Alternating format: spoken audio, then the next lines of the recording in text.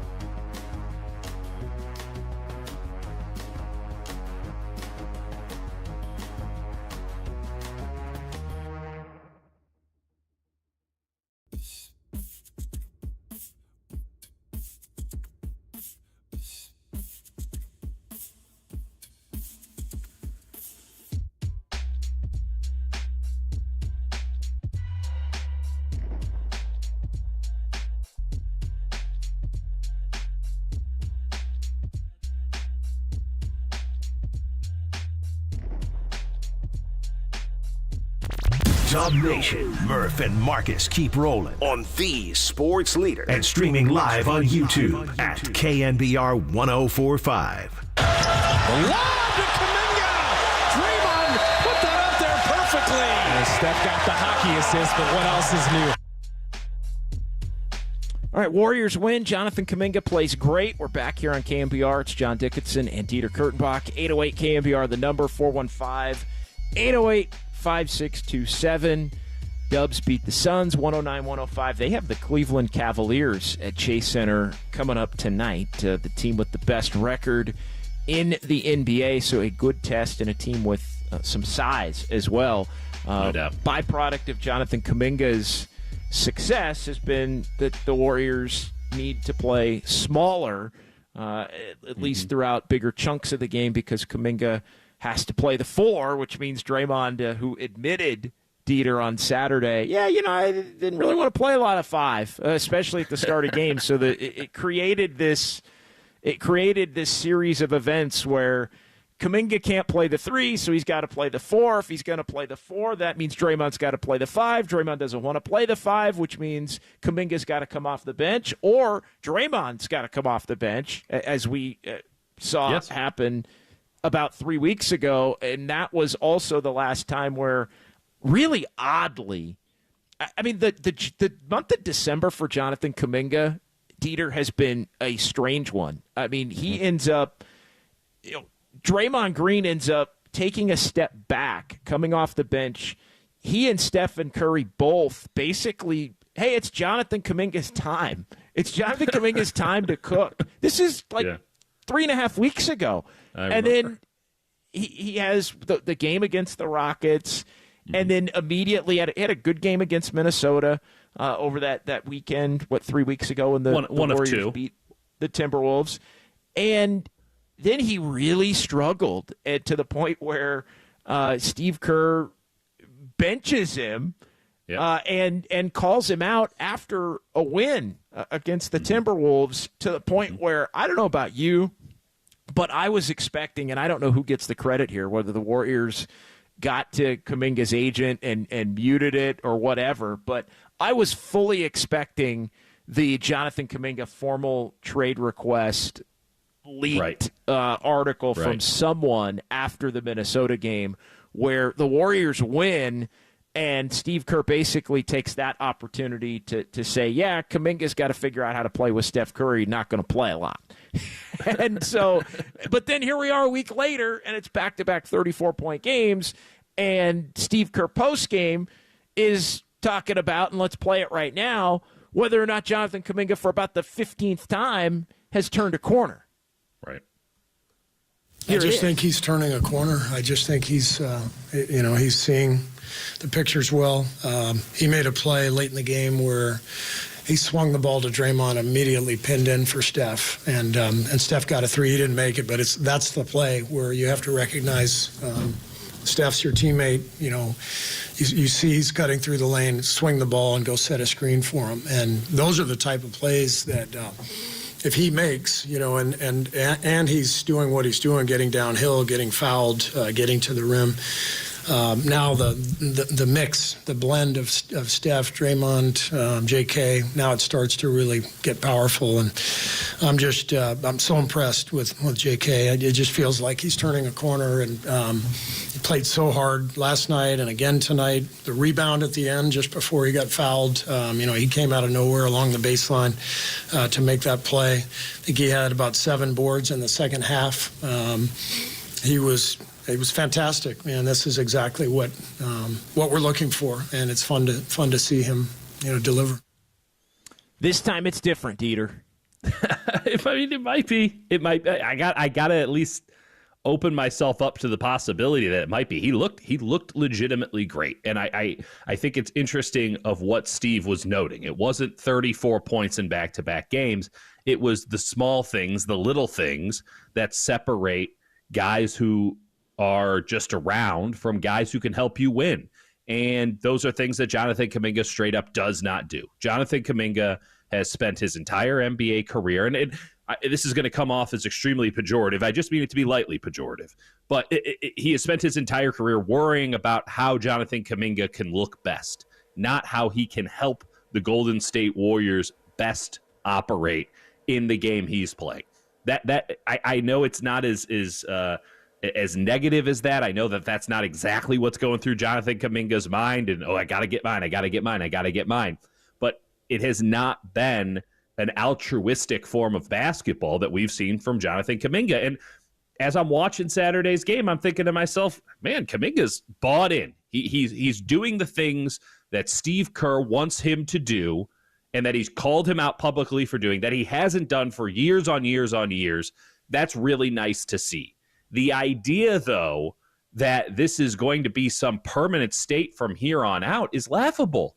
It could happen. I can't tell you that this isn't Jonathan Kaminga actually turning the corner, because the evidence is on the court. He looked great, and he looked exactly as the Warriors needed him to on Saturday night. But the idea that this is going to stick around, like, how many times do you need to get fooled? Jonathan Kaminga has had games like this before.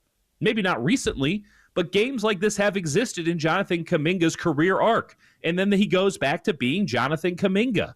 And it's, again, 240 games of NBA basketball. I don't care how many times you say that he's 22 years old. He's been in this system for 4 years, and he's just now learning how to play in it. And we have one game of evidence in the last 2-3 months that points to him understanding how to play in this system built around Steph Curry. And by the way, before we go any further on this, the system is built around Steph Curry. The team is built around Steph Curry. So the idea that they should just blow it all up and build around Kaminga is ridiculous, because you have to literally blow it all up. You got to get rid of everybody other than Jonathan Kaminga, because all of those guys were built to play in a Steph Curry system. And oh, by the way, when Curry's on the floor without Jonathan Kaminga, the Warriors have one of the best offensive ratings in the league, 122 points per 100 possessions. When JK's on the floor without Curry, it's 104.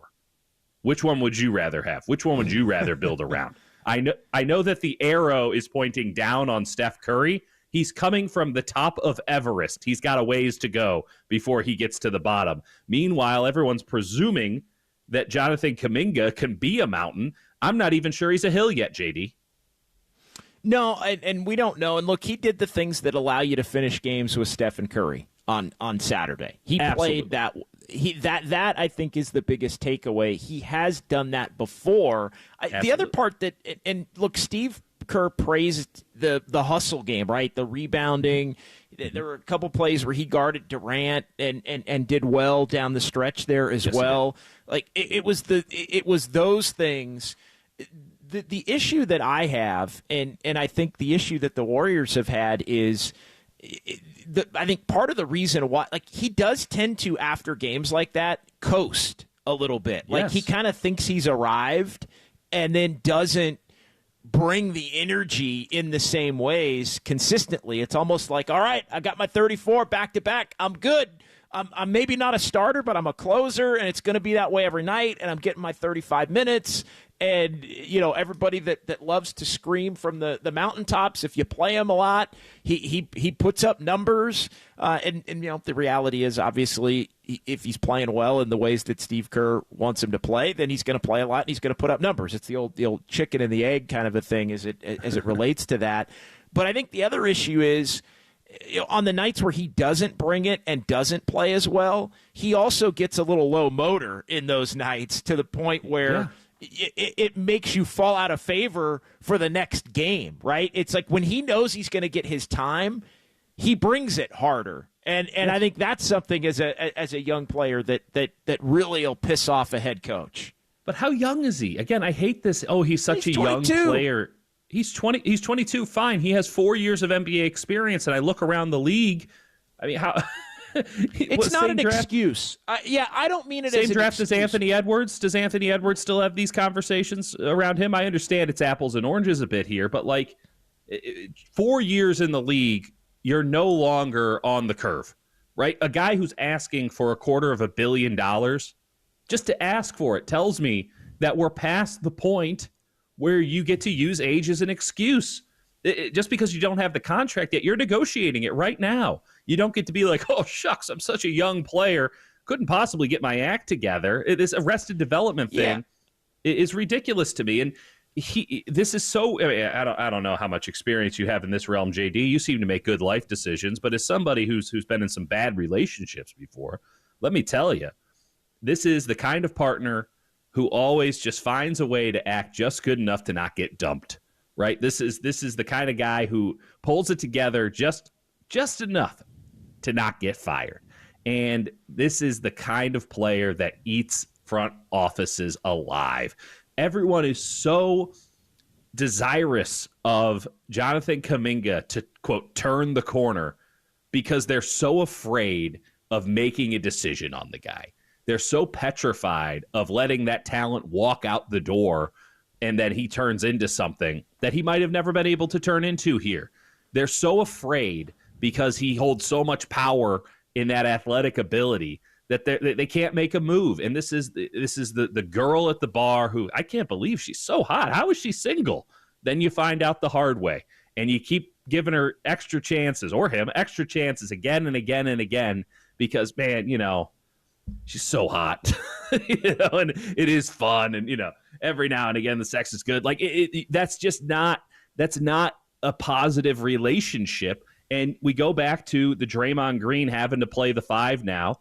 That's fine. I got no problem with Draymond playing the 5. He's better at the 5, in my opinion. But the Warriors don't want him playing the 5 because of the wear and tear and because of the possibility that this team makes the playoffs. You're going to want a healthy Draymond Green because of what we saw late in the fourth quarter on Saturday. But now you have to play Draymond at the 5. And my goodness, imagine what would have happened if the Warriors had just traded Jonathan Kaminga when they had the chance and gotten a player who could actually play next to Draymond Green in Lauri Markkanen. Imagine what would have happened then. But they couldn't do it because, he's learned his lesson, and yet we're still having the same conversation. They're going to pay him the money, and we're going to be having this conversation 3 years from now, JD, albeit at that point the Warriors will be completely irrelevant because they went all in on Jonathan Kaminga. Good luck to you. Well, I'm not sure we're going to be having the conversation 3 years from now because the Warriors do have to make a decision on him and make a decision on their team, and I think they really do have to do it here in the next 5+ weeks at the trade deadline. And look, this whole thing, and we'll continue the conversation into the 7 o'clock hour here, this whole thing comes down to, in my mind, the willingness of the Warriors to accept the fact, because to this point they've been only willing to even consider including him in deals for superstar players. Does there come a point in which the Warriors say, hey, high-end role player, high-end starter that may not be quite an all-star, that level of player now when it comes down to acquiring him or bringing Jonathan Kaminga back and paying him $35 to $40 million a year in terms of a contract extension becomes more beneficial. Like that's the debate that they're having to have in real time. I think a week ago they were basically at the point of saying, just get Cam freaking Johnson in here and put whoever else in the deal you need to do, to figure it out.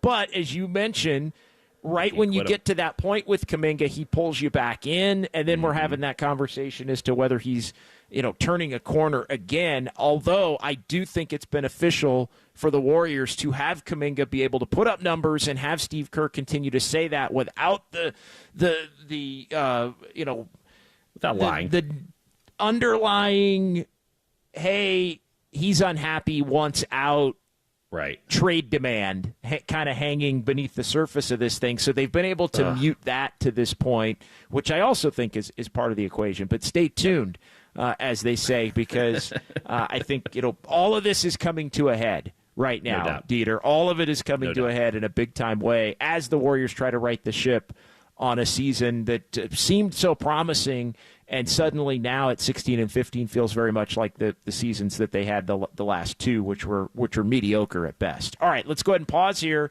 808 KNBR, 415-808-5627. We got a couple from the Golden State Lumber and Building Materials text line, which we'll get to. We've also got Hums and Bums. It's a Monday, so NFL edition of Hums and Bums. It's coming up right here on KNBR 104.5 and 680, the sports leader.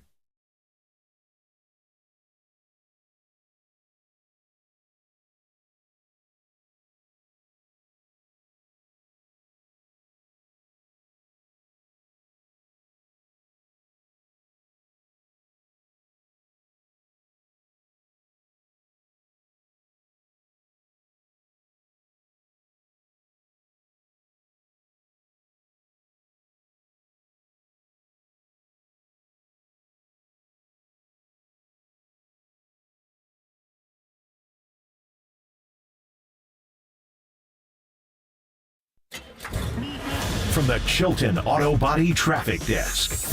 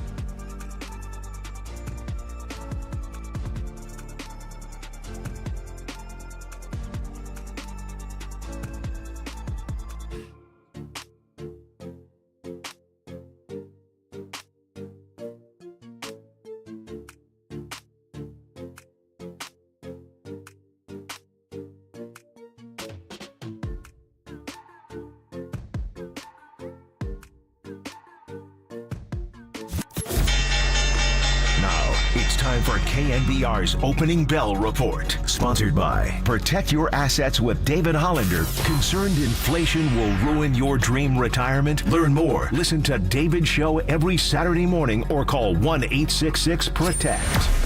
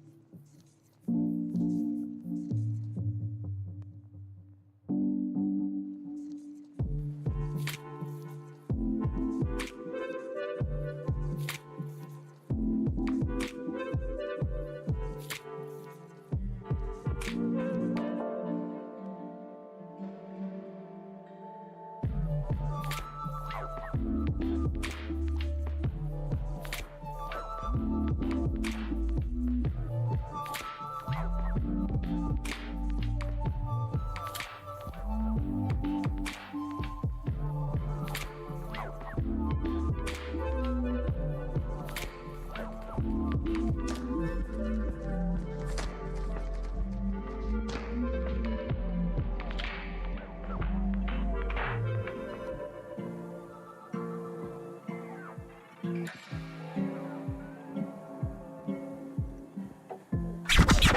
do you want? The same as you, to remember. Time now for Total Recall.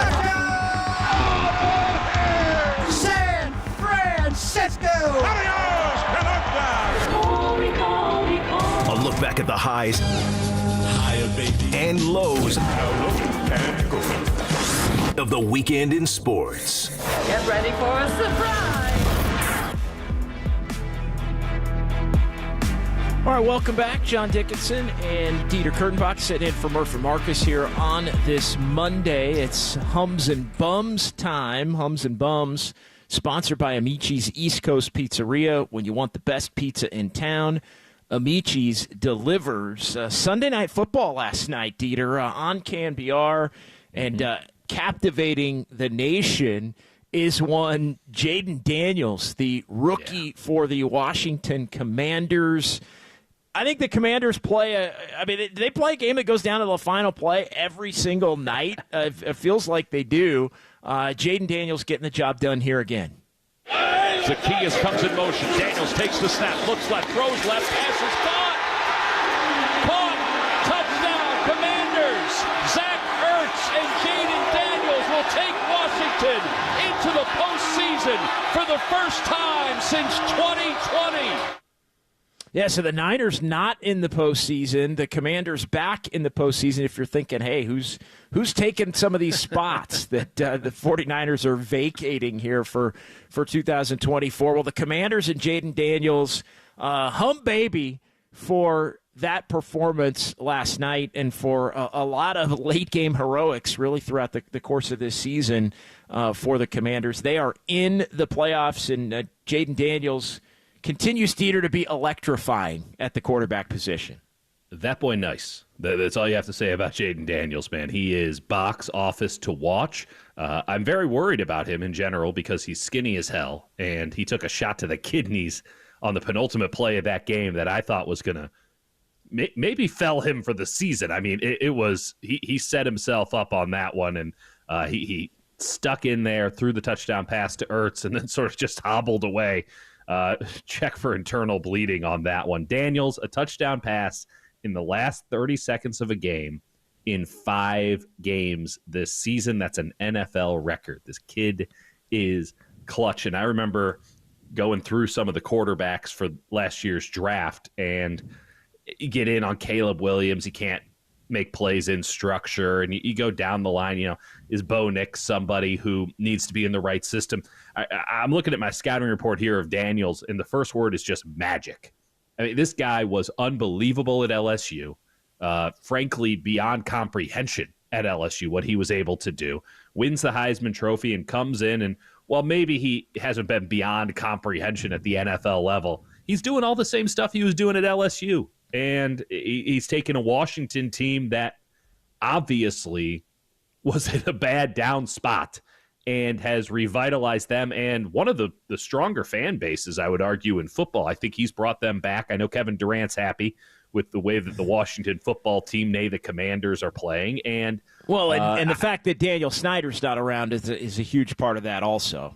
100%. Don't get me wrong. That has a lot to do with it. And sounds like they're going to get a new stadium in D.C. And the arrows are pointing up for the Commanders. And after they've been pointing down for so long, you can't help but feel good about it, even though they are in the NFC with the 49ers. But, man, Daniels is fun. When you can get my wife, who's sort of watching between 4 other screens and the game's on mute, when you can get my wife to stop and watch you play football and to comment on it the entire time, you must be pretty damn good at football. Jaden Daniels has met the mark in that regard. My wife was all in on that kid last night. Yeah, and Daniels last night, 24-36 for 227, 3 touchdowns, 1 interception, 127 on the ground, 16 attempts. And, yeah, the Commanders now 11-5. They are in the playoffs. And currently the 6th seed here at 11-5 with Green Bay 11-5. Seahawks eliminated Falcons now no longer control their own destiny as you look at the way things shake out. The Rams also won the NFC West by virtue of last night's events and strength of victory. They don't even need to beat the Seahawks coming up in Week 18. Man, I like when the Rams came in and beat the 49ers in a game that I don't think either team wants to put on their sizzle reel. You're like, oh man, are the Rams the favorites now? 2 weeks later, they've won it.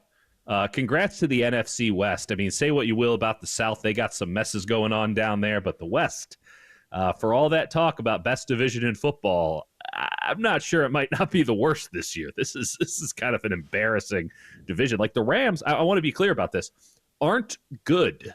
That's not a good football team.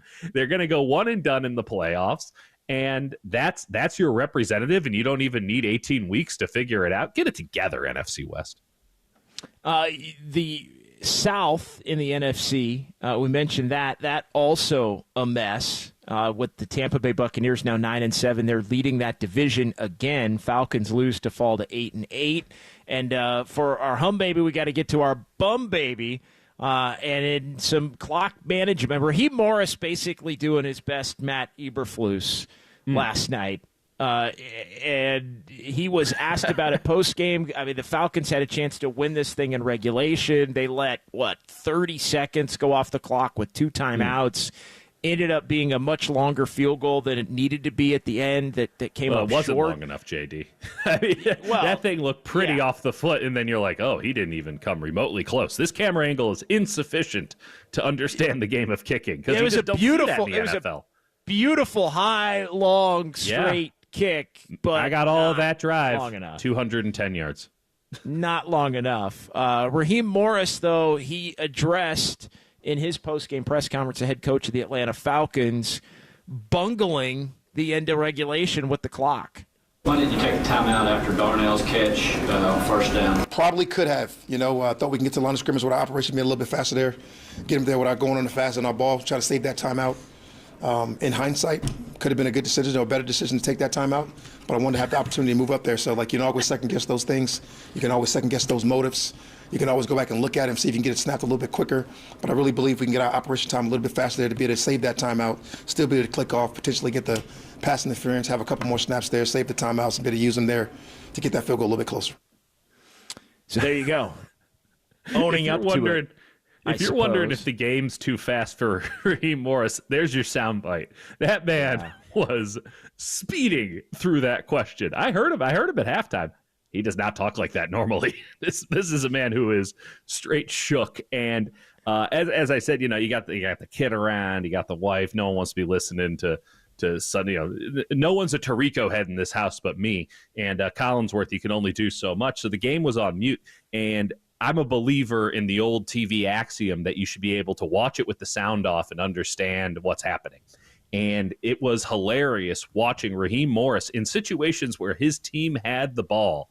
You could feel the panic coming off of this man's chest. You watched him, and he was antsy and anxious and out of his element when his team had the football. And you could have seen this thing coming from a mile away, because at the end of the first half, they got the ball after the 2-minute warning with 3 timeouts left. They drove down and kicked a 39-yard field goal. They didn't use a timeout. And there were 2 situations where it was so damn obvious you should use a timeout. They run the ball, don't call a timeout immediately afterwards. So 20 seconds runs off the clock, and that's with the no huddle. And play after that, they throw it, and it's in the field of play, 12 yards, 46 seconds, they snap the ball. They don't snap the ball again until 20 seconds left. Call a timeout, Raheem. What are you doing here? Sure. I know that you have to handle the defense, and that's a very important job.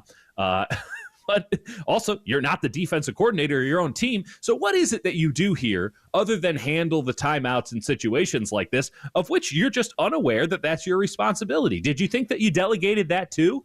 I like Raheem Morris a lot. I think he's one hell of a defensive coordinator, but he's just not good at being a head coach. Full stop. Well,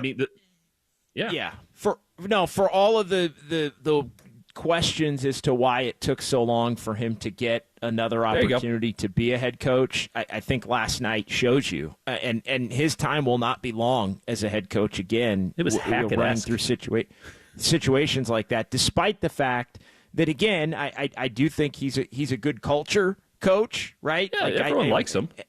Head coaches you're either an X's and O's tactician or you're somebody that brings a culture. John Harbaugh is not an X's and O's tactician.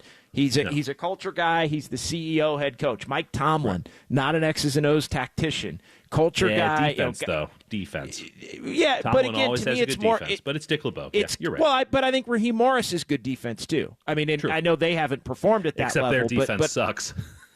They have not performed at that level, but that's why you hire Raheem Morris, because you expect your team to have a good defense during his tenure there. Again, Tomlin to me he's a smash mouth physical culture kind of a guy. I think Raheem Morris can bring the culture to a team, a winning culture to a team, but he negates it all if there are more situations like the one last night that completely get bungled, and he will not get a third opportunity.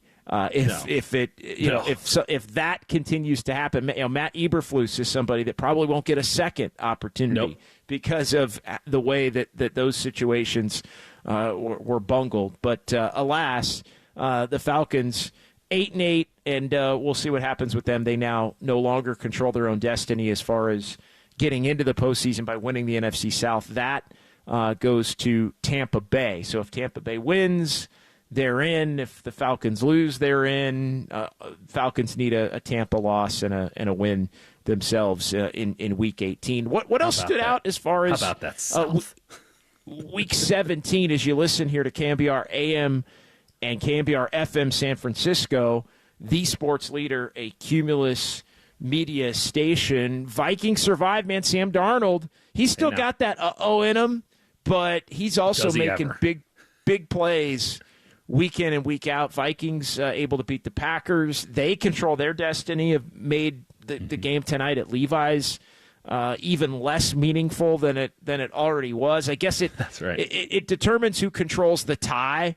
If you're the Lions, I guess the Lions, if they lose two, could slip even farther. So I guess Detroit's playing for something in that vein. But they got to win next week if they want the 1 seed. Well, I'll say this about Sam Darnold. No one's ever said a foul word about him as a guy, and you can see how much his teammates like having him. And let's not forget, he wasn't supposed to be the starter on this Vikings team, right? This was supposed to be J.J. McCarthy's team. J.J. McCarthy looks good in the preseason.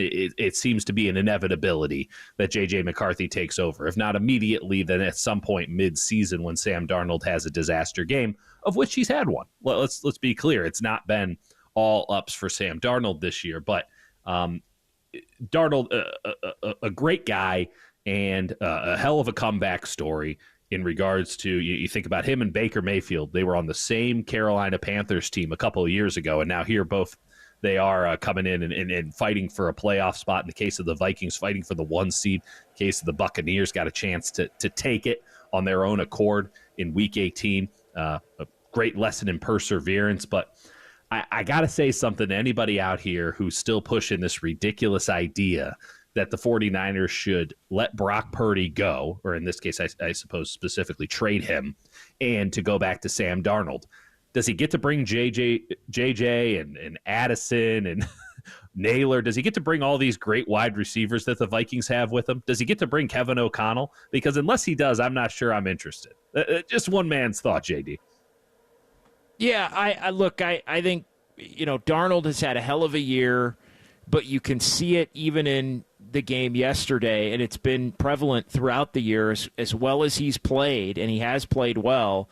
There are moments in every game where it feels like he's going to make the catastrophic mistake that is going to cost his team the game, and there were 2 or 3 of them in the game yesterday, in addition to the interception that he threw that basically allowed the Packers to even have some semblance of a fighting chance. Right. So, again, it is odd because it has become this feel-good story, and Darnold's had a great year, and Darnold's going to get paid, and I think it's probably – yeah. But it also – I think it has the potential.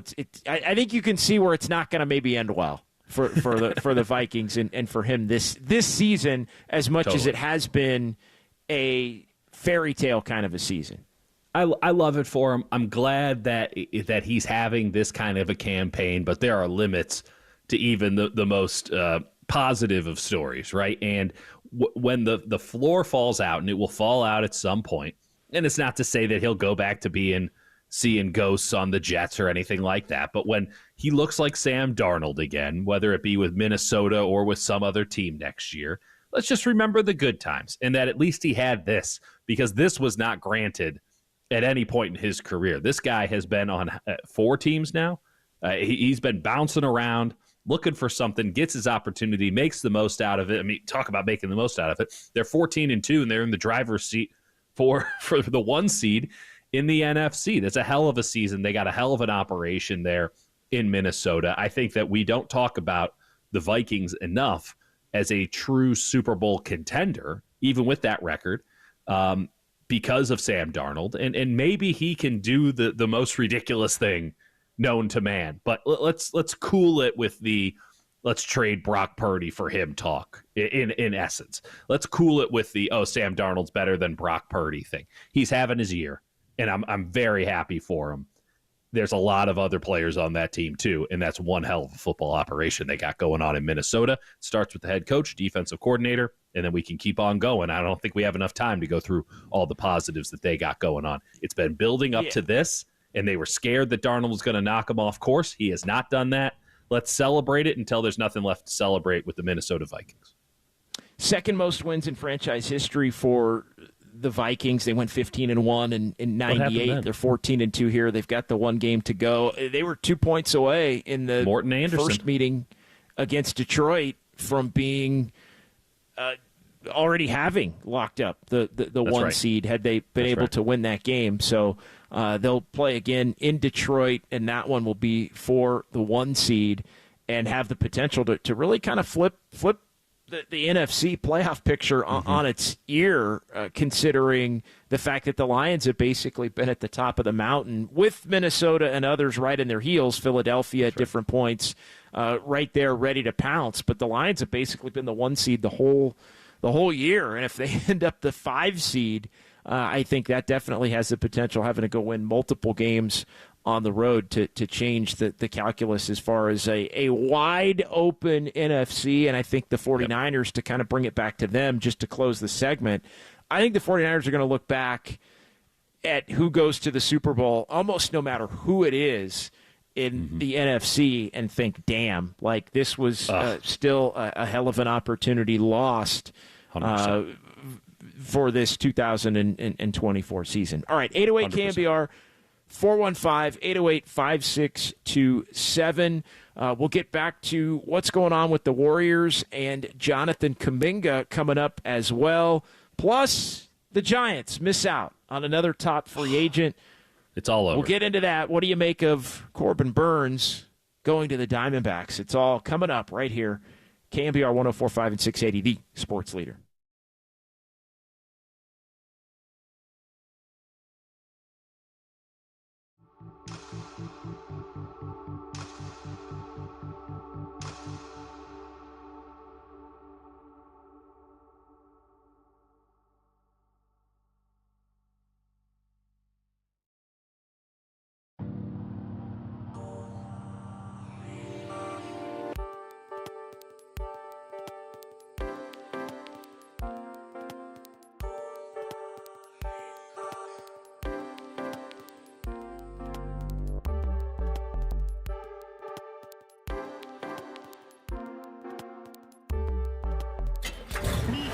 From the Chilton Auto Body Traffic Desk.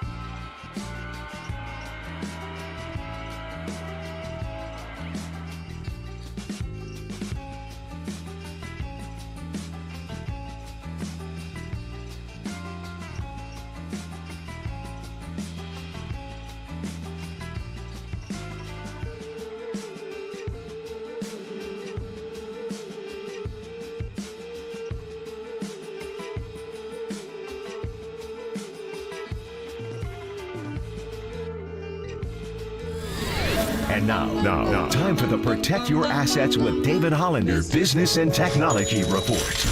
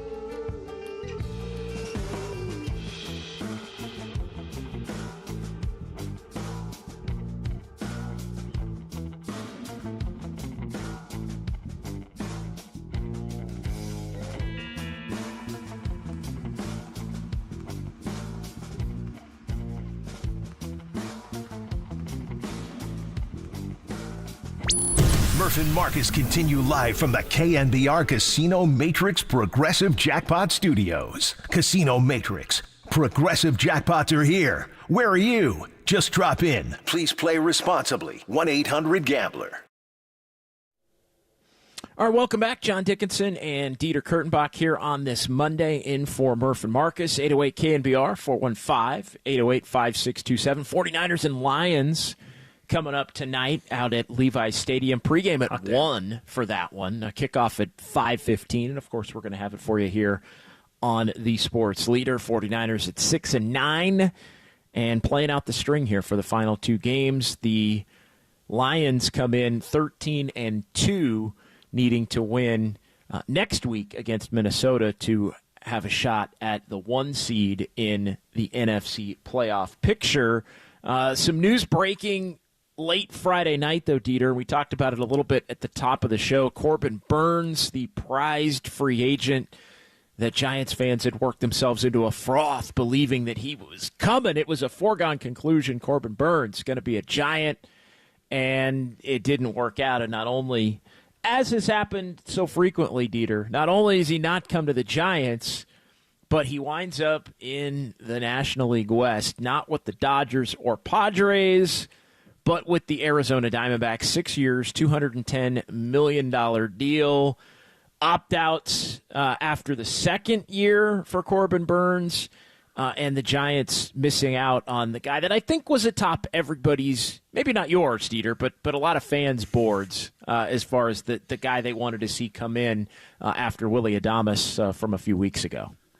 There's no question that Corbin Burns is an outstanding starting pitcher, JD. I'm just of the mindset that you shouldn't be handing big-time money, $35 million a year, much less the terms that Corbin Burns was able to negotiate for himself and all the power in the world to him. Apparently, there were many teams willing to give him that kind of a deal. But this is a guy who is 30 years old, and let's be clear about this. This is not a sour grapes thing. I'd be telling you the same story whether he signed or not, because I'd be a little worried if he signed, because I don't like signing players like this. I don't like signing starting pitchers. This is a guy who's already on his reinvention, right? This is not a guy who's now trying to figure out how to stay in the league and stay at the top of his game after 10 years of dominance. This is a guy who has already reinvented himself as a major league pitcher, and now he's getting paid. I don't like the 1-2 of that. I don't like the order of getting paid after you've had to reinvent yourself after being a Cy Young winner. This is a guy who came in fastball slider, right? He was a dominant strikeout pitcher. He was like 13 per 9 innings. He's like an 8 strikeouts per 9 innings guy now. He throws a cutter and a curveball instead. He's getting weak contact. All of this is very positive. It's all just to say that he's basically Nestor Cortez. He's basically Kyle Gibson. He's basically Kevin Gausman. That's not worth $35 million a year, JD. And I think that the Giants would be much better served. And I would have told you this before Friday, and I'm telling you this easily after Friday because there's nothing to be lost. I think the Giants would be better served taking this money and using it elsewhere. And I hope that that is the change that the Giants make from the prior regime. In prior regimes, they'd lose out on the big guy, and they wouldn't take all of that money and totally reallocate it. They'd cut down the budget then to better fit they would say we had money for that guy, but we don't have that amount of money for a bunch of guys. You have a shopping budget, and while this might not be the most prudent way to go to the grocery store and just saying we got to spend this amount of money, maybe this is how people do it in business all the time, JD. If you don't spend your budget, they give you a smaller budget next year. And the Giants need to go out and spend their budget. And I think that it would be much better used on a pitcher, not on a pitcher who's declining, overtly declining, to give him all that money. Go out and get position players. Go out and get something that you can't make, right? The Giants can make pitchers. Maybe they can't make anything, but if they got to make one thing, I know they can make a pitcher. They got a good system of pitchers, even though their farm system is overall pretty middling at best. I like a lot of the guys that they have in this farm system. I'm willing to give them shots, especially in a new environment where starting pitchers are going, 5 innings? I'm willing to take that risk. You don't need them going out there for 7, 8. You're not tanking an entire game. Give these kids a shot. They're cheap. They're controllable. You know what their arms look like because you've had them under your control this entire time. Arizona Diamondbacks have no idea what they're getting when Corbin Burns' arm and shoulders show up in Arizona. They don't have the imaging on it or anything like that. They didn't bring him up through the league. They didn't have a certain system and procedure for how they built up pitchers. They could be getting some damaged goods here, and that's the case with any pitcher that you sign, any pitcher you trade for. So I like the guys that you at least had control over. Much like when you go to the airport, JD, they ask, have you had possession of your bags the whole time? And if you say no, they're going to look at you a little bit funny, and they're probably going to take a deeper look at that bag, and there might not be something you like in there. I want to be in possession of my bags the whole time. The bags here being pitchers. The Giants can't create power. We're talking about Bryce Eldridge as if this guy's going to pan out. We're talking about Bryce Eldridge in general. Like, the fact that you're talking about the kid, it tells you that you can't create power, that somebody with a bit of power is talked about throughout the minor league system, much less at the major league level. Meanwhile, Pete Alonso is out there. The RBI man himself, Anthony Santander, is out there. You have $35 million, maybe even $40 million a year, burning a hole in your pocket. Go give it to them. For the two of them together should cost you about $45 million a year, and they're going to give you 300 games a year if all things go right. Meanwhile, Corbin Burns is going to give you, 32, 33 a year? And who knows how many years he can even do that for as a declining asset. Again, his strikeout rate's gone from 13 to 8. He's already had to reinvent himself, moving away from the power fastball, moving away from the power slider, turning into more of a crafty pitcher. Nestor Cortes got tossed in a trade from the Yankees to the Brewers this winter. Meanwhile, someone's out here giving Corbin Burns $35 million. I don't see a big difference other than one of them had to pitch at Yankee Stadium last year, so his home runs per 9 went up because that place should be illegal. The Giants dodged a bullet here, and I would have been just fine had they signed Corbin Burns, but I don't think it would have changed the Giants' overall line, but maybe a game, right? This is still, at best, a 500 baseball team. Adding Corbin Burns doesn't make the playoffs something that happens, but adding a first baseman and an outfielder with some serious pop and some serious power, that can change my opinion on the 2025 San Francisco Giants. But again, it's just one man's opinion, JD. Well, and you look at it, here's the thing for me as it relates to, and look, when the news broke that Corbin Burns was going to the Diamondbacks, I felt the initial from the Giant fan base, the woe is me, another guy slips through the fingers. That's fine. My initial take was more, go sign another guy. Go sign the next pitcher if you need a pitcher. I do think they need a pitcher. You look at their rotation right now, and I think they need hitters as well. No disagreement there, but I'm looking at Logan Webb and Robbie Ray and Jordan Hicks and Kyle Harrison. I'm looking at Hayden Birdsong. I'm looking at Wisenhunt, who's coming along at some point. Like, I do not see Landon Roop as somebody maybe they give an opportunity to be a starter. I'm looking at the projected rotation, and it still, to me, screams, even with Logan Webb at the top, need another veteran that's quality to help kick everybody down a notch, and maybe even need a little bit of depth beyond that, to the tune that you're talking about, as far as, trying to create and go find pitching. But on the surface, I'm also not of the belief that not getting Corbin Burns is some massive fail. That's just not where I'm at with it, and it's not a reason to go down the rabbit hole again, as Giants fans so often do, as far as being this, woe is me, everything, this franchise just can't get anything done to bring any big names. Oh, give me a break. That kind of scenario. But Corbin Burns is that's the lodestar here. That's the one who changes it. It's not exactly Shohei Ohtani. 415 on the Golden State Lumber and Building Materials text line. No, you're right. He's not. He's striking out less to get deeper into ball games. 415 says that. And then another from the 510 Golden State Lumber and Building Materials text line. The Arizona rotation is far better than the Giants. Let's see if they can get through a season. Let's see if they can get healthy. I mean, by the way, the idea that Corbin Burns did 167 innings in his Cy Young year, okay? He got sick a couple times. The next year he comes out and he's still throwing 96, 97, got the power stuff. He threw 202 innings. Why is he sacrificing power to get deeper when he threw his most innings as a pitcher when he had the power?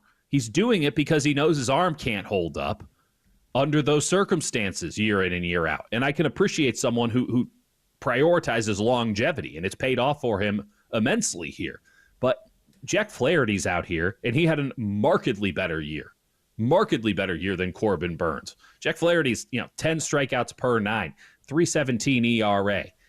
Jack Flaherty's going to cost $20 million a year, as opposed to Burns, who's at 35 and is closer to 35 than he is to 25. So I don't understand this market, frankly. It's not a knock totally on Corbin Burns. It's a knock on the market. How are these starting pitchers getting this much money when it's pretty clear that they don't matter as much as they used to, and much less one that has already had to reinvent himself? All right, he's Dieter Kurtenbach. I'm John Dickinson, 808 KNBR, 415-808-5627. If you want to jump in and join the conversation, we're sitting in for Murph and Marcus here on this Monday, New Year's Eve. Blame the leap year for the reason that we're not already to New Year's Eve. Today would be I blame the leap year for so much, JD, so I'm appreciative that you're giving me a pass here. Always giving you a pass. Tomorrow, even more of a pass tomorrow on the actual New Year's Eve. To be sure. 49ers are playing the Lions tonight. Who should be in and who should be out for San Francisco in this one? I've been a pretty big proponent of keeping a lot of the meaningful Niner players out of this game against the Lions tonight, but there is one who absolutely should be out there. Dieter agrees. We're going to get into that coming up next right here on the Sports Leader.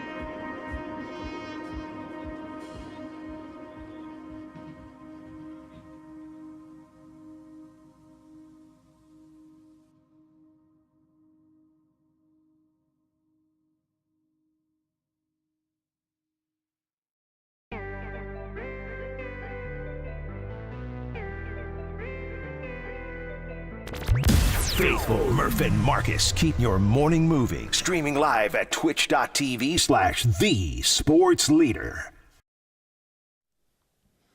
All right, welcome back. John Dickinson, Dieter Kurtenbach here on KNBR with you until 10 o'clock. And for Murph and Marcus, 49ers and Lions tonight out at Levi's. 49ers at 6-9, Lions are 13-2, nothing to play for. Well, there's never nothing to play for, right? Dieter, I'm aligned with you in this notion that it's funny. People asked me last week on the post game was Adam Copeland. We're doing the show with Adam Copeland, Dennis Brown today out at Levi's, and he asked me, he said, "Hey, who do you want to see? Who do you not?" Like I did not think that Fred Warner needed to play another game this season for the Niners beyond the Rams game. Basically, I would have shut Dre Greenlaw down after the Rams game. But Brock Purdy I did not put in that category. And the thing for me with Brock is it's not that he has something to prove in my mind, and we may disagree on that notion. I'll let you speak for yourself to it. But there are no other quarterbacks with 2 games to go for the 49ers that you want to get. Like, I'm not on the – sorry, Larry Krueger. I don't need to see Tanner Mordecai. I love you, but I don't need to see Tanner Mordecai. No. And you wouldn't do that anyway because you still have Brandon Allen and Joshua Dobbs on your roster. So you wouldn't circumvent those 2 to play your 4th-string quarterback. At least I wouldn't think in week Browns 17 and 18. But I don't know. I want to see Brock Purdy out there, frankly, just because it makes the game more watchable.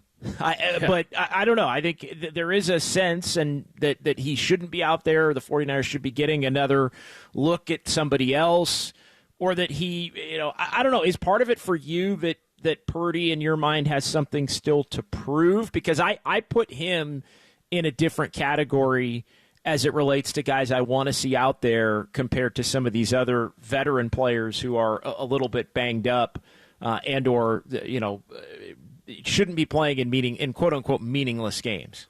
Well, let's start with the fact that Purdy says he's not banged up. Now, we can disagree on that, but he says he's 100% healthy. And if you're 100% healthy, you should be playing. The 49ers are not in a position where their roster is so deep that they can afford to rest healthy players. I mean, there is a certain threshold to this whole who do we rest, who do we not game that they have. And they've had to play it now in a couple of years, right? You think about the Week 18s in seasons where the Niners have been going to the playoffs or have already locked up their seed, and there are still guys that they could have counted on in the playoffs. I think of Cleve Farrell last year. He's out there playing, he gets injured, and suddenly they don't have anyone who can set an edge at defensive end anymore. So these things matter. I can appreciate the conversation that folks are having about the risk versus the reward. I'd like to note that Brock Purdy has not signed a contract yet. So the investment on the 49ers is merely theoretical at this juncture. It might be a little closer to real than most in the theoretical realm, but it is still theoretical, and he still has another year of his rookie contract to play. I don't think that there's anyone else on a rookie contract on the San Francisco 49ers that we're saying that they should sit down just because they don't have anything left to prove. And honestly, the flip side is that I'll concede this point. I don't agree with it, but I'll concede it for the sake of argument here. I've heard a lot of people over the last couple of weeks make the case that the 49ers roster is going to be awful if Brock Purdy signs a $60 million contract, that it would be impossible for them to put a good team around Brock Purdy if he signs for $60 million. I disagree with that point vehemently as I look at pretty much every other team in the NFL who has seemed to find a way to make this work. But let's just pretend for a moment that is in fact the case. Don't you want to see what Brock Purdy can do behind one of the worst offensive lines I've ever seen assembled? Because if this is going to be his future, you might as well start preparing for it now. Like, if you could not possibly put a good team around him, hey, I got a pretty bad team. Let's see what Brock Purdy can do in that environment. Let's also just take note of the fact that every single data point that Brock Purdy can put on a field can help him or help the 49ers in these upcoming contract negotiations. So neither party has any incentive to sit down. And finally, if it isn't about Brock Purdy, then it has to be about the guys around him. It has to be about Ricky Pearsall. It has to be about Jacob Cowing. It has to be about some of these offensive linemen. It has to be about Isaac Guerrero. You need to give them a fair shot to prove their worth. And if you're going to Brandon Allen, we've seen how that went. If you're going to Josh Dobbs, or if you're going to Tanner Mordecai, you're not giving those guys a fair shot to prove that they can make it at the NFL level. You get 17 checks for 17 games. I know that this game feels a lot like the preseason, but you don't get paid, in the case of Brock Purdy, $60,000 a game for the preseason. You get a daily per diem. So this is different. And maybe the most cynical aspect of all of this is that there are a lot of people with fantasy football championships on the line, JD. And what about them? Isn't that who's really bankrolling this thing? There's a lot of people with $50 on the line. We got to think of them first. Yeah, I mean, what do you think? I could not care less about them. I care less about them than I do about the people that are in woe is me, sniveling about Corbin Burns not coming to the Giants. Like that's a high bar. High bar. That's the level that I'm at with it. But no, I just want to see Brock Purdy have the ability to try and go out there and finish strong, right? I mean, the weather doesn't project to be a factor in this game. You are playing against a Lions team. We'll see the level of give a bleep that they have out there on the field at Levi's. I think, the Lions could go out there if the 49ers are not buttoned up tonight and really competing at a high level and put 50 points on them if they're engaged in the game. So I think there is a give a bleep level from the Niners that's going to have to be there. But again, it's not so much anything to prove for me as it relates to Brock Purdy. It's just I want to see him out there and continue to finish strong. And I feel like he gives, just by being on the field, the game some semblance of a feel like it matters a little bit. So selfishly, 100%. I will admit, as somebody that's going to be out there and doing pre and post game with Adam Copeland and Dennis Brown, like Brock Purdy jogging out there makes it feel less like it's a game in August than maybe it actually is. Well, let's also just play the flip side, because I'm with you. Like, there has to be some level of decorum and professionalism here. Like, you are an NFL team. Just because the San Francisco 49ers have had a disaster of a season, just because they didn't get anything that they wanted in this campaign, which was to go to the Super Bowl and win it this year, just because they're not going to come close, doesn't mean they just get to take their ball and go home. They still have a role to play in this strange little musical that we call the NFL. They're on a primetime television game. I understand that saying, like, where's your pride and all that is a bit of an overstatement, but can we be pros? Can we be pros? Because if the threshold is, Brock could get injured. Well, Brock can get injured trying to get in and out of one of those Tacomas that he gave his offensive linemen. I mean, why don't we just put him in bubble wrap and wait until next year? Like, do you practice? Are you going to play football at all? You just hit on the one reason. The one reason on the other side of it is the fact that the 49ers are so banged up on the offensive line that, I mean, you look at, obviously Trent Williams is done for the year, and Aaron Banks is done, and Spencer Burford's out. I don't know who the hell Austin Pleasance is. I don't know this guy.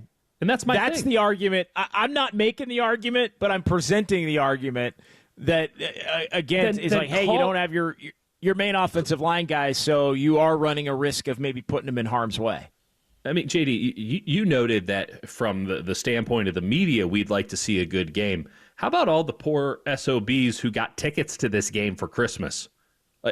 I'm sorry. Like, the reason that the NBA is dying on the vine is because you don't know who's going to play any given night, right? If you get tickets to an NBA game, you don't know if you're going to see Steph Curry or Joel Embiid, or just go down the list of all of the load management players in the game. You don't know, and that's home, away. It doesn't matter. You don't know who's playing on any given night.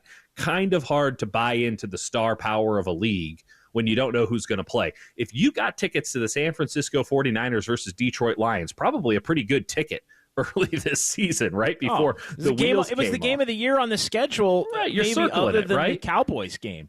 I mean, if you're a fan of the rivalry, I mean, look, to me, when the schedule comes out, if I'm ranking the games back in May, the game tonight would have been number one on my personal board. That one or the Chiefs would have been 1-2. You take the risk reward when you do your draft there, right? Like, hey, week 17, this might not mean anything for a variety of reasons, right? Anything could happen. You take the risk and you take the reward. But if Brock Purdy's healthy and he doesn't play, I'm having a hard time renewing my season tickets under those circumstances. Like, I'm having a hard time buying into the San Francisco 49ers if that's the kind of professionalism and standard that they uphold. And I really appreciate how they've just not even entertained the notion. Listen, if you are overtly injured, as in the case of Fred Warner, who's got this broken ankle that he's been playing on, even though he's not on the injury report, as in the case of Nick Bosa, it's the hip and it's the oblique, and now it's probably going to be the rib cage on the other side, and it's just working its way up to the neck. Like, if you're one of those guys, and I'm certain that list is immense, given that we're in week 17 of the NFL season, at least you have an argument. At least I can point to why you're not. Brock is out here saying he's 100% healthy. The shoulder's not an issue, that he's ready to rumble. Okay, let's play football then, because you have a job to do and you have a responsibility. And just because, again, you didn't get what you wanted this season doesn't give you the right to phone it in for the rest of the campaign. Have some professionalism, build some momentum for next year. And yes, circumstances are hardly ideal. Let me know when they are ideal. Let me know how that works for you in the NFL, hoping that everything is perfect so that you can play. You're not going to get many games in. I just think that it's somewhat laughable. And it's honestly, it's a crazy sign of privilege from 49ers fans that we can talk about things in that manner. Oh, well, we're not going to win the Super Bowl, so why are we even playing? It's snooty. It's elitist nonsense. Like, get the hell out of here. This is how the real NFL operates, and consider yourself lucky that you've only had to live in it for 3 weeks at the end of this season. It is just, I'm not going to say it's unconscionable or anything like that, but you sound snooty. You sound like some elitist snobs. Oh, well, we have nothing to play for. We might as well bench everybody. No, when Arizona and the 49ers play in week 18 and neither team has anything to gain from winning or losing, or more to gain from losing than winning, now we can have the conversation about Tanner Mordecai. Like, that's the game for it. I know that there's not a lot on the line for Detroit here, but they're coming. I fully expect them coming in ready to boogie. I fully expect them not wanting to have a letdown just to keep the momentum going. And this is a team that plays a ton of man-to-man. This is a team that's been blitzing like crazy after all the injuries on defense. This is the exact kind of team that Brock Purdy has been able to do nothing against this entire season, his entire career. Wouldn't it be great if Brock Purdy, even in a so-called meaningless game, could show that he knows how to beat man-to-man coverage once going into 25? That would change my tune a bit on Brock Purdy going into the 25 season. If he can go out here and carve up Detroit like the Christmas ham, if he can do that against man-to-man coverage, against exotic blitzes, now I'm looking at him a little bit differently, and he might make himself some money in the process, so I can understand why he's playing. All right, he's Dieter Kurtenbach. I'm John Dickinson. We'll continue the conversation here. Big hit coming up next. Back to the Warriors and Jonathan Kaminga. They got a big one tonight as well over at Chase Center. That's all straight ahead right here. It's John Dickinson, Dieter Kurtenbach in for Murph and Marcus here on a Monday in the Sports Leader.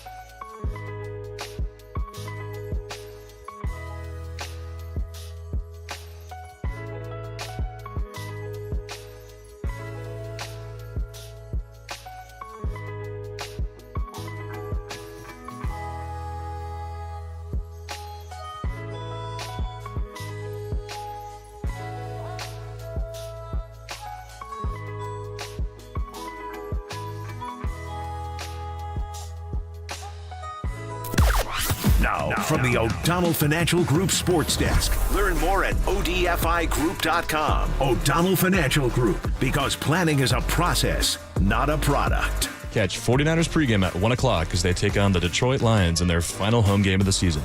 You can hear that on the KNBR app and KNBR.com.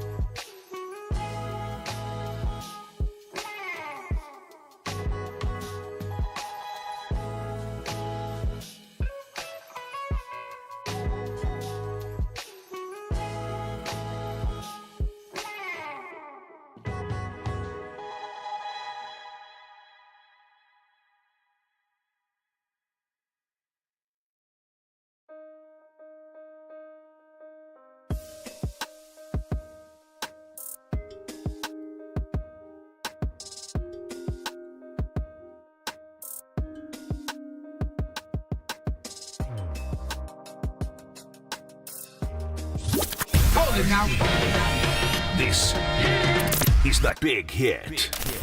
Sponsored by Benjamin Moore Paints. Experience the Benjamin Moore retail difference at their independently owned, authorized retailers today or at benjaminmoore.com. On KNBR 104.5 FM and 680 AM, the sports leader. Look at Kaminga there. Little Brahma bull in the lane, but patience too with it.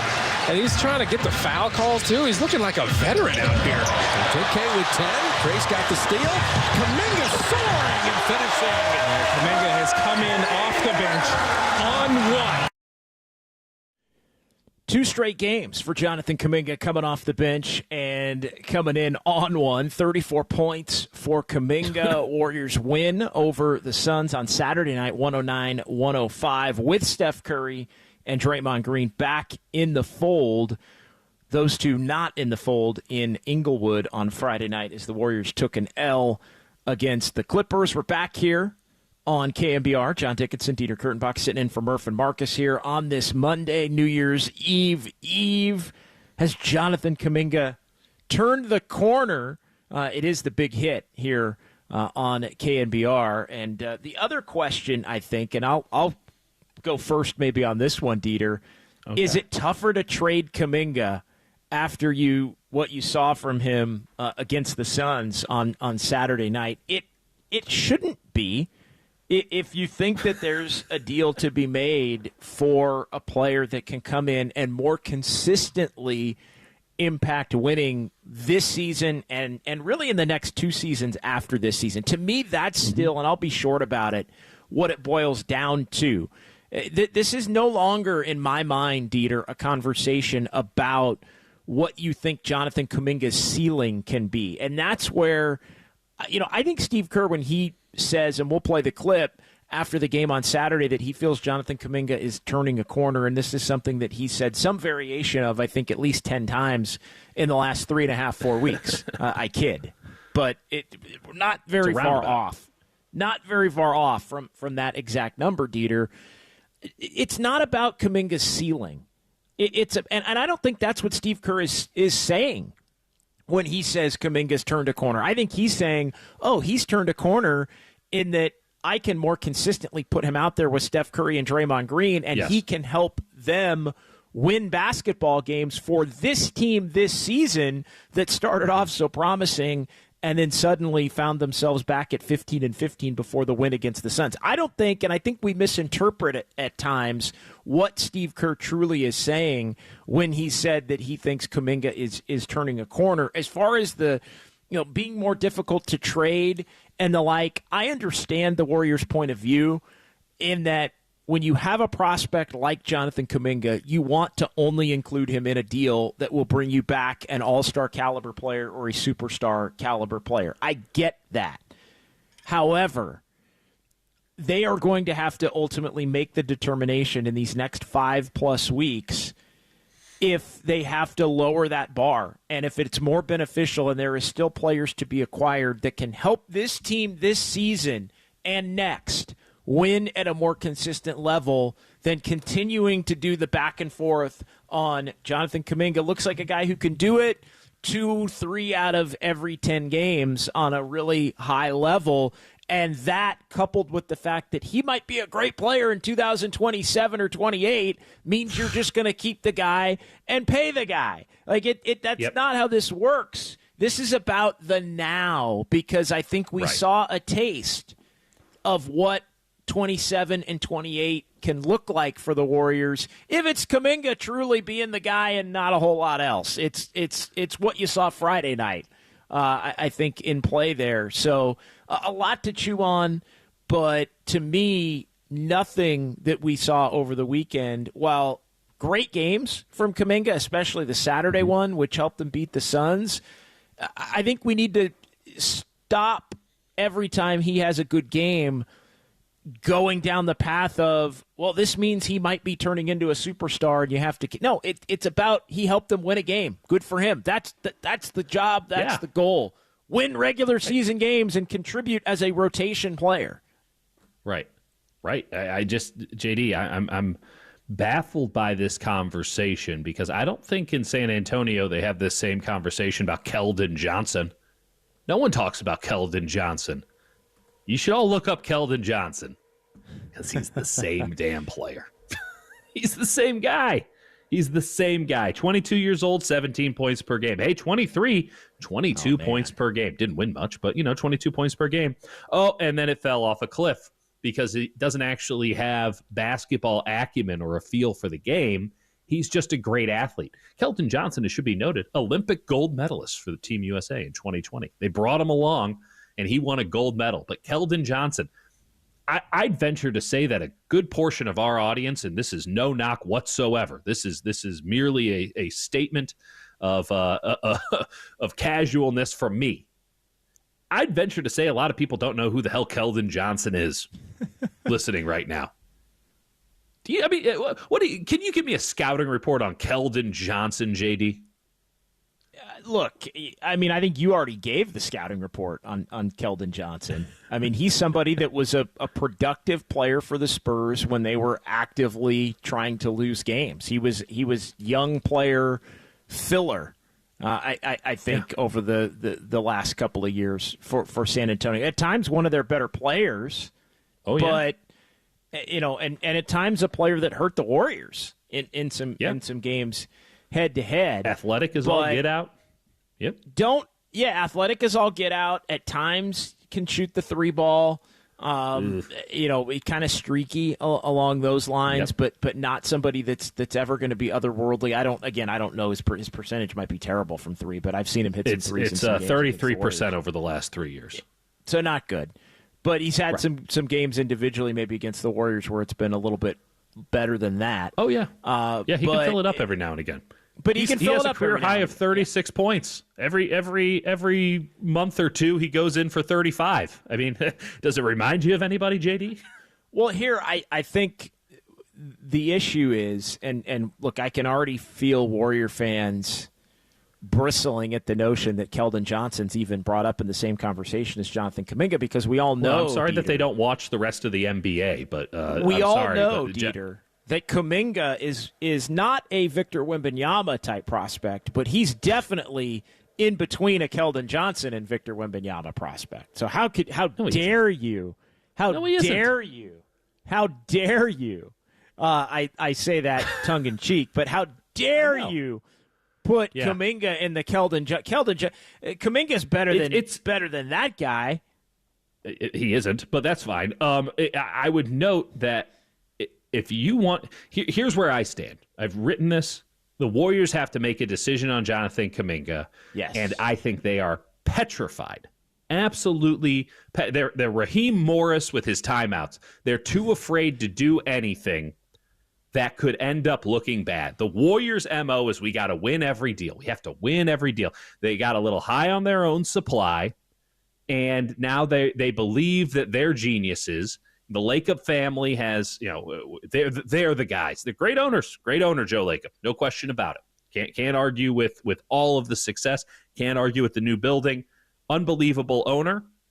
I'm not so sure about the basketball operations side of ownership when it comes to the Lacob family in general. And they're very much of the belief that they are head and shoulders above everybody else when it comes to building basketball teams.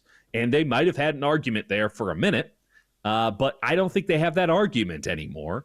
And they are petrified of what would happen if they traded Jonathan Kaminga and then Jonathan Kaminga turns into the player that they think he can be.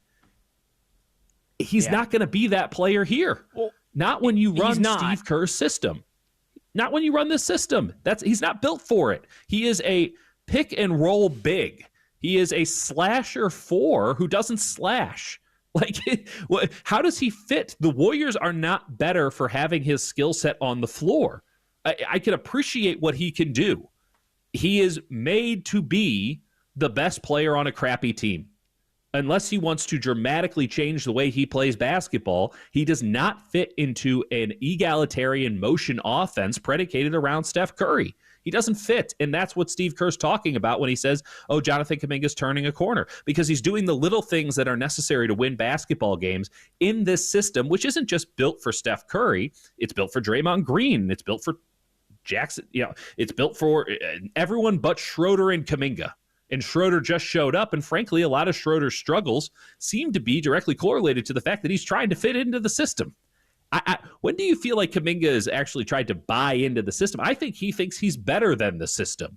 And I have a lot of Warriors fans who would probably agree. I'd like to remind you that before the system showed up, he's talented enough to where they should change the system to fit his skill set, or at least again, there's this belief, and I don't agree with this, but there is this belief from some that, hey, you come down sometimes and you don't run your system. You come down and you run, and the Warriors I think have done this somewhat. Yeah. Hey, we're going to run the Kaminga ISO play.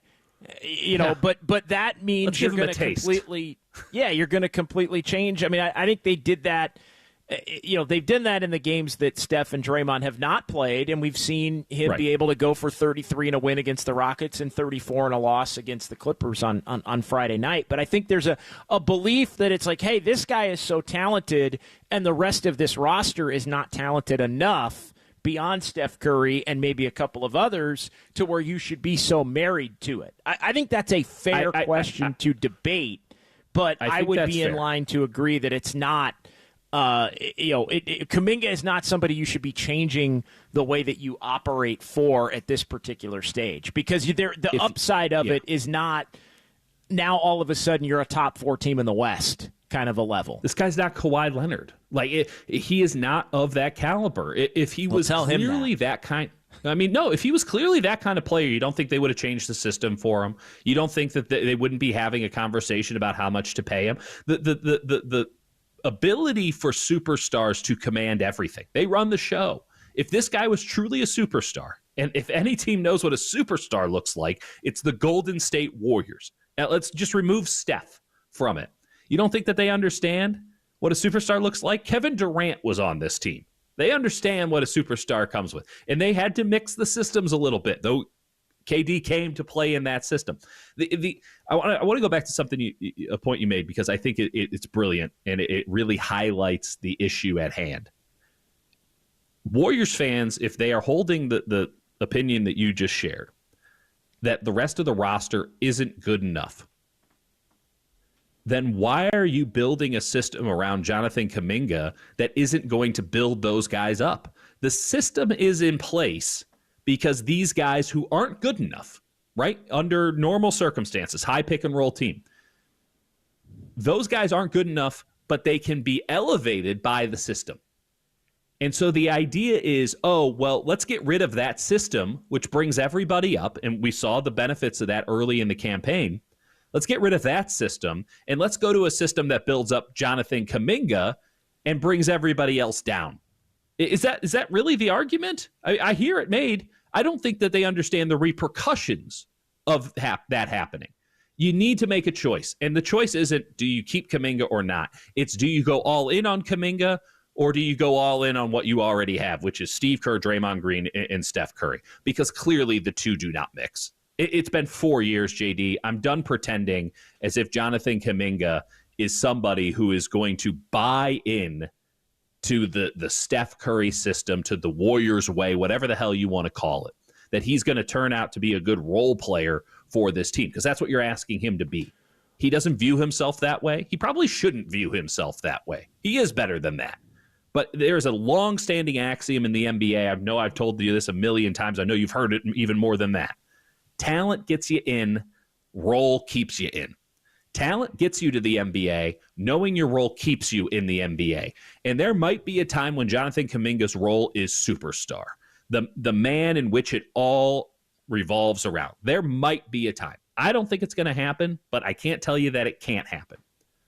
It's clearly not today. And it's clearly not next year or the year after that, because we're 4 years in and he's no closer to understanding how to play just the simple role that Steve Kerr has given him. That would help everybody.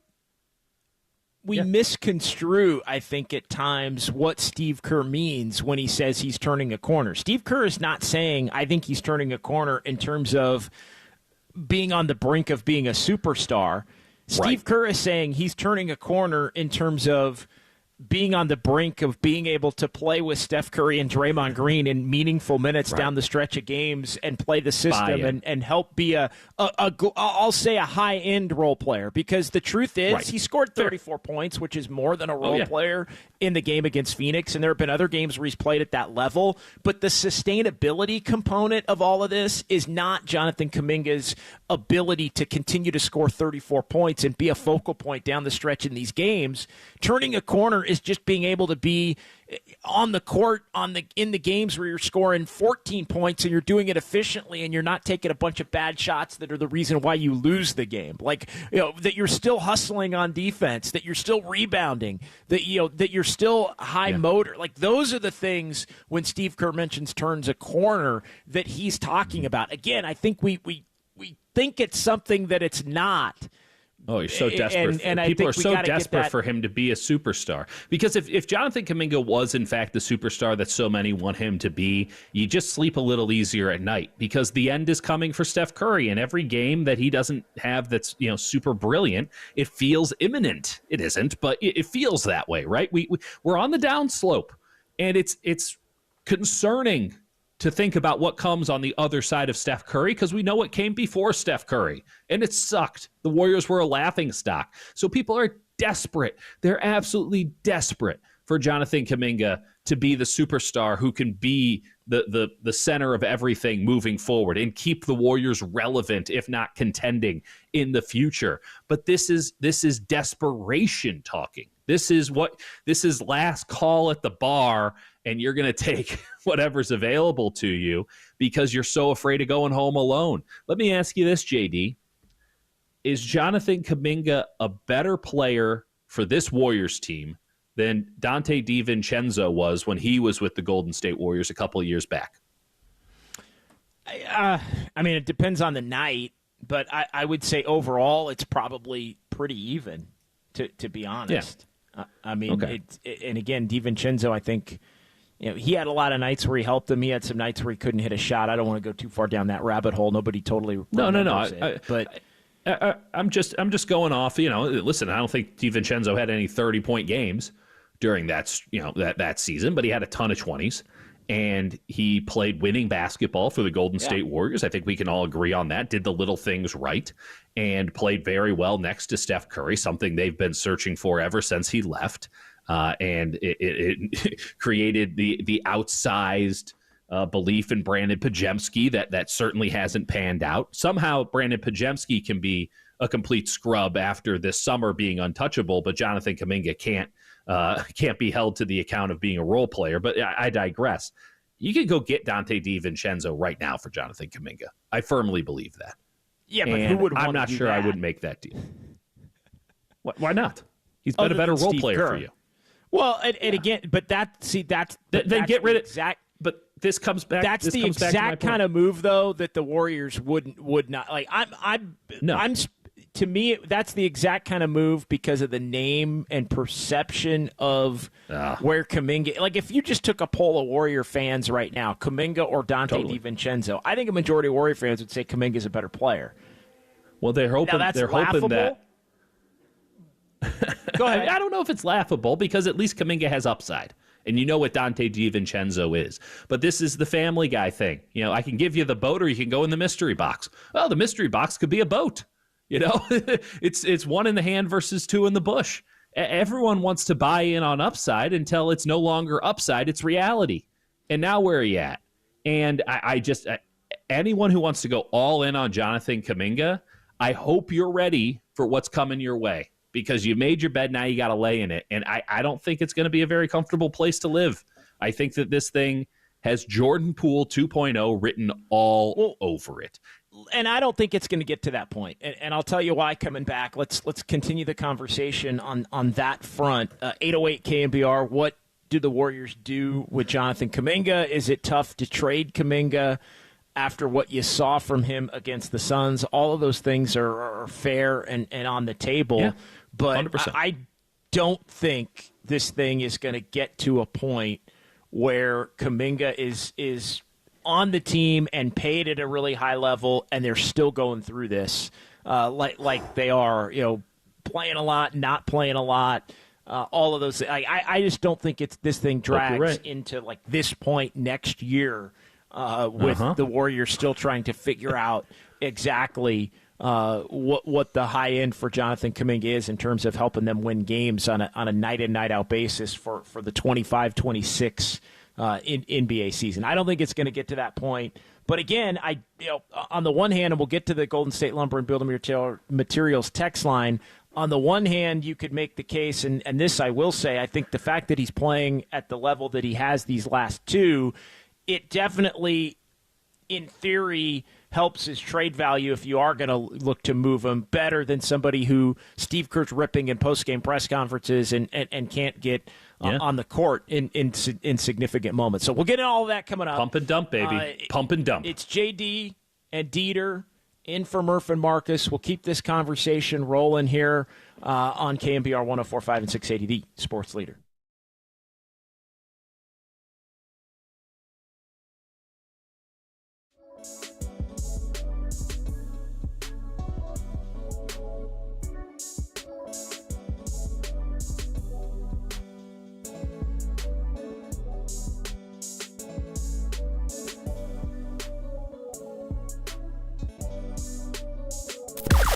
Now, from the O'Donnell Financial Group Sports Desk. Learn more at odfigroup.com. O'Donnell Financial Group, because planning is a process, not a product. Catch 49ers pregame at 1 o'clock as they take on the Detroit Lions in their final home game of the season.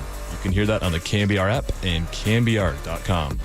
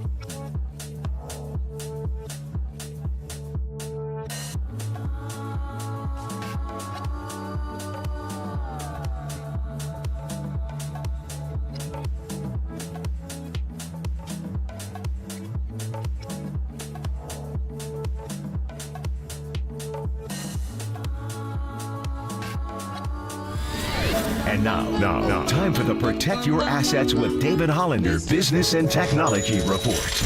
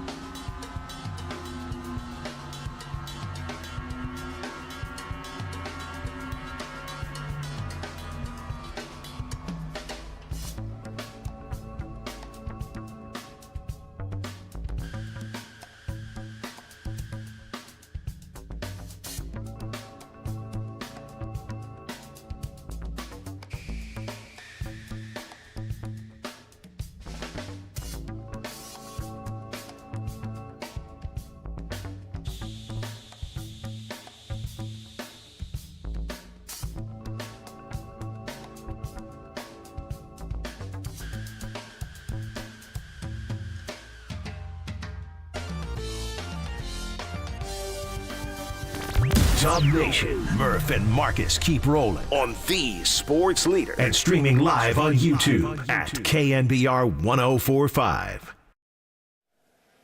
All right, welcome back. John Dickinson, Dieter Kurtenbach, 808 KNBR, 415-808-5627. Happy New Year's Eve here on the Sports Leader as we're in here for Murph and Marcus.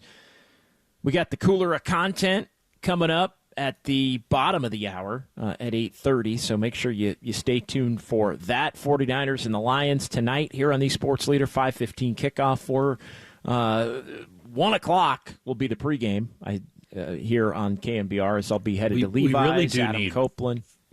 Yeah, we need 4 hours go ahead. of pregame go for ahead. that game. Yeah. 4 hours pregame for that game. Yeah, congrats. Absolutely, and every game at Levi's here on the Sports Leader. Let's continue the conversation on Jonathan Kaminga here.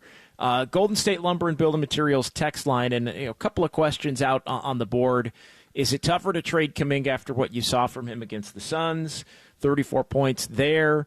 We've been going back and forth. I'm going to tell you why I think this thing's coming to a head here in the next 5 weeks by the trade deadline, and the Warriors are going to have to make a decision then as to how they want to proceed moving forward.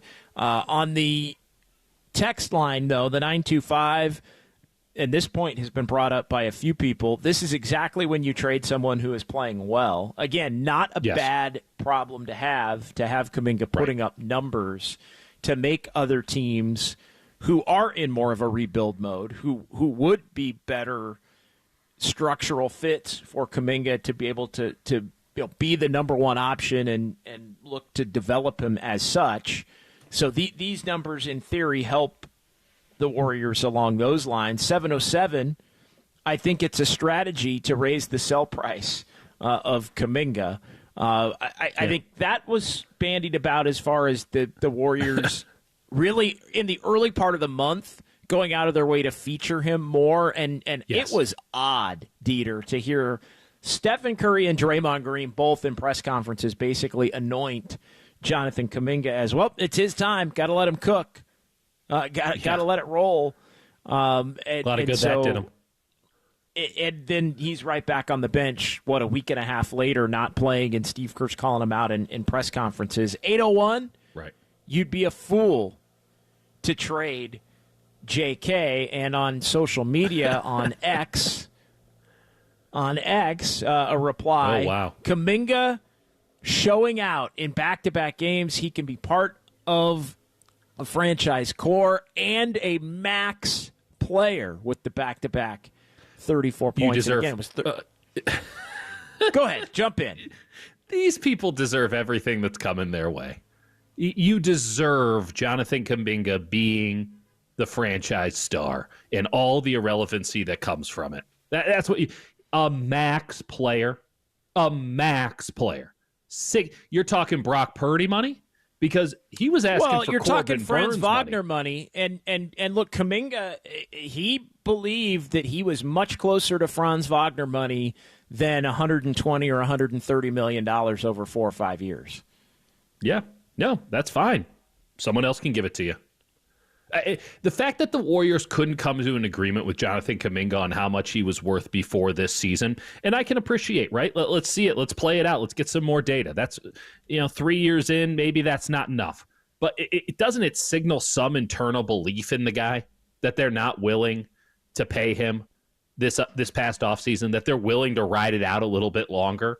Like, that internal belief is everything. Because I agree with a lot of the texters. This is a good problem to have. Kaminga's playing well. That should help his trade value as it pertains to what's coming back to the Warriors. It really should. And I don't know if they can make a trade.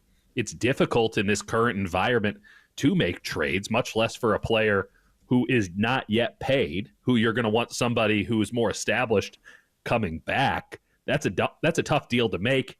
That's even before we get into aprons and things like that. But it comes back again to the internal belief. The Warriors don't believe in this guy, or at least Steve Kerr, who puts the guys on the floor, doesn't believe in this guy, that he can be the one to carry this team forward as part of a core.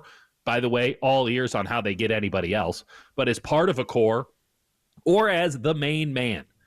The Warriors don't believe in this guy. If they did, they would have paid him this past offseason and we wouldn't have everything that's happening right now. But they don't.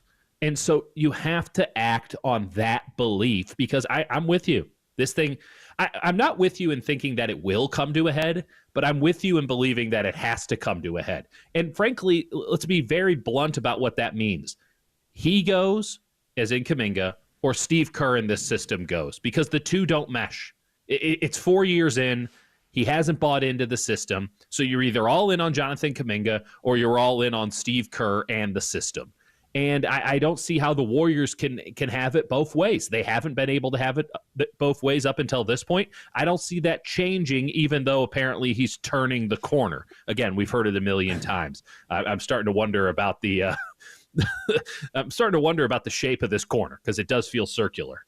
The belief is that Jonathan Kaminga is not that guy internally. You need to act on that belief, because he will fool you plenty of times. He's just tantalizing enough to make you make a bad decision.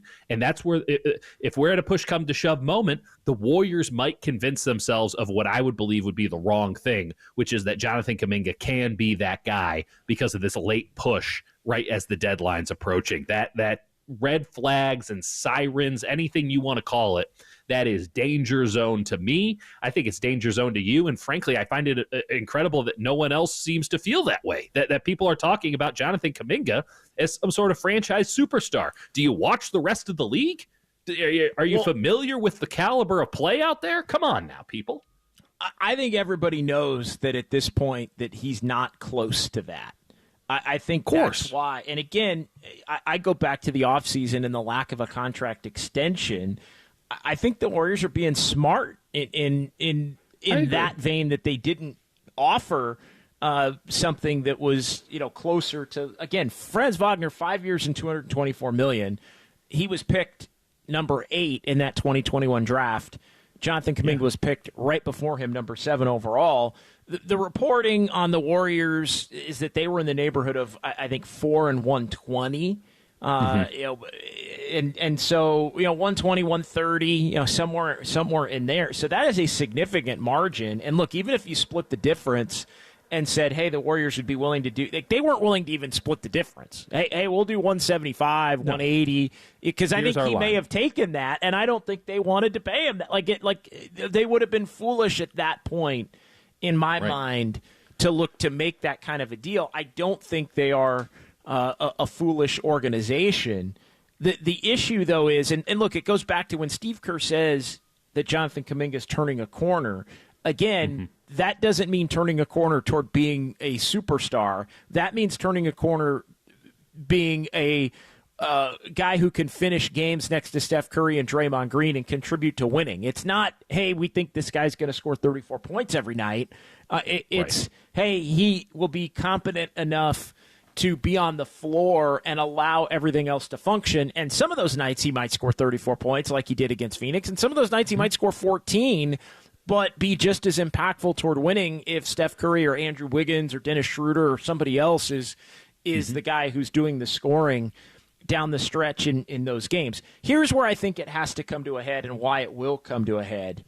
Because I don't think that the Warriors are going to be willing to pay in that. I don't think he's going to take anything in the 130 to 140 range. I think maybe 170, 180 range he would do. And I don't think the Warriors are going to bump up based on anything we've seen to this point to that level. And so I think they're going to wind up in a stalemate, and he's going to be looking for an offer sheet, talking about Kaminga. And I don't think the Warriors want to be in a position where they're forced to match an offer sheet that they're uncomfortable matching. So I think right now they're trying to say all the right things. I think if he truly explodes into a player that looks like a franchise cornerstone, he's got about 5 weeks to do it. If he does it, the Warriors will pay accordingly. If he doesn't, but comes close to putting up closer to the numbers more frequently that he's put up in these last couple of games, then I think they're going to use that as a means to try and make some kind of a deal to send him elsewhere where he can be in that position with another franchise that can grow and develop him as a franchise player and pay him accordingly and lose a lot of games in the process. So I think what's happening here is we're going to find out how significant what's happened in these last two games is. If it goes back to the way it's been, Dieter, then he's going to wind up being gone. Because they're going to come to grips with the fact that they're going to have to trade him and maybe another first-round pick for a Cam Johnson type of a player, and that player is going to help the Warriors more consistently be a winning team than keeping Kaminga around and continuing to do this rigmarole that they've done really for the last 2 years. You mentioned an offer sheet in restricted free agency. I agree, right? Like on the face, that's a threat. Someone makes the offer sheet, now you got nothing for him, which would be worse than getting what would, I'm sure, be derided as too little for him by at least. Or you sign him to a bad deal because you feel you have to match it. I'm not sure an offer sheet's coming. I'm not. Like, how many teams? There's like 4 or 5 teams. They could be. There's 4 teams that should have cap space: Brooklyn, Houston, Washington, San Antonio. Brooklyn's the match. Are any of the and Brooklyn's the talent. Like, again, and there was a report over the weekend, Dieter. There was a report over the weekend that the Nets are looking for a couple of first-round picks for Cameron Johnson. And again, it may be, but Kaminga, I think in this instance might count because he's such a recent first-round pick. Kaminga and a first for Cam Johnson. Obviously, there's salary filler that has to be in play. That I would make that deal right now. I would give up Kaminga and Looney or I don't even Payton. like Cam Johnson. What's that? I don't even like Cam Johnson, but yeah, I'd make that deal too. You figure it out later. But I think, again, the Warriors are still more fixated on, well, we want to trade Kaminga for a better player than Cam Johnson. And so I think right now they think they still have this window over the next 4 or 5 weeks to do so. We shall see. The clock is ticking. Yeah. And every game is must-see TV as it pertains to Jonathan Kaminga, as the Kaminga turns the corner, I guess, in this case. It is, if this is what your season has boiled down to, needless to say, the early season positive vibes have worn off entirely. JD, this is some low in the state. This is some Lakers nonsense. That's what this is. And by the way, Lakers making a move, trading D'Angelo Russell, a player who, let's be real, has a lot of similarities to Jonathan Kaminga. We've both seen him up close. D'Lo has a lot of positive qualities. They rarely show up when they're needed. Jonathan Kaminga has a lot of positive qualities. It is a sight to behold when they show up at the right place at the right time. He might just be a larger D'Angelo Russell, and for some people, that's good enough. I hold a higher standard, but maybe I'm the snooty one here.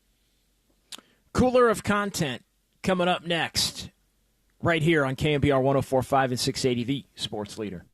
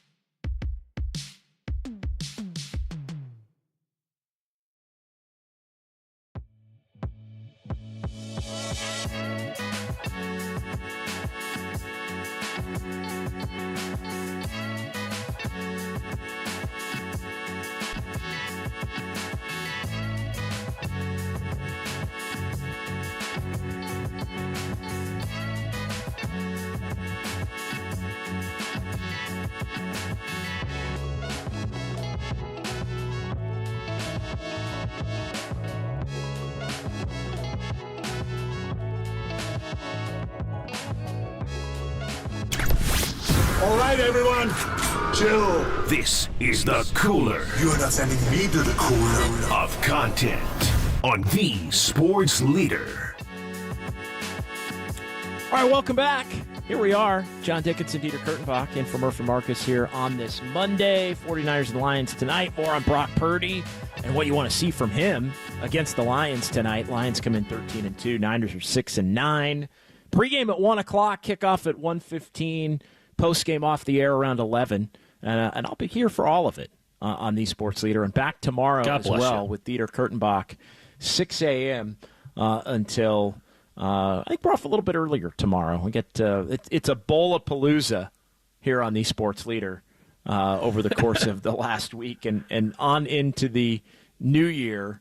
College football bowl games, in case your mind was wandering elsewhere there, Dieter. There's only one bowl game that matters, and I think that we need to do 4 hours of pregame for the Music City Bowl between Mizzou, my Missouri Tigers, and Iowa today. That's why I'm here. I was sold the false bill of goods. I thought we were doing many hours of Mizzou pregame. I'm just excited to see Connor Cook take one last series for the Missouri Tigers, man. Game's on KNBR 1050. So, you know what I'll be doing. You know what I'll be doing. Napping. Time now for the cooler of content. Coming up, 5 more minutes of Dieter talking about Mizzou football. Hey now, don't tempt me with a good time. All right, cooler of content. Get the rest easy promise only at Mancini's Sleep World. Visit sleepworld.com. And also, we're sponsored by Marin Health Medical Center, and the Marin Health Medical Network. World-class care, closer than you think. Our cooler of content. Let's go ahead and hear from the head coach of the Warriors, Steve Kerr. Post-game Saturday, we've been talking a lot about Jonathan Kaminga. What does it all mean, the 34 points in back-to-back games for Jonathan Kaminga? Has he turned a corner? Well, Steve Kerr thinks he has for about the 10th time in the last 3 weeks. Here's the head coach.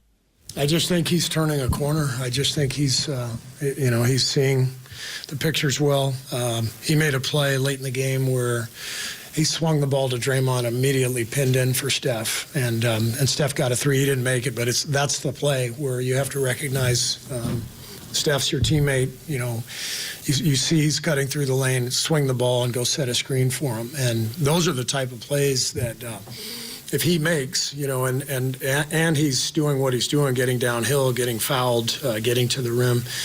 Now the mix, the blend of Steph, Draymond, JK, now it starts to really get powerful. And I'm so impressed with JK. It just feels like he's turning a corner, and he played so hard last night and again tonight. The rebound at the end just before he got fouled, he came out of nowhere along the baseline to make that play. I think he had about 7 boards in the second half. It was fantastic, man. This is exactly what we're looking for, and it's fun to see him, deliver. All right, so there you go. Again, turning a corner, but not necessarily turning a corner toward being a superstar. It's turning a corner toward being a positive contributor down the stretch in a close game against a good team, and being able to help the Warriors win. Again, that play he mentioned where he passed up the three on the wing, which Kaminga loves to take that shot, fired a pass to Draymond, set the screen for Steph, got Steph a wide-open look. Draymond kicks it back to Steph. He missed the three, but, yeah, that was a notable play in the patience and willingness. And I think a direct correlation to the comment that Steve made after the Minnesota game about needing to recognize that you don't have to take a quick shot, middle or early in the shot clock, run your offense and attempt to get the ball to Stephen Curry, who is one of the great closing players of all time. Listen, I can appreciate that Jonathan Kaminga had a really good game. There's no question about it, and that he played winning basketball. We're 4 years in, and that is the exception that perhaps even proves the rule at this point with this guy. And you're just going to keep hoping and hoping. We're running out of time for him to put together enough of a sample size to where you can comfortably say that he's got it, that it's figured out, right? Like, can he even have a down game, the one he is so want to have after a good game? Can he even afford to have one of those between now and the trade deadline? Because he's got to make up for 3, maybe even 2 years of non-winning basketball before the final. Essentially, he's gotten so many C's and D's throughout the semester that now he's got to get straight A's for the rest of the campaign just to be able to pass the class or get a good enough grade. Like that's where we're at. Yeah, I think, look, there are going to be games like the games in the last couple of weeks that have drawn Steve Kerr to not play him. Like that is just reality. And again, I think Kerr has intentionally tried not to gas him up because I think Kerr knows that it's unfair to put so much on Jonathan Kaminga that he has to be this big factor every single night or the Warriors can't win games. Like, they built their entire roster, in my mind, around not putting that weight on Jonathan Kaminga. Now, lately, unfortunately, they've seemingly only been able to win when he's been that guy, and that, unfortunately, is a lot of what happened last year and why they ended up being an inconsistent team. The team that started the year, again, different team, different opponents. They had a plan that worked until they got punched in the mouth, and now they have to adjust, and they're attempting to do so right now. But the team that was 12-3 was not Jonathan Kaminga dependent on a night in, night out basis.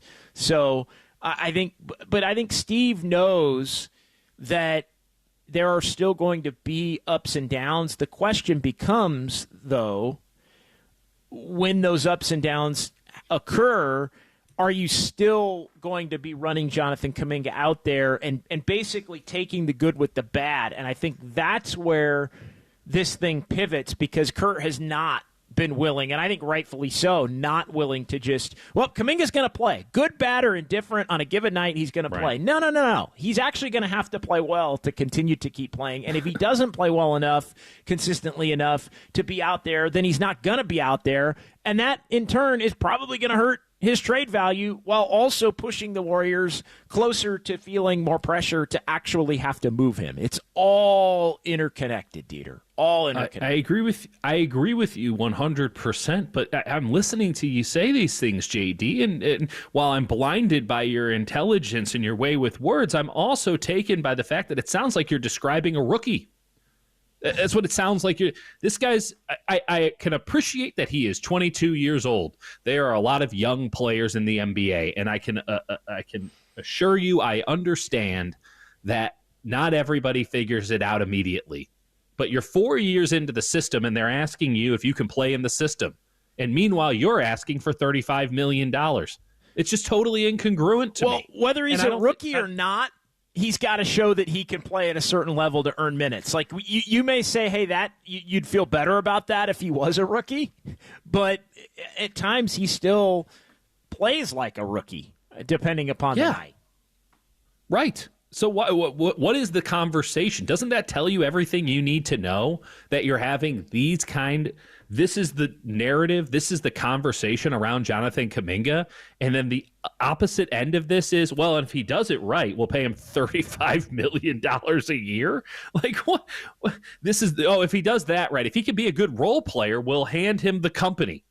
Like, this is ridiculous. It's ridiculous, and I understand that people are fearful of losing a player with this kind of athleticism and this kind of, at least, possible upside. I get that. But at a certain point, you are doing a disservice to the team around him, whether it be built around him or not, and it isn't.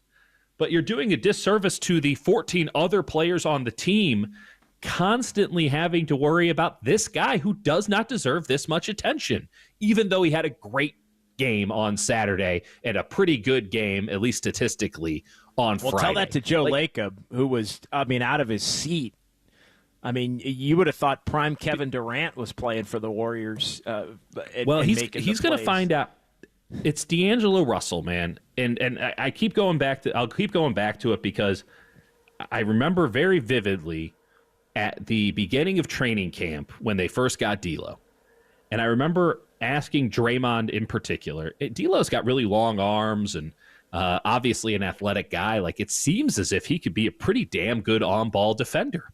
And Draymond is like, man, that we're going to spend that is my goal. I'm going to turn him into a great on-ball defender because I see it too. And about 3 games into the season, I go, Draymond, how is the quest going with turning D'Angelo Russell into a great on-ball defender? And he goes, man, some guys don't want it. It's like 3 games in. Some guys don't want it. Some guys, and then Steph Curry got hurt, and then they went 15-50, and we're not even talking. It's like to end. And thank God they were able to get Andrew Wiggins for him. Thank God they were able to pivot off of that mistake, right? You're allowed to make mistakes if you find a way to pivot off of it.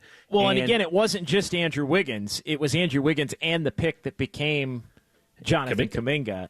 And so that's, again, when you look at where the Warriors are in terms of looking to make moves, Dieter, that are perceived as winning moves and never perceived as losing moves, right? It's your problem for our problem. It's a good way to lose. When it was D'Angelo Russell and Andrew Wiggins, but it was your problem for our problem, and we're getting that first-round pick that I think was top 4 protected. So when it ended up being 7th, so it ended up being D'Lo for Wiggins and Kaminga, which looks like a freaking no-brainer, even if you're not high on Kaminga.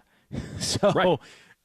But now it's also created a false sense of expectation for this Warriors team. And by the way, that was Bob Myers making that deal. The same Bob Myers who quit because he was tired of Joe Lacob's meddling and that he was burned out.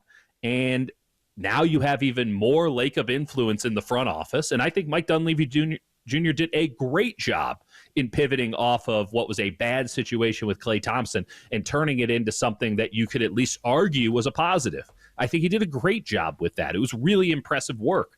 And I have no problem with the Schroeder trade, and it had to be made at the time it had to be made at so that the Nets can trade Melton again if they want to. But I have no problem with that trade. I think that the Warriors need some of what Schroeder provides them, and I like the on-ball defense and the tenacity there, and I think that he is smart enough and capable of fitting in with the system, though it hasn't looked great so far. I'm willing to take that risk because I have a track record with this guy. But this is the kind of player, Jonathan Kaminga is the kind of player who eats front offices alive, and he sets teams on paths towards mediocrity at best. And there are so many of them in the league, and people go, organizations desperate and betting on themselves buy into these guys who don't have that it factor, that don't have the ability to elevate their game to a level that elevates those around them.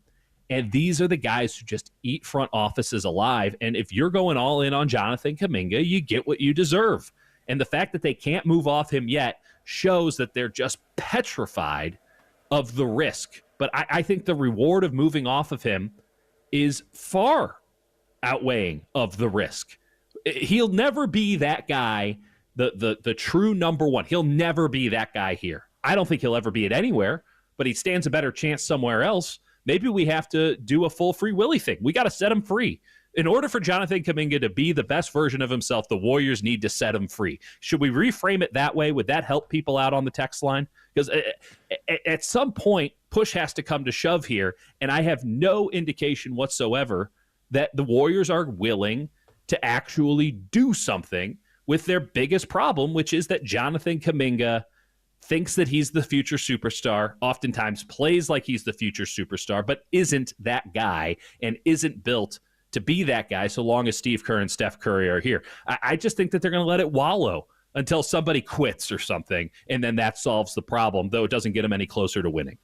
No, I think they know they have to. They're up against it, especially if they don't think he plays at a level to where they're comfortable paying him in the $170 to $180 million range. I think they know with the contract looming that they have to make a decision, either commit to that and be cool with it, which I still don't think to this point they are as we sit here on December 30th, or they would have look done to move him. I still think they're looking to move him, but the level of player they get back in attempting to move him is still not at the point in which they would be willing to pull the trigger. But tick-tock, the clock is moving. Do you think that they'll make an air of commission or an air of omission here? Because by just saying, well, okay, we couldn't get what we wanted for Kaminga, I guess we'll keep him, is an air of omission versus an air of commission, which would be, okay, we're going to move on. Like, this doesn't work here. We're going to move on, and we're not going to get anything that people are going to want, and it has a chance we could look really foolish.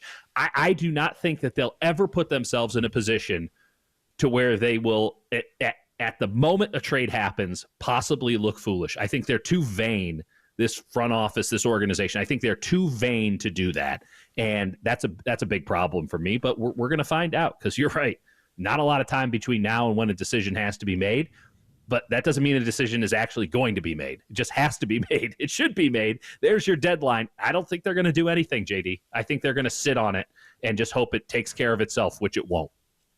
We'll talk about that coming up next. We'll also hear from Draymond Green here on the Sports Leader.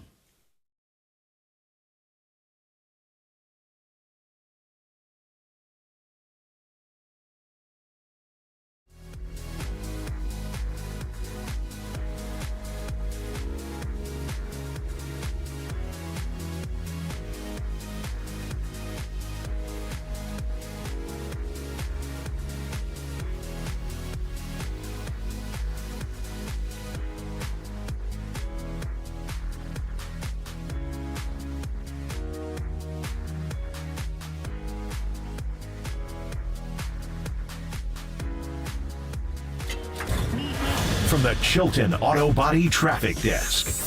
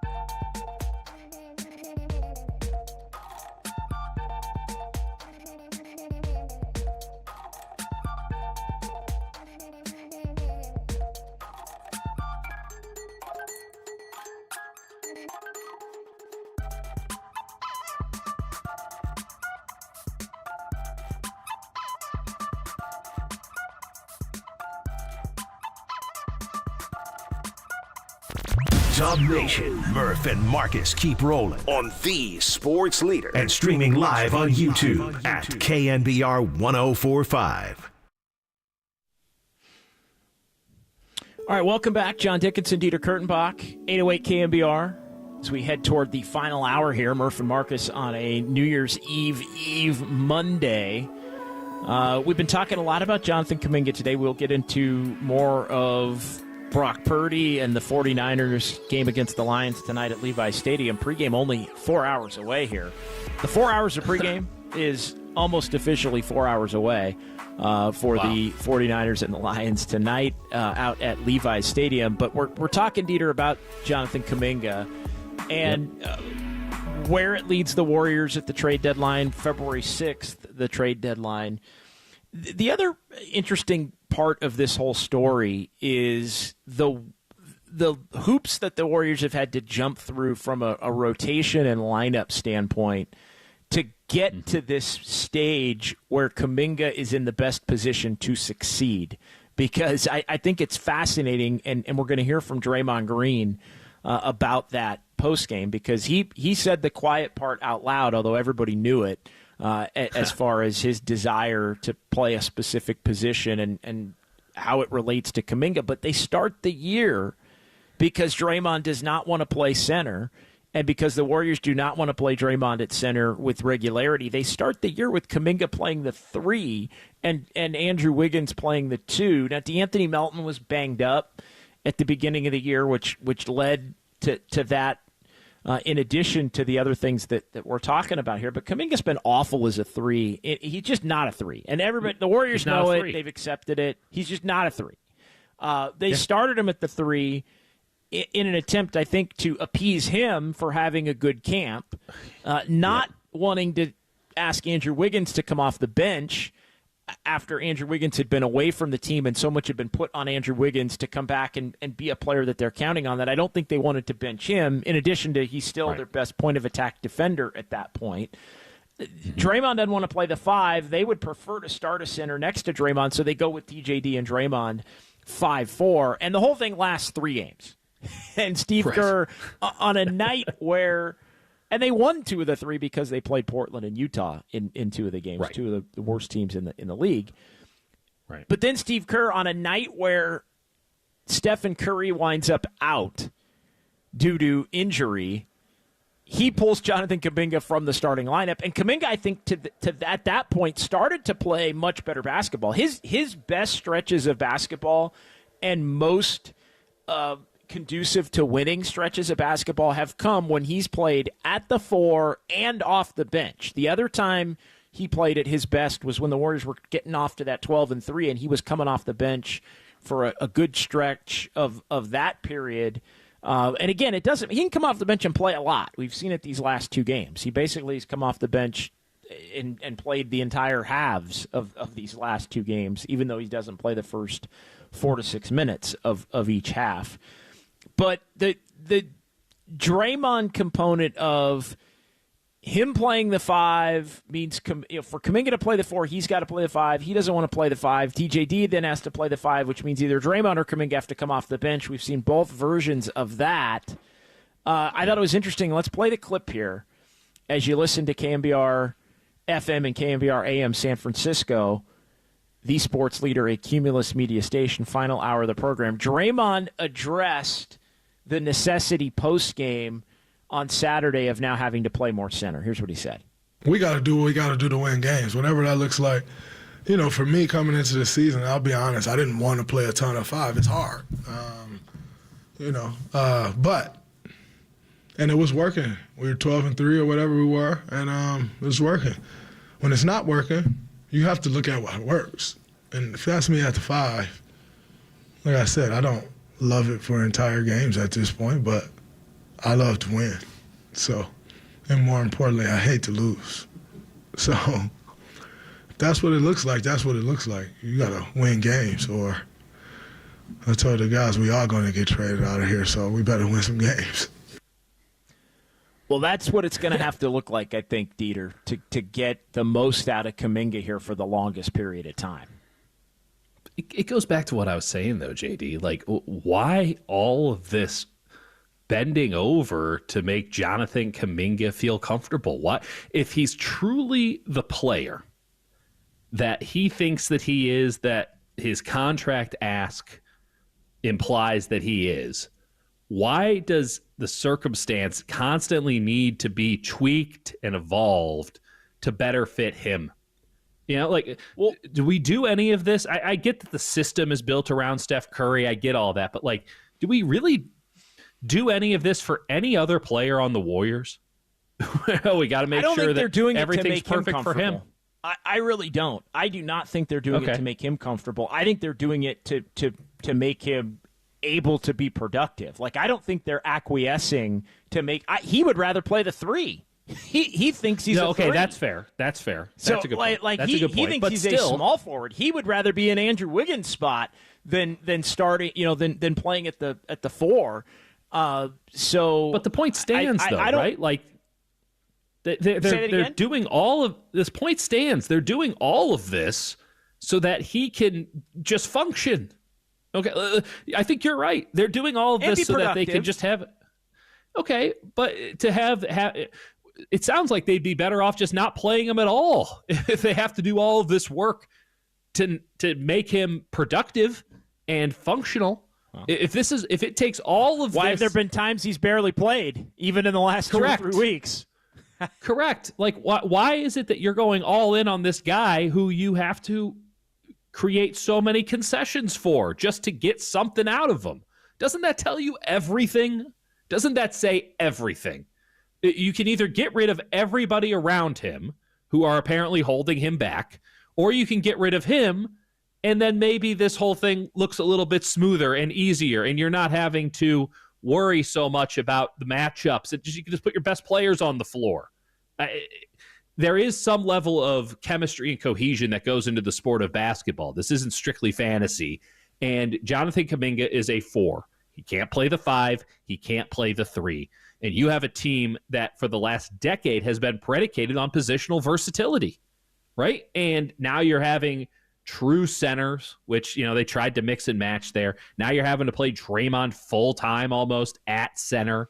The lineups are just getting chunky and difficult to stomach because one guy is incapable of doing anything other than this one thing, and it all now has to revolve around him because otherwise you're losing something by not having his talent on the floor. Any other team would look at this situation and say, it just doesn't work here. And, best of luck to you. We like you. Flourish somewhere else. Let's go get somebody who fits in with what we're doing with the other 14 players on this roster. And the Warriors are instead still battering with a hammer a square peg trying to go into a round hole.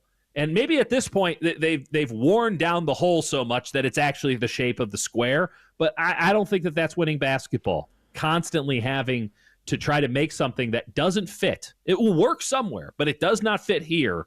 Trying to make it work ad nauseum to the point of detriment for other players. That's where I draw the line, and that's why it's just move on. Just take the L and move on. You had your window of opportunity to make this thing clean and effective and a win this summer when Lauri Markkanen was available, but you thought Brandon Podziemski was too good. That's aging like milk. And you thought that Jonathan Kaminga was too valuable an asset. That looks fantastic right now. You could have gotten a player who would have fit perfectly next to Draymond Green and perfectly next to Steph Curry, but you couldn't do it because Danny Ainge was just driving that price a little bit too high. He lost us at Podziemski, and now you're now Dieter's out here suggesting that Dante DiVincenzo would be a better option. Your window to get a win has passed. Now it's just about not taking the huge L, which would be keeping this guy around and spending the next 3 years trying to figure out how it works. Let's get to the call here, 808 KNBR. I don't think the window has passed, but I think to the point on why they are doing all of this at the level that they still are, I think a lot of it is it's salvaging value, whether it's his ability to be productive for this Warriors team moving forward, or the ability to not completely crater any semblance of trade value. I really do think they're trying to do both. They're trying in the short term to get them as much as they can out of Kaminga to help them win on a nightly basis while also continuing the perception that they still believe he's a future star and potential franchise player, because they want other teams around the league to believe that in part. Like, I do think that's part of it, even if it's only one, even if it's only Brooklyn. If that becomes the difference between giving up Kaminga and 1 first-round pick for Cam Johnson as opposed to Kaminga and 2 first-round, that ultimately may be the difference in whether the Warriors are comfortable making that deal or not here between now and the February 6th trade deadline. However, let's get to the call. Let's get. Yeah. I keep saying Let's get to Watchdog. Let's do it. End up 10 minutes later here with the two of us. Watchdog in San Francisco. You're up here on the Sports Leader. Hey, good morning, gentlemen. How's it going? Good morning. Doing well. Great. All right. I just wanted to get on because I really think there's some issues with the Warriors and player development, because we saw the same thing with James Wiseman. He was definitely a high draft pick, and then we have Kaminga as a high draft pick, and then they're not learning their roles. And I think keeping them on the bench so long, we're not seeing the evolution where maybe initially they should be a role player, get in, learn the roles, and then they can become, a more of an important player on the team. But I think both of those players were left on the bench. They've been confused about their roles and how to just as we see with Kaminga, he doesn't even know the basics of how to pass off and set a screen. He's just learning that now. That's pretty sad. So I just think the Warriors we have to address that. Where I know when we sent Poole down to the G League, he came back a much better player. That helped him develop into a better player. Not saying that he was totally polished, but he was serviceable at that point. Yeah, that's a good point, Watchdog. But thanks, Jordan Poole was also the worst player in the NBA, I think inarguably, when they sent him down to the G League. He was done. It was over. And that saved his career and turned him into a player who got a ton of money and helped the Warriors win a championship. We can't pretend that didn't happen. People forget how bad he was. It was awful. People really do. He was awful. Because it was the COVID year, and Steph wasn't around, and it gets thrown around a lot. Brandon Pajemski's a worse. Brandon Pajemski is 10, 20, 100 times the player right now that Jordan Poole was his rookie year. Yeah, I mean, you watch Jordan Poole that rookie year, and it made you lose hope in the sport of basketball. I mean, it was painful, and the problem was it just kept compounding and compounding and compounding. That's neither here nor there. You can send that guy down. He's got nothing to lose. He was eager to go to the G League. At least I'm not suffering every day at the NBA level, having to deal with my own sports mortality, looking at the box score and realizing I'm worse than all of these guys. Jonathan Kaminga is certainly not that player. I mean, as much as I might be on Jonathan Kaminga right now, needless to say, he's got something to offer. I just don't buy in. I think you're right, JD. Let me put it to you this way. I think you're right that the Warriors are trying to build up his trade value, and they're trying to win, and they're trying to do all these things. I just don't think that anyone's buying it. I don't think there's a team out there that's like, well, these last 2 weeks of Jonathan Kaminga, let's tear up the scouting report and go all in on that. I mean, they're trying to gaslight the league into doing them a favor. And I think the rest of the league has gotten a whole lot smarter, whereas the Warriors have gotten a whole lot more arrogant about how they do business. So I don't think anyone's going to take Jonathan Kaminga off their hands and pay him for the privilege. I think that the Warriors have to do what every good business sometimes has to do, which is sometimes you got to take a loss to get a future win. Sometimes you got to take a step forward to take a step back to take 2 steps forward. And they've missed their windows of opportunity to get the win-win that they were looking for, or just the straight-up win they were looking for in trading Kaminga. And that's not there. Not in the current trade environment, not with the way that the new salary caps and all these things are coming into play, and not with some teams being unable to aggregate players and Kaminga only having a $7-something million contract. There's just not a lot of obvious trades that can be made. So I think that the Warriors are just stuck with this. And on the baseline, I don't think anyone's knocking down the door saying, how about that Jonathan Kaminga? Can we get some of that? I think that everyone knows what he is. And maybe some teams are down with a guy who can fill up the box score and lose a game, but there are only so many Washington Wizards out there. Like, I don't think the Nets are going to do it. I don't think it's in their best interest. I think that they're a pretty shrewd front office and that they could do better than Jonathan Kaminga. Meanwhile, the Warriors are still trying to sell this false bill of goods, not just to other teams, but to the fan base. Like, oh, no, he's really good, you guys. Just you wait. We've been waiting for 4 years. One game against Devin Booker-less Suns doesn't change my opinion on Jonathan Kaminga, but I'm willing to be convinced. There was one other moment on Saturday that was that stood out. It was Draymond and it was Buddy Hield, and what Draymond had to say that the microphones caught of NBC Sports Bay Area, and Draymond addressed it post-game, and it was even better than what the microphones caught. So we're going to play that for you coming back. We'll discuss a little bit. We'll get into some Niners between now and 10 o'clock as well. 808 KNBR if you want to jump in on the Kaminga conversation. Warriors taking on the Cavs tonight. Niners and Lions at Levi's. We're here for all of it on KNBR 104.5 and 680, the sports leader.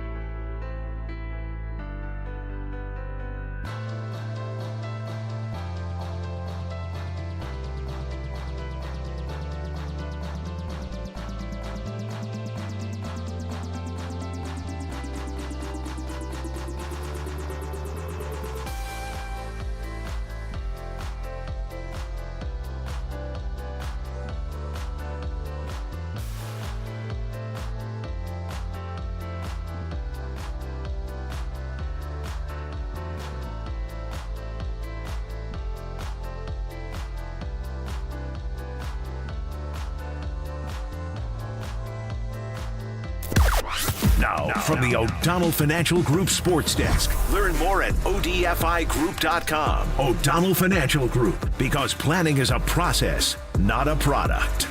Catch 49ers pregame at 1 o'clock as they take on the Detroit Lions in their final home game of the season.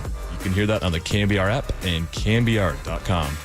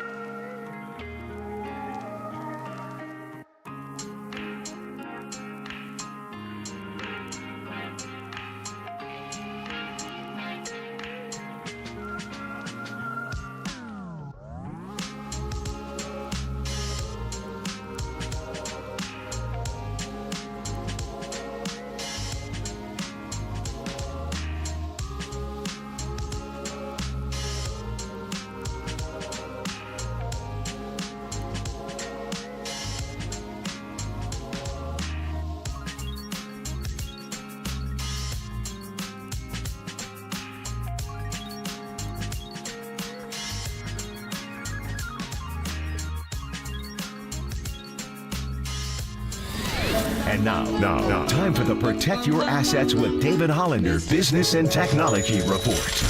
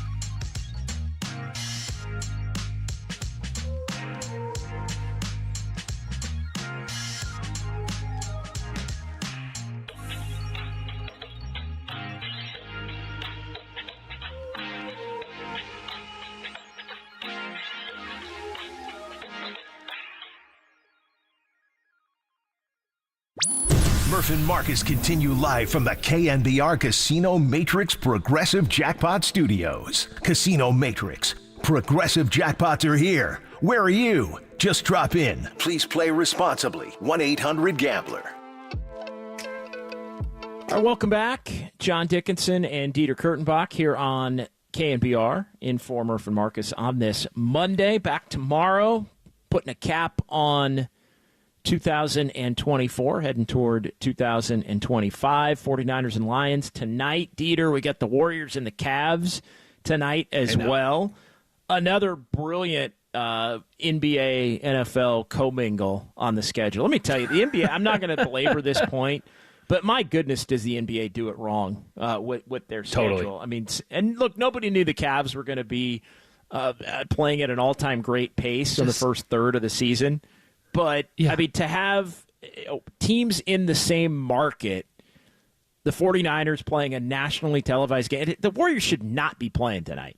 The NBA can't look at the NFL schedule when it comes out in May and see, hey, and look, it didn't come to fruition as far as the Niners being a contender with the Lions like everybody thought. I mean, people would have thought this game would have been for the 1 seed tonight at Levi's Stadium in Week 17. Turned out not to be the case because the Niners have been a colossal disappointment. That being said, when the schedule comes out last May and the NBA looks at the NFL schedule, which they do because they basically don't play any games on Thursdays until the NFL is done in January, why would you have the 49er brand, as big and badass as they are, coming off a Super Bowl loss, going up against a team that they played in the NFC Championship game, and say, yeah, we're going to have the NBA team in that market play on that night?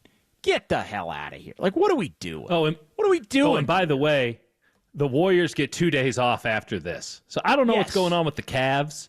I presume they're going to be spending. They go and play the. They go to Sacramento. I only know this because I was actually on a Cleveland podcast. Lucky I recorded a segment. I used to go on those. They used to gang up on me. Recorded a segment on a Cleveland podcast with a good friend of mine that I met during the finals runs when they were playing in the finals every year. So I went on his podcast, and Danny Cunningham is his name. Great, good guy. Okay. And shout out Danny Cunningham. I said today, by the way.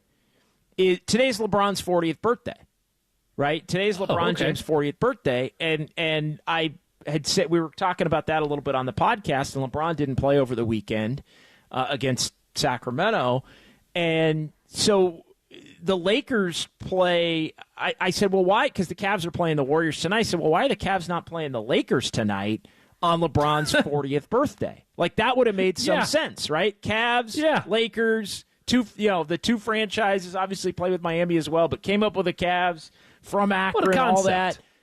They're playing tomorrow in LA on New Year's Eve. They're playing on. So not only like they could have had Lakers Cavs tonight on LeBron's 40th birthday. Maybe LeBron said, "Hey, I want my birthday off," but he took the weekend off. But anyway, Yeah, right? I don't. That would have made a lot of sense. And then maybe you have, I don't know, maybe you have the Cavs play at Chase tomorrow. But I would imagine the Warriors probably didn't want to have a New Year's Eve game. I think there are requests that can be made. And again, not to get wonky on it, I would bet that the Warriors didn't want to have even like a 5:30 game on New Year's Eve. Treat it like a holiday. And so they lock that game in tonight, and it goes up against the Niners. Like it's inept. The Niners have or the Warriors have played a bunch of nights that the 49ers have played in the early part of this season, and to me it should never happen. And it's part of the reason why you want to know why NBA ratings are down. Part of the reason why is the NBA has completely bungled their schedule in conjunction with the NFL. How do you have a night like tonight, and then a week and a half ago, Dieter, the Warriors played one game in 7 nights because they had to stack up the freaking Emirates Cup in-season tournament dates to be on. You can only have 2 games on this day and 1 game on that day, but you can play every other freaking day and play against the NFL over and over again on Sundays as long as we get the Emirates freaking Cup right. Get out of here with that. But you're not going to belabor the point. By the way, the Warriors have nothing going on in their arena tomorrow. Unless you want to go to the Winter Wonderland and Quaza celebration at Thrive City, which I'm sure couldn't have been moved. Hey, I love Thrive City, by the way. Harmonic Brewing in Thrive City, Dubs OT. This isn't a knock at all on Thrive City. It's a wonderful area outside of an arena. I feel like you could still do stuff inside an arena. That's just I'm not an engineer, but I feel like it can be done. And it can. Yeah, no. I don't think they're hurting for events either, though.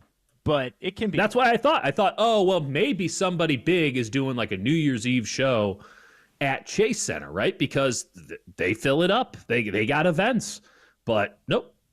Frankly, they don't have an event for a while outside of Warriors basketball. So the Warriors have they're playing a lot. They play Thursday. Oh, they got the Harlem Saturday. Globetrotters on the 19th. So I'm sure that's why they can't do anything on New Year's Eve.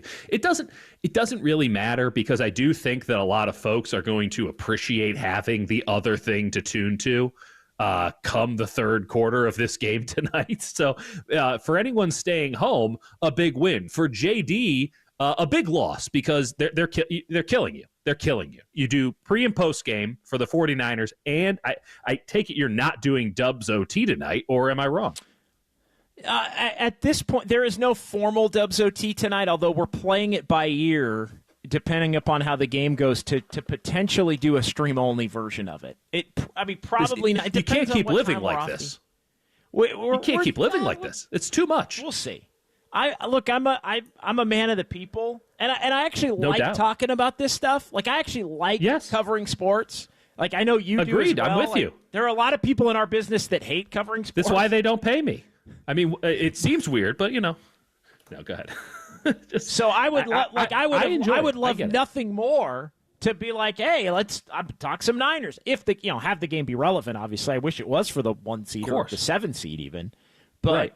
It's not, and that's fine. That happens. So we got to do the show, and we'll do the show, and it's all right. Maybe the Warrior game pops, and we talk about that. So it's TBD, but it might be too late to do that and then have the quick turnaround. Although tomorrow is a truncated edition of this show because of what was the game? Not Mizzou, right? What's it couldn't be Mizzou. No one would truncate for Mizzou. I'll pull it up right here. I want to play here 1 second. We got Alabama and Michigan at 8:30. The ReliaQuest Bowl. I mean, we always got to get bumped for the ReliaQuest Bowl. That's not bad. That's actually not bad, though. Alabama and Michigan. I know down years for both, but I mean, Alabama and Michigan's pretty good. Tomorrow we got that's Alabama, a pretty good Michigan's. crappy bowl game. Like if you're talking, that is a crappy bowl game, but that is a really good crappy bowl game. By the way, how did Illinois get into the Citrus Bowl? What? It's South Carolina and Illinois at the Citrus Bowl, so the Citrus Bowl doesn't mean anything anymore. And then, of course, the Fiesta Bowl at 4 p.m. on the leader. That's Penn State and Boise State. So, listen, I love college football. I'll be listening to all three. let's go ahead and take a break because I want to play this Draymond Green on Buddy Hield. We didn't do it. Yeah. It's my fault. I don't want to overrun the break now. So we're going to pause here. We're going to come back. We're going to do that. And then we'll react to that, and we'll talk some Niners. Dieter's just full up. Dieter is frothing at the mouth to talk about Brock Purdy and what he needs to see from Brock Purdy tonight. So we're going to do that between now and 10 o'clock. You can't even believe it, JD. I can't. This break, I'm just going to be sitting here in agony, waiting to talk about man-to-man defense. So, and another break after that. You think he's got Kaminga takes? Wait till you hear what he's got on Brock Purdy tonight. It's all straight ahead right here. These kids are going to learn on the Sports Leader.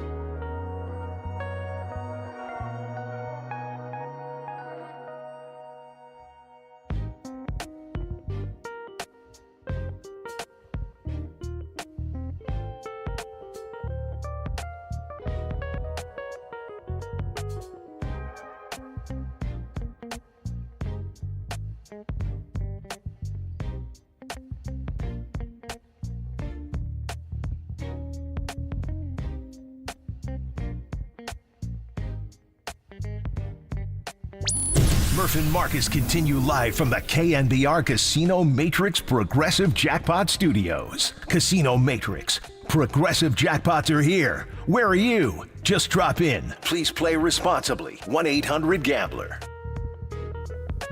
All All right, back here on a Monday, John Dickinson, Dieter Kurtenbach in for Murph and Marcus. Dieter's hot takes on Brock Purdy coming up in just a moment. But first, we do want to hear the Draymond Green clip from Saturday post-game. And so the mics of NBC Sports Bay Area picked up Draymond. This was in the third quarter of the game against the Suns, and the mics picked up Draymond saying, quote, "Wake the bleep up or sit the bleep down," to Buddy Hield. Again, in the third quarter, it's audible as all get out. Here was Draymond addressing that in a way that only Draymond can after the ball game. As a leader, you have to try different methods. You know, sometimes you go to a guy, sometimes you don't. You know, and you know, Buddy, I've played with Buddy now for 30 games. Trying to learn what makes him tick, you got to try different methods. You know, like I said, some guys you go to, Jonathan Kaminga, I go to, and I say, hey, this is what I need you to do. Look at this way, and he'll go do it. If I yell at him, I don't think he's going to do it. He ain't going to listen. He's going to get out of here, right? Steph, sometimes I go to him, sometimes I yell at him. He reacts to both. Like, as a leader, one thing I learned from Coach Izzo about leadership, you have to lead guys. If you think you're going to lead a team, you're an idiot. You have to lead guys that make up a team. But leading someone doesn't look the same as leading the next guy. And you got to figure out what makes guys tick, what gets a guy going. And so I'm still figuring that out, you know. And to go at Buddy the way I did, we needed that in that moment. You know, we're flat. We just turn the ball over, lock in. And that's no shot at Buddy. Dennis was at me the other day. He's been here for 2 weeks, and he was at me the other day. Great. It is what it is. Slow-mo called me out the other day. Dre, we getting punked. That's on you. Got you. No problem, right? You know, mics catch everything today, but I don't care. I love it. There you go. Yeah, I mean, good stuff there. And there was more to it even. I mean, he said straight up, I'll say it right into the mic, I don't give a damn. It was needed. Yeah. Buddy hasn't had the opportunity to play a bunch of meaningful basketball in this league. I mean, it was as pointed and honest as you could imagine. And, again, he is somebody, as much as he's put himself in some tough predicaments based on his own actions, he is somebody that can dish it but also take it.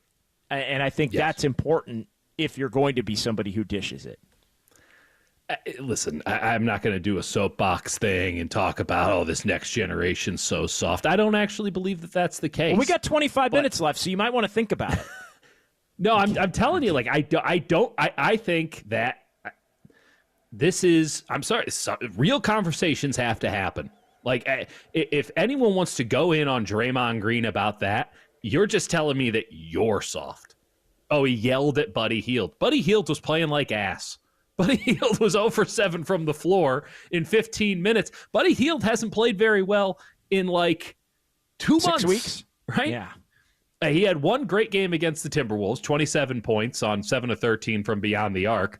After that, I mean, it's been pretty rough goings. I think he's had one good three-point shooting game, I'd argue, since then. And I don't think it's any coincidence, or happenstance that with Buddy Hield's play goes the Warriors. When he plays well, they often win because he, as we saw early in the season, provided a lot of what this team needed.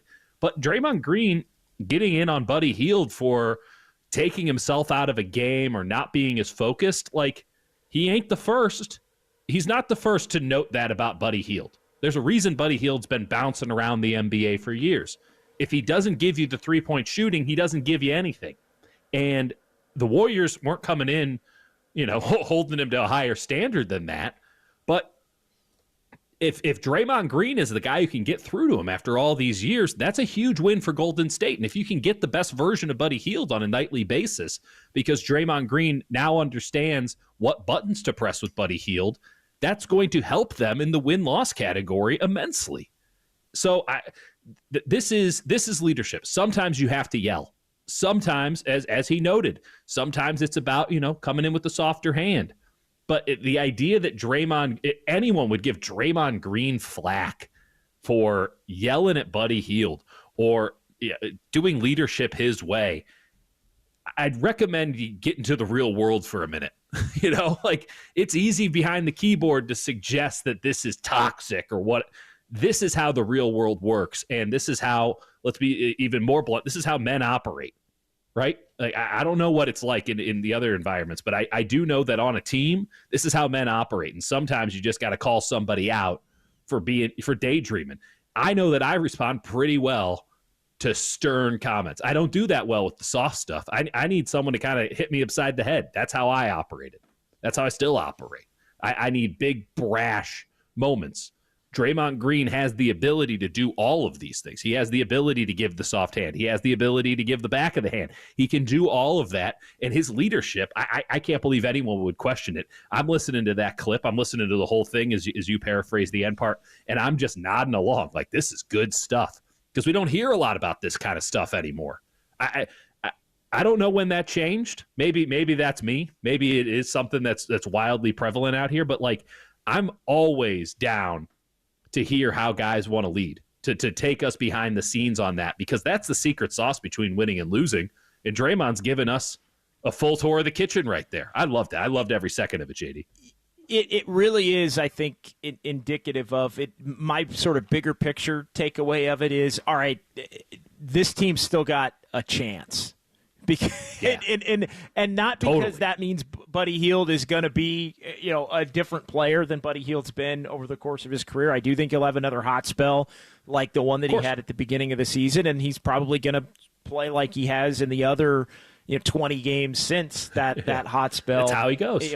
That's for him. Every other part of the season. But the fact that Draymond has still got that fight in him. Yep. I think is a good sign, and it bodes well for this team continuing to try and hold it together here and push forward as they figure out the rest of the roster between now and February 6th and beyond to try and give themselves a chance. All right, Brock Purdy takes. Niners and Lions tonight at Levi's. Not a lot. I'm going to be honest. I mean, I'm not saving my takeaways for, although Adam Copeland and Dennis Brown are surely hoping I am saving my 49er takeaways for 49er pregame, which begins at 1 here on KNBR. There aren't a lot of grandiose takeaways for me in this. I though am aligned with you, and we discussed this a little bit earlier, in wanting to see Brock Purdy play in this game, and he will. Healthy, off the injury report, all of those things. I'm one that more is, all right, if you're banged up a little bit, sit this one out. You're now mathematically eliminated. But I think Brock Purdy still playing gives this thing a semblance of meaning, not in that he has anything to prove, but a semblance of meaning in terms of, hey, we're watching a real football game and not one that would be better off being played in the middle of August.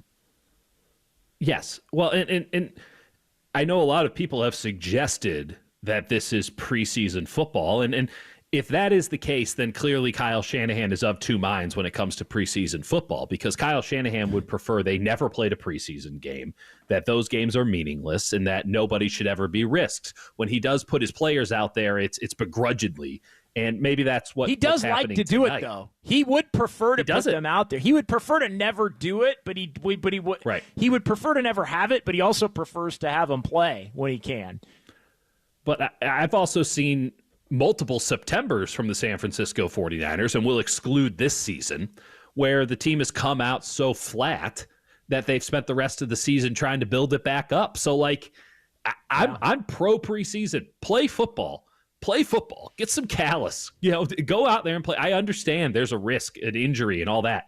Play football and hope that luck is on your side this year, because that has a lot to do with it, as the 49ers, and I would think as the Lions in a couple of weeks would be able to attest. But every opportunity Brock Purdy has to play, he's got to take it. And the 49ers need as many data points as they can get on Brock Purdy before they hand him more money than rightfully anyone has the right to deserve at the NFL level. Like, I just don't think anything is meaningless. If nothing else, for the young guys around him, they're going to get a fair shot at proving their worth. And Brock Purdy gets a shot to show that, he goes out there and it's a 3.5-point line. I don't understand that at all. 3.5 points, obviously, towards the Lions. But let's just pretend for a moment that the 49ers go out there and win tonight. I don't think anyone would be saying it's meaningless then. I mean, they might be complaining about the draft stock or whatever. That's a loser mentality. But I don't think anyone would say that's meaningless. I think people would get kind of excited for 2025 if you could go out there and beat the Lions tonight. And so long as that exists, I'm willing to roll the dice. And if they're down by 28 in the third quarter, I'm willing to play Josh Dobbs. Like, I think you take this thing as it goes, but you play, as Herm Edwards once said, to win the game, and game hasn't been played yet. So go out there and give it your best shot, and probably won't get it done, but at least you can hold your head high.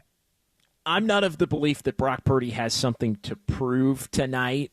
Where are you on that in terms of money to gain, money to lose? Needs to show Kyle Shanahan something. He needs to show Dieter Kurtenbach something. He needs to show the 49ers something. He needs to show the NFL something. This guy has been arguably the worst quarterback in the NFL against man coverage this year. That has a lot to do with his receivers, don't get me wrong. All the talk about, get Sam Darnold. Is he bringing Justin Jefferson and Jordan Addison with him? Is he bringing TJ Hawkinson? Because, I'll take Sam Darnold under those circumstances. Meanwhile, you got, a slot receiver playing X who can't separate, so you have to shift around your formation so that he gets a free release. You got Deebo Samuel, who just so happened to grace us with his elite presence in a game that meant nothing last week. Let's see if that happens again this week. You got, Ricky Pearsall, who just straight up doesn't know the plays, and your, fourth string running back, maybe it's sixth string today, in Isaac Guerrero, and an offensive line with three dudes that Brock Purdy just met.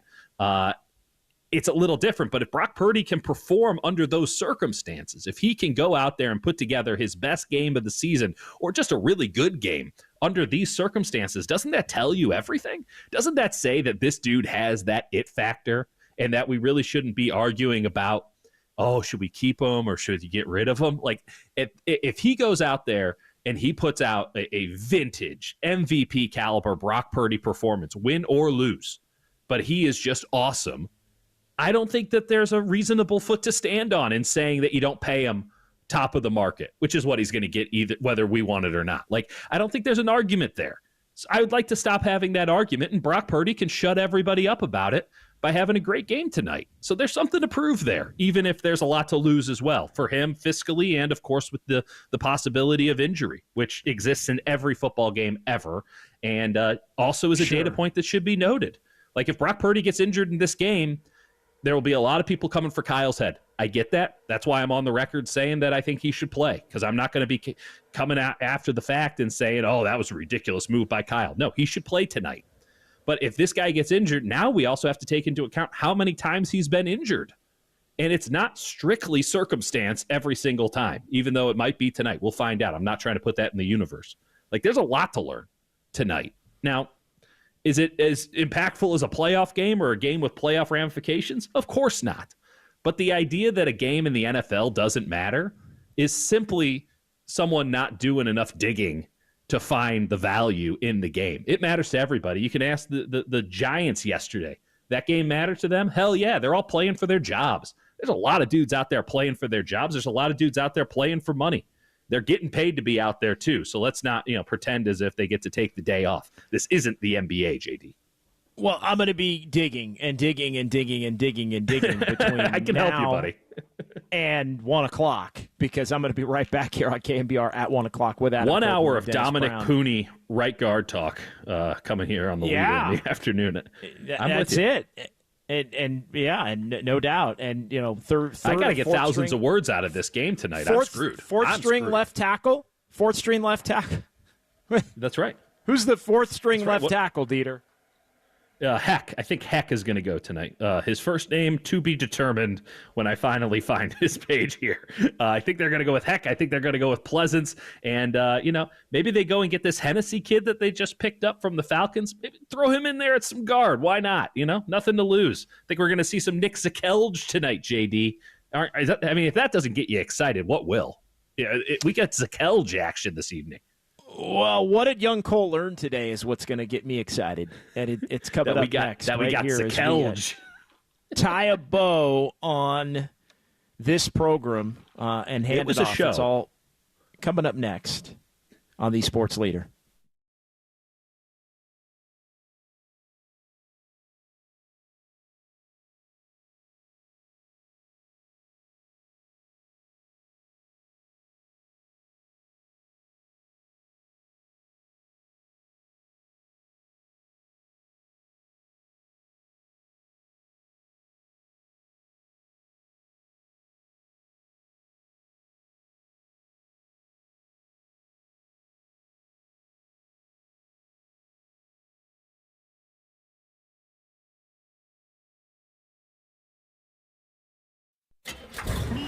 From the Chilton Auto Body Traffic Desk.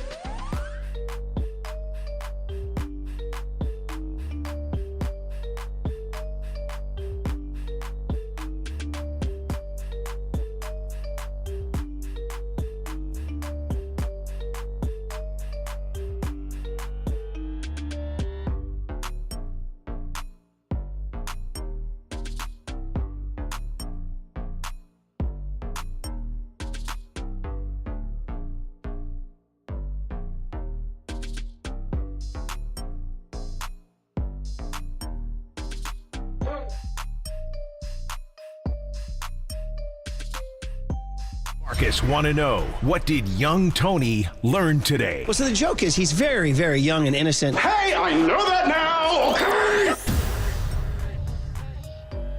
All right, time now for What Did Young Tony Learn Today? But Cole LaPelt is in for Young Tony, and this is brought to you by Bigelow Tea. Grab a mug and tea proudly. Cole, what'd you learn today, bro?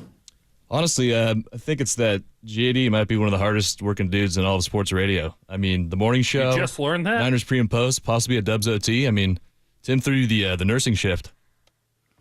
We'll send you a link to the live stream, Cole, if you want to hop in at around 10:30 tonight from one of the booths. You're a maniac. I'm going to commandeer one of the booths at Levi Stadium, and after we're done with the post-game show, and maybe, depending upon the game, if the game is good enough, Cole and Dieter, if the game is good enough, we'll be talking about it for 45 minutes to an hour. Well, don't worry about it, JD, because I can tell you that you're going to get one good football game today, and that, of course, is the Music City Bowl between Missouri and Iowa. And we could talk about that all day tomorrow if you want. I mean, I know the Warriors and the 49ers are playing, but really it's about the Music City Bowl, baby. What I always like in this segment to kind of look ahead whenever there is a day where there are multiple events, and I try to think, hey, what are we going to be talking about tomorrow? Like, what is tomorrow's headline going to be? And this is a fascinating one because, I mean, the Warriors were down 40 plus the last time they played the Cavs. The Cavs are off to a historic start. Right. They're kind of a matchup problem, but it's also December 30th. And, win or lose, Warriors lose, we're probably having a different version of the same conversation we've been having about the Warriors the last couple of weeks. The Niners are, again, I will say it, an essentially meaningless game against the Lions, although, for all the reasons you laid out, important to Brock Purdy still and others. But what do you think we're going to be talking about tomorrow at 6 a.m.? What do you think projects to be the headline? What is your column going to wind up being? You may have an idea of what that is. Probably going to be Purdy and Kaminga. Hope you all like today's show because we'll be doing we did the before. Tomorrow we'll do the after. These are the two biggest names in the Bay Area right now, and they're both playing tonight. So another data point for both. Another. We inch closer to resolution on both of these guys. So I do think it will be those. Will Steve Kerr hand the keys to Jonathan Kaminga once and for all? Will Steve Kerr have the keys to hand to Jonathan Kaminga might be the better question. I would love it if somebody else would like to help us out with something other than Purdy and Kaminga. If anyone wants to chime in, if the Giants want to make it a total cluster blank tomorrow, go out and sign Jack Flaherty. Why not? That would be something. Or Pete Alonso. Do that just during the Niners game. Yeah. Santander. Yeah. I mean, that would work. Any of those would work and become a big part of the conversation as far as tomorrow goes. LeBron James is 40 today. I had bookmarked that as something to at least mention, other than making you feel old, Dieter. LeBron turning 40. I mean, that is incredible to believe. It's a testament to one man's greatness and how much money can keep you at the top of your game, man. I mean, it is not just all athletic ability. This is a dude who puts a lot of effort into staying at the peak of his powers, and while those powers have certainly diminished in recent years, a blessing to watch it. Savor the moments while we have them, right? Christmas Day was that told us a lot about the future of the NBA, where you're looking at an aging guard of Kevin Durant and Steph Curry and LeBron James. Those are still the marquee names, and I'm not sure who's coming in behind them that can hold this league up in the way that they were able to build it up collectively, with LeBron, of course, coming first, and then Steph taking the torch there with KD coming through as well. Maybe it's secondary role at all times there. The NBA is in trouble, and it's going to take somebody to step up and have some real superstar power on the level of these guys. And I don't see it right now. And I guess we should just be appreciative that LeBron is in. Obviously, Steph are still doing it at a high enough level to where they can keep this thing afloat, because They don't make them like that every year, certainly, for sure. One final thing, and we can get into this more tomorrow on the Warriors front as it relates to the trade deadline and some of the rumors surrounding their interest in their interest in Cam Johnson, the Nets' interest in potentially Jonathan Kaminga. Mark Stein on his Substack wrote about Schroeder and Dorian Finney-Smith, both being traded by the Nets, obviously Schroeder to the Warriors, Finney-Smith to the Lakers, for a combined 6 second-round picks. Interesting, and the value. The Nets are now said to be seeking multiple first-round picks. I'm quoting from Stein's story, from teams interested in trading for Cam Johnson. Can they really expect to get more than one first-rounder for Johnson after the deals for Schroeder and for Dorian Finney-Smith?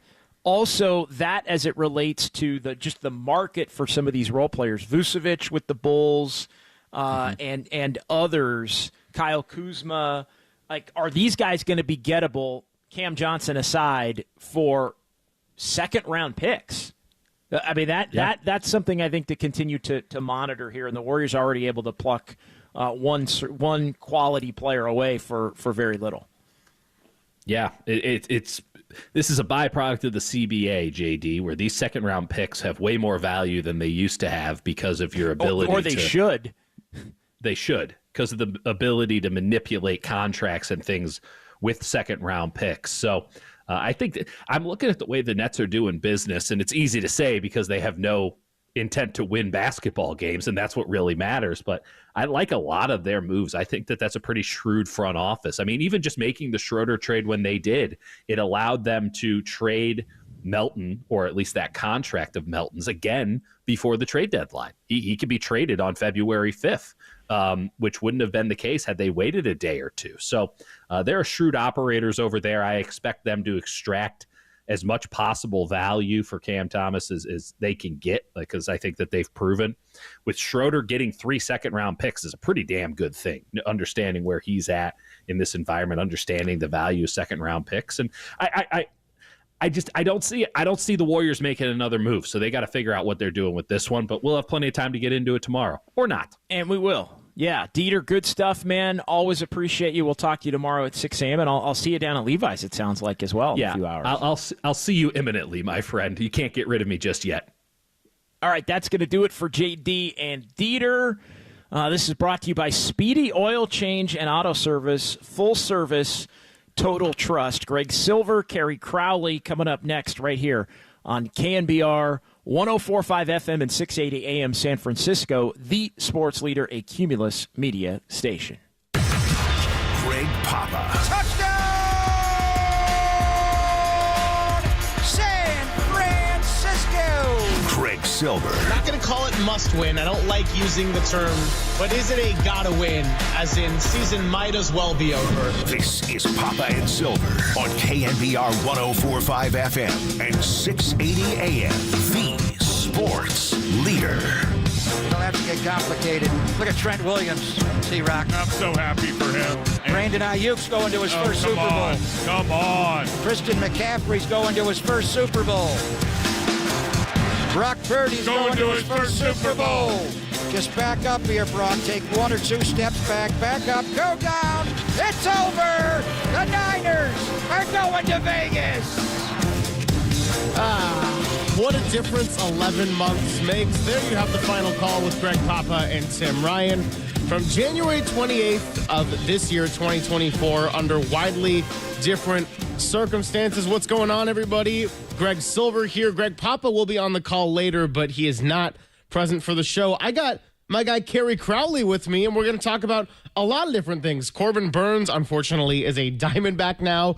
The Warriors don't fall below 500 after a win over the Suns Saturday night. And Kerry, for all the work we've done together, I believe this is our first time doing a show as co-host. So what's going on? Happy holidays, man. Yeah, first official show, for sure the youngest official pairing in KNBR history. So any show that involves you is very likely to get that nod. But I think I've got a year below Marcus. I think I'm 2 years under Derek. So I think that we still qualify in terms of this category. We are part of the generation, Greg, that has never watched a 49ers team win a Super Bowl. And I think anyone under about 35, 36, 37 years old doesn't remember a 49ers Super Bowl win, which is why that opening intro that we just played stings so much, because so many of us grew up in the Bay Area rooting for the 49ers, hoping that last year's team would finally be the one that would be able to connect us to other generations that experienced the dominance of Joe Montana, that saw the greatness of Steve Young and Jerry Rice. And we just haven't had that. We've come oh so close through the years. We witnessed the Giants dynasty, the Warriors dynasty, but it's the 49ers that have been the franchise that haven't been able to get over the top. And my, what a difference these 10 months have made. Yeah, and it's been a tough 2024 for Bay Area sports. It hasn't been the worst. They're not bottom feeders, but in terms of expectations, what we thought all these teams could be, it has largely been full of disappointment. And the 49ers, the good news for them is that they're going to have a long offseason coming up. Their season is going to end in 6 days in Arizona. They got a chance to hit a hard reset button, but it can't really be the same. And this whole last dance idea, Kerry, of this year was sort of the last dance where you could have all these guys paid at such a high level. Last year of Brock Purdy likely being under the ridiculously cheap value of contract that he is. It turns out that the last dance was actually right after the final call that we just played to open the show. It's really going to have to be a new era, and it doesn't have to be a total rebuild. I mean, you still are going to have your quarterback, who I do believe has a bright future in this league. I think the narrative of Brock Purdy, and we can get into all of that today, but I mean, we'll talk NFL in general as we had week 17 and talk about our era of growing up, Kerry. Week 17 for us was final week where we would have had the playoff picture. I still have a hard time seeing all these records in the standings of 9-7, 11-5, any number that adds up to 16 and being like, wait, the season's not done. Like that 11-5, that was such a round number. 10-6, you're probably in the playoffs. 9-7, does your division stink? And now it's like, oh no, we got one more. Don't even worry about it. Yeah, I hate it too, and I particularly hate the balancing of individual records alongside those 16-game seasons. So, for example, I think we've all witnessed the incredible brilliance of Raiders rookie tight end Brock Bowers this season and how great he is, and he just broke Puka Nacua's rookie receiving record this year. That was great, but he also surpassed a record set by Mike Ditka 63 years ago, back when the NFL was playing a 14-game season. You can't tell me that Brock Bowers is the owner of that record when you're comparing a 14-game era and a 17-game era. So I'm all about round numbers. The NFL needs to bring it up to 18 games because we know that they're not going to reduce the schedule. These 17-game schedules, the way that the standings look at the end of the season, it's funky. I don't like it. I'm glad that you brought that up, and I hope that we get some change sometime soon. And I hope that we don't give these guys who are breaking 14-game records more credit than they really deserve, because for as great as Brock Bowers has been, and I'll give him Puka Nacua's record, that was a 17-game season record. You're not touching what Mike Ditka did 63 years ago. Yeah, it shouldn't even be on the same plane, to be honest. And Saquon Barkley, congratulations to him. He just cracked 2,000 rushing yards, and he did do it in the way we grew up, at least with the 16 games. And it was funny because as soon as he cracked it, Derek Papa had texted me and Walter in quotes to likely imitate his father. You know, OJ did it in 14 games. The juice. So that's all beside the point. We're going to get into it today. And yeah, the 49ers, look, this is a meaningless game in the sense of it's not going to affect much beyond 6 days from now, but I still think there's a lot to play for. They're going to want to be spoiler for the Lions. The Lions actually don't have a ton to play for because the Vikings beating the Packers made it so that next week's clash between Minnesota and Detroit, regardless of what happens for the Lions today, is going to be the battle for the number 1 seed. And it is crazy, by the way. Screw the 17 games. Just in 16 games, we might have 2 teams in the same division that go 14-2. And yes, I understand that they would have had to play each other, and one of those teams would have suffered another loss in the old format. But we could be going into week 17 with multiple 14-2 teams. It is kind of crazy, and I am looking forward to the NFL playoffs, Kerry, even though the 49ers will not be taking part in it, because I do think you look at the AFC, you got a couple of real threats to try to dethrone the Chiefs, and I think that's what a lot of people in the Bay Area and a lot of people around the country will be hoping for. And then on the NFC side, you got a good handful of teams that I think could really make a push at this. Philadelphia certainly has a case. Detroit, obviously the top seed right now. Minnesota right behind them and has given the Lions, despite their nearly perfect season, no margin for error and no breathing room. And then you got teams like a little tier below in the Buccaneers, who, by the way, beat the Eagles and the Lions this year. So when they're fully healthy, they can be a force to be reckoned with. The Packers, I think, probably not quite the caliber as we saw yesterday with their 5th loss against a team with 12 or more wins, but they are a very good team and have a chance to play spoiler like they did last year. And then you look at teams like the Rams, Jaden Daniels after last night. I'm like, I don't want to count that guy out. I mean, we use the term gutless, JD and I, on Dubs OT to describe some Warrior performances. Jaden Daniels is gutsy. He's gutful. He's just guts. He's Olivia Rodrigo's second studio album because it seems like that guy always has games coming down to the final drive, and he largely delivers. It's incredible. Yeah, I really love the differences and the contrast between the conferences this year, because in the AFC, you've got all the best quarterbacks in the NFL. You've got Mahomes, you've got Allen, you've got Lamar Jackson, and if the Cincinnati Bengals are able to sneak in next weekend, you've got Joe Burrow, and no one is playing better football right now than Joe Burrow. I saw what Lamar did on Christmas. It was sensational. We've seen what Josh Allen has done all this season. The 49ers saw it up close. He is incredible. Maybe there's no peer in terms of his true talents, even though Patrick Mahomes has got the resume and the legacy. But what Joe Burrow is doing right now in Cincinnati for a Bengals team that's been out of the playoff picture for several weeks and somehow is hanging on to this sliver of hope, it's amazing. Then you go over to the NFC where the quarterbacks simply aren't as good right now, but the teams are so much deeper. The NFC is all about line play this season, and I think a lot of this, Greg, has to do with different teams catching up to what the 49ers built over the last 5 years or so. I think that what you see in Detroit with the way that they've built their offensive line around Penei Sewell and some of the other great players on there, Frank Ragnow, of course, and just the different guards that they have as well. And then you go down the list, the Philadelphia Eagles, maybe no better offensive line in football right now, and no better beneficiary than Saquon Barkley, who, as you mentioned, surpassed 2,000 yards yesterday. You look at the way that the Vikings have protected Sam Darnold this season, how he's been able to get the ball out to his best receivers in Justin Jefferson and Jordan Addison. And you go down the list, and there's not all that impressive of quarterbacks in the NFC, but you get to a Super Bowl and you're going to have an elite quarterback from the AFC against an elite team from the NFC, regardless of who's matching up in that game in the Superdome later on in February. I can't wait to see it because it's going to be a real test of what matters more in the NFL, great quarterback play or great overall team play. And I think you see it in the two different conferences this year. So we've got a 10-1 show before the 49ers pregame kicks off, and we got JD doing just ridiculous work today. He did the morning show with Dieter. Yeah. He's going to be back on with Adam Copeland, Dennis Brown at 1 o'clock, leading up to Greg Papa and Tim Ryan's call, which will be right here on KNBR. And then we'll have Larry Krueger joining us at 10:50. We'll talk a little Corbin Burns signing with the Diamondbacks, where the Giants go from here. We'll get a Silver Linings playlist, and I took to social media, which, contrary to what my age suggests, I actually really don't like dealing with social media any more than I have to. But I did want to ask the people, because it's been a really busy season, not just with the holidays, but there's been a lot of sports happening. So I'm doing a little mailbag style where I'm going to answer some questions people threw out at me. And if you have any more to pile on, please do so. We'll address that around the 12:30 hour. Then we'll wrap it up and hand it to 49ers pregame. I took away an important observation about the NFL and what I've watched over the last 2 years and how I think that can apply to the 49ers, and I'll share that next. It's Kerry Crowley filling in for Greg Papa on Papa and Silver, only here on KNBR 104.5 and 680, the Sports Leader.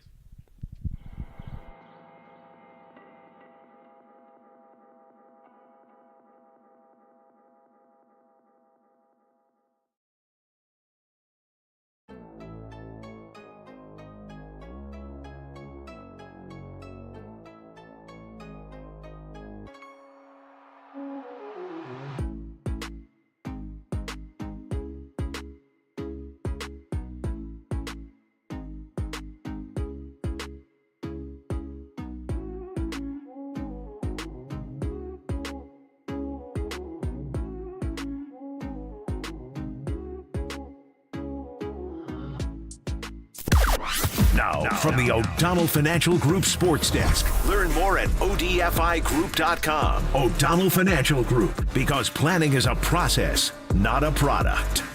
Jonathan Kaminga had back-to-back 34-point games over the weekend with a 1-1 split for the Golden State Warriors. What did Steve Kerr mean by saying that Jonathan Kaminga has turned a corner? John Dickinson and Dieter Kurtenbach discussed that on today's Big Hit. So if you want to go back and check out those shows, you can scroll right back on YouTube or check it out on the KNBR podcast page.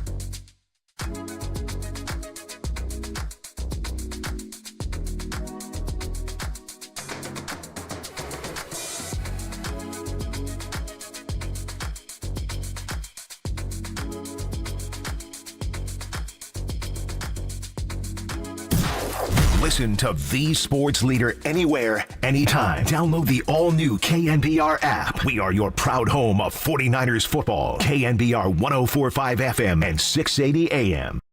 I'll make this easy for everybody. That way all the critics can jump out and start attacking. But that way you don't have to debate them anymore. We're bringing everything we got to this game, and we are playing, and I don't care what it looks like and where it's at or who's this, who's that. We're going out to play and win this game out on the West Coast. So there you go. That was Dan Campbell back on December 23rd, so a week ago from today. Happy Monday, everybody. Greg Silver, Kerry Crowley filling in for Greg Papa. We'll take you all the way up to 1 o'clock before our 49ers pregame show with John Dickinson, Adam Copeland, and Dennis Brown as the 49ers play their final home game of the season here at Levi's Stadium. And Dan Campbell now officially, because the Vikings did end up beating the Packers yesterday in what turned into kind of a thriller when it looked like Minnesota was just going to steamroll them. Sam Darnold threw an interception, and then it all kind of turned from there. But credit to the Vikings, Kevin O'Connell, Sam Darnold. They are now 14-2 and maybe looking at a wild card spot. That's all to say that this game, in terms of the standings, doesn't mean a whole lot for the Lions. Now, if they tied Minnesota and they lost tonight, they would lose the division. So I guess there's a little nugget for you there. But by and large, it's going to be all eyes on next week for Detroit and for Minnesota in a battle for the number 1 seed. Two teams, Detroit now looking for their 14th win. Minnesota just got their 14th win. So a lot to get into there. But that sound we hear there, Kerry, should be the least surprising thing ever in terms of Dan Campbell. He is one stubborn MF. And I say that with a lot of love. I mean, look at how he turned around the culture in Detroit. All of the close, brutal losses that they suffered for the first year and a half, and they've been a force to be reckoned with since then. So not only is it the revenge aspect of the NFC Championship, I also think it's just in Dan Campbell's DNA. I mean, look at what they did to knock out Green Bay in Aaron Rodgers' last game at Lambeau Field as a Green Bay Packer. They were eliminated from the playoffs earlier that day, and they still went out and played with so much more heart than anybody would have expected. Even former players, I remember KJ Wright was on a podcast saying, like, yeah, you can say we're still going to play, but if you're a player, you kind of know and flip that mental switch. The exact opposite happened for the Detroit Lions. I think they're going to come out and probably want to score about 50 points, considering how things went on January 28th of the NFC Championship this year. I think they're also very understanding of the current reality of their situation, which is you turn on tape from the Minnesota Vikings over the last 5-6 weeks of this season. They've been impressive from week 1. I mean, the 49ers experienced that very early in this year, Greg. But you turn on the tape from the last 5 or 6 weeks, this is a high-flying Minnesota offense. This is the best football that Sam Darnold has played in his NFL career. And they know that if you take your foot off the gas for a quarter, if you take your foot off the gas for a series, that in the NFL, that can set you back. And regardless of the outcome tonight, it's more about setting the tone for next week for Dan Campbell and the Detroit Lions. And every week in the NFL, there are surprising results. We saw it yesterday with the New York Giants. Drew Lock leading the New York Giants out of the number 1 overall pick. No one would have guessed that that would have happened at the beginning of the day. But very few teams, very few players, very few coaches are ever willing to give up and quit. So while there is seemingly nothing to gain from the Detroit Lions playing the most complete, the most physical possible football game tonight against your San Francisco 49ers, it's just different in the NFL because they're thinking long-term. They're thinking about ultimately securing that number 1 overall seed. They're thinking about going into Minnesota next weekend with some momentum, carrying that over to Sunday Night Football. That game's been flexed. Everyone in the NFL is going to be watching that game. If you're the Detroit Lions, you understand what it means to take your foot off the gas for a quarter or two or have a sloppy series or two, because think back to last January, NFC Championship game. They were so good in that first half against the San Francisco 49ers. They looked unbeatable. I thought that things were dire for the 49ers at halftime of that game. But then, second half, Detroit slips up. Their fourth down conversions don't go their way. The 49ers seize the opportunity. The Detroit Lions know better than anyone in the NFL what happens if you take your foot off the gas for one series and even just one play, because they experienced at Levi's Stadium last year. So tonight, I expect all-out effort. Maybe you don't see Jared Goff in the final 5 minutes of the game if it's decided. Maybe you see Jahmyr Gibbs removed because they've already lost David Montgomery. But those are things that'll be mostly cosmetic. Those will be things that will be taking place in the fourth quarter if the outcome is secure, if the Lions feel as if they've played a complete game, if they feel as if there's nothing to gain headed into next week. This is going to be at least 3.5 quarters of complete football from Detroit. So I said I wanted to share an observation before I tease the break, and that is that from watching the NFL, particularly over the last couple of seasons, and I'm going to use two teams here as the prime example, everybody is a coach and quarterback away from a lightning fast turnaround, and that's hard to do in the NFL. In the NBA, you get one player, you get a Kevin Durant, you get a Victor Wembanyama, boom, your franchise is turned around. Yep. In the NFL, it's really hard to do that, but if you get coach and QB right, as the Houston Texans did with rookie head coach DeMeco Ryans and rookie quarterback C.J. Stroud. And I know Houston's regressed a little bit this year, but they're still going to be in the postseason. They still won their division. They're not a bad football team per se. Now you look at a team like Washington last night. Now, getting rid of their owner also had a lot to do with just running things in a more functional manner. But I think Dan Quinn is a really good coach. I think he's a really good leader of men kind of coach. I know there's the Dan Campbell category of a head coach and a John Harbaugh and a Jim Harbaugh, the culture setters. Mm-hmm. And then there's the Matt LaFleur, Kyle Shanahan, Mike McDaniels, X's and O's. I know Sean McVay tries to be a little bit of sort of a mix there. And then you get Jaden Daniels, and all of a sudden this Washington future is looking 10 times brighter than it has at any point for really since RG3's rookie year, and that turned out to kind of just be this fleeting aberration. And then he had the injury problems. So the reason I bring this up in the context of today in this game is Dan Campbell and Jared Goff have been there. But I also think that Jared Goff is a prime example for why there should not be a pushing of the panic button on Brock Purdy. And I'm not saying Brock Purdy and Jared Goff are similar players because Goff is taller. I think he slings it a little harder. He's probably more accurate on these tight passes.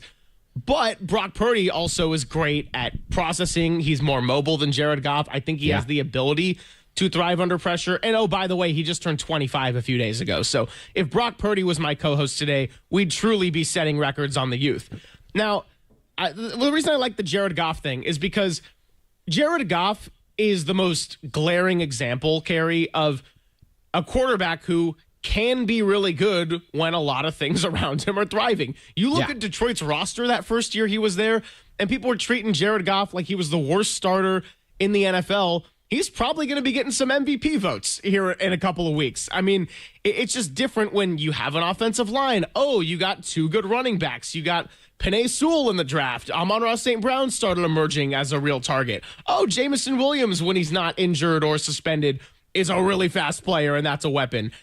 So the 49ers, and Brock Purdy has not had his best year, but I look at all this to say that, yes, most quarterbacks, when they've had the kind of injuries that the 49ers have had, would be struggling a lot more. I think there's a really small sample size of quarterbacks that could take a really bad situation and make the team, a playoff team, carry them on their back. I think we're looking at a Patrick Mahomes, a Josh Allen, a Lamar Jackson, and now, after watching that game on Saturday and listening to the end of it on KNBR, Joe Burrow might have something to say about that as well. But that's all to say it's a really select group of quarterbacks that are so special and so talented and gifted to where they can just lift everything up on their shoulders. So am I surprised that Brock Purdy had a struggle of a year when Christian McCaffrey largely wasn't there and Deebo Samuel was not his normal level of production and Brandon Ayuk started slow and then was out for the year?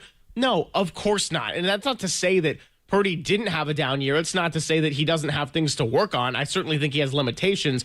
But all in all, I look at the Detroit Lions and I think that the 49ers still, going into next year, could have one of the better head coaches in the entire NFL, and they could have a good young quarterback who is continuing to ascend with a healthier roster around him. Yeah, I don't argue with that at all. Here's what I'll say about the different tiers of quarterbacks. You listed out the four best in the AFC, and I think that those are the four quarterbacks who have this foundation below them of, at minimum, if Patrick Mahomes, if Lamar Jackson, if Josh Allen or Joe Burrow is your quarterback, you are very likely going to win at least 6 or 7 games just due to their talent level, just due to the fact that they are so good, they're going to get the other offensive weapons involved, that you're going to score 30 points on some given Sundays. Patrick Mahomes hasn't scored 30 all season, but the Chiefs' defense has really bailed him out. And so he's figured out ways to win this season in incredible fashion. But it's the tier below that where things get really interesting, and that's where all of the debates stem from across the NFL. And I wonder, is that tier below those four? Is it 8 quarterbacks? Is it 10 quarterbacks? Is it 12 quarterbacks where your foundation is probably closer to 4 or 5 wins just based off their pure talent? I think that Brock Purdy falls into this. And then what is your ceiling beyond that? And I think that we're seeing that this season. And we saw that last season with Brock Purdy and the San Francisco 49ers. Every situation that he had last year where he was going into games, he had Christian McCaffrey fully healthy. He had Brandon Ayuk, Jawan Jennings, Deebo Samuel playing at relatively high levels. George Kittle healthy for much of the season. He was able to will the 49ers to a great seed, to a great playoff performance, and then ultimately to a Super Bowl appearance last year. I wonder how many other quarterbacks fall into the category of, hey, if everything's going right for this team, and Jared Goff, to me, certainly falls into this category, you trust them to win a Super Bowl when the opportunity presents itself. I think that you can put Jordan Love in that category. I think that for the most part, you can put a lot of the other NFC quarterbacks who got their teams in playoff position in that category. Jalen Hurts certainly does. C.J. Stroud, I think, even though he's regressed this season, you would include him there. It's the tier beyond that where I don't think you can really advance past the divisional round. I think that you've got like Geno Smith is someone who I see is capped to the divisional round appearance unless everything is stacked in his favor, unless you put him in a situation like the one that Goff has in Detroit, where he's surrounded by incredible weapons, an amazing offensive line, an innovative coordinator, and a leader of men head coach who's inspired the defensive side of the ball as well, with Aaron Glenn, who's a great defensive coordinator in Detroit. So I think that Brock Purdy falls into that second tier right now. It's just, where do you put him in that second tier? And are you comfortable paying a second tier quarterback $60+ million or $50+ million on an average annual value basis? That's the dilemma for the 49ers. That's the debate being had by the fan base right now and being had around the NFL right now. Like, can you really expend resources on a second-tier quarterback and expect the rest of your roster to be good enough to put your team in position to win a Super Bowl? This year, the 49ers had so many things go wrong that it wouldn't have mattered at all, but you have to project to 2025, 2026, and beyond, and that is the great debate for the 49ers and why fans are not focused at all on the outcome of Monday night's game against Detroit. No, I think you bring up some great points, and we're going to get into it more with Larry Krueger in about 20 minutes. And I guess I'll just kind of wrap up my part of this segment by doing this kind of cross comparison, because I'm a bit of a hoops guy, and I can't believe fans are going to just hate me for even uttering this name when I'm kind of making a Brock Purdy comparison here. But the reason I'm not so quick to push the panic button on Brock Purdy is because, the situation's not going to be what it was for him last year, when it's just about as ideal of a situation as you can have for a quarterback, and he was playing really well. I also think that it was a really stark drop-off in terms of injuries, bad vibes, everything that could have gone wrong for the 49ers this year, to where I'm not going to hold this year under so much weight, and the truth is probably somewhere in between. And the player comparison I was going to go for is Jordan Poole with the Golden State Warriors. Jordan Poole, I think that he's a pretty good player, but the problem was he went from a situation where it was the perfect situation for him. He was a shooter. He wanted to play fast. He could be a scorer with Steph on the floor, without Steph. He was a really important piece on a championship team. There was no doubting his talent and contribution. And then when he got traded, it wasn't just that, Jordan Poole's playing worse and he's bad. He also got sent to a situation that is one of the most dysfunctional in the entire league, don't really have a sense of direction, and he was asked to be the franchise player for the Washington Wizards. So maybe that's a little bit of an extreme case, and it's a different sport, cross-sport analogy. But my larger point is, Brock Purdy is probably not going to have that kind of setup that he got when he was getting MVP votes along with his teammate Christian McCaffrey. I also don't think he should be judged too harshly right now off of what we saw this year and everything that transpired. Yeah, I agree with that. Like, hey, put Brock Purdy on the Cleveland Browns, it's not going to work. But put most tier 2 quarterbacks on the Cleveland Browns, it's not going to work. Put them on the Carolina Panthers, we've seen Sam Darnold, Baker Mayfield, it didn't work. Give them situations where they can cook, Baker's done it in Tampa. Sam Darnold's certainly done it in Minnesota. And it's all about your fit within the team, within the situation that you encounter on the offensive side of the football, and how much complementary football your team can play as well. Keep the football talk going on the other side, and then short segment before we get to Larry Krueger. Then after that, we'll get a little bit into Corbin Burns signing with the Arizona Diamondbacks, what this means for the Giants, where they turn from here. And I know Kerry's been all over it with the Giants Hot Stove Show, which you can catch every Wednesday at 7 o'clock. That's right. I like to do plugs on this show. It's Papa and Silver, Kerry Crowley filling in. More coming up on the other side on KNBR 104.5 and 680, the Sports Leader. The following is a test of the emergency alert system.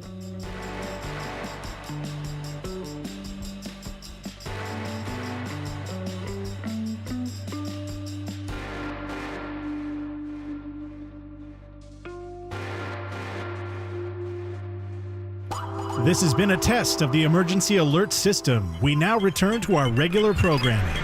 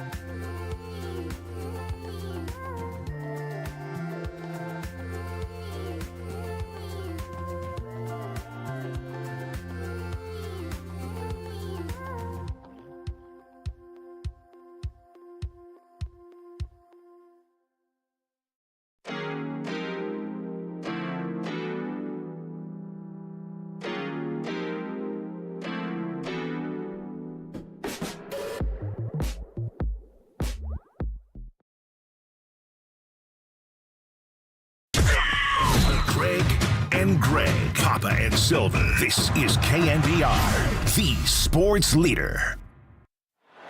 Green Bay with one timeout remaining. And if the Packers stop, this place is going to be nervous like you can't believe. Yep. Darnold under center. Akers the deep back.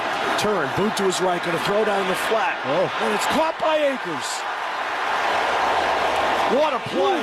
Darnold rolled out to his right. He had the defender in his path. He lobbed the ball over the defender, and Akers made a terrific tumbling catch. Yeah, and it was way behind him. And I'll tell you what, from where I am, from where we are, I wasn't certain if he caught that football. But a great job by Akers going back with his right hand, falling down, getting his hands under that ball. I got to say that Greg and Greg rejoin kind of freaks me out every time. It's like a squawk of the bird. It's like, ah! And then I always got to come in with sound like that so I can reset and hear sounds like Cam Akers making the game-sealing catch in what was one of the marquee matchups yesterday. We got into that a little bit. Obviously significant for the Detroit Lions, who now technically are a wild card team unless they win tonight, in which case it'd go back up to the number 1 seed. But it's all going to be decided between the Lions and the Vikings next week. Sam Darnold's 33 for 43 for 377 yards, 3 touchdowns, and a pick. Kerry, I know it's been a really busy time of year with everything. So with all the sports happening and then also balancing that with family time and the holidays and then catching up with people, it just gets a little hectic. So NFL Sunday yesterday, not sure how much you got to watch, what your favorite games were. Kind of an iffy Sunday overall. I went to the grocery store for a lot of the morning games, which ended up being a great move. But Packers-Vikings did turn into a good one after it was looking like it was going to get away from the Packers. And then Sunday Night Football was obviously great. Yeah, the morning slate was atrocious. No way around that. And Week 17 often is, because you've got teams with banged-up quarterbacks, you've got teams that are playing for draft positioning, and you've got a lighter slate of games to begin with because you've got the Saturday games as well. And of course, this week we were dealing with Christmas, so a lot of the best teams were playing on Christmas. It just took a lot of the fun out of Sunday. But to me, Vikings and Packers made up for it. And I think that the season that we've seen from Sam Darnold probably hasn't been appreciated enough in the NFL because so many people thought that Sam Darnold could be great coming out of USC, and he was in these dysfunctional situations in Carolina and, of course, first with the New York Jets, and then coming to San Francisco last year and playing behind Brock Purdy for Kyle Shanahan gives him that new lease on life in the NFL. He goes to Minnesota, doesn't expect to be the starter. You know, maybe he's the caretaker for J.J. McCarthy's team. Maybe he ends up starting 6-8 games before Minnesota plugs him in there. J.J. McCarthy goes down with the knee injury. It becomes Sam Darnold's team, and I don't think that the Vikings can go back to J.J. McCarthy next year. I think they're in a position where they've got to give Sam Darnold the money and see how long they can extract this type of level from Sam Darnold. I think that's one of the huge stories of the NFL season is we've seen some tremendous rookie quarterbacks, Greg, and last night, full display, Jaden Daniels has been so good. Clear Rookie of the Year. He wins another one. The Commanders franchise has been transformed by him. Bo Nix was great on Saturday in the loss for the Denver Broncos against the Cincinnati Bengals. He's been a revelation under Sean Payton. But I think that if you're the Minnesota Vikings, you can't just turn the franchise over to J.J. McCarthy next year. It was like, when the 49ers initially brought in Brock Purdy as their starting quarterback after Jimmy Garoppolo goes down with an injury, no one expected him to take the reins. No one thought that Brock would be the franchise guy. And then he steps on the field and all of a sudden, it worked. The fit was great. We all saw the ceiling of the 49ers move a little bit higher with Brock at the quarterback position. And we'd known the direction that Trey Lance was trending. We knew that Jimmy Garoppolo wasn't able to stay healthy and that he'd hit the peak of his career. He was on the downturn by then. And so the 49ers found Brock Purdy. They were going to stick with him. And I think the Minnesota Vikings are very much in a similar situation right now where Sam Darnold is the guy and they would be foolish to move off of him. It would be Kevin O'Connell gambling on his abilities as a head coach. And look, he's great. He's absolutely getting the most out of the Minnesota Vikings this season. But 2025, they could be a force to be reckoned with if Darnold is back in what right now is the toughest division in football and projects to be moving forward as well. Oh, yeah, I think there's no question that they got to stick with Sam Darnold. And look, this may be the peak of what they get out of Sam Darnold, but you at least have to go and find that out for yourself and not through another team or leave all these what-ifs lingering around in Minnesota because J.J. McCarthy could be good, but do we think that even if J.J. McCarthy comes in and is good as a rookie, like we saw with Bo Nix and like we saw with Jayden Daniels, are the Vikings a better team than they are right now? Probably not, because they're 14-2. So I think you got to see what happens with Sam Darnold in the playoffs. And I mean, barring any kind of catastrophic injury, I don't think it's a question. That turned into a good game. I will say this, and this is just nitpicking on an NFL Sunday. That offside against the Packers right before halftime on the field goal, it came out of nowhere. And they showed the replay, and Mike Pereira, who did the famous revealing on the first Papa and Silver show of the double timeout for the Seattle Seahawks, got Papa all riled up. Mike Pereira was like, I don't really know what they're calling here. And I say all this with the understanding of the Vikings are better than the Packers. I do think the correct team won that game, but that just kind of bothered me in the sense of it turned into a really good game, and it gifted the Vikings an extra 3 points that proved to be pretty meaningful. And not that the Vikings weren't going to win, not that they shouldn't have won. I do think they absolutely deserved it.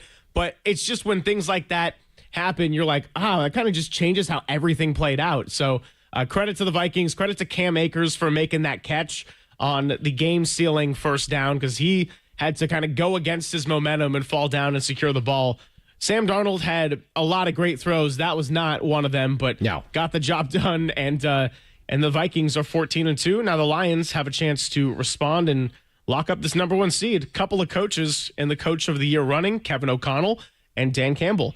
We're going to take a break now so we can get to Larry Krueger on time, get back into the specifics of the Niners, their banged-up offensive line, what Krug has for Niners Nightly in store after this week, and that's all coming up next. It's Larry Krueger with Crowley and Silver on KNBR 104.5 and 680, the Sports Leader.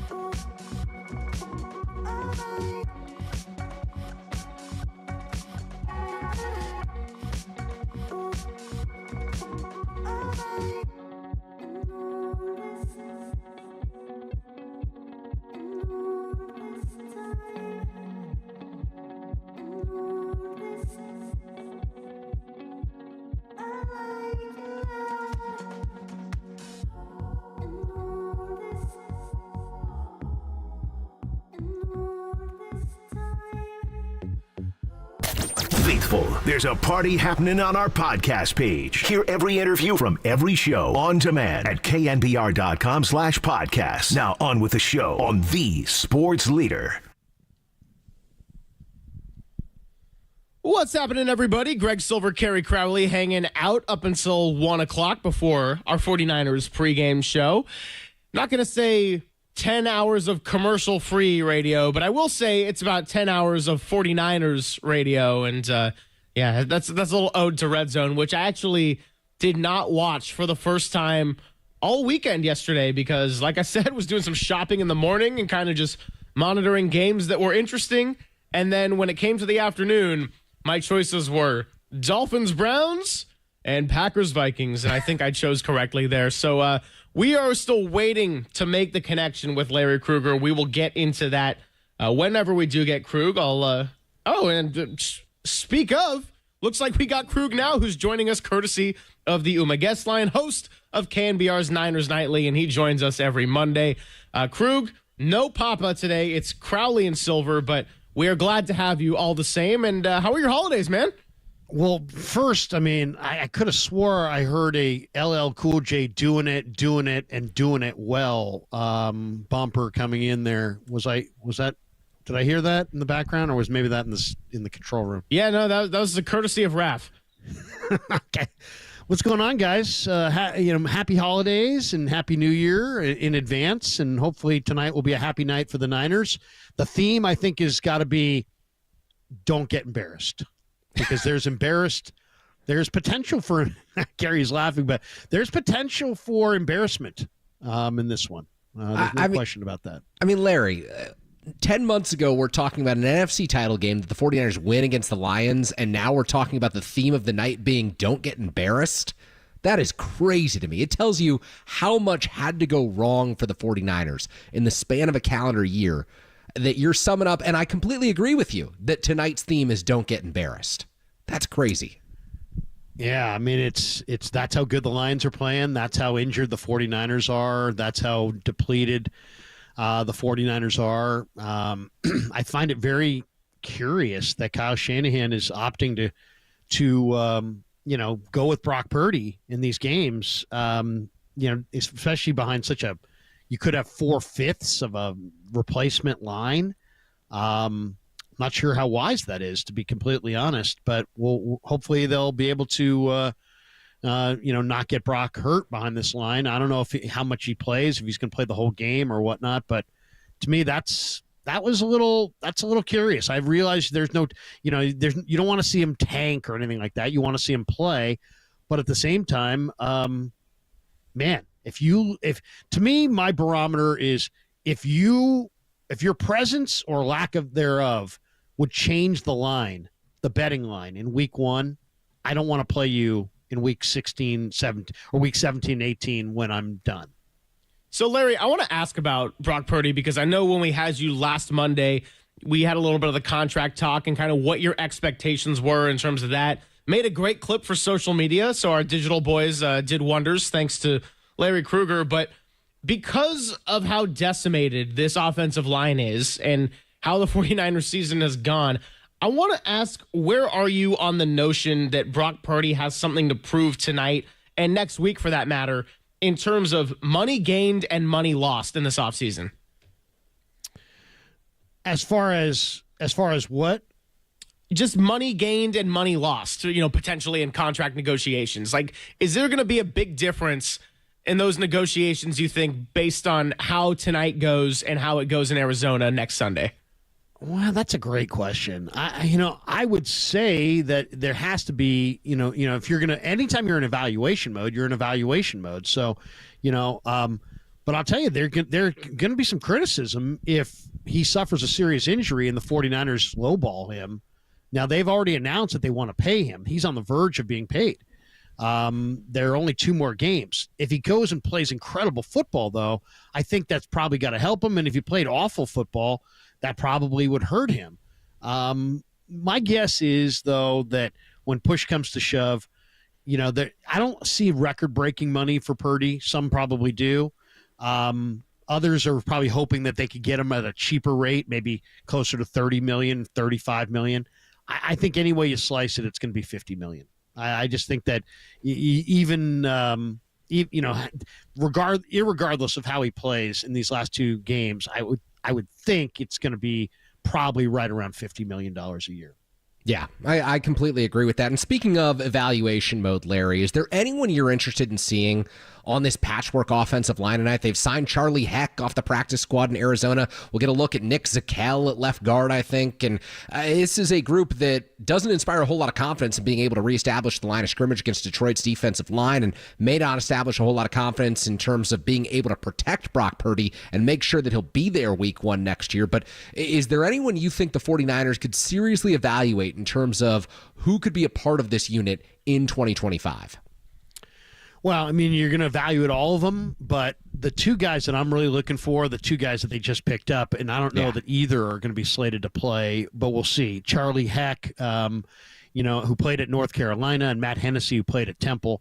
And these are not just kind of, guys that picked up late in the year just on the street. There's a little bit more talent there. I think Hennessy wore a single-digit number at Temple. He's a real tough guy. I think he could be a center. He could be their future center, potentially. Nick Zakelj is probably the guy that I'd probably look at the most tonight because I really like Zakelj. Zakelj's 6'6". He's played all 3 spots at different times in his college career. He's smart. He's tough. He's got long arms. I think he's improved quite a bit, and we're going to find out how much. He starts tonight at left guard for Aaron Banks. So Heck was a 4th-round pick. Hennessy, listening to Forster talk about him, there's some things they really like about him, and they like Zakelj. So I would say those are the 3 linemen that I'll have my eye on tonight for sure. Mm-hmm. Outside of the linemen, Larry, and we are talking to Larry Krueger as I tell you that you're listening to KNBR and KNBR FM San Francisco, the sports leader, a Cumulus media station. Who else are you looking at closely, either on the offensive or defensive side of the ball tonight? I know that Renardo Green is expected to start in place of Charvarius Ward, and we should also note that Charvarius Ward will be missing for a positive reason for all that he's gone through. He and his wife, he's going to miss it for the birth of his son. So congratulations to the Ward family, especially for what they've gone through. That's really great news. I know Isaac Guerendo is another one if he's good to go, and Jordan Mason's going to be a free agent, so possibly Guerendo could have a prominent role on this team alongside McCaffrey in 2025. Just kind of want to get your thoughts on some of the other players outside the line that might be auditioning for some real playing time here in this next year.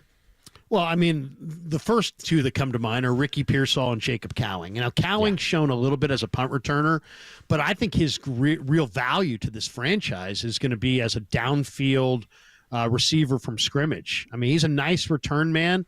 He's done some decent things. He's gotten better and more comfortable as the year has gone on. He's had a hard time early keeping his footwork or staying on his feet, But I do think Cowing's got the ability to separate vertically and to give this team an element at receiver they don't have. So I'm really looking for Purdy to establish some kind of a rapport with Cowing. I'd love to see Ricky Pearsall have that bust-out performance. I think when Ricky Pearsall gets up to speed, what he's going to be is he's going to be a guy that runs those patterns on 3rd and 6, and he knows where he's going, and Brock knows where he's going, and it's really, really difficult to stop. But right now, you look at Ladd McConkey, and you say, man, they blew it by taking Pearsall over Ladd McConkey. So I think those 2 guys on offense, maybe a little Izzy Abanaconda, who I think has got some real talent at running back, and I'd love to see Guerendo have a bust-out night as well now that he's healthy again. On defense, it's really about D. Winters and Jalen Graham. Obviously, Devondre Campbell, went AWOL. Eventually they cut him. Greenlaw's been shut down. You look at Flanagan Fowles, more of a special teamer. So to me, it's Jalen Graham and D. Winters at linebacker. for sure. Guys that I really want to see and see what they can contribute. And then up front, a little bit more from Evan Anderson. I think Anderson has got a ton of potential. So those are the guys. They've played a lot of their young players already on defense, but those are the guys that I'm kind of looking for tonight. Yeah, I want to dig a little deeper with Jan Pearsall because I watched on Saturday as Ladd McConkey just tore up the Patriots, and he's had such a good season, has been a revelation, and he was part of that group. 4 or 5 wide receivers all taken between pick 29 and 37 there. Ricky Pearsall, obviously part of that group. Larry, how fair is it to evaluate Pearsall's on-field performance this season because of what he went through with the traumatic shooting way back during the preseason in August? Like, obviously he's out there. He's healthy enough to be out there, and the 49ers are comfortable playing him, but he didn't have the same type of preseason that every other rookie in the NFL had. So how do you judge him? Do you handicap things a little bit? And, you mentioned he can be that guy on 3rd and 6. What does the ceiling look like if Ricky is at his best one day in this offense? I think what he's ultimately going to be is a guy who is a really dependable 3rd down, middle of the field security blanket for Brock, the way that Puka Nacua and Cooper Kupp give that element to Matthew Stafford in L.A.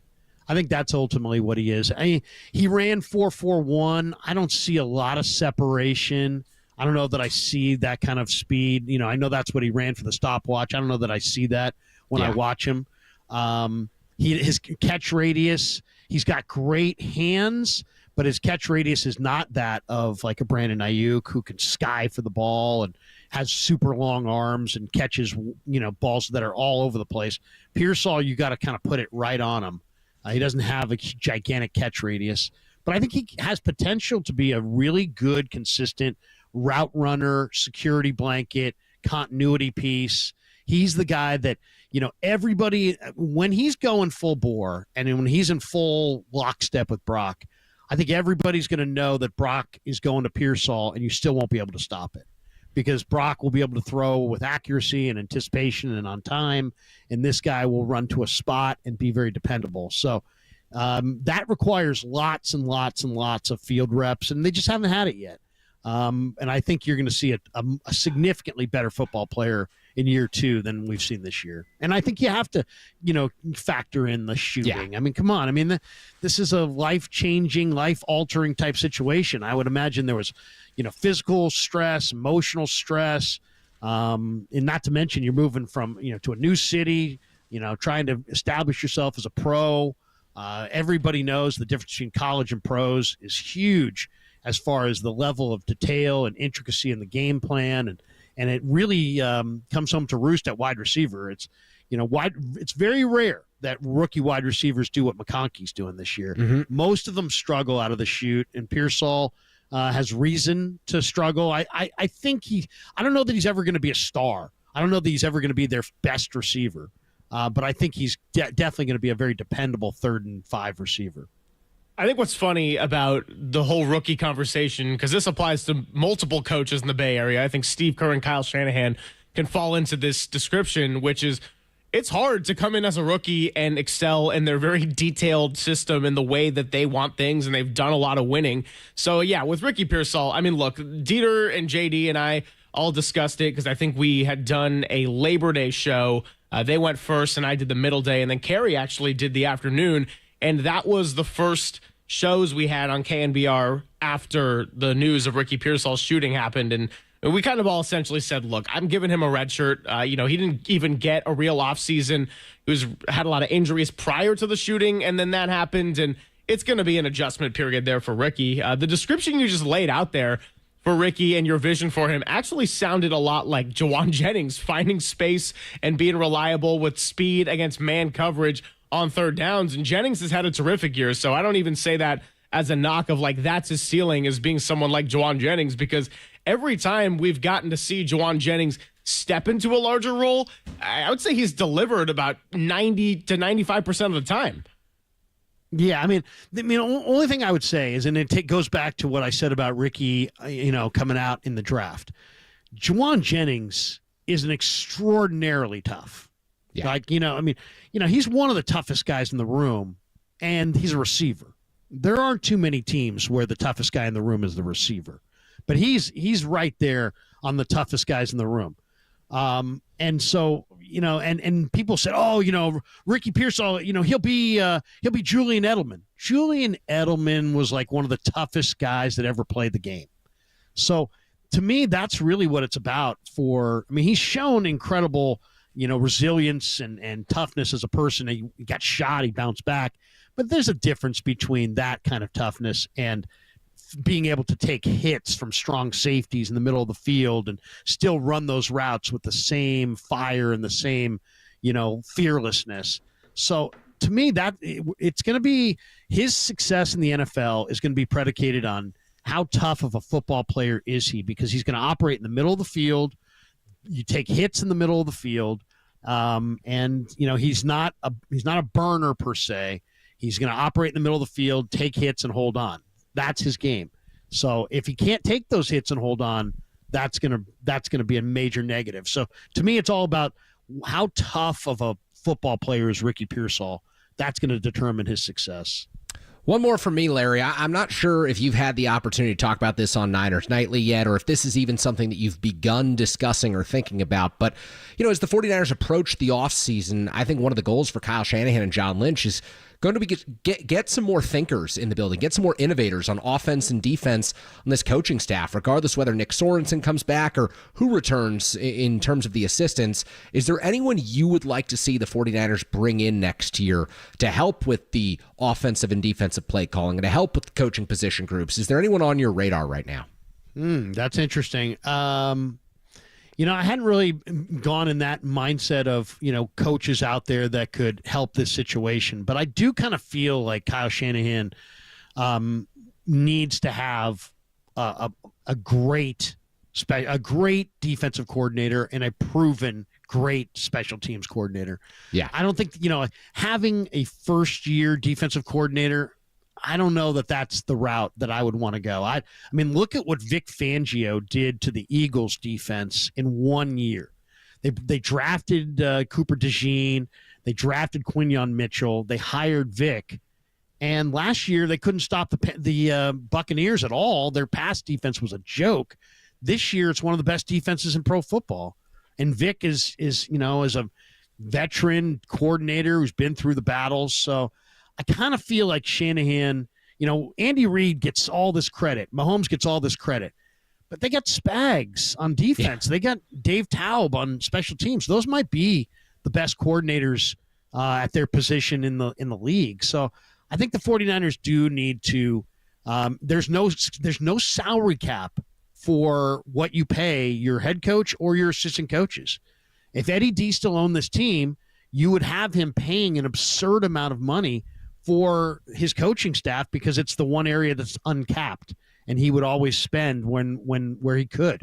And I would encourage the 49ers to do the same. So go out in the market and see if you can attract a proven, done it before coordinators to support this, this offense. I mean, Kyle, obviously, to me, it's all about personnel mostly. The slide this year has been about a personnel regression more than a coaching regression.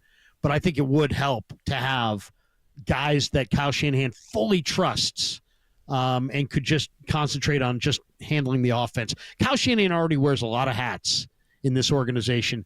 I really think you need a special team coordinator and a defensive coordinator that he has no concerns about and he spends no time dealing with. Last one for you, Larry, before we let you go, is I want to ask you if you've had a chance to scout this Lions defense closely, because they have been injury-strucken, but they keep winning games, and a lot of that has to do with their offense, is their ability to score 40 at will, seemingly. But Aaron Glenn has done a really good job with this group, and this is a team that I still think, although their path to a Super Bowl might be shootouts, I think they can get it done. And also on that note, what have you seen from the Lions defense to their personnel and how the 49ers might be able to attack them where they've had a lot of injuries on that side of the ball?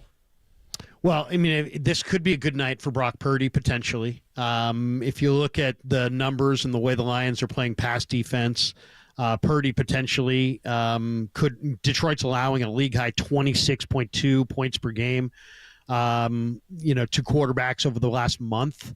So they're 30th in pass defense over the last 4 weeks.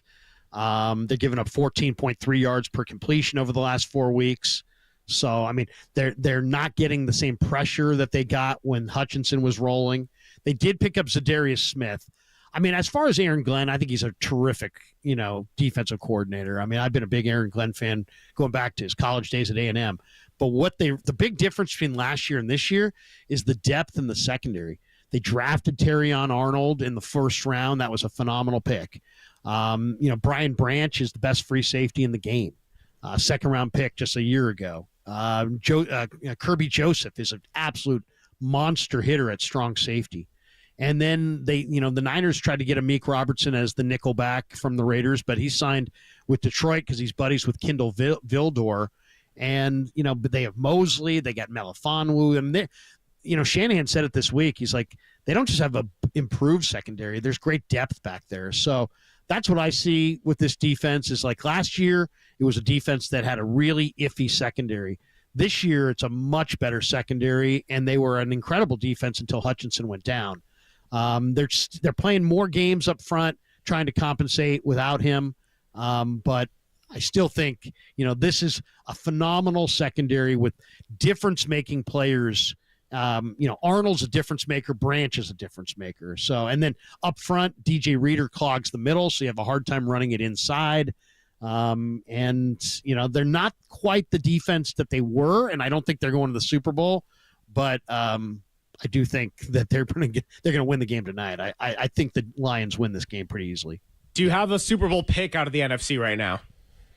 Yeah, I like Philadelphia or Green Bay. I know Green Bay just lost to Minnesota, and they haven't beaten Detroit. They haven't beaten Minnesota. They haven't beaten Philadelphia. But, something tells me Green Bay is coming and getting better and better and better. I kind of like their mix. But I love Philadelphia right now. I mean, as I mentioned, I'm Fangio on defense. They added Mekhi Becton at right guard. They've got maybe the best player in the league right now in Saquon. They just got great performance out of Tanner McKee and Kenny Pickett off the bench of Jalen Hurts, and Hurts will get healthy. They got a big physical line that wears you down. I kind of think the Eagles and the Packers are the teams to watch in the NFC. All right, good stuff there from Larry Krueger, and you can catch him every weeknight, 6 to 7, Niners Nightly. I take it that are you on tomorrow, or are you coming back Thursday? I think Thursday. Tomorrow is New Year's Eve. Yes. Right? I believe I'm off New Year's Eve, New Year's Day, but I'll be back the day after. I was going to say, if they had you doing a show tomorrow, you better have a champagne flute in your hand. I mean, 6 o'clock, it's already getting a little bit late. So, Larry, really appreciate the time, and I'll catch up with you later today. Sounds good. Maybe we'll see you guys down there. Absolutely. All right, see you, Larry. He is Larry Krueger, the host of KNBR's Niners Nightly. Always good to catch up with him. We do it every Monday, usually to debrief a game. And Carrie, before we go ahead and take our break, just got to let you know, Larry has left us with a lot of great sound effects. Since I started in this role, I believe the 49ers have won exactly one Chicago Bears game. So there's been a lot of grunts and groans and just sounds of exasperation on Mondays. So I'm glad that, at least the 49ers haven't played. We get to go into this with the low expectations and hey, if the 49ers beat the Lions, that'd be cool, right? Nothing matters. Nothing matters at this point. This is a team that's playing for draft position in a fourth place schedule. So I will not have a reaction one way or the other. But like Larry said, just don't get blown out. Don't get embarrassed. That's all that matters tonight. We'll go ahead and take a break, and on the other side, we'll get into baseball for the first time today, talk about Corbin Burns, talk about Kerry's Hot Stove Show, which he does a great job on, and I've gotten a chance to listen to, and where do Buster Posey and the Giants go from here? It is Crowley filling in for Papa on Papa and Silver, KNBR 104.5 and 680, the sports leader. American Canyon, shout out to you for supporting KNBR, American Canyon's sports leader.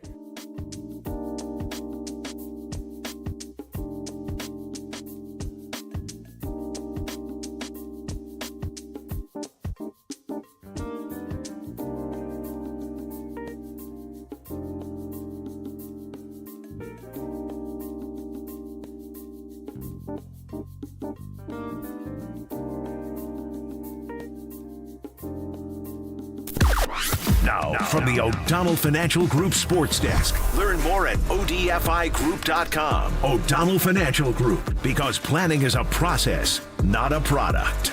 Still fancy some 49ers here at this time of year? Well, we've got you covered. I won't say commercial free, but it is 10 hours of 49ers football coming up right here on your home of 49ers football for the last 20 seasons. KNBR 104.5 FM, 6:80 a.m. The Sports Leader at 1 o'clock. The pregame show begins with John Dickinson, Adam Copeland, and Dennis Brown. You won't want to miss it.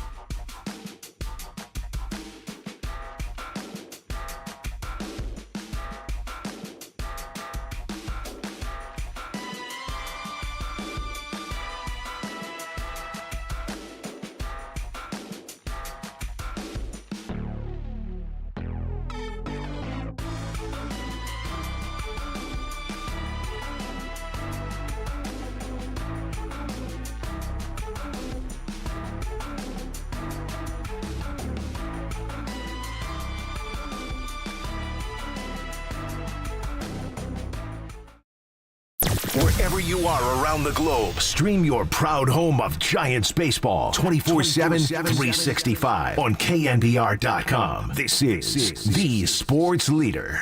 I'm doing my part. I'm recruiting. Okay. I'm helping, but I hope we can make that happen, because that would be an incredible addition to the team. I think when you have a guy like Corbin on your team, I mean that's like 99% of that you winning that day. So I mean that's the guy that I love to play for him, and I love to play defense for him, and he's one of the most competitive guys that I ever played with.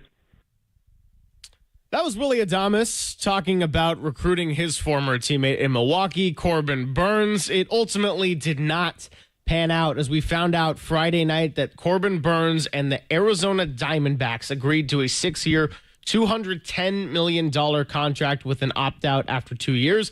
Greg Silver, Kerry Crowley here for another couple of hours before the 49ers pregame show begins. I'm down at Levi's Stadium.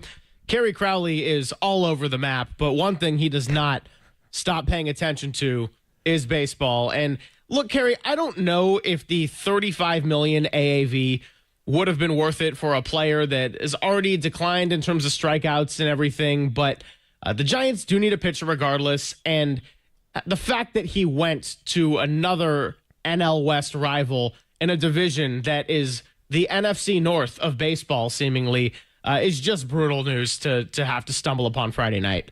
Yeah, it's not great news for the Giants in 2025, and certainly bad news for the Giants in 2026 as well. But beyond that, I don't know how comfortable they would be with that contract for Corbin Burnes. I don't know that they want to lock in the top end of their roster through 2030 or 2031 with a pitcher who, like you said, already has declining strikeout totals, increasing hits per 9 innings and home runs per 9 inning totals.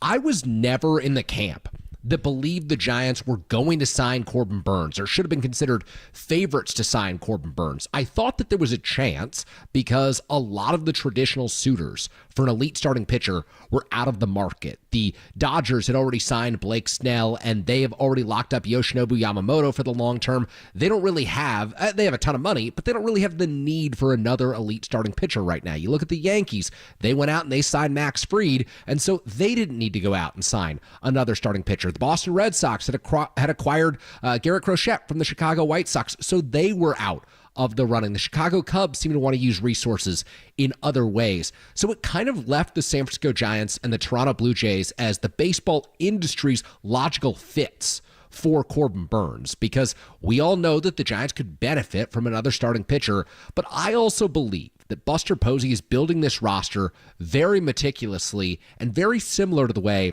that Brian Sabean built the Giants of 2010, 2012, and 2014. And let me get this very clear from the start. It is going to take several years for the Giants to have a roster that in any way resembles something of a World Series championship caliber squad. The Giants are far away from a group that can compete at the very top of the National League West from the Dodgers and the Padres, and now maybe even the Diamondbacks.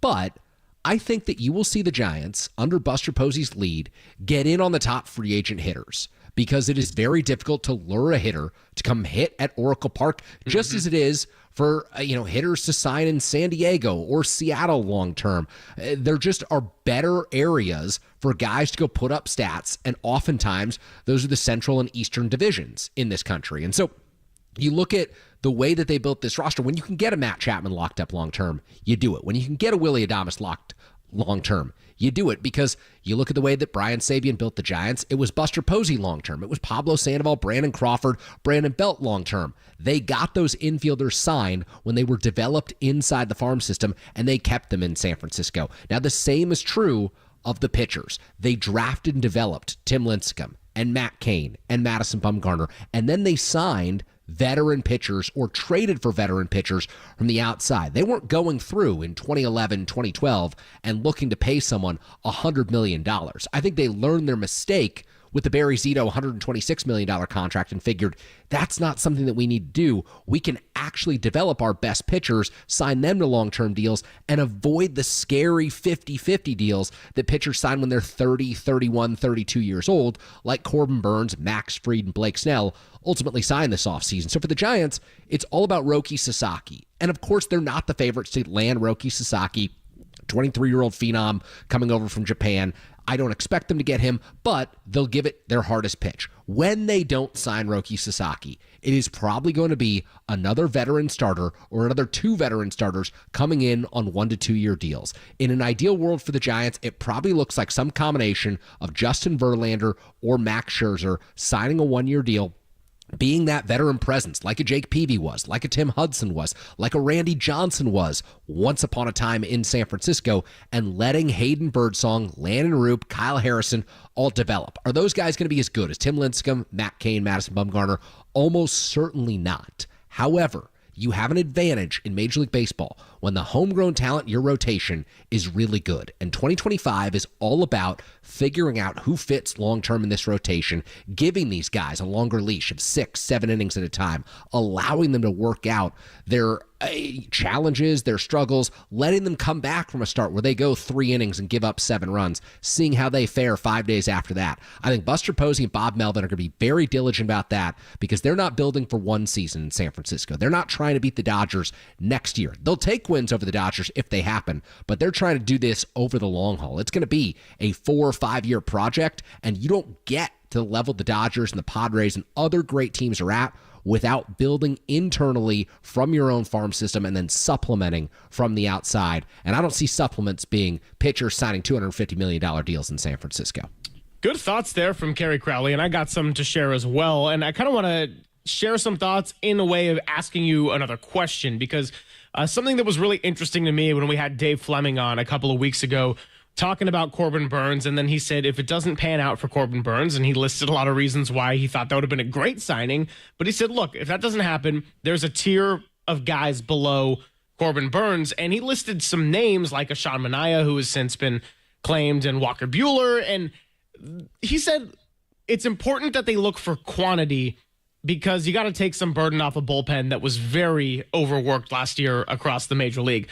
Logan Webb, yeah, he didn't have a great stats in terms of the wins. And, I think a lot of the pitching rotation kind of tailed off for the Giants. But Logan Webb would give you a lot of quantity. Outside of that, it was really the first half of the year for Jordan Hicks. And Blake Snell he wasn't really giving you any quantity, and that's never been his game. So when you talk about a Max Scherzer or a Justin Verlander, guys that are a little bit older, you can sign them to cheaper deals. You can build this thing a little bit more for the long term. But how can they address this quantity issue in the short term? And what kind of quantity could guys like Scherzer and Verlander give you? Yeah, not great quantity, which is why I think it's ultimately more likely that the Giants execute a trade for a starting pitcher than sign a starting pitcher. So they could go out and they could get a Justin Verlander or a Max Scherzer. And I still think that Scherzer or Verlander, under the right circumstances, if they're healthy, can give you 120 to 140 innings. The guy who I think the Giants would be most likely to land is Luis Castillo. Of the Seattle Mariners, former Giants farmhand, came up, of course, with the Cincinnati Reds. Giants never should have traded him away, and now they've got the opportunity, with Seattle seemingly looking to sell, to reacquire Castillo, bring him back to San Francisco, and build out this rotation with a veteran pitcher who 2 years ago tossed 197 innings with the Mariners, and last year threw 175 innings of a 3.64 ERA. I think that Luis Castillo is the right fit for the Giants. They can trade Lamont Wade Jr. in the process, which is seemingly something they want to do, and they can explore other deals out there for pitchers. I don't think that they're limited to just a market where it's Luis Castillo or bust, and then you're signing free agents. I think the Giants need to look at all of these mid-market teams, the Cincinnati Reds, the Milwaukee Brewers, the Pittsburgh Pirates, and figure out scenarios where if they offer up a combination of young prospects, who can they get to throw 170 to 180 innings next year at a relatively reasonable cost where you're not locked in long term? The great thing about Castillo is we know his ceiling. It is nearly Cy Young potential. You pair him with Logan Webb, you've got a great 1-2 that can compete with the Dodgers 1-2. It can compete with the Padres 1-2 and seemingly can compete with the Diamondbacks 1-2. Although Corbin Burnes and Zach Gallen, that is a really great duo there. Yoshinobu Yamamoto and Blake Snell, they're going to be tough to hit any given day. Roki Sasaki could be going to the Padres with Yu Darvish. You're going to need a 1-2. And so I think it's imperative that Buster goes out and executes one of those deals. And I don't see it being the Giants being able to get that number 2 pitcher into San Francisco via a signing. It's more likely than not to come via trade. I think the Giants should be very active on the market in January. I think it was early January last year when they acquired Robbie Ray. I didn't love the deal at the time, but I did love the fact that they were dropping Mitch Haniger's contract in that process and betting on Ray long term. They're paying him too much money, $50 million over the next 2 seasons. I think he's probably a 3 or a 4 at this point in his career. They really need a number 2 in San Francisco. I think that they're going to exhaust every option to try and go out and do it. And I just think right now Luis Castillo is the most likely option on the market.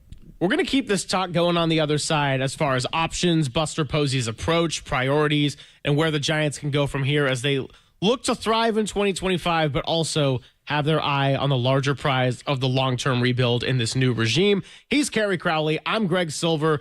More Giants and MLB coming up on the other side. It's KNBR 104.5 and 680, the Sports Leader.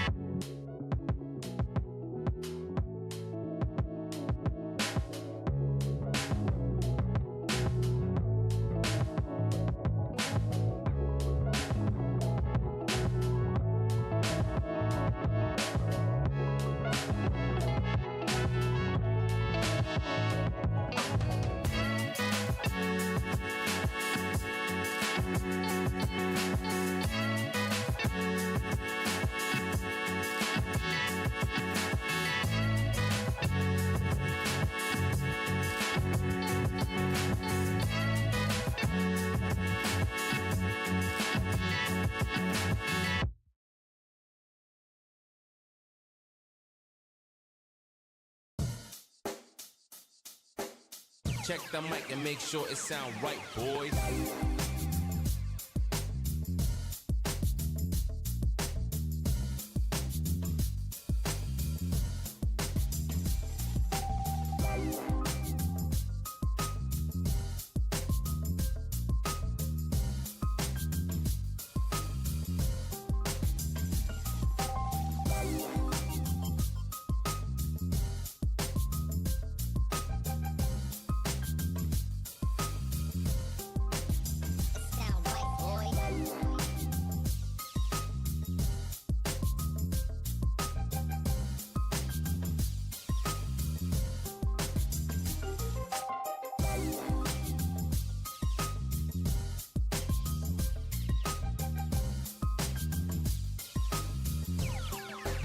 It sound right, boys.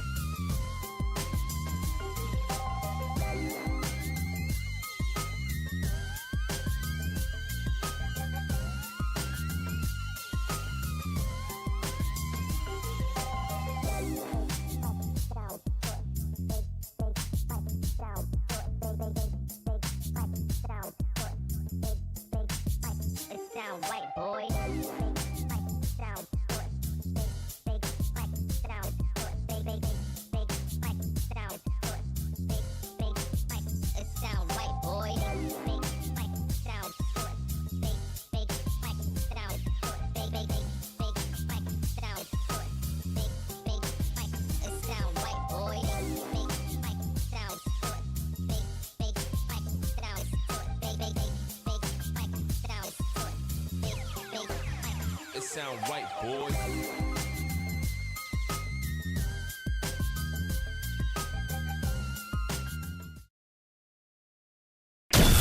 Now back to Greg Papa and Greg Silver on KNBR, the sports leader. What's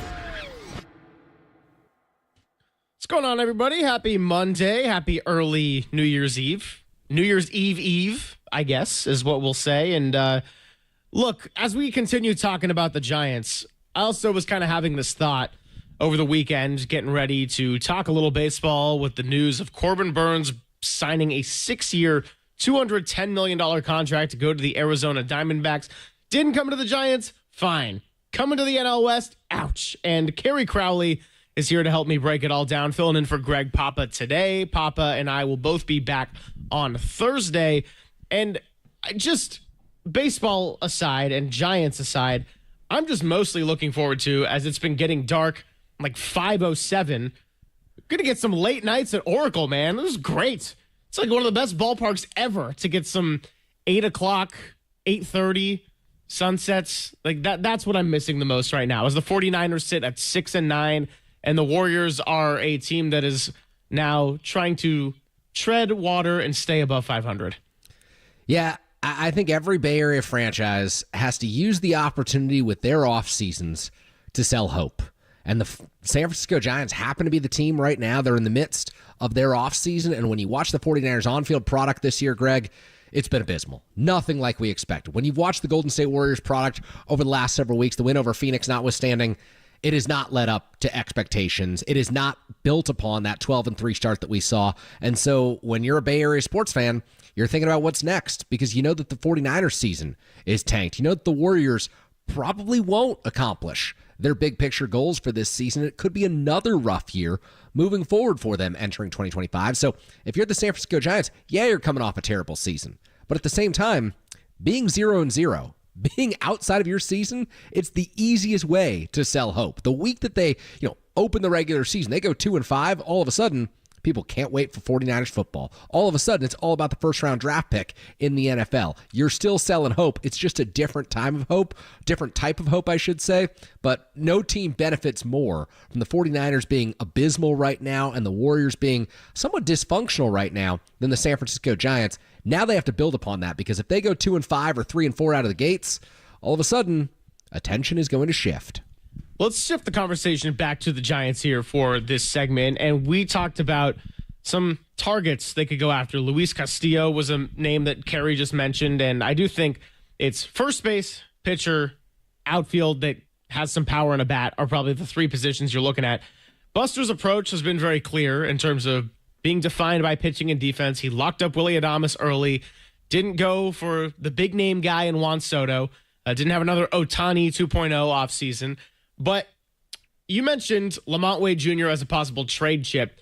I want to ask you further about possible trade chips that are currently on the San Francisco Giants roster and who you'd be comfortable parting ways with, because it's an interesting discussion, and this is why the Warriors have been at a crossroads when you're balancing a look at the future and also wanting to improve your product in the short term. I think it's different for the Warriors, obviously, having the downslope of their dynasty and their franchise players still playing, whereas the Giants are sort of starting up this new regime. But, you know, Buster Posey isn't going to want to be a horrible losing team right away. He's also way smarter than to go all in and try to, you know, get second in the NL West in his first year. Yeah, I think if you're looking, Greg, at who the Giants should be comfortable moving, more so this offseason than any offseason the last decade maybe, they should be open to absolutely anything. There are going to be certain players that they won't move from. There are going to be certain players like Matt Chapman, Willy Adames, Logan Webb that are locked in for the long haul, and they are not going to trade those players. They're not going to get calls on those players, although some teams might reach out via Logan Webb under the right circumstances, and maybe at the trade deadline this year, if the Giants are under 500, they may be fielding some phone calls on him. I think internally in the farm system, they view Bryce Eldridge as an untouchable, former first-round draft pick coming up. He was a two-way player. He's transitioned to just being a power-hitting force. He's the first baseman of the future in San Francisco. But look, Marco Luciano was the shortstop of the future. Once upon a time, Brian Reynolds was the outfielder of the future, and he's turned into that in Pittsburgh with the Pirates. All of these players at one point in their careers who've come up to the big league level. Casey Schmidt was the third baseman of the future. You know, I look at Kyle Harrison. He was the ace of the future. Everyone is always the future. For Buster Posey and Zach Manassi and the Giants' new general manager, it's about how well they've scouted their players internally. It's about the job that they've done over the last calendar year. And obviously Buster wasn't in this position, but he knows the people in the organization. He's maintained a lot of stability with Zach Manassi being the director of pro scouting, coming through and now being the general manager. Michael Holmes remaining on staff as the amateur scouting director. The Giants know what they've got in their own farm system. Now they have to correctly evaluate who they're willing to trade and who they think is absolutely must keep in terms of these deals. Because, like I mentioned, the Giants could go out there and they could sign a Max Scherzer to a 1-year, $20 million deal, or a Justin Verlander to a 1-year, $17 million deal with some sort of an option. These are veteran pitchers looking to continue their careers. They've got Hall of Fame track record. You never know what days they're going to be able to turn back the clock and give you 6 innings of 2-hit ball. However, more likely than not, they'll each finish next season with an ERA in the 4s, if not the 5s, because that's what happens to pitchers when they turn 40 years old. It happened to Randy Johnson in San Francisco. There were days where he looked great, and there were days where he looked like a pitcher whose prime was 15 years ago. That's the reality of the situation. But I think the Giants need to look at their roster right now and see who they would be willing to part with, and that has to be most guys. Look at their farm system, see who they'd be willing to part with. That has to be most guys if they want to realistically contend for a playoff spot next season. There are several different ways to make this roster better. You could supplement the outfield, and it could involve a Mike Yastrzemski trade. You could supplement first base. It could involve a Lamont Wade Jr. or a Wilmer Flores trade. The rotation could use another piece. You could trade some of your young pitchers, Tristan Beck, Keaton Wynn, Hayden Birdsong. All of these guys would command something in a trade. The bottom line is fans want action. Fans want you to make these moves. The main criticism of Farhan Zaidi as a president of baseball operations was his lack of bold, big, visionary moves. The Giants played it safe so often. When you play it safe with B and C list free agents, when you bring in Sean Manaea on a 1-year deal with an option, when you bring in Ross Stripling on a 1-year deal with an option, when you bring in Michael Conforto on a 1-year deal with an option, guess what? If those guys hit well, if they pitch well, they're out of here. And if they don't perform well, you're stuck with them.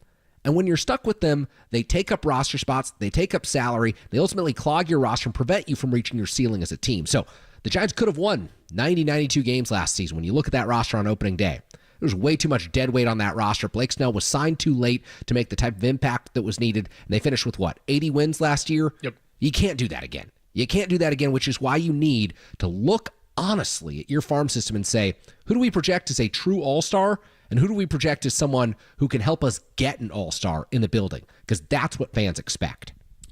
Very well said by Kerry Crowley. And yeah, before you even mentioned Blake Snell, I was thinking about exactly that contract with the opt-out after 1 year. He was signed too late. He was not himself at all. And it was kind of the worst of the worst, where Blake Snell was giving you nothing. You were losing games early. And then he started cranking it up to the point where you're thinking, okay, well, now he's going to opt out of the contract and probably go elsewhere. And then they don't trade him at the trade deadline when a lot of us were saying, you got to do it and get something back so this isn't Carlos Rodon part 2.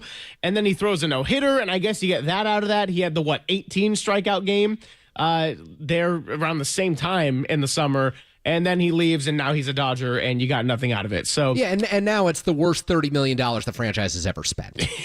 I mean, if we're being honest, it could not have played out worse than it did with Blake Snell. That was as bad of a scenario for that situation as you could possibly imagine. Yeah, it was really bad. That was, by the way, did you make a whole lot of him not starting his last game? I know fans kind of went crazy over that. I just sort of expected after the trade deadline that he was going elsewhere. Yeah, it was someone who didn't want to compete, and someone who understood that last start could only negatively impact his value as a free agent. And so when you're not going for a playoff spot, I get it. Scott Boras is advising him. He's thinking about this logically, but at the same time, how few people ever get to pitch in the major leagues? How few people ever get the, option to go out there in game 161 or 162, whatever it is, and throw the baseball against another team? I think that is a huge missed opportunity from the perspective of just getting to take advantage of every last day. Because one day, Blake Snell will be 38, 39 years old. He'll be forced to hang him up, and he'll get to look back at his career and say, did I maximize every last day at the big league level? And he won't honestly be able to say yes. And that could be something that he regrets. It's not something the Giants fans will look back on and say, did Blake Snell maximize his tenure in San Francisco? We know the answer to that. It's not something that we're going to reflect on for the next decade. This is someone who came to San Francisco, made his $30 million, threw the no-hitter. Good for him. Good for him that it worked out in his favor. He ultimately got the contract that he wanted. But will Blake Snell be able to say at the end of his career, you know what, I left it all on the table?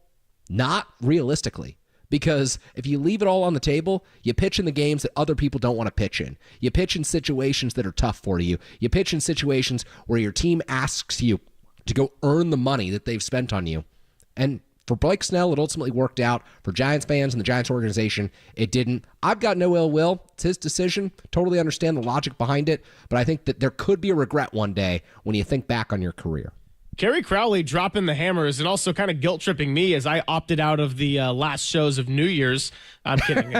We're off tomorrow. We're off on New Year's Day. So, I didn't do the full opt-out. I'll thank Tim for creating the schedule that allowed me the free pass there and everything. But no, that's all. It's all just good fun and jokes. And we'll see what the Giants end up doing from here. I mean, I'm with you. I don't think Sasaki is a very likely outcome, but it would be nice to see them kind of fill it out around the edges and see if they can work in some trades and kind of what Buster does. I'm looking forward to just what pleasant surprises we might get really from any of our teams in 2025, but especially in year one of the Buster Posey regime. Last year, a lot of things did not go to plan, but truthfully, a lot of what did go well for the Giants was kind of a pleasant surprise and not necessarily part of the roadmap if we're looking at an Elliot Ramos or a Hayden Birdsong coming up and contributing right away. So it's going to be interesting to follow, but I'm looking forward to it.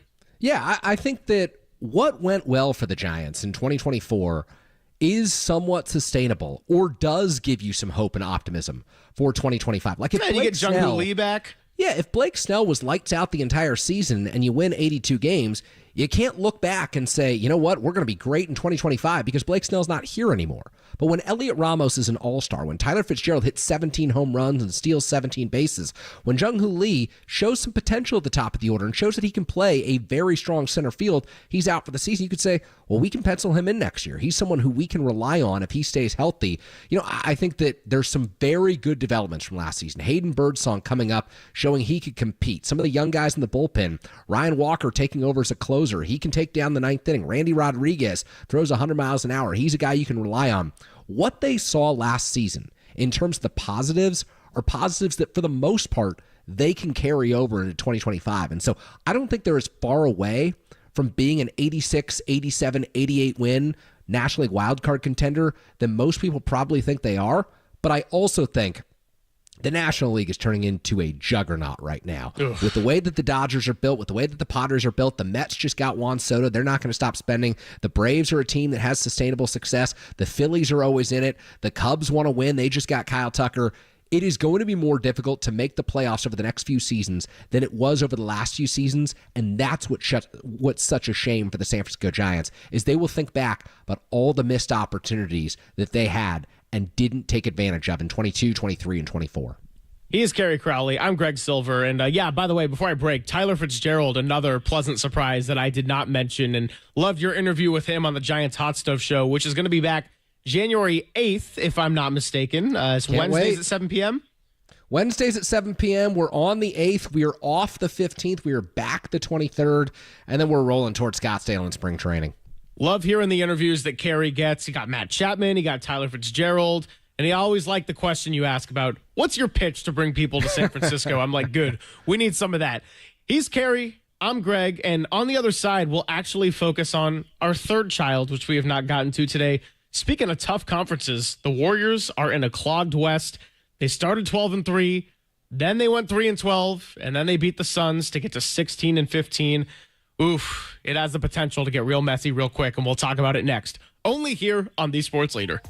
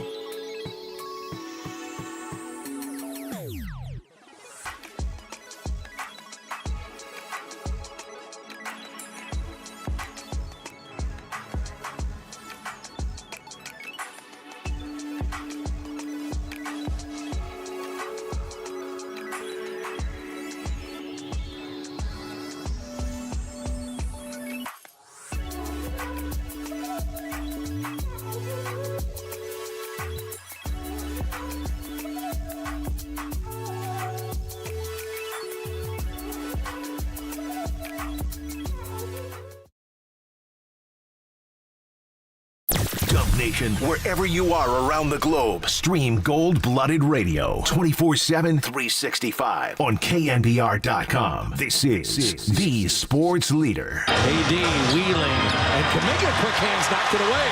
Kaminga running, Kaminga finishing.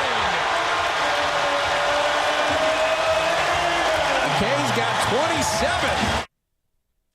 Big play there from Jonathan Kaminga with the Warriors getting a win over the Phoenix Suns at Chase Center. Dennis Schroeder's first home win as a member of the Golden State Warriors. And that's where we're going to go here as we kind of round it into the 12 o'clock hour, taking you up to 1 o'clock. Kerry Crowley filling in for Greg Papa. And then we'll have John Dickinson, Adam Copeland, Dennis Brown with our 49ers pregame show, leading all the way up to our 5:15 kickoff here at Levi's Stadium. And Jonathan Kaminga is a good place to start. 34 points in back-to-back games could not have been more different in terms of how I feel about it, Kerry, because the first one with the Los Angeles Clippers, no Steph Curry, no Draymond Green. Dennis Schroeder gives you nothing offensively. Andrew Wiggins gives you nothing offensively. Buddy Hield gives you nothing offensively. And so Kaminga is about the only Warrior that can score for the most part of the game. I think at one point he had 34 of the 88 or something like that, which in today's NBA is not a recipe for winning when everyone shoots the three as well as they do. That was kind of a look of what the Warriors could be in a couple of years if there's no Steve, there's no Steph Curry, and there's no Draymond Green, and they're kind of in a rebuild mode. However, I got to give Jonathan Kaminga some mad props for what he did on Saturday on a back-to-back, going for 34 points against Kevin Durant, Bradley Beal, and the Phoenix Suns, and doing it in a way where it was meaningful, it was largely efficient. He was good enough at the free throw line and 3 for 4 in the clutch when making a big one there to extend it to a 4-point game at the end. And he was doing it in a way where he was able to play alongside Steph and Draymond. And that, I think, was the big key. Didn't care as much about the 34 points on the Clippers game. The 34 points for Phoenix, big time from Kaminga. Yeah, I think it's fascinating because this is all happening at a really important juncture for the Warriors franchise. As you barrel toward the February 6th trade deadline, there's this belief out there that the Warriors have what it takes and have the strong desire to bring in someone who can transform this franchise and make them a championship contender in the interim. And I wonder if Jonathan Kaminga performing like this over the last few days and us starting to see some trades trickle out around the NBA. Obviously, we saw the Lakers deal D'Angelo Russell to the Nets for the second time in his career, Dorian Finney-Smith going back in that deal. I wonder if this is all adding up to, over the next month, more Kaminga performances that translate into a better deal for the Warriors where Jonathan Kaminga is headed out the door, or if Kaminga over the next few weeks can change the minds of people inside the organization, and notably change the mind of Steve Kerr, who, look, he hasn't come out and said this, but I think Steve believes the Warriors would have a better shot at contending if they traded for not a superstar, but another star who could be the 1B to Steph Curry's 1A, who could help them get to the next level and do so this season, as opposed to Kaminga, who will still be largely inconsistent because he's still so young, he's still growing at the NBA level, and he's not going to reach his peak for probably a couple more years. And so I wonder, is this just adding to his trade value right now? Is this a really good case scenario for the Warriors? Or can he change the hearts and minds of people inside the organization who believe that they're in the best interest of winning this season would be trading him? How do you feel about this, Greg? Well, I'll share some thoughts on this, but I do want to play some sound from Steve Kerr because this was the big focus for JD and Dieter in the morning, and I think there's a really good discussion here. Now, I don't mean to dump on Kaminga's 34 points against the LA Clippers when nobody else could score. It was a good performance. The larger point for me is that doesn't change how I feel about him. It doesn't change how I feel about the team, and it doesn't change how I feel about what the Warriors could accomplish this season because they didn't even have their guy who makes the system out there and his pick and roll partner, of course, in Steph and Draymond. Now, it's not to rag on Kaminga. Like Pajemski, Trace Jackson Davis, and Moody have all had games where they fill up the stat sheet too, and I find it quite meaningless. But Kaminga's just the only one that can probably hit the 30-point mark in doing so. So let's hear from Steve Kerr. And This is what he said about Jonathan Kaminga taking that step forward and turning a corner. And the reason I want to fixate on this cut is because it seems like some iteration of this has come out of Steve Kerr's mouth multiple times over each of the last 2 seasons. So I'll get into what I think he really meant as he said with Jonathan Kaminga turning a corner with that game and the win over Phoenix. I just think he's turning a corner. I just think he's, he's seeing the pictures well. He made a play late in the game where he swung the ball to Draymond, immediately pinned in for Steph, and Steph got a 3. He didn't make it, but that's the play where you have to recognize Steph's your teammate. You see he's cutting through the lane, swing the ball, and go set a screen for him. And those are the type of plays that if he makes, and he's doing what he's doing, getting downhill, getting fouled, getting to the rim. Now the mix, the blend of Steph, Draymond, JK, now it starts to really get powerful, and I'm so impressed with JK. It just feels like he's turning a corner, and he played so hard last night and again tonight. The rebound at the end just before he got fouled, he came out of nowhere along the baseline to make that play. I think he had about 7 boards in the second half. It was fantastic, man. This is exactly what we're looking for, and it's fun to see him, deliver. Okay, first of all, the grabbing the rebounds is the kind of buried part of this clip. Kaminga should be grabbing 8 rebounds all the time, at least with that athleticism and size that he has. He plays like a 4 offensively. I want him to play like a 4 defensively and go rip down some boards. So he did that really well against Phoenix. And it paid big dividends and is why the Warriors were able to win a clutch game where they've struggled a lot this year. Steve Kerr has called him out, and him and players like Pajemski, I believe, were part of the quote of, you don't take a wow. Man, ending 2024 with a bang. You don't take contested 17-footers early in the shot clock when you have Steph Curry on the team. And so where I want to get to this, Kerry, as you kind of asked me my thoughts on Jonathan Kaminga, I think Dieter in his column actually did a great job kind of outlining this. I do think it's kind of coming to a head, and there have been times where it's just like maybe they're going to rip the Band-Aid off at some point, because Jonathan Kaminga's got until February 6th to prove that he can consistently be a franchise player for this team. And I think if you're Steve Kerr, that's not about scoring 34 points, doing it efficiently. It's being able to play within Steph and Draymond. Dennis Schroeder, another player who doesn't naturally fit within what the Warriors do, but he's a vet. He's figuring it out. He finally had a nice game in Phoenix. And Jonathan Kaminga has so much less experience. He's only had 1 coach, and he's 22 years old. So I honestly think they will end up trading him. I think that games like Saturday are a good reminder why they have to be careful in doing so, and you don't just take back any kind of deal or any player. But I also think that it's a little bit of a tease in that, say you got someone the caliber of a Dante DiVincenzo, former Warrior, or a Cam Johnson, and Kaminga is part of that deal, and of course all the salaries have to align with the new CBA, but that's a whole separate thing. I think that's going to drive fans really crazy. And the Warriors front office, I think, feels a little bit petrified by seeing flashes of Kaminga with what he was on Saturday night, but also knowing that for all of his youth and how he's responded to coming off the bench, because I do think there are a lot of areas to praise Kaminga, he's just not been consistent enough thriving here in this system. And Steve Kerr's not going to change that system because the system revolves around Steph Curry. So as long as Steph's here, they're going to try to win, and he will be that system for the Golden State Warriors that has yielded 4 championships.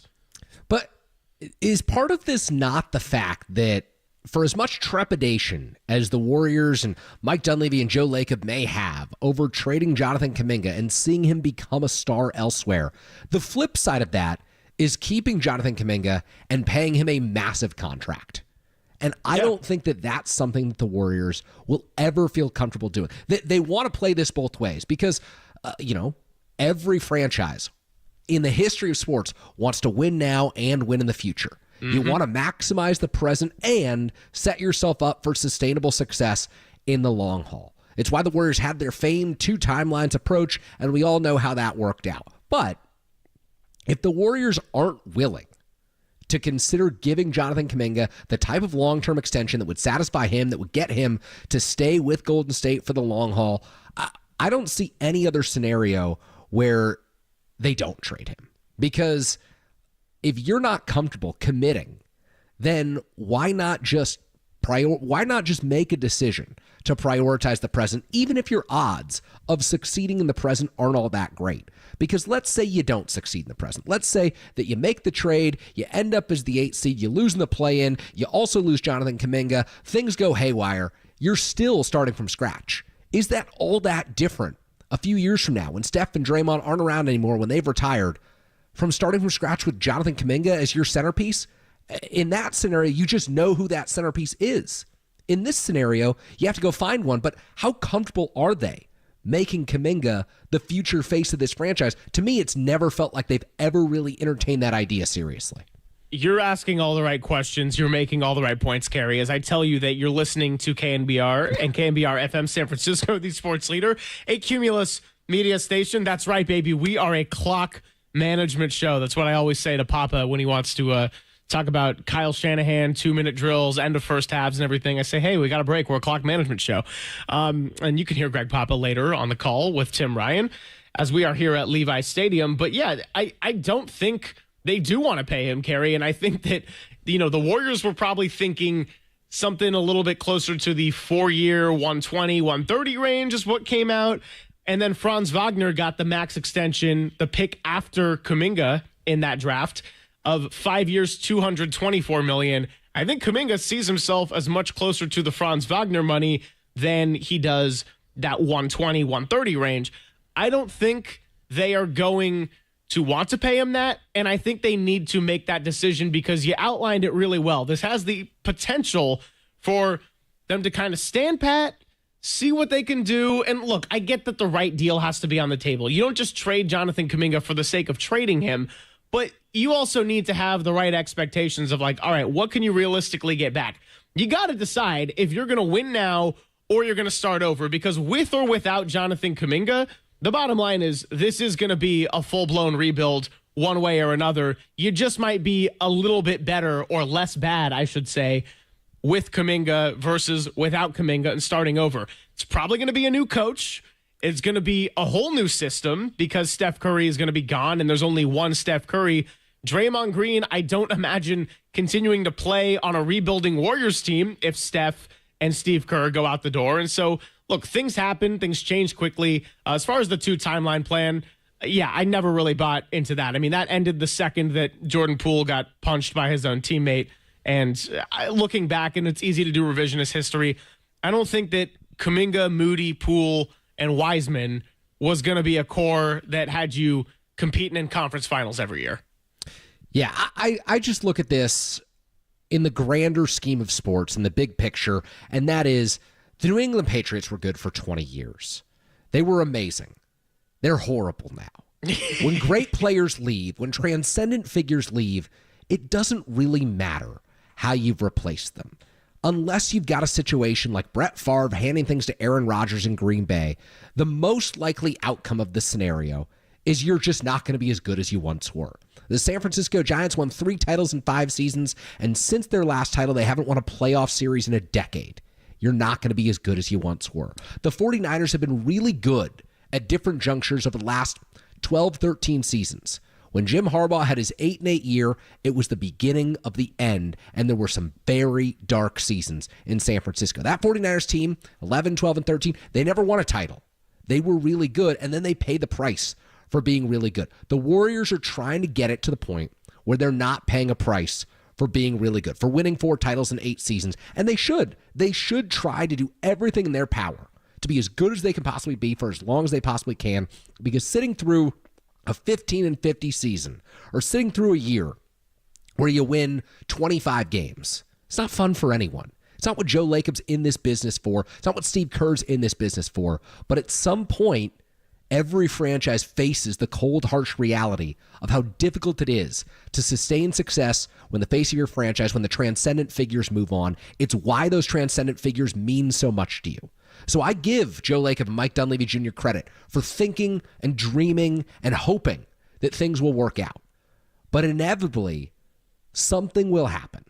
And more than likely, that something is going to be the Warriors being pretty bad for several seasons. And the NBA, getting great players and coming to the Bay Area, coming to Chase Center, that's all realistic. That can all happen. It's not out of the realm of possibility to think that the Warriors 3-4 seasons from now could be back on their way up and ascending toward the top of the NBA. But more likely than not, it's going to look like the San Francisco 49ers transitioning from Jim Harbaugh through several different coaches before finding their Kyle Shanahan and trying to win again. And look, over the last 12, 13 seasons, the 49ers still haven't won a title. It just shows you how difficult it is in sports. But the road the Warriors are on right now, it just feels like things are going to be worse before things get better. And I don't know that there's anything else I can say on that matter, because that is what so many sports franchises and nearly every dynasty has dealt with in the history of these sports. I don't think there is much more you have to say, Kerry. I think you outlined it really well. And Colin Cowherd, I know people have a lot of strong opinions on him and his takes and everything, and I don't usually listen to him to discuss basketball, but he did have something when the Warriors had lost to the Kings last year in that 24-point blown lead in the NBA Cup, and that was sort of the beginning of the free fall when the season was starting to turn south shortly before Draymond's multiple suspensions. And what I found really interesting about what he said was, name a dynasty that has ended with elegance. He talked about, it's like, old guys don't want to play with young guys necessarily all the time. There's just going to be a natural conflict, and staying great for so long is so hard. Any kind of sustained greatness is really difficult. So when you're able to achieve that and catch that lightning in a bottle, it's usually not going to end pretty. The Packers examples that you brought up of Favre to Rodgers and Rodgers to Love, well, number one, those weren't dynasties. They were good teams that won a total of 2 Super Bowls. And I do think there still was a rebuild period. Now, for last year with Jordan Love, it was half a season, and now they're a pretty good team. And with Aaron Rodgers, they missed the playoffs, went 6-10, and then got into the playoffs, then won a Super Bowl, and then came close a lot of times, but didn't get it done. And that's about the best case scenario possible that you can have. So I think you said it well with franchises. They want to win now and they want to win in the future. Okay, right, but what's the priority here? And if you're the San Francisco Giants and Buster Posey, like we just got into it, and Zach Manassian, they do want to win now, but the priority is winning for the future and building this thing the right way. They're not trying to outwin the Dodgers and win their division and get in the playoffs this year. If they do, that'd be great. If the standings are shaping up that way somehow midseason, maybe the approach changes. But right now, it's not, we got to win the World Series this year. They're trying to build this thing slow and focus on the long term. The Warriors have to make a decision, and it seems like as long as you have Steph Curry, that decision kind of puts you in a box of you got to go for it. So I'm not saying trade Jonathan Kaminga just for the sake of trading him, but if you can get a deal out of this and someone like a Cam Johnson or a Dante DiVincenzo caliber player who is going to fit the system and do a lot of the little things and move the ball in the way that Steve Kerr wants, there's going to have to be some decisions made. And if Jonathan Kaminga goes to the Brooklyn Nets and becomes an all-star, that's something you need to live with, knowing that you tried to squeeze every ounce of Steph Curry's career out of this. And if you don't want to do that and you're worried Jonathan Kaminga could be that player that you saw on Saturday night, fine, but just accept that this is a play-in team at best right now. Yeah, I have nothing more to add on that, and I can't wait to talk 49ers. We will talk some 49ers. We'll actually do a little Silver Linings playlist on the other side, which is going to be all-encompassing. It's going to be Carrie's first Silver Linings playlist. The best thing is you don't have to do anything, and then like Papa, you can just give a random musical tidbit and take, and then we'll keep the show moving. We'll do a little mailbag after that, wrap it up, and hand it over to Adam Copeland, John Dickinson, and Dennis Brown. It's Papa and Silver with Kerry Crowley, only here on the Sports Leader. Milpitas, shout out to you for supporting KNBR. Milpitas' Sports Leader.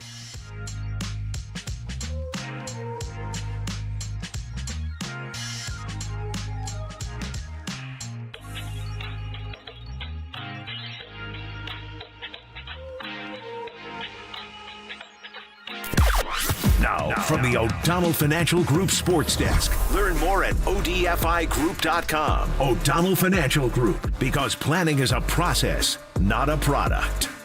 Well, Corbin Burns does not end up in the Bay Area. He signs a 6-year, $210 million contract with the Arizona Diamondbacks. Not great for the short term, but Kerry Crowley and I broke down why it might not be bad for the long term. To hear back on those shows, you can check out the KNBR podcast page. And also the Giants Hot Stove Show with Kerry Crowley will be coming back Wednesday, January 8th at 7 p.m. only here on the Sports Leader.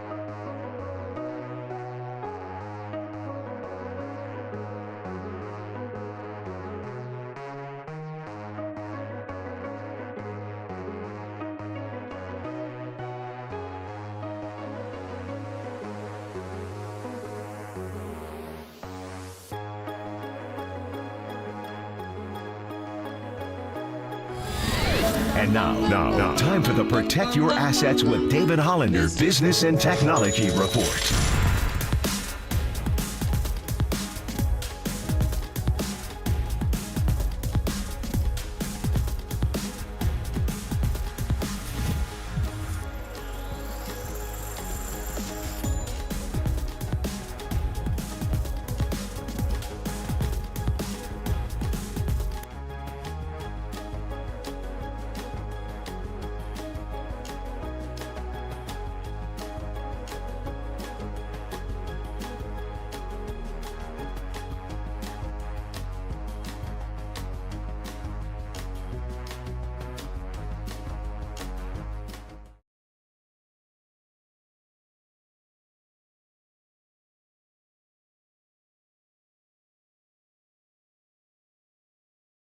Papa and Silver now continues live from the KNBR Casino Matrix Progressive Jackpot Studios. Casino Matrix. Progressive jackpots are here. Where are you? Just drop in. Please play responsibly. 1-800-GAMBLER. Silver Linings Playlist with Greg Papa and Greg Silver. It is that time for Silver Linings Playlist, as we do around the 1:15 hour of most shows, but we're not going to be on the air at 1:15. We just got about 40 minutes left before our 49ers pregame starts. And we're going to take this one all the way back to 1996, where I believe that Kerry Crowley was just a youngster. And that is keeping it local with the Bay Area. The Counting Crows released their album, Recovering the Satellites, and with it, A Long December. Look, keeping it simple today. This is the last show that I'm going to have in the month of December and for the year of 2024. It has been a long December, and there's reason to believe maybe this year will be better than the last. If we're talking about Bay Area sports in 2024, the 49ers lost the Super Bowl early in the year when it felt like they were so close and just left the door open a little bit too long for Patrick Mahomes and the Kansas City Chiefs. Then this season, it has just been the season from hell. They are eliminated from the playoffs, and it's their last home game tonight as they look to reset for 2025. The Golden State Warriors flamed out against Mike Brown and the Sacramento Kings. And by the way, that firing, maybe we'll get into that a little bit later. That one drove me crazy. I don't know what the Sacramento Kings are doing. So be grateful that the Warriors at least are a high-functioning organization. But look, Golden State Warriors are coming to terms with the end of the Curry era. Doesn't mean they can't accomplish anything. Doesn't mean we can't get some vintage Steph moments and nights. But we also got to be honest that in the big picture, this team as currently constructed probably isn't going to do anything all that special. The Giants, they finished out the Farhan Zaidi era and are waiting to see what that Buster era has in store. And Kerry, as I said earlier in the show, I'm looking forward to 2025 for the pleasant surprises that it may bring. It's not that these teams are necessarily going to be competing for championships. I do think the 49ers have a chance to be really good. I do think the Warriors can always be competitive with Steph Curry.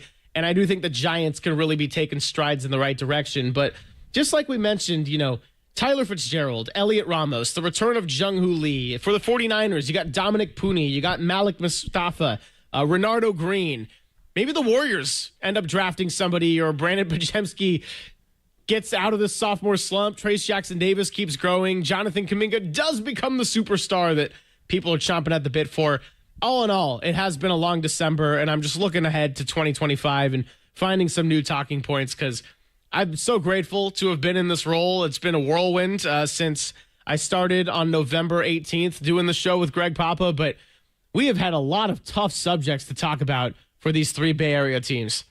Yeah, I always say that this job is such a privilege because it gives us an opportunity to connect with Bay Area sports fans across generations. And I think one of the great things about KNBR is you've got lifelong listeners. And when I host Giant shows, a lot of people say, you know, I've been a fan since 1958. I've been a fan since 1962 when the Giants and Dodgers race went down to the wire. Last February, I remember in the lead up to the Super Bowl, we had people calling in and talking about going out to Kezar Stadium to watch the 49ers back in the 60s and what that meant to them. And you've got your longtime Warriors fans who can remember the Al Attles days, and rest in peace to him, and all of the legends who've come through the Bay Area. And I think that each year gives us so many great things to talk about.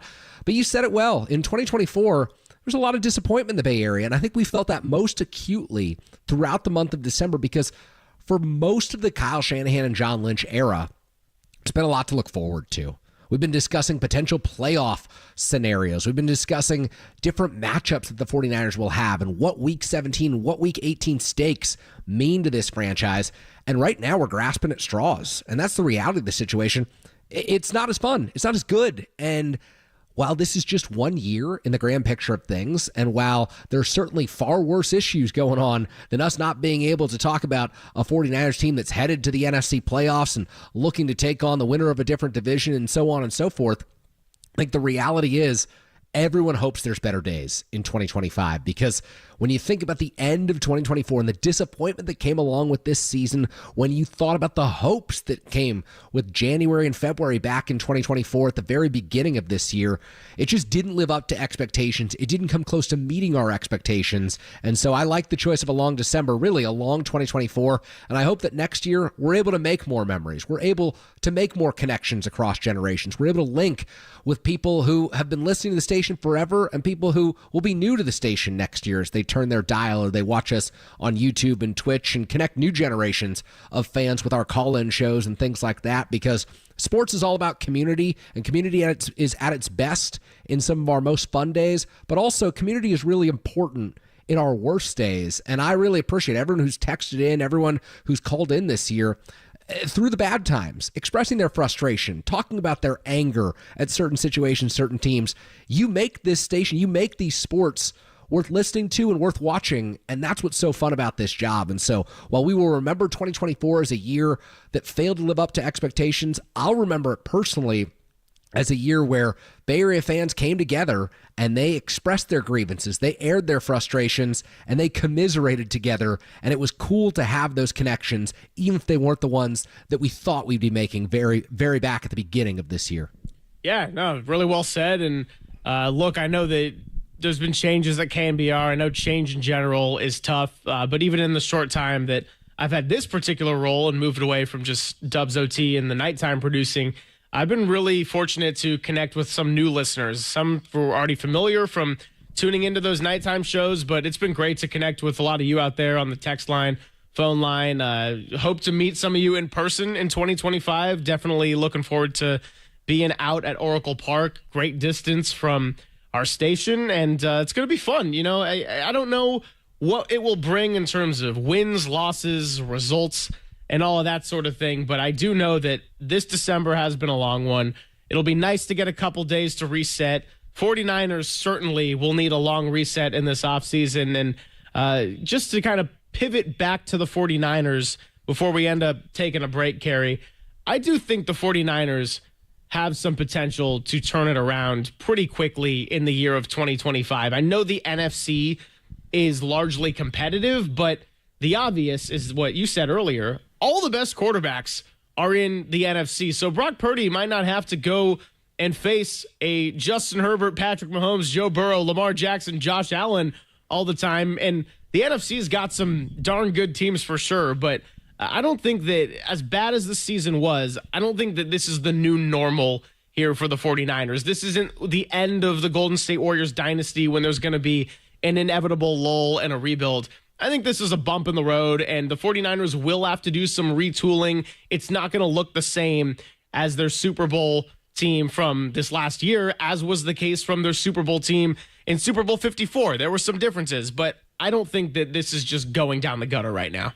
Yeah, I don't think so either. And because of the fact that a lot of the teams that they play in 2024 are the teams that came in last place, or excuse me, in 2025 are the teams that'll come in last place in 2024. The schedule's not set. 49ers still potentially have to lose to the Detroit Lions tonight and the Arizona Cardinals for things to really get set in terms of draft order, 2025 schedule, and all of that for us to really project forward. But when you don't have Patrick Mahomes, Josh Allen, Joe Burrow, Justin Herbert, Lamar Jackson in your conference, things are a little bit easier, and it will require a complete rebuilding of the offensive and defensive line. It will require Kyle Shanahan to come back and innovate a little bit more. It will require a much better version of Brock Purdy, a healthy version of Christian McCaffrey, and so many more ifs and buts and what ifs headed into next season. But they aren't as far away as their current record would lead you to believe, unless things have just changed so dramatically and shifted so starkly for this franchise. They have the potential to do what the Philadelphia Eagles did this year and bounce back from a terrible end of last season, come back and be a juggernaut, or be a team that at the very least competes, because the NFC West will give them the possibility of doing that.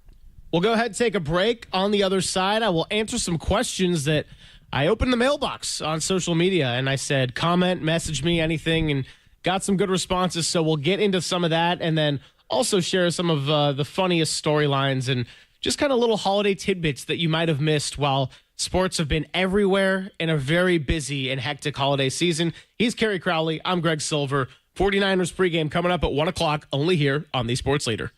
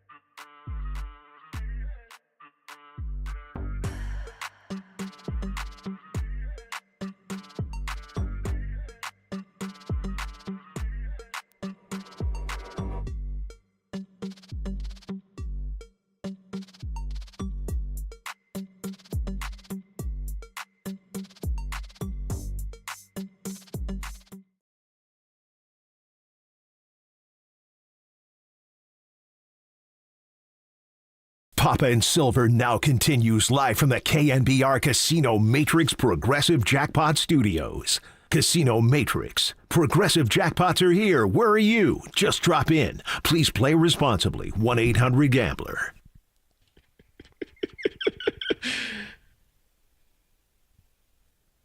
Nicely done, Raph. Raph was asking me, he's like, hey, is this mailbag thing a segment? Does it have its own sound like Silver Linings Playlist? And I was like, no.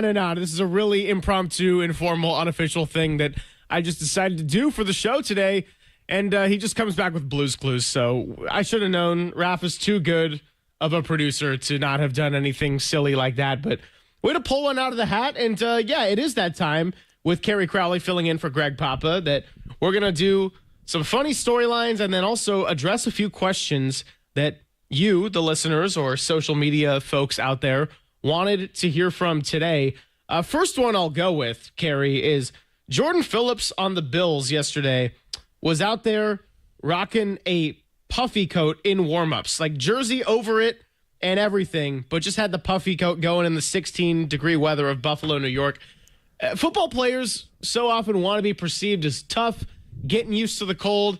Jordan Phillips just didn't care. He just went full puffy coat under the suit. I had to laugh a little bit. It's a random tidbit of NFL Sunday. I can't tell you how refreshing it is to see that. And Greg, furthermore, how much better that is than the tradition we've seen of guys walking around in sub 20-degree weather shirtless, which makes no sense to me. We saw Tennessee do it before their college football playoff game against Ohio State, and then the Vols got routed. Like, it's a terrible look for you. You don't show that you're tough by going out and being shirtless 2 hours before game time in a 15-degree wind chill. You show you're tough by winning at the line of scrimmage. What happened to settling things between the lines? I probably sound old school on this, but I think it's ridiculous. Good for Jordan Phillips going out with this puffy coat. As long as you're warm, as long as you're ready to go, as long as you're ready to have a great day, that's all that matters. Good on Jordan Phillips. So we had Tim Ryan sitting right here in this room that I'm in for the football hour a couple of weeks ago.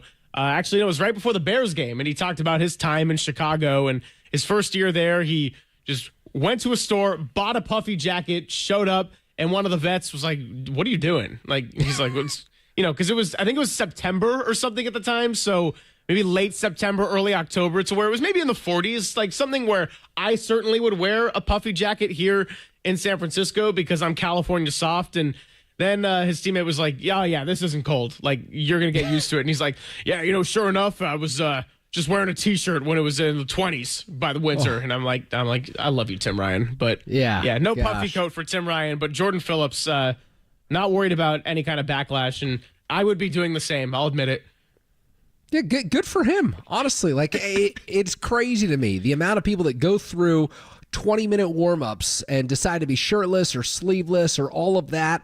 I commend the quarterbacks that decide to wear gloves in those conditions because they know it'll benefit the team. I commend the guys who will wear sweatshirts under their jerseys to stay warm and make sure. Like, it's like old Major League Baseball when pitchers would run the bases. You go out and you bring the jacket to them. I thought so much of that was for show. And then you talk to them. It's for real. You needed that jacket out there on a cold San Francisco night. So I appreciate anyone that's willing to say, you know what, this isn't cool, but it's going to make my team better if I do this. So earlier in the show, Kerry was talking about how week 17, which was usually week 16 for most of our childhood and adolescence, but it is kind of tough football a lot of the time because there's some games that mean things and it's exciting. Like, we got a great Sunday night game last night. Then you also have games like Jags-Titans going on and banged up quarterbacks and coaches who are going to get fired and everyone's playing for draft picks and everyone's banged up and it's just a bad product.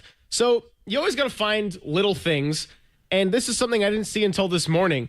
The Jaguars, in their own stadium, had up on the scoreboard a little animation of their mascot fighting Will Levis and then getting KO'd by Will Levis.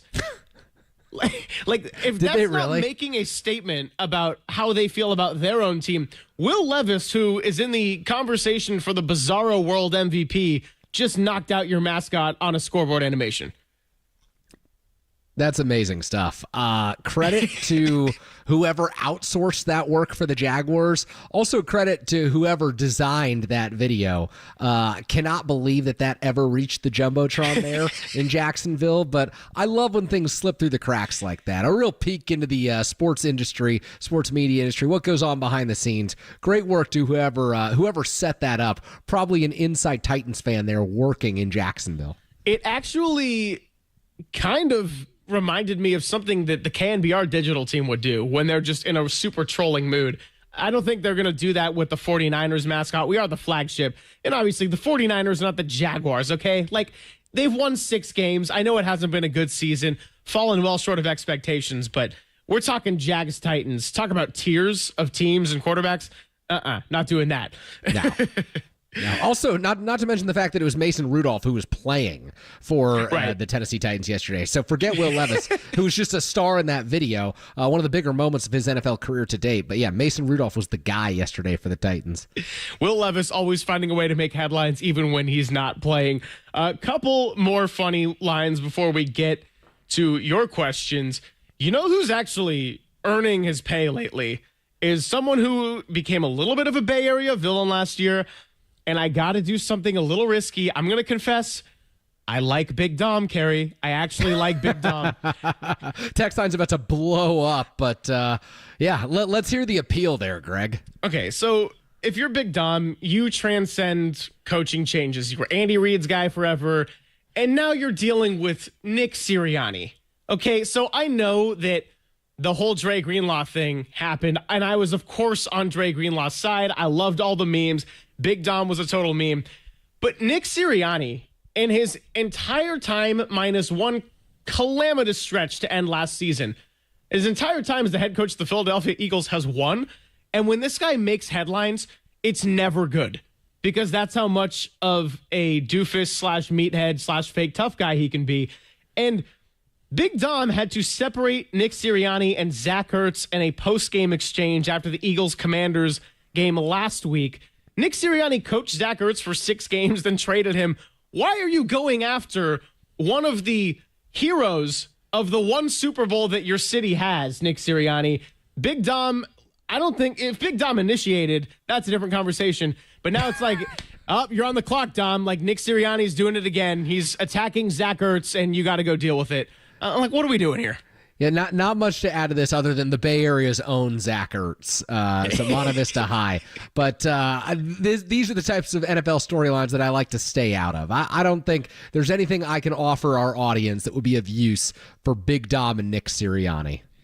If you're the security guy for a high-level NFL franchise, your job should actually be pretty smooth and easy for the most part. Your job should be to be anonymous, which he's already failed at doing that. Yeah, so. Okay, that's a fair point.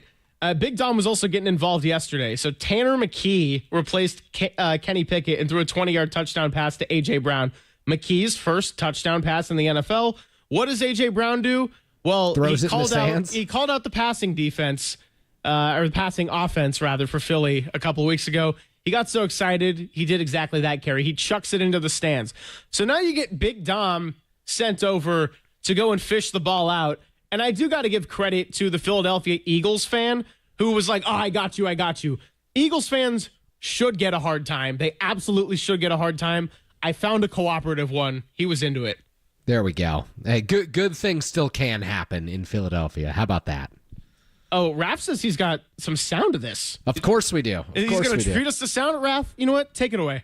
This ball's just my latest touchdown. Throws it as far as he can, and Tanner McKee's got to be thinking, oh, no, I really wanted that for my office, my shelf. And they say, dude, that was Tanner's first touchdown. You just threw it into the seats. He said, oh, no. He's telling him, I'll trade you my jersey if you get the ball back from my boy. And they got security headed up there.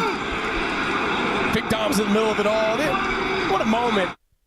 First of all, I don't want your jersey if I threw my first touchdown. I want the ball. So props to Big Dom and the fan. And yeah, look, I'm not saying I'm like, maybe I am a little bit of a Big Dom fan. I don't care if the text line comes after me on that. It's just when you got Nick Sirianni to babysit and your team's good, and as you alluded to, Kerry, you should be anonymous. He's always finding a way to have to get involved with the highly functioning, dysfunctional Philadelphia Eagles. Yeah, just got a text from the 415. I hate Big Dom with a passion. So there you go. That people weighing in, and that text, something tells me it was coming from inside the building as well.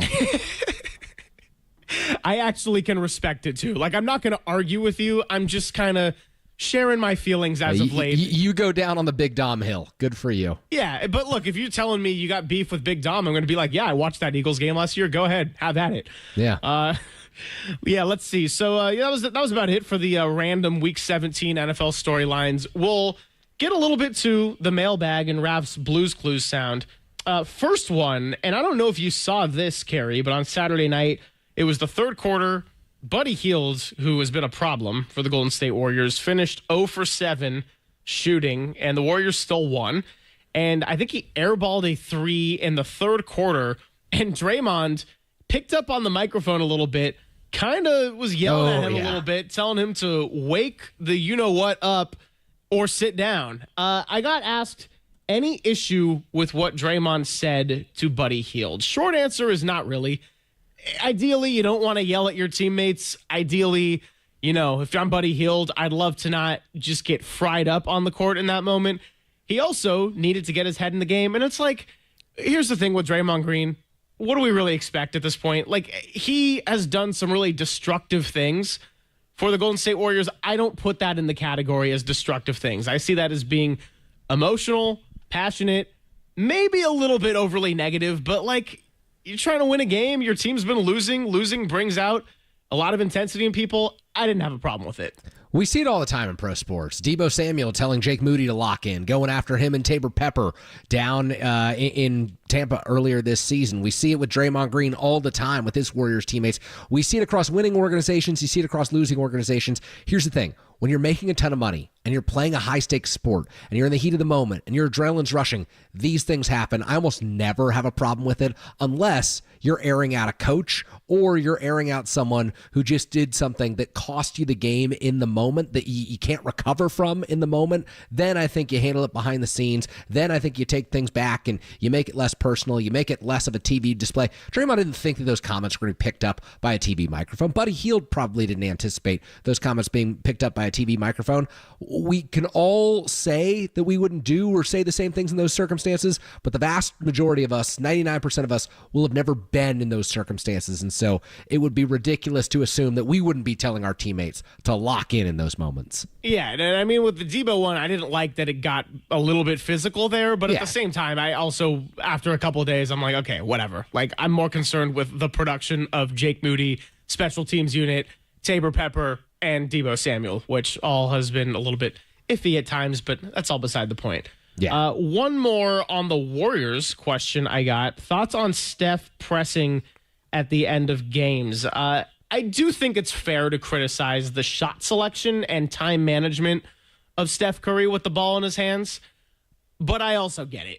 Like the Rockets game, he shot the ball too early. That turned into a disaster. A foul call 70 feet away from the basket, which, by the way, the Warriors actually kind of got back with the Suns getting called for a foul on a Schroeder diving on a loose ball. So, hey, sometimes these things even out a little bit. But, yeah, Steph could definitely be better in some areas there, but also he's the only reliable option consistently on offense and has been for the better part of 2.5 seasons for this Warriors team. So I get why he presses. I get why he has to take some really tough looks. Is it always a quote-unquote good shot?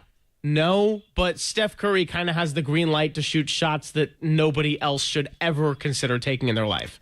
One of the few athletes of our lifetime who just completely has defied every expectation that's ever been set in front of him. And while that does not mean he's above criticism, it does not mean he's above reproach, it also does give him the benefit of the doubt in so many of these situations. You kind of have to mess things up like 15 times in a row for people to get on you about something that if another player did twice, you'd get upset about, because Steph has brought so much joy and so much disbelief in these moments that I think that he receives the benefit of the doubt far more than nearly every other athlete who's walked through the Bay Area over the last 30 plus years.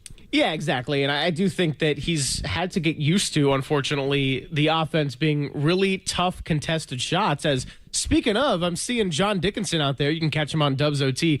That guy has the worst schedule ever for the next 24 hours, going morning show, 49ers pre, 49ers post, morning show again tomorrow.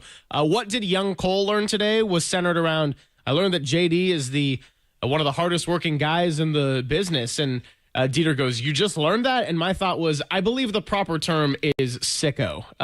He, Austin Scott, and I have had a little bit of a self-labeled sickos trio with some of those Warriors nights we've had, but I digress on all that. Yeah, Steph needs to not be the only reliable option at the end of games, and that's why a lot of the offense is him taking really tough shots. He's gotten used to it. I do think he could probably take a step back and maybe think of the clock, and like Kerry said, he's not above reproach or criticism, but it's also like with their issues in the clutch, I mean, they're overly dependent on him doing the otherworldly, unfortunately. So yeah. So that'll wrap up this segment. We'll take a couple of more questions I got to close out the show on the other side, and then we'll hand it off to JD, Copes, and Dennis Brown.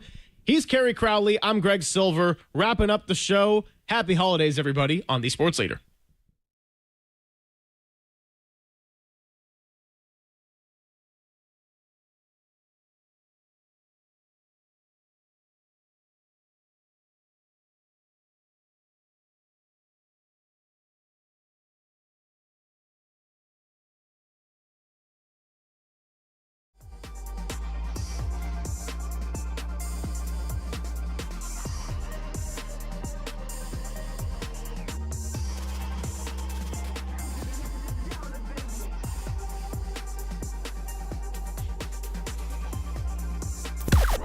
Now, from the O'Donnell Financial Group Sports Desk. Learn more at odfigroup.com. O'Donnell Financial Group, because planning is a process, not a product.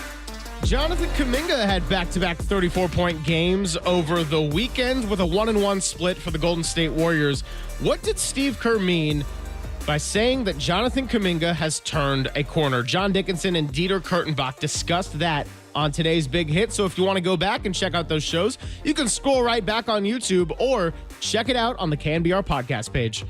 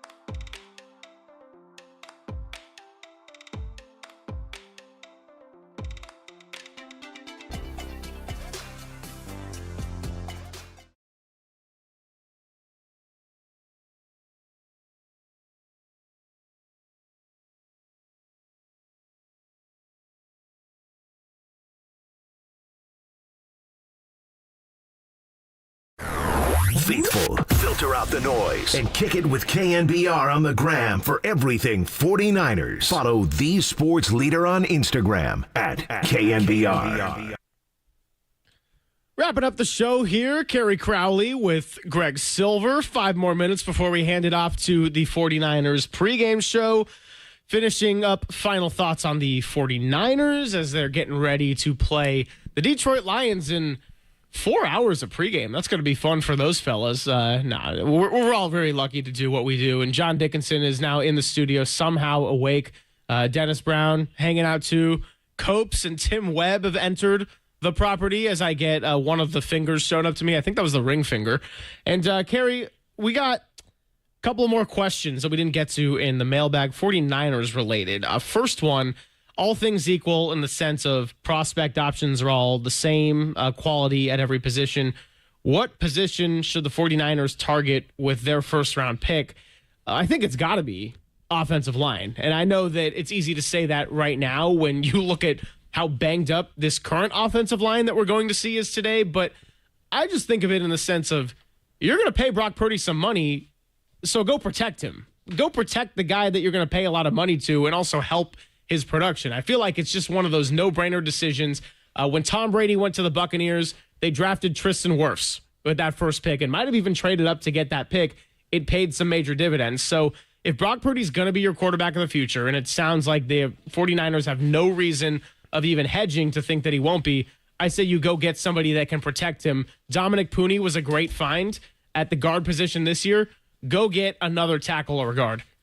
Yeah, I think the next 3 picks for the 49ers, first round, second round, third round, whatever it ultimately looks like based off of their draft positioning and the trades that they can make with the picks that they ultimately have, I think that they need to go interior. I think that they need to go offensive and defensive line, and I think they need to figure out ways to reestablish the line of scrimmage next season, because that was the biggest difference to me, aside from all the injuries and the way that the 2023 team played to the 2024 team. You could always count on the 49ers moving the line of scrimmage on offense, running behind Trent Williams and Aaron Banks on the left side of the offensive line. You couldn't do that this season. On defense, you're able to get some penetration up the middle last year. You had Nick Bosa having a better season than he's had this season off the edge. I think that the 49ers have been moved off of the line of scrimmage defensively way too much this year. They've looked too predictable on that side of the ball with Nick Sorensen. You've got to give him and that unit, regardless of who's leading that unit, more weapons up front, because we saw the way that injuries ravaged that defensive line this season. No Hargrave. They've subtracted from that group over the last few years. First 2, 3, maybe even 4 selections have to be beefing up the lines. Well, you said a little bit earlier, the NFC has been about owning the lines of scrimmage. Nobody does that better, especially on the offensive side, than the team the 49ers are going to face tonight in the Detroit Lions. That offensive line is a force to be reckoned with. I don't know if this stat still stands, but I saw after the Thanksgiving game, Kerry, that Penei Sewell has taken more sacks as a ball carrier on a trick play that they ran than allowed the entire season. Yeah, it's pretty incredible. And the fact that Ben Johnson and Dan Campbell were even running a play where Penei Sewell would be dropping back in a position to take a sack is almost just otherworldly. It shows how much confidence the Lions have in their offense, really how much they can get away with the creativity that they have. I mean, this is a team that was stumbling at the line of scrimmage on purpose last week to gain an advantage against the Chicago Bears. They just do things differently up in Detroit, and it tells you how talented Penei Sewell is. He may be the single best player in the NFL right now. You know, there were years where Patrick Mahomes and Lamar Jackson were winning MVPs, where Aaron Donald was the single best player in the NFL, and everyone kind of inside the game knew it. Sewell really is that athletic, that talented, and that much of a tone setter for the Detroit Lions. Well, and going back to my answer about offensive line in particular, I think when you look at tackles, like, you can find quarterbacks, as we know with the 49ers. You can find wide receivers. You can find linebackers, tight ends. A lot of guys that John Lynch has found in later rounds have done really well. Tackle is kind of that one position where you don't really find great finds in the 4th, 5th, 6th round, because I think that there's only so many guys of that size, that stature, that quick with their feet, to where if you're going to prioritize it, I think you got to do it in the first round and worry about position players and skill players in the later rounds when you've been able to find guys that have done really well for you. Yeah, and I think one of the things the 49ers should benefit this year from is there are a number of teams that are QB needy that will be drafting in front of them. So say the 7th or 8th overall prospect is an offensive tackle who ultimately falls the 49ers at 11 or 12 or 13 because you've got so many teams that need a quarterback this year, and they're moving around in the draft because Shedeur Sanders and Cam Ward, after that, there's huge question marks. I think the 49ers will benefit from being probably in the top 15 overall in terms of the first round of the draft, and they should be able to take advantage of getting someone in-house who can just be a stabilizer on that offensive or defensive line. Well, that'll just about wrap it up here for us. Kerry, really appreciate you. Have a great new year, and you will be back on Sports Phone on Thursday, I believe. Can't wait. Sports Phone KNBR on Thursday, breaking down this 49ers loss to the Detroit Lions. Kerry Crowley calling it early. Big thanks to Kerry. Big thank you to Raph and Cole for everything they've done back in the studio. And we're going to hand it off to Adam Copeland, John Dickinson, and Dennis Brown for your 49ers pregame. You're listening to KNBR and KNBR FM San Francisco, the sports leader, a Cumulus media station.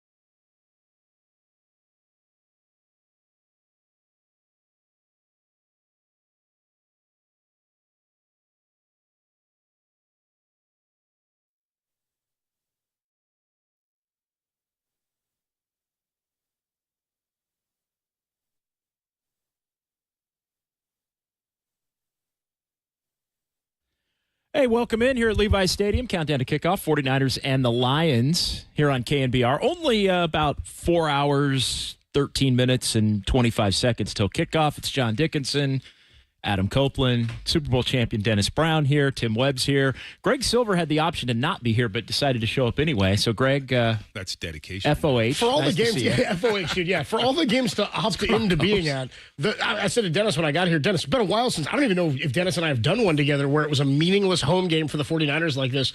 Maybe if you chalk up last season, was it Seattle week 18 that they played? Last game of the season last year when they already showed up the number 1 seed. We knew who was going to the playoffs. We knew what their fortunes held beyond the end of the regular season. But this one a little bit of a different feeling as the Lions come to town with really nothing to play for here. This game doesn't mean much to the Lions at all. It's really going to come down to week 18, what happens between them and Minnesota for who gets the number 1 seed. Philadelphia locked into the number 2 seed. Whoever loses this game between the Lions and the Vikings next week drops to number 5. So for the 49ers, nothing to play for in terms of spoiler. For the Lions, really nothing to be gained here in terms of a victory or nothing to be lost in terms of a loss. So Dennis, from a player perspective, what are we looking at here? What are both sides of the coin feeling in this one? Obviously, much different for the Lions, who know they'll be playing into January. Yeah, and you got to remember, last year, this was the game that it was going to decide. The NFC Championship game was going to decide who goes to the Super Bowl. And the Detroit Lions kind of, in the second half, I think they were up 17 points and ended up losing that football game. So I think it means a lot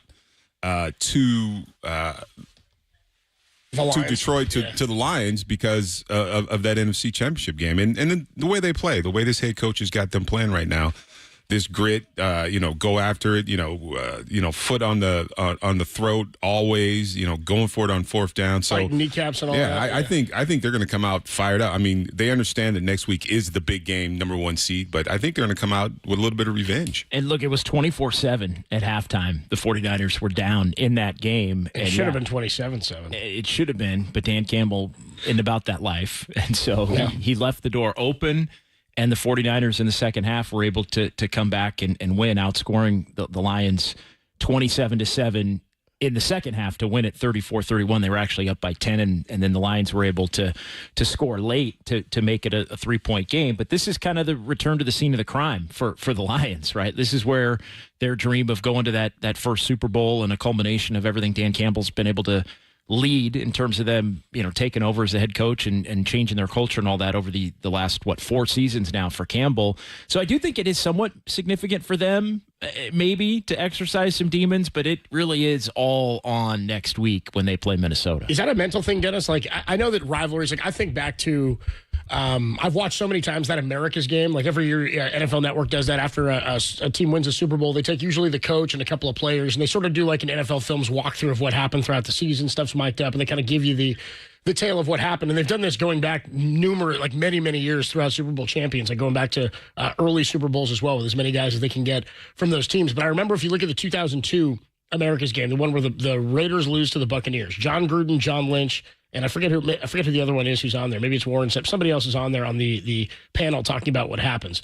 And basically, those Tampa Bay Bucs teams, year after year after year, would fall short to Andy Reid's Philadelphia Eagles in the playoffs. It was like the Eagles got them every single time they played them. And there was a rivalry season to season. When they finally did go to the Super Bowl, for them, beating the Eagles like in the playoffs or on their way to the Super Bowl was as big of a deal, they thought, mentally, into getting over that hump. Can a team like the Lions use a game like this where, while this could have been a fun rivalry on paper, and 6 months ago when we see this schedule come out, you go, dude, this is going to be a fun game. Week 17 could mean a whole lot for both teams, and it really means absolutely nothing. But in terms of what you guys are talking about in exercising demons, season to season, how big of like a mental hurdle is that for a group of guys who were on this team last year, and Amon-Ra St. Brown and Jared Goff and Dan Campbell, the head coach. You got Ben Johnson, the coordinator, who's likely in his last couple of weeks or month here as an OC for the Lions and will likely get a head coaching job. How big of a deal is it to overcome a game and a team that you thought you had to get by in order to win last year? Yeah, and I go back to the battles against Dallas, right? Yeah. I mean, if I remember correctly, it was 3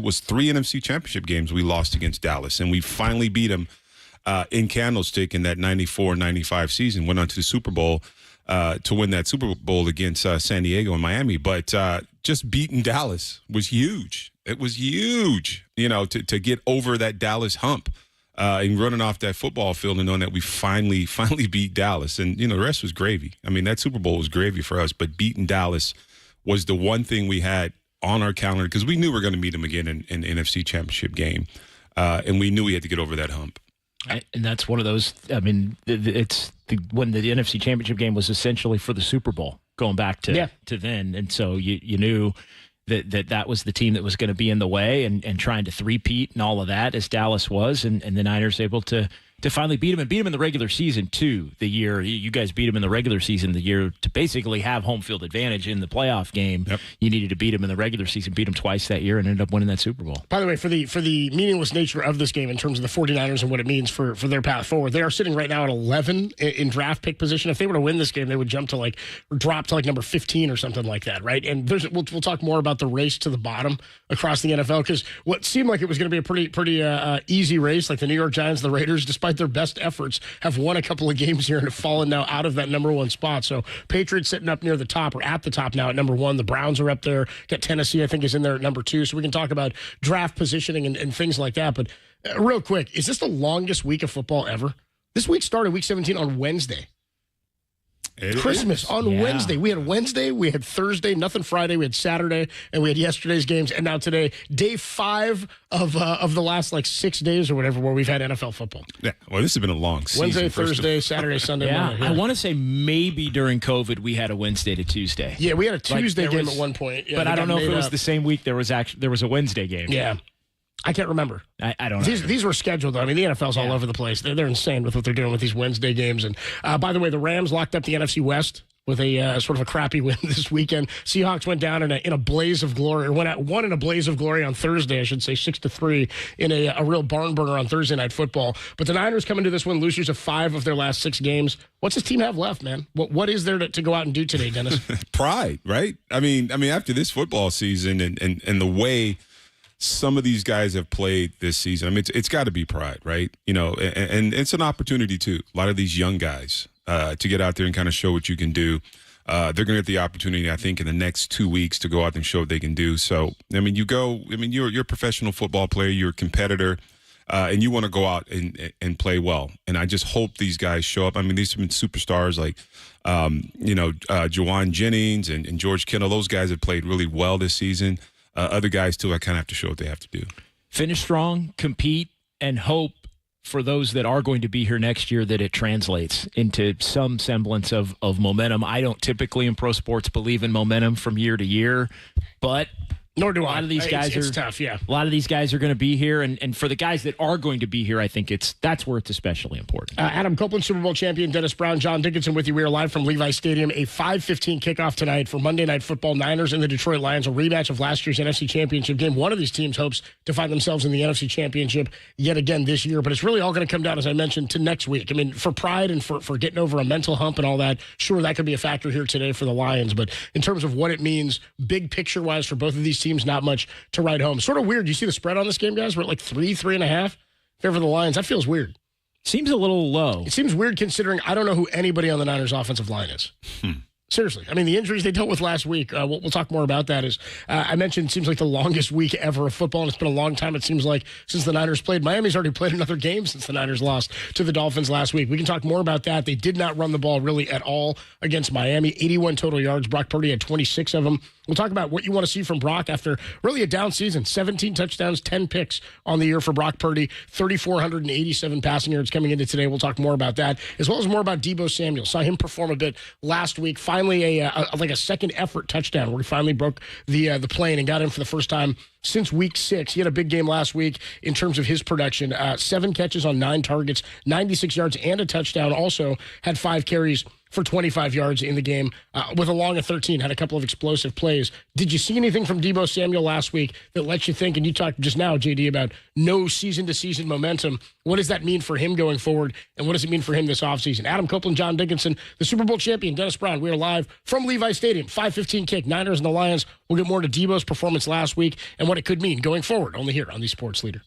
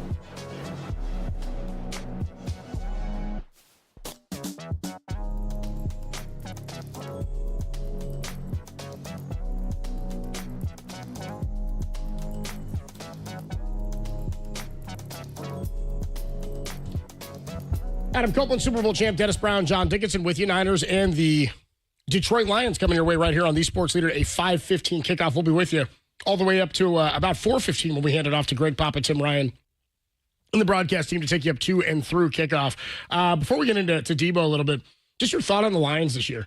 We had Ray Ratto filled in with me a couple of weeks back, and I asked him what he thought. Actually, maybe it was just a guess with Derek and I on Dirty Work, and I said, what's your thoughts on the Lions? Do they finally look like a team that's going to get over the hump? There's all these teams in history that have been, as Ray Ratto put it to us, and I'm going to quote him, it's like their franchises were French kissed by Satan, I believe was the exact phrasing. And he said, you get teams like the Chicago Cubs or the Cleveland Browns, and he goes, until the Lions can prove that they're something different, they're just going to be the Lions. And it's there's that stigma or that mark on certain franchises.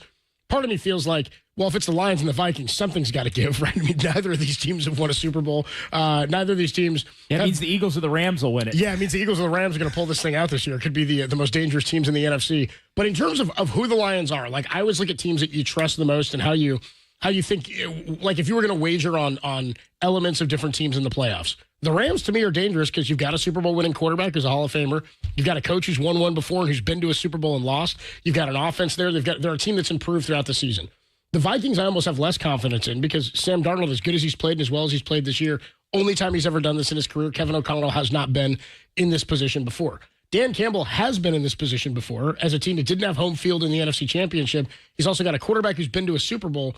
But if I'm going to go with head coaching and quarterback combinations throughout the NFC, I don't know that I have the Lions sitting up near the top. As good as Jared Goff has been and is, what's he got, 75% almost complete, 72% completion almost on the season for Jared Goff. Part of me thinks that because of the risk-taking nature of Dan Campbell, which has helped them get to this spot, I feel strongly that he's going to end up in a situation like he did last year against the Niners where he's going to gamble even when he's up at the wrong moment, and it's going to come back to bite him. I go to the mindset. I think I look at the Lions and the way they've played this entire season, even with their injuries. It's pretty incredible. They have 22 guys on IR or something. Their mindset is just, we're going to do it, and we're going to go out there, we're going to execute. And we're going to take those risks, like you said, but we're going to execute. We got a great quarterback. We got two great running backs. You got a defense that continues to play really well. So, I go to mindset. I think Dan Campbell has his team thinking that they are champions. They are championships, or they are championships in the future, and they know how to get to it. And like I said, I just look the way they've played the whole season with the injuries. And, we talk about the 49ers and their injuries, never really overcame them.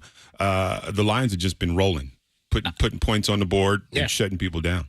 To me, they've got a great shot. I think the injuries in part could end up doing them in. And I think ultimately, though, if they do lose, it's going to be because Dan Campbell costs them. I think there's no question about it. If he has to get out of their way for them to win. So it's sort of funny. It's a double-edged sword. They're here in large part because of, 100%. He changed. There's no question to me. And this is what's funny is football is different from other sports in that, with basketball, we watched the Golden State Warriors evolution into becoming a marquee franchise in the NBA. Yeah, it coincides with Steph Curry becoming the greatest shooter of all time. But we watched that happen. You don't get to where Steve Kerr got them in year one without having Mark Jackson help lay the foundation. We can crack jokes about it and talk about all the prayer meetings and stuff that he did. He also instilled a mindset of defense there. And he gave a little bit of stability, I think, to a franchise that was already sort of waffling and didn't have any identity. They were a joke. They were a joke franchise. So what I would say is that while the Lions have been that way for a long time, and even with having a 5,000-yard passer and Hall of Fame players and Barry Sanders and Calvin Johnson and Matt Stafford, we're still a joke of the NFL. They went 5 straight years or 6 straight years without a 100-yard rusher in a game. Remember that? They went forever before they could break through for some little note like that would make them seem like they had some legitimacy. So in basketball, you can bring in a new coach who can change the culture quickly just based on the roster. Football, you've got to have a coach who establishes an identity, who establishes that kind of culture and builds it from the ground up. And as silly as we thought Dan Campbell was when he was hired, and as bad as they were early on, and I thought, I don't know if this is the guy. He's a culture guy. He's a CEO-type head coach. He's not calling plays. He's making decisions, which, to your point, JD, oftentimes I think gets in the way. That said, he's got a brilliant offensive coordinator, and I sort of look at this, we talked coming into this year with the Niners, is this the last dance for the 49ers? Is this the last chance they're going to have with this window, with this group of players? And I think the jury's still kind of out on that. I think based on what we see early in next season, that's going to change a lot, or that's going to give us more perspective and scope on how they move forward.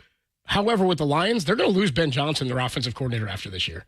And we've talked about the Niners losing defensive coaches year after year after year, front office personnel. When you're a quality team and other organizations need to fill voids, and they can pull from your organization, they're going to start pulling things from the Eagles, from the Detroit Lions. This is why the NFL is built for so much parity. It's hard to do what the Chiefs have done, back-to-back titles, now going 15-1 to start year 3 of a potential 3-year Super Bowl run. So while I do look at the Lions and think they've got a shot this year, I think there's a bit of desperation here in that this could be somewhat of a last dance with this version of the Lions. Even though it's only been a 2-year window, they're going to come back next year and play probably a first place, maybe a second place schedule. That said, to do it year after year after year and change coaching personnel, it's going to be tough for this team. They're starting to get more expensive too. It could be they don't think it is, and I think that's all the more reason why it could be, because they definitely don't think it is. No, they don't. They think we've got a young core of players and we're ready to go. And to me, how they go out will determine that. Yep. Like, they've got a great shot. They're loaded.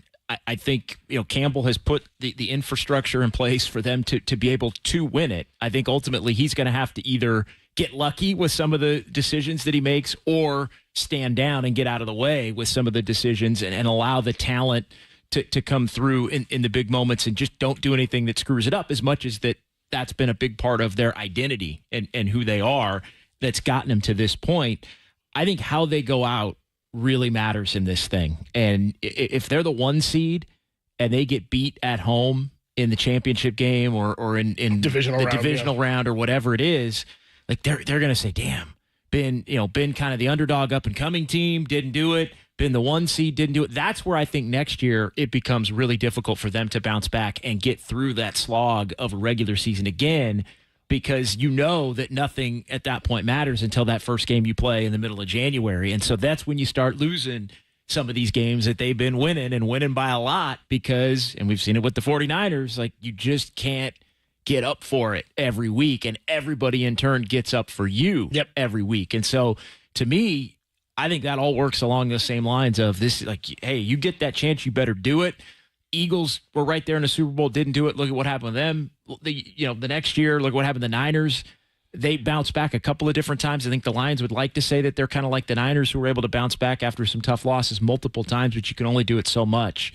And I think there is some fragility to the way that the Lions have been able to do it on this. Hey, we're here. We're laying it out all on the line. We're bringing it. Like, eventually, I think that can run out and start to work against you if you reach that point where you lose. Yeah, I think it's culture. I mean, I watch this guy, the way he coaches, Dan Campbell, and the way he talks to his team and the way he relates to his team, and he's got that attitude. I mean, he's got that killer attitude, and that's, you build that culture like that, and then now the hard work starts. I mean, you win 13 games, or if they win 14, 15 games, whatever it is, you have to go into draft, and you have to start building your team, from your draft, get some good players, and you can have lower draft picks. But this is when the work starts. But you have the culture already built, right? I mean, you believe coming in, we talk about the 49er way, and that's kind of fallen off a little bit. But, you kind of start building that. Anybody who comes in into the franchise, you understand that it's win. We're expected to win football games. So I think he's done a really good job of building that.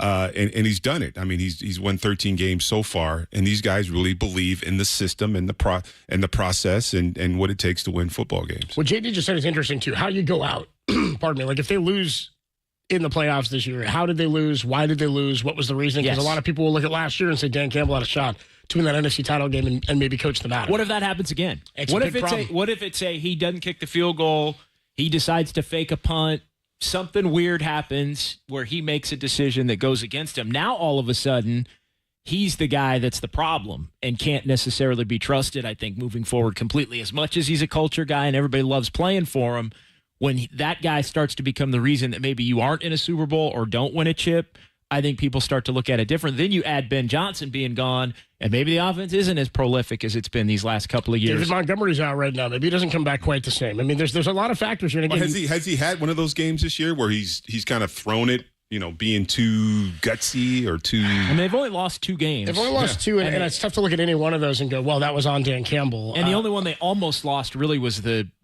game. There were 2. The Rams game week 1 that McVay actually kind of blew at the end with some poor time management. Yep. And an early decision to go. He went for a 4th down when he could have kicked a field goal. They were also down 16 points at halftime to the Houston Texans, where Jared Goff threw 5 interceptions in that game, and they still won. Yeah. Like, again, they've got something. They're kind of going. having a storybook season in that, which is why some of that stuff just sort of feels when magical things appear to happen. Sometimes it's hard to buy into it throughout the course of a year or through a postseason run. Like, because then everything you're playing all good teams. The margin for error goes away. Like, again, when they're able to drop plays, and this goes to the brilliance of Ben Johnson. But Dennis, did you see the play last week that they ran where they it was a fake fall down? Yeah. Which is incredible, by the way. A fake fall down and the story for a touchdown. For a touchdown. And the story behind that was that I guess Jared Goff was asked by the OC Ben Johnson the week before they put that play in. Do you think you could fumble the ball on purpose and then pick it back up? And they talked about it for a second, and then they both decided probably not a good idea. So what if we just pretended to fall down and do that? And they actually put that play in, I guess, earlier in the game on a series. They were going to call it, and they audibled out because they didn't have the right coverages. I mean, that type of risk-taking stuff is things that you have to have the confidence, the personnel, the ability to get that stuff done. But if you do some of that stuff, Dennis, at the wrong moment, it can cost you a season. Yeah, my point is it hasn't. Not yet. No, it's a regular season game. Yeah, I mean, it hasn't happened yet. So maybe it feels like he's taking those risks, but maybe he's understanding that could be an issue moving forward if he takes too many risks. It just feels like they are either going to win it because they do something crazy like that and it works out, and he's going to be a legend in NFL history for it, or they're going to lose it on something like that, and then they're going to have to honestly take a hard look at whether he's the guy that they can win with at that point. And that happens once. Fine. Happens twice, then the scrutiny starts to come, and it doesn't matter how great your culture is, and it doesn't matter how great of a leader you are, and it doesn't matter how much everybody. So why is that different in the scope of Kyle Shanahan? When we look at Kyle and people say he's cost the same situations over and over and over, I don't totally agree, because I don't think it's as simple as we're going for it here on fourth down when we shouldn't be, and we should be kicking the field goal. People get mad at Kyle for being too conservative or play calling late in games. It's tough to say there's any one thing that you can point to that was a bad decision. People might say overtime of the Super Bowl. Again, I feel like if they were in the Super Bowl again this year and that same situation happens, they're probably not giving Mahomes the ball second. You know what I mean? I would hope that they learned from that mistake, and that's the question about Dan Campbell. But why is it different for Campbell in that sense than it is for Kyle Shanahan? I don't really think that it is. I think once the 49ers lost the Super Bowl in Miami to the Chiefs the first time, and then came back, had the bad year, the COVID year, okay, that happens. But then they bounce back. They get to the NFC Championship game again. They have the lead in the fourth quarter. They lose. Like, I feel like there has been scrutiny on Kyle Shanahan from that moment. Like, I don't think he's... No, I agree with you. I'm saying, but we're sort of in agreement here, I think, in saying, like, well, if Dan Campbell has that same mistake happen again, then you start wondering, is he the guy? Well, it's not a specific mistake. That's kind of what I'm pointing at. I think Campbell has one specific mistake that's truly part of his DNA. Trait. Yes, yeah. Like, that's part of his DNA is I'm going to go for it when people don't think I should. And if it works, then I'm a legend. And if it doesn't, then... He's going for it on fourth down 5 times a game. I'm an embarrassment. You know what I mean? Like, yeah.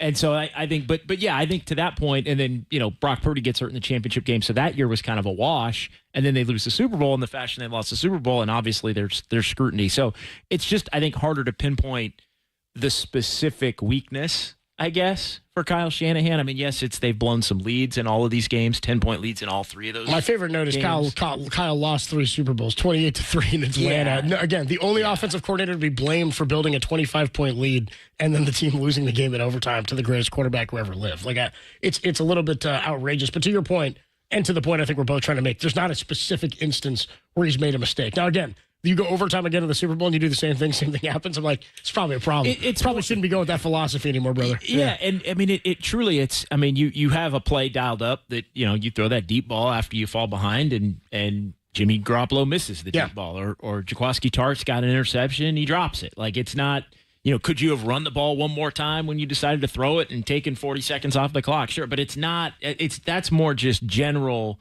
game-to-game stuff that happens in every football game that maybe hasn't worked out. It's not a specific, like, you should have handed the ball to Marshawn Lynch, right? Like, you know what I mean? Like with Pete Carroll, like, you should have given him the rock. Should have given it to Frank Gore, too, I'm just saying. But I get the timeout situation was there. He's still standing right there. The Seahawks still got their hands in the Ravens still got their hands in their knees. You know what I mean? They're still huffing and puffing down. Totally. There. Speaking of, we're going to talk to a guy who was on that team later, right? Honorary captain, Andy Lee. Wasn't he the punter for that team? Believe so, yeah. He was here for so long, Andy Lee. Yeah. He was like the kicked in the league forever. He was truly. There were years where he was legitimately their MVP. That's it was like him or Frank Gore. Your team is like him and Frank Gore. Your team's not that good when your punter's potentially your MVP. Joe Nedney had some run in there too. Nedney was popping him in, dude. Left-footed, the foot. Remember that was his nickname, just Foot. Adam Copeland, Dennis Brown, the Super Bowl champion, and John Dickinson hanging out with you from Levi Stadium. We will hear from the 49ers Player of the Week, Eater Gross-Matos, when we come on back. He was on the morning show earlier this week.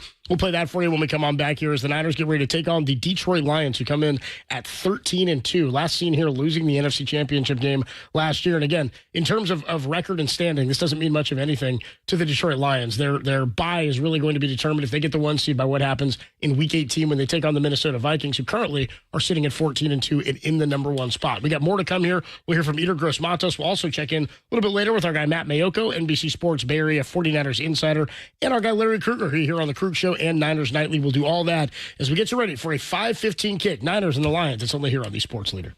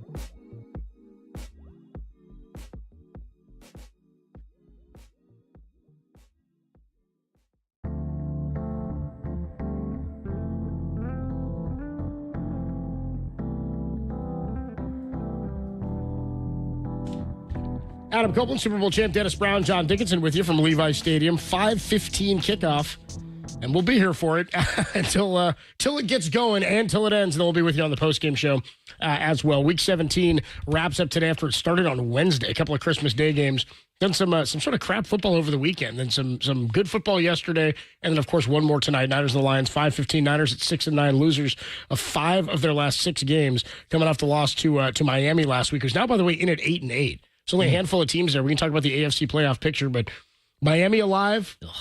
I don't want to see them make it. I want to see the Bengals make it. And the main reason I want to see the Bengals make it is I want to get into the MVP conversation. We'll do that in a little bit. Because I was making this case a couple weeks ago where I'm like, you got to give Joe Burrow some MVP votes. They go, well, he's on a bad team. And I'm like, the guy's putting up better numbers at quarterback than any player in the game today. And it's not his fault that the defense can't get a stop against anybody, and they're losing games where he's throwing for 3 touchdowns. I think he had 6 or 7 straight games of 3 or more passing touchdowns in a game. My thought is, if you go 9-8 and you get into the playoffs, then he has to get MVP votes, because then you go, well, look at what they did. If they didn't have Joe Burrow, they'd be a 2 or a 3-win team. But if they go 8-9, then people go, well, he can't get MVP votes. He's not worth it. We'll talk more about that as we get through the pregame show here today. But Eder Gross-Matos was the 49ers Player of the Week, and he joined Kerry and you, JD, earlier this week on the KNBR Morning Show. And Kerry started the interview by asking about the huge 3-sack performance that Gross-Matos had against the Chicago Bears. We want to get into your season with the 49ers so far, and obviously as a team, it's been disappointing, probably not what you expected coming to San Francisco, but you had to battle through injury, get back on the field, and you had your 3-sack performance against the Chicago Bears a few weeks ago. How gratifying was it for you, after all that you've dealt with, to come back from injuries and make an impact in a game like that? It was awesome. It was awesome. Like you said, I was fighting through injuries and doing everything I could to get back, to help the team, and then come back and have the game I did. Definitely meant a lot to me. Like you said, the season hasn't gone how I've imagined it would, but this group has kind of stayed together, and everybody's just been fighting and helping me along. So it was awesome. It was a great moment. What can you say about the leadership of guys like Fred Warner, specifically Dre Greenlaw coming back? I think you can feel him from just being around, even though he wasn't on the field until recently. As far as keeping it together, because as you mentioned, I mean you part of why you came to the 49ers was wanting to be playing games into January and maybe even in a Super Bowl. It hasn't worked out this year, but what's it been like? Being with some of the guys who have been able to get to that high level and set the tone for what the 49ers culture has been? It's really easy to see why the team has been where they have been. Guys just don't quit. Like Fred brings that energy every day, practice, walkthrough, doesn't matter. Dre's the same way, and hitting the field with those guys, no matter what the situation is, they have an energy and an aura of, bringing the team up. And it's easy to go to war with those guys any day. Well, one of the things I love asking defensive linemen when they come to San Francisco and play on this team for the first time each year is what you learn from Chris Kaserik, who's got such a great reputation helping guys take the next step in their career and transform their ability on the defensive line. What have you picked up in this season as you continue to evolve your game at the NFL level? He just fine-tunes every day. He's on the details of everything. You want to make guys, dig deeper into their bag, and he brings the best out of you. I think since I've been here, he's definitely made me a better player. Definitely challenged me in ways that I haven't been before, and he's definitely made me better since I've been here. What would you say is an example of either a different coaching style or a way that you've been challenged? Every coaches all have their things, right? But what's maybe something unique to him where you're like, damn, okay, I see where he's coming from. I wish there was a way for me to describe his energy every day, because it just doesn't seem human. And even when things are going well and making plays, it's never perfect, and there's always something to get better at, and he's gonna harp on it, and he's gonna make sure every play that there's another level to what you can do. Is there some language there maybe that makes it hard to describe on the radio? Is that part of it? A little bit. Nothing disrespectful, but Coach is a fiery guy. We've heard some of that, overheard some of that, whenever the microphones are around. Talking with Eater Gross-Matos, 49ers Player of the Week here. And, when you signed in San Francisco, we mentioned that this has not been the season that you expected it to be. But you did get a 2-year deal from the 49ers. You were a target this offseason from this franchise to come in and kind of transform this defensive line, add some depth, and get better over the next 2 seasons. What do you see as taking the next step for you next year and making sure that you guys are able to get back to that level that this franchise expects to perform at? One, being able to be healthy and stay on the field. Best ability is availability. But 2, just not quitting. Never getting complacent, which playing for Chris is impossible. And just continuing to take a step every day. Just find a way to get 1% better. And I think laying a brick every day. One day you're gonna look back and find a house. When you look at Bosa and obviously Leonard Floyd and yourself and you missed some time, Leonard Floyd missed some time, Bosa missed some time. Have there been times where you've kind of sat back and thought, damn, like if you all do have that healthy year together next year, there could be a lot of havoc that you guys are able to come up with to really help transform the defense? Yeah, there's definitely been moments where that has crept into my mind, but I just try to focus on doing what we can with the guys we have, because in the NFL there's always going to be injuries and it's unpredictable. But yeah, when you look at the players in that room, there's no reason not, right? So yeah, having everybody available would be nice. I know on a weekly basis you're so focused on getting ready for the next opponent and looking at tells from different quarterbacks and different offenses that you face. What do you thought of your own quarterback this season? Brock Purdy's had to navigate a situation where a lot of his weapons have been on IR, been taken away from him. How do you feel he's handled the 2024 season? Man, it's been fun to watch. His ability to create is something that I definitely didn't have a grasp of, how well he was able to do that until I was able to be here and see it every day. His ability to create, and then his courageousness in the pocket, standing there, taking the hits, making the throws, even with defenders right in his face. It's inspiring to watch. Very good stuff. So last one for you here, Eater, before we let you go. Coming up December 31st, your Penn State Nittany Lions against Boise State, the Broncos, in the Fiesta Bowl. Got a prediction for us? A Penn State blowout. That's the prediction right there. There you go. Penn State blowout. James Franklin and everyone in Happy Valley satisfied with that result. Thank you so much. Best of luck against the Lions on Monday, and looking forward to watching you finish out this season. Hey, thank you very much. Thank you guys for having me on here. I was Eater Gross-Matos with Kerry Crowley and John Dickinson as part of the KNBR Morning Show, filling in for the boys this week. We're here at Levi Stadium getting ready for the Niners and the Lions, who last faced each other in the NFC Championship game. I just saw a video out on Twitter that said Lions versus Niners mood, and it was remember Eminem was at the game last year? Yeah. Did you remember Steve Young and Eminem? Apparently incredible story. Dude, they talked at halftime, and he was like, careful. Come on, you can taste it, can't you? That's what Steve said to Eminem at halftime. He's like, you can taste it. You get that taste out of your mouth. Get that taste out of your mouth. You're going to need to get 35 points. Didn't get there. Niners ended up winning after that great catch by Brandon Ayuk, who obviously will not play in this one. And not only did the Niners end up winning, but the Niners scored 34. Pretty incredible. Which meant it's going to need 35. 35. You're going to need 35 points. And they didn't get there, dude. Pretty incredible. Lions come in at 13-2, and they can taste another NFC championship. They would like to be the number 1 seed, but that won't be determined until after next week when they take on division rival, the Minnesota Vikings. We'll talk more about the playoff picture. We'll talk about who's hot. Deebo Samuel coming off a big performance against Miami last week. See if he can keep that going and whether or not that means anything to him and the future of the 49ers. Really, they need him. Again, we talked about momentum season to season. You like to get him going either way to finish the season on a strong note. We'll talk more about that. We'll get into who's hot, and we'll get ready to kick off our 49ers pregame show. Larry Krueger will join us. Matt Mayoko will join us. Andy Lee, the honorary captain, talking some punting today.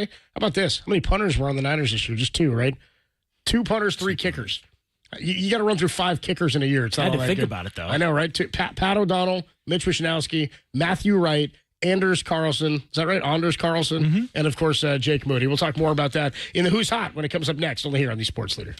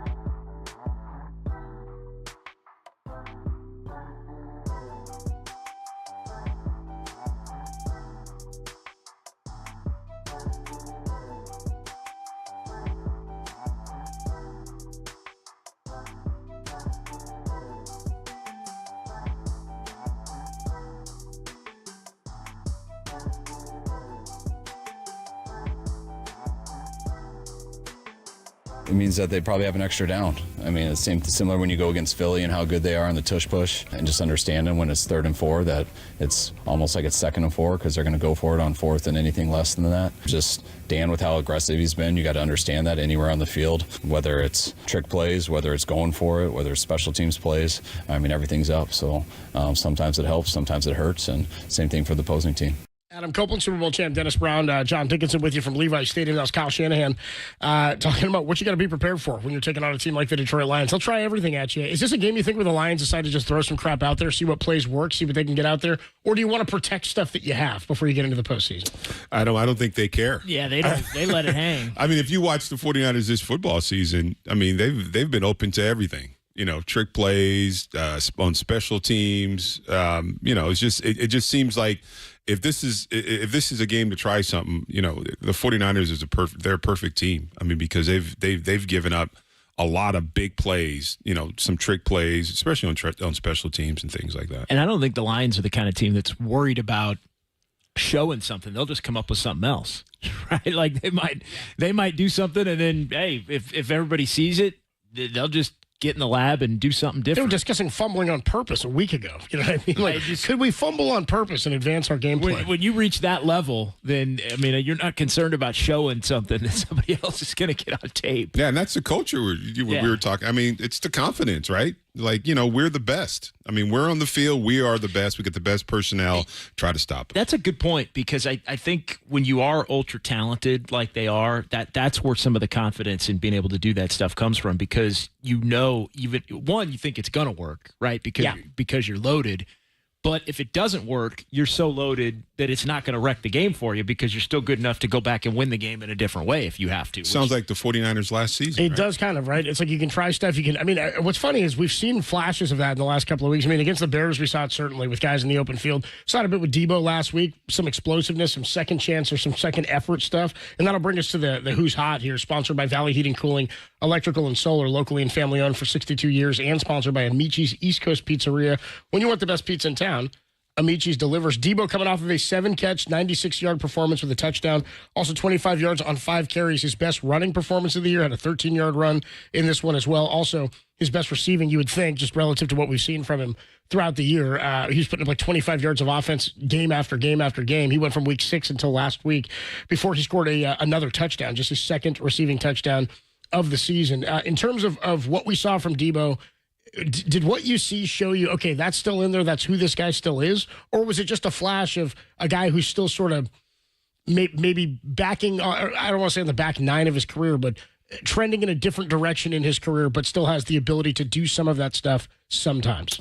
Did you think it was more a microcosm of the season, or is this just still who Debo is? I think it was just, like you said, with the season. I think Debo is Debo. I think we saw last week exactly what he is. We've been talking, he's losing a step or he can't get open in man coverage. I think it's just been one of those seasons, those off seasons. And I think last week is what we're used to seeing. I think that's what he's about. For whatever reason, he's got off a pace this season. But I think we saw last week what Debo is moving forward. It's still in there, although I did wonder why did we see it in that game? Like the cynic in me, and I don't know what it means. I mean, it was matchups or whatever, but why was it clicking in that game, Dennis, as opposed to some of these other games where the Niners had tried so hard really to get them going? And they couldn't run the ball really effectively at all last week, so you knew the passing game was where they had to go. Well, they lined him at running back. Yeah. It wasn't even, they weren't even Debo, 5 carries he had for 25. And just putting him in the backfield straight up, not even being cute about it. I mean, it was a little that to me was a little like where's that been and where's the success been with it when they've tried it? Yeah, I mean it's just one of those. It was just one of those games, like you said. It could have been matchups, could have been a mindset. We saw a week before when it was purposely done, trying to get him going. Sometimes you overthink it. Just play the football game, go out there. And play up to your ability, and sometimes it's going to click. And I think he's kind of captured it again. We'll see today, but I think Debo moving forward he has to be part of this football team because I think he adds so much to this offense. And Brandon Ayuk comes back, Christian McCaffrey comes back. You're going to start seeing some more of those Debo games like you saw last week. So let me ask you this: was both of your guys' confidence in Debo at an all-time low entering last week?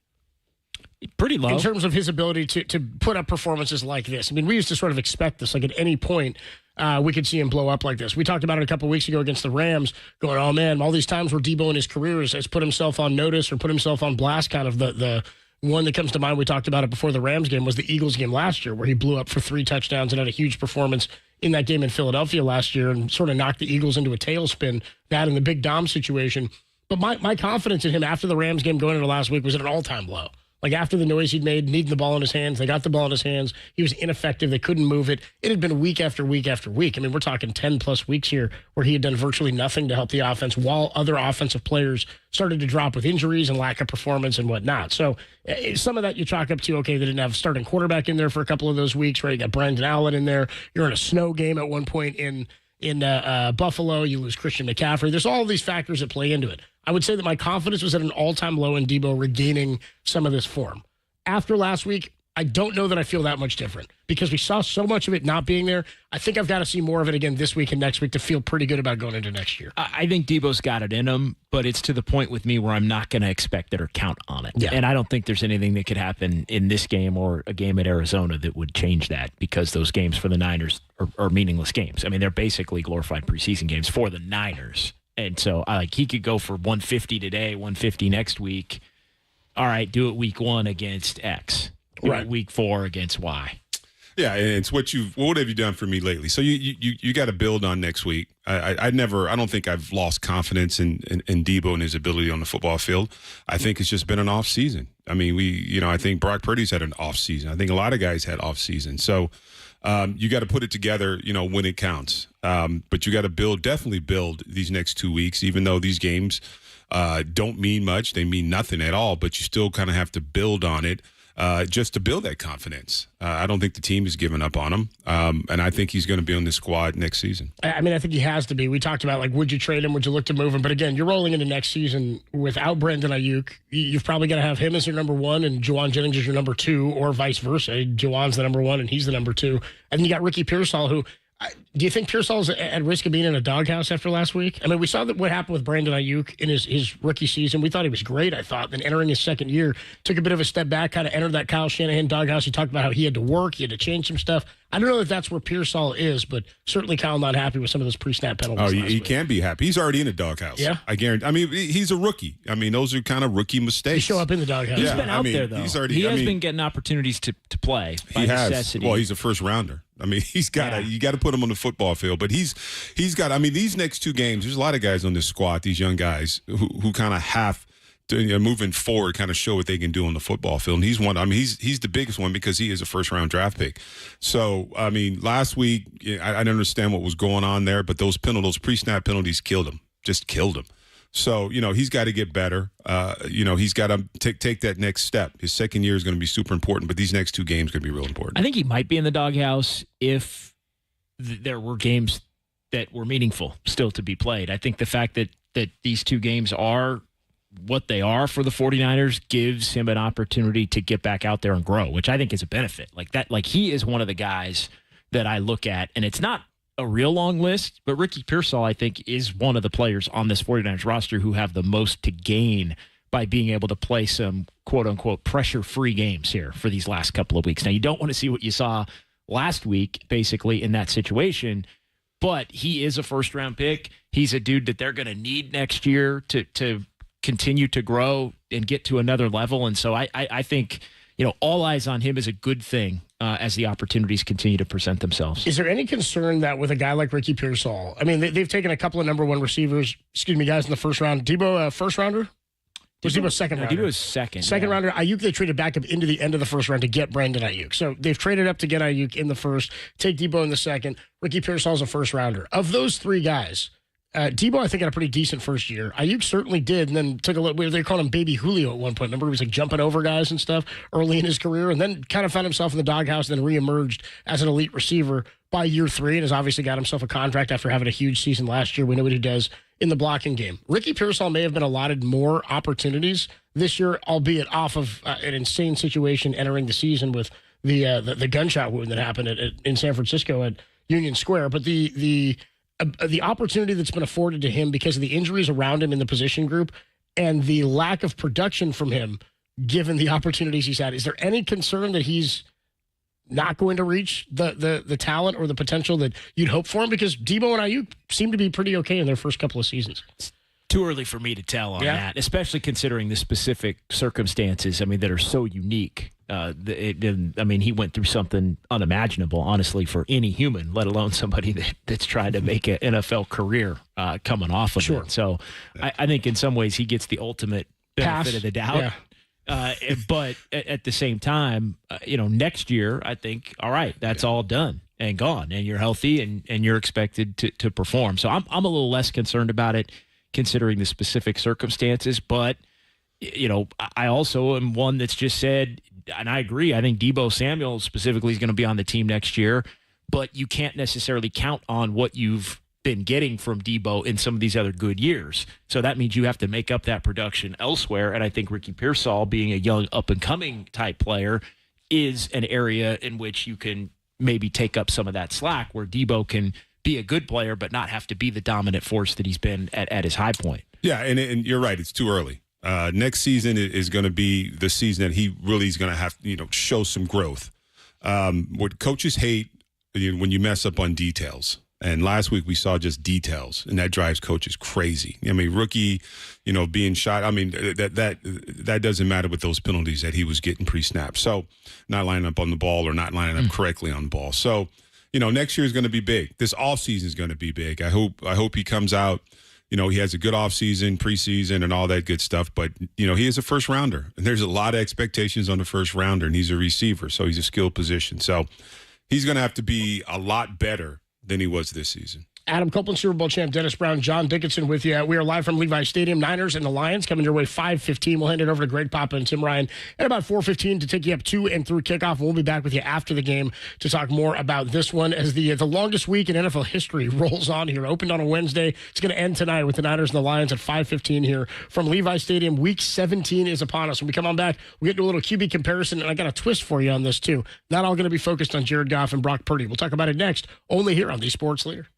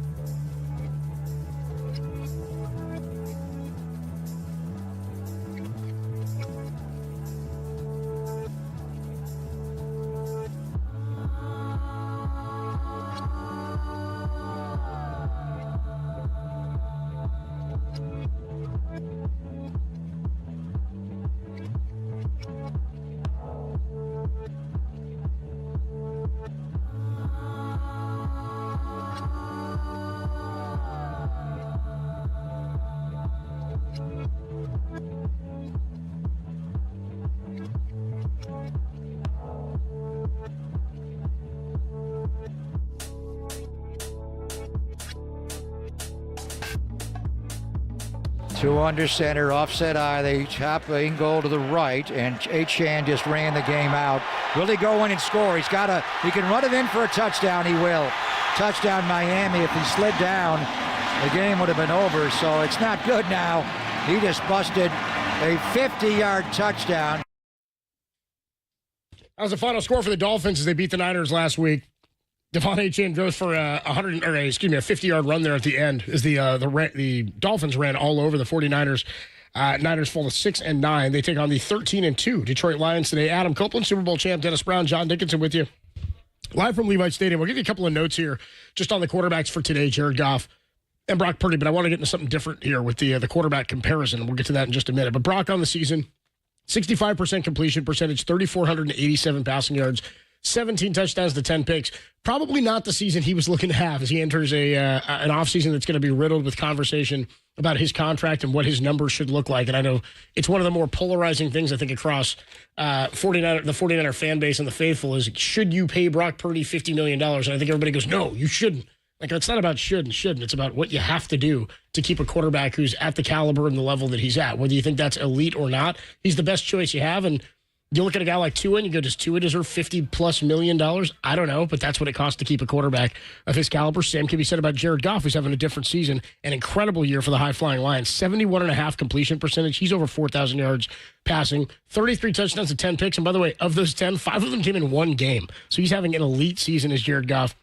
Been sacked 27 times, but they've got one of the best, if not the best, offensive line in all of football. He's coming off a game last week, 336 passing yards on 23 of 32, 3 touchdowns, no picks. He's thrown for 300+ 5 different times this season. The fifth most passing yards in the NFL, 5th most touchdowns, despite one less game than the leaders for Jared Goff as he's continuing play into his 16th game today. Let's get to the QB comparison, sponsored by Friedman's Appliance, proudly serving all of Northern California with a wide selection of luxury appliances. Visit them in Pleasant Hill to see the Friedman's difference, and by Dolce Vita Tequila, pure and simple. Normally we do the comparison among the guys we're going to see today, Jared Goff and Brock Purdy, but let's do, since we're near the end of the year and this game has less meaning for both of these teams, let's talk about QB comparison in terms of MVP for the season, because this has become a debate in the last couple of weeks here.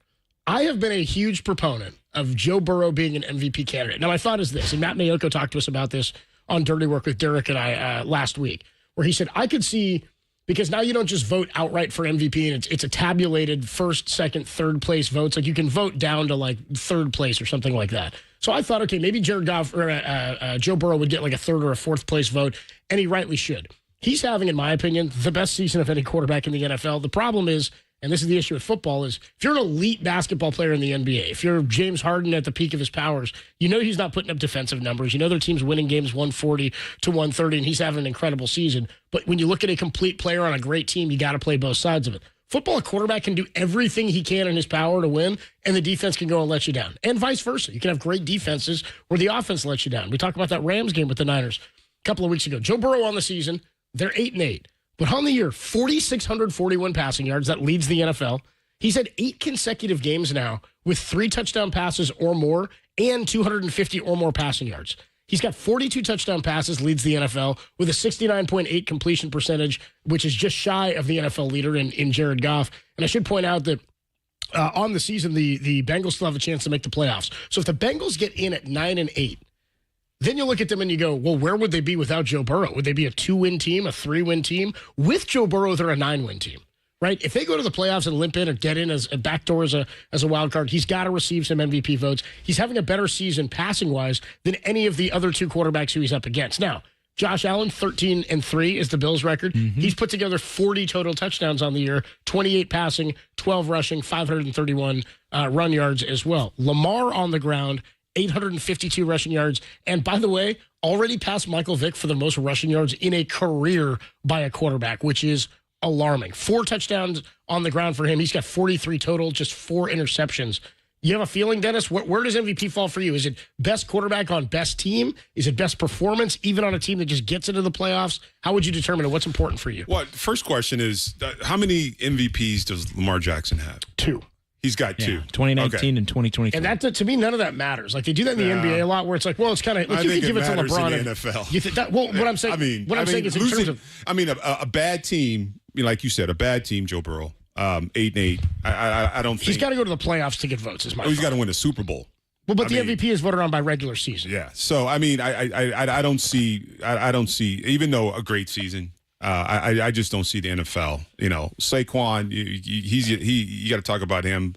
But as far as quarterbacks, you know, right now, if you're going to say it's going to be a quarterback, it will be it's a going to quarterback. be it's Jared Goff or it's going to be Lamar Jackson. You mean Josh Allen or Lamar Jackson? Yeah. I'd go Josh Allen number 1, given his level of play with the team component. I think I'd go slightly ahead of Lamar Jackson, although when you look at their numbers head-to-head, and, I mean, Lamar Jackson's got better numbers. He's got better rushing yards. He's got more touchdown passes. He's got more total he's got touchdowns. Better numbers. Yeah. He's straight better up completion percentage. But he's 1-2, and they, in the standings, are beneath where the Bills are. My order, we were talking about top 5. I did a top 5. I would go Allen, Lamar Jackson, Saquon Barkley. I think has to be in the conversation. Over 2,000 yards rushing.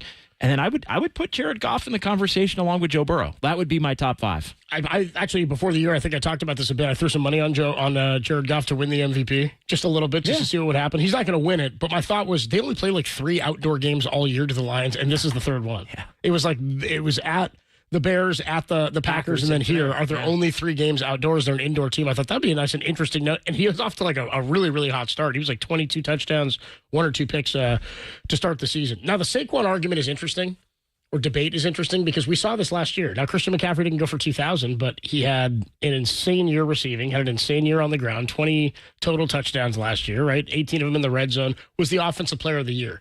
I sort of feel that that's just where we've gone now, where the best possible player, like that's what's going to be hilarious, is if Saquon doesn't win the MVP, but then Lamar doesn't win the Offensive Player of the Year award, right? Like if Josh Allen wins the MVP, that's all fine and good. It's deserved. And maybe in terms of the help and weapons around him, he might have the worst offense in terms of players around him and what he's been able to put up. Like Lamar's got Derrick Henry, who's just been unbelievable. He's a god among men, it feels like, coming out of the backfield. Like having that run game has certainly elevated what Lamar has been able to do, but it's not like they've had a huge passing game in terms of big-time receiving talent for the Ravens. They haven't had a big game, or they don't have any big-time weapons for Josh Allen in terms of moving on from Stephon Diggs, right? They don't have the elite receiving core. So I'll give you that. Saquon, what he's done, the Eagles are nowhere without what Saquon's been able to do this year. And by the way, some of his touchdown numbers have been vultured by Jalen Hurts, scoring some of those like tush-push touchdowns under the goal line. So he maybe should have more rushing touchdowns than he has on the season. But I do find it funny that I think it's a given that Saquon's going to win Offensive Player of the Year, but only one of these quarterbacks can win MVP. I was curious, so I just went back and looked at the voting from last year. So Lamar Jackson was 1. Dak Prescott was 2. Dak Prescott 2. Was McCaffrey 3? McCaffrey 3. Was Purdy 4? Purdy 4. How about that? Exactly. So it just, so I think the running back can be in the top 3. I'm completely blown away that Dak Prescott was 2. I think he led the league in passing last year. Like, wow, Dak Prescott was 2? Like last year? Like where was I? I don't know. Got him a $60 million contract. I'll give you a wild card, both of you guys. And Brock Purdy made me think of this for being 4th last year, because I remember up until the Christmas night game, it was basically Brock and Lamar, right? Because they faced off. Right, and then Lamar other. went off, and Brock threw a bunch of interceptions. And then that sort of flipped it. And then McCaffrey also went ahead of Brock, right? Because he became, in the voters' eyes, the more important cog in the 49ers system. What about Sam Darnold this year? Certainly should receive some votes, or should be in consideration. Again, not a guy who's going to win it. Not to win but because you can give guys later place votes. But if we're talking 5th place vote, something like that, I mean, I just look at it. I look at like Brock Purdy's. You have his numbers in front of you, Sam Darnold? Brock Purdy's numbers last year compared, say, to Sam Darnold's this year. Let me bring them up right now. Well, that's sort of it. When you've got a team that's like the number 1 seed, and again, if the Vikings end up being the number 1 seed, if they win next week against the Lions of the number 1 seed, and they win the division, that came out of nowhere. 35-12. He's over 4,000 yards. He's got 35 touchdowns, 12 interceptions. I mean, you look at some of his individual games, and yeah, he's got 5 touchdowns, no picks against Atlanta this year. He had the 3 touchdown, 1 interception. He's had some games where he has the kind of the bad, like even yesterday, the bad interception that kind of opened the door for the Packers to get back in the game. But I don't know. I mean, I think I look at his numbers, the 35-12, and what were Brock's last year. Something right around that, wasn't it? 33-12 or something, somewhere in there? Yeah, I was right. Well, let me ask you this. 31-11. 31-11, there you go. And so, Brock, every year's different, granted, but like Sam Darnold last year, I mean, Brock was 4th. There was a running back in the mix. There's a running back in the mix this year. It's interesting. How about this? If Sam Darnold, if you're Sam Darnold, 14-2, the Niners were 13-4. And they may be the number 1 seed, same sort of thing. If they are, in fact, the number 1 seed, and you're Sam Darnold going into free agency this offseason, do you want to sign before or after Brock Purdy?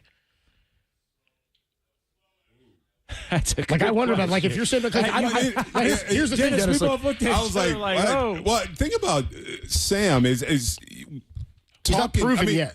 He hasn't. I mean, but he was 3rd overall pick. First overall pick. He was first overall pick. Was he the number 1 pick? I think he was. He was up there. 3? I think he was 3. Okay, he was 3. Yeah. So. I mean, he talks about his career, but he said the best time he had was here in his career because Shanahan made him learn defenses and coverages. And now we see what he's done at Minnesota. So, he's saying that his whole entire career, that 1 year spent here as a backup was his best year in the National Football League. And it looks like it's kind of paying off. But I just thought that was really interesting that, someone so high and the skill level so high or, coming out supposedly so high, and he had such a tough time kind of finding a home. And now, you see, and he says it comes from the year he spent being a backup behind Brock Purdy. That doesn't shock me. I saw a quote like that from Randy Moss talking about how, the elite receiver that Randy Moss was, just running 9 routes and beating guys downfield for all those years with Minnesota. When he showed up to New England, he said he came out to do a practice one day and he lined up in the wrong spot or something and Tom Brady chewed him out. And somebody said, "Do you know the routes?" He said, "Yeah, I studied it." And he lined up again in the wrong spot, and they sent him back to the locker room or to the study room to study the playbook. Right? This is Randy Moss on the Patriots in 2007. Like, guy was already a Hall of Famer. Yeah. Right?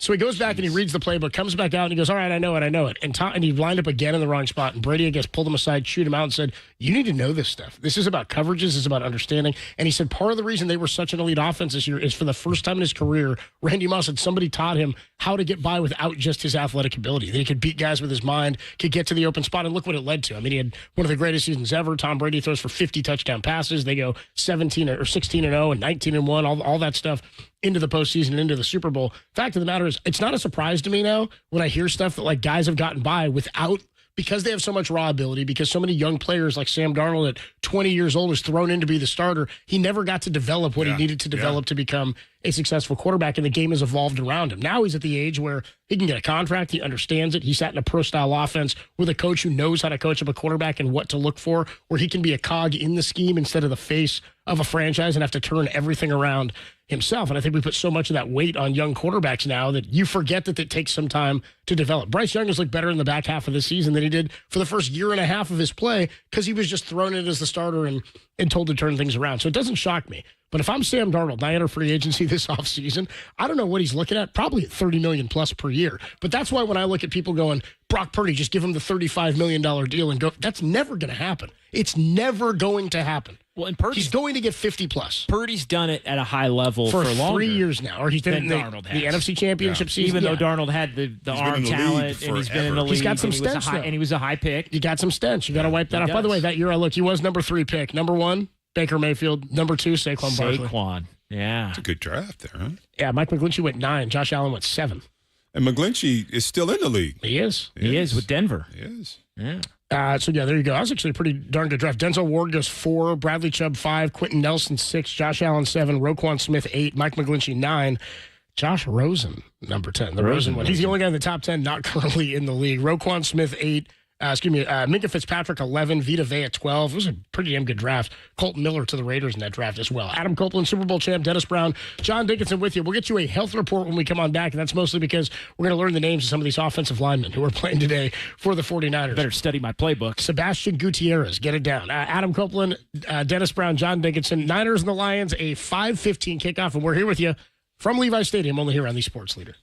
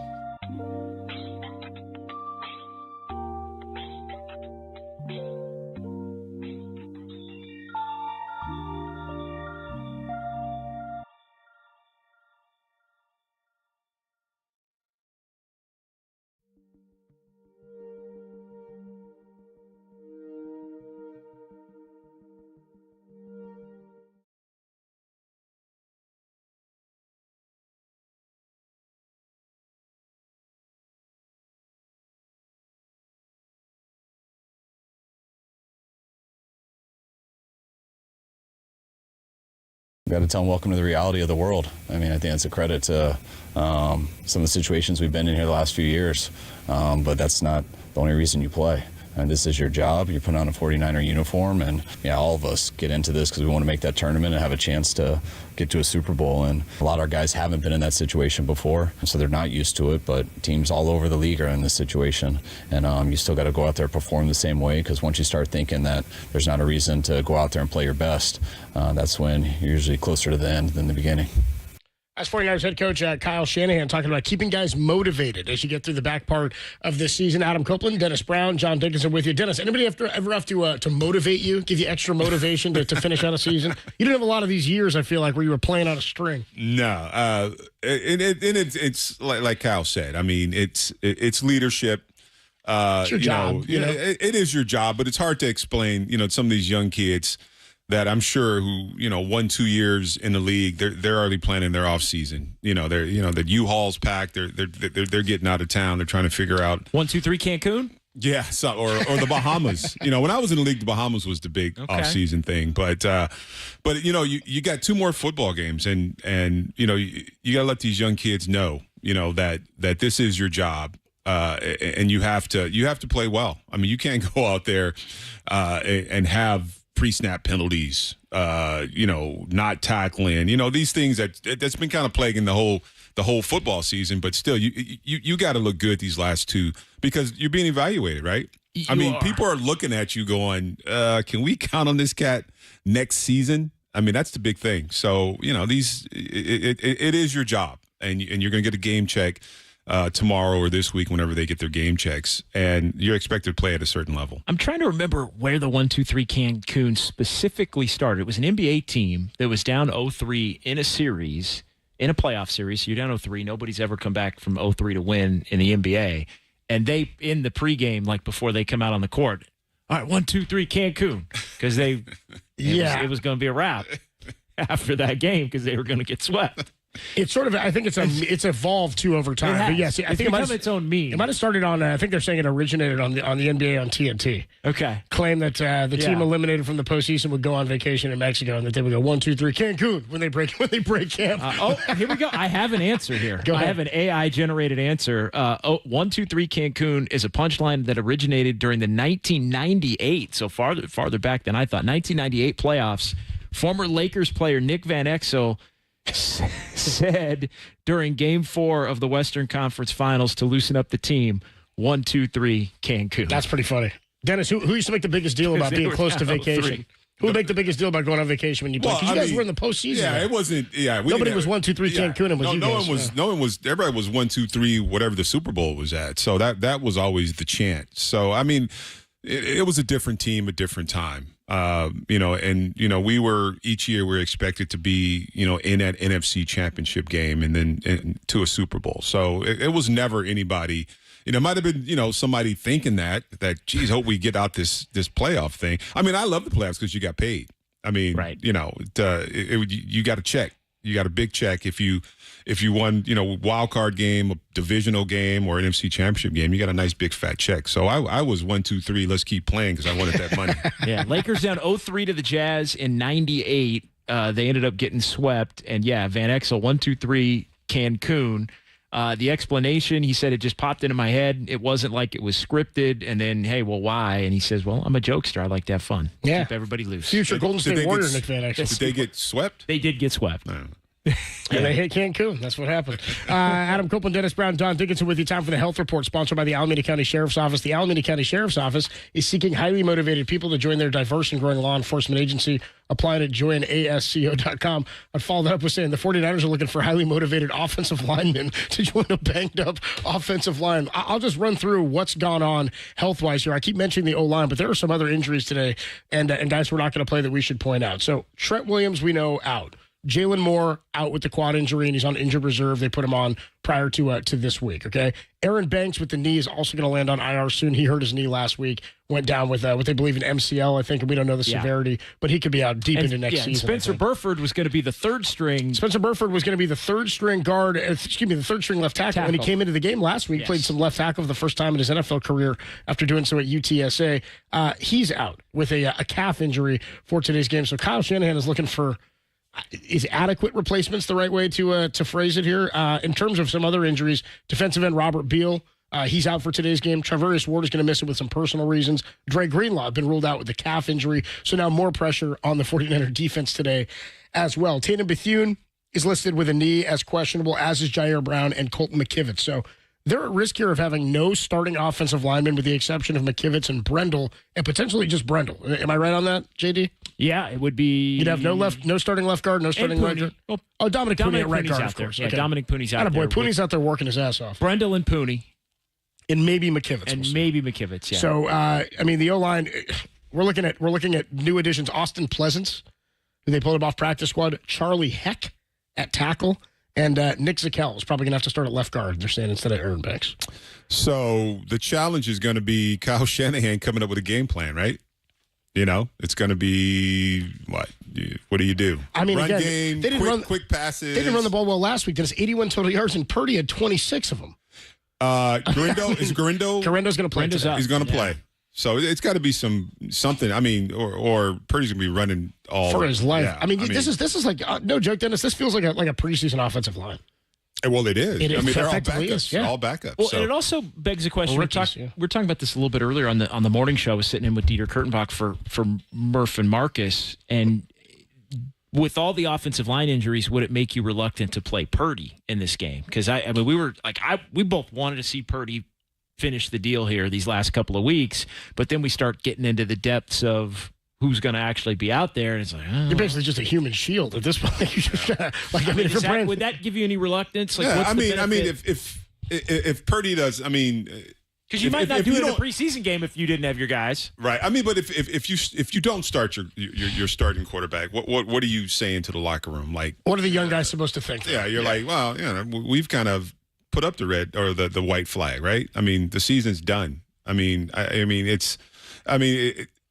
You think about Purdy, and if he gets hurt out there, how does that affect it? It does affect next season quite a bit. If you're his agent, the agent's the one who doesn't want him to play.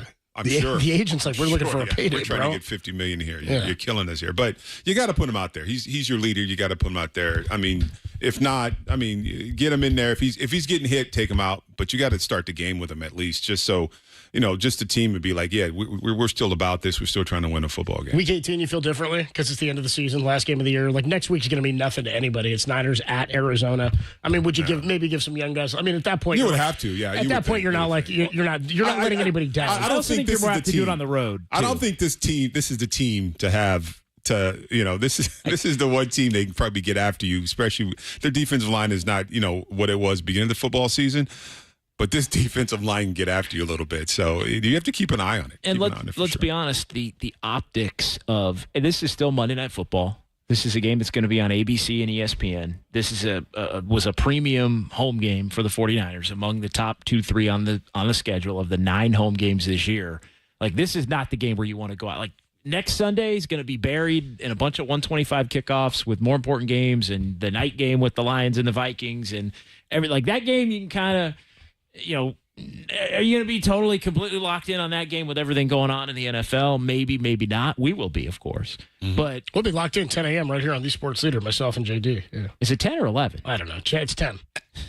It's 10, but not 9. So no, it's not. It's 10. Mountain? Wait, no, Pacific. We'll be locked in. Adam Copeland, John Dickinson, Dennis Brown with you. We'll be joined when we come on back by our 49ers insider, Matt Mayoko. Let's see if he's I know he's out there doing his videos of guys walking in. Do you think he even knows who some of the offensive linemen are? Does he know that these are guys who are on the O-line when they walk in? Or is he saying hello to them for the first time as well? Again, lots of injuries for the 49ers. We'll talk about that with our guy, Matt Mayoko, and then we'll hear from 49ers general manager John Lynch, who was on with Derek Papa and Greg Silver earlier this week. But a thought from Matt Mayoko, who joins us next. Niners and the Lions, 5:15, and it's all going down on the Sports Leader.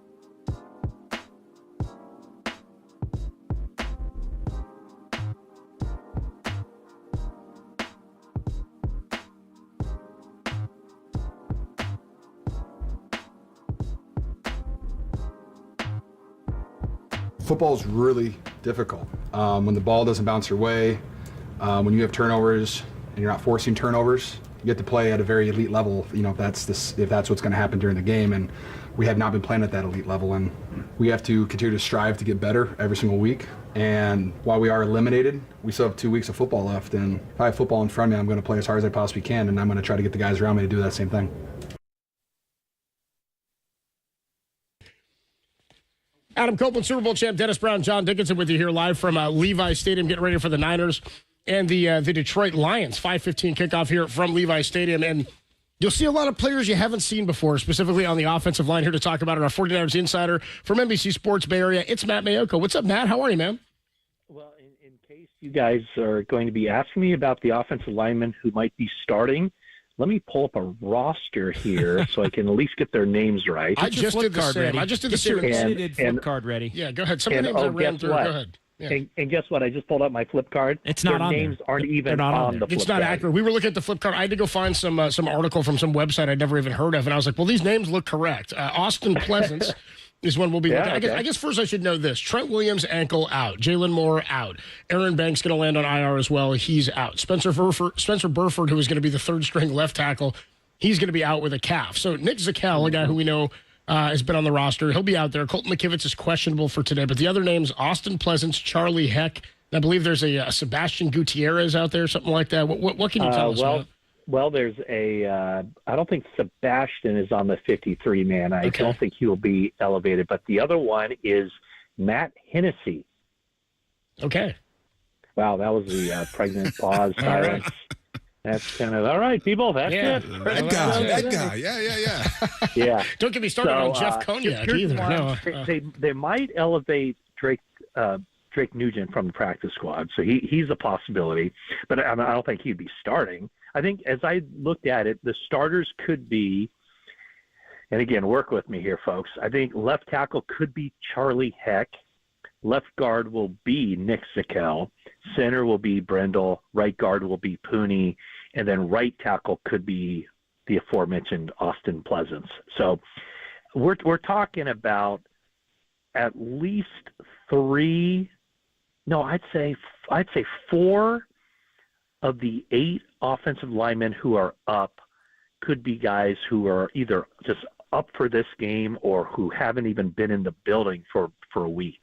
Yeah, that's how makeshift this is going to be tonight.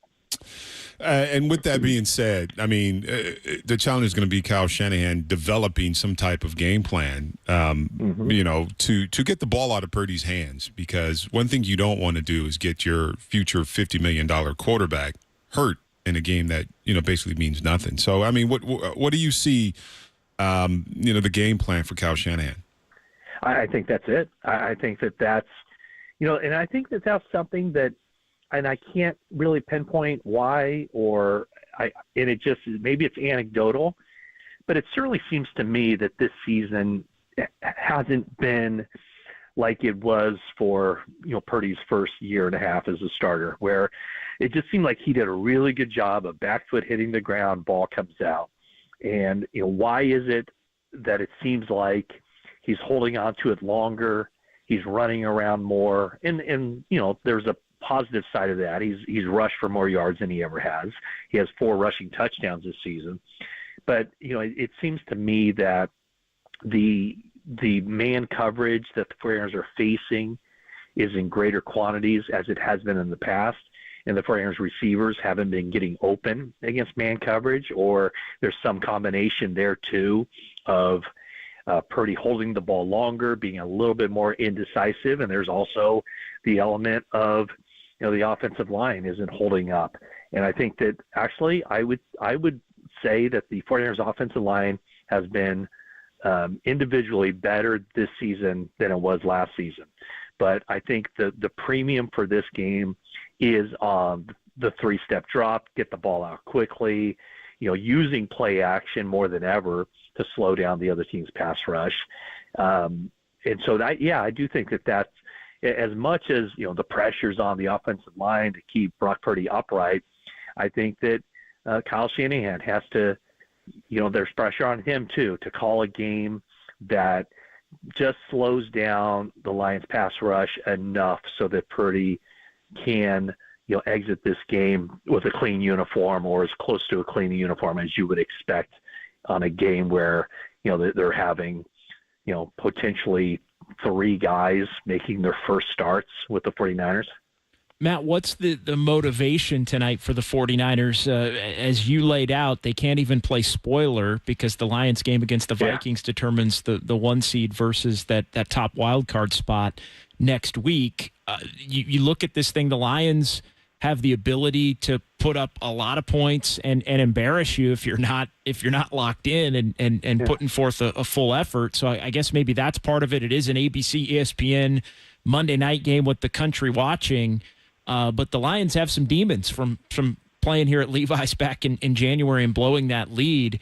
Where do you see things sitting with the 49ers as far as just motivation to not get embarrassed tonight? Well, and I think that's it, John. I think it's motivation to not get embarrassed, motivation to not, I don't know what the ratings are going to be like for this game, but we all know NFL is king. If there's one NFL game on, the nation's going to be watching it.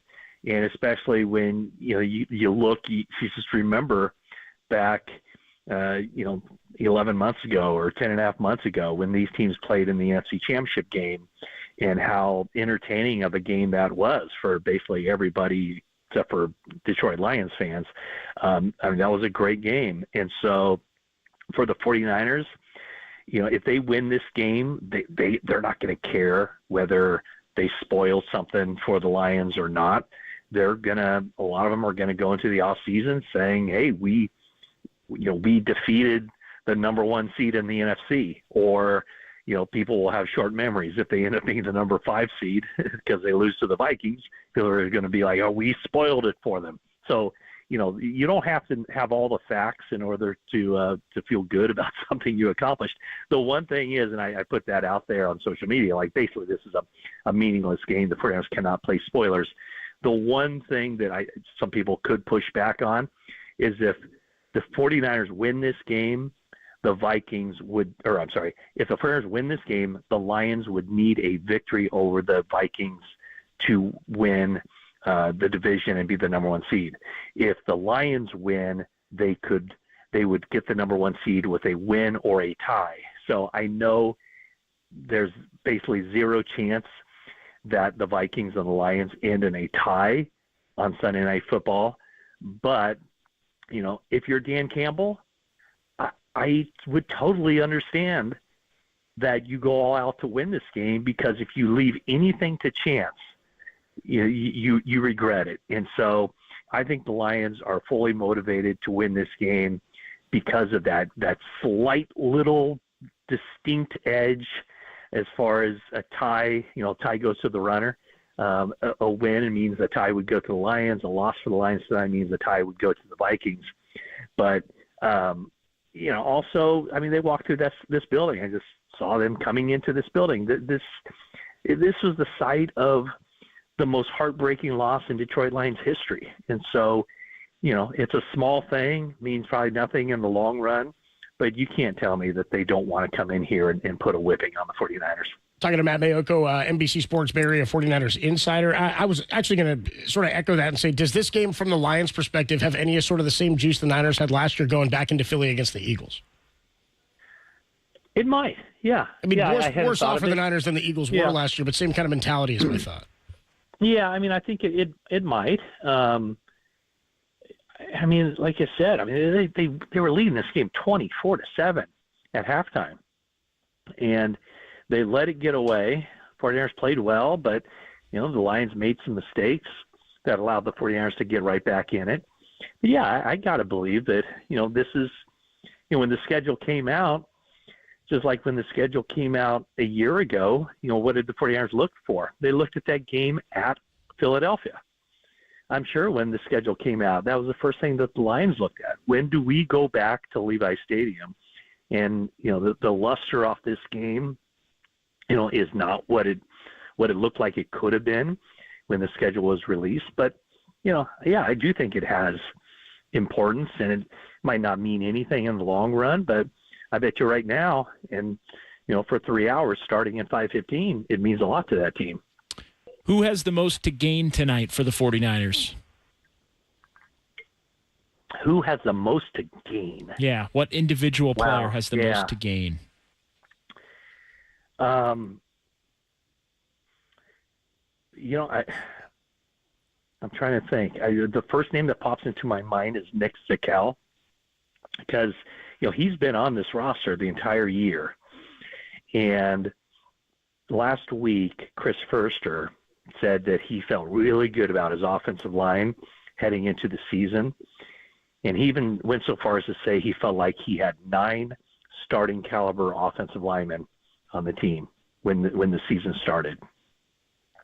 If that's the case, then the guy who is in charge of the offensive line believes that Nick Zakelj is capable of being a starter in the NFL. Well, I do believe that Aaron Banks will not be back next season. I think it's a quite the long shot that the 49ers re-sign him. And so therefore, the guy who's stepping in for him, Nick Zakelj at left guard, maybe this is an opportunity for him. Maybe this is an opportunity for him to play well and at least put himself in that conversation for being a starter next year. Because, I think that anybody who's saying that the 49ers need to, find 2 or 3 offensive linemen either in the draft or free agency, I just don't know that that's realistic. Remember, they drafted an offensive lineman in the second round 4 years ago, Aaron Banks, who did not get off the sideline as a rookie. And Dominic Pooney was drafted in the third round. And, he kind of came out of nowhere in a sense that, I don't think anybody was expecting him to be a starter. I don't think anybody in the building was expecting him to be a starter when training camps began. Next thing you know, there are 2 injuries to veteran right guards. He steps in, plays very well, and never leaves the lineup. So, I think that would I expect the 49ers to have a starter in their offensive line that isn't on the team right now? I think I would, but I'm telling you, it's not a sure thing, and I think it's easier said than done to get starting offensive linemen. So the first name that popped into my mind is Nick Zakelj. Before I let you go, Matt, what does this game, or these last 2 games, I should say, mean for Nick Sorensen, if anything? I think what it would do, I get the sense that he'll be back, and then it becomes more like public opinion, and right now, I just looked up the stats right before coming on. 49ers have the number 2 ranked defense in the NFL, which is crazy. And that's the way, most people recognize, the defensive rankings are total yards, total yards allowed. So I think he's going to be back. The way Kyle Shanahan has talked about him is certainly different than how he talked about Steve Wilkes a year ago. And in the answer when asked about Sorensen this week or in the last couple of days, what Shanahan talked about was, kind of the lessons learned, the experiences this year, how that will help Nick Sorensen for the future. So, that along with how the players speak about him, I think he's coming back. But for the optics of it, it would certainly help his case a lot as far as the public perception if the 49ers put together a couple of really good defensive performances. The one thing that I think we can probably all agree on is, they have been shorthanded, there have been injuries, and Shanahan said, there have been some games where there just haven't been any answers available, and it's made Sorensen have to really work for those answers to try to come up with something. So he sees that, Kyle Shanahan does, as a positive as far as, the adversity that they faced and how he's gone about trying to overcome them. Matt Mayoko, the voice you hear, our 49ers insider from NBC Sports Bay Area. Make sure you're reading him, following him, and listening to the 49ers Talk podcast with Matt and Jennifer Lee Chan, which you heard today after the Niners and the Lions. Thanks so much, Matt. We'll see you upstairs.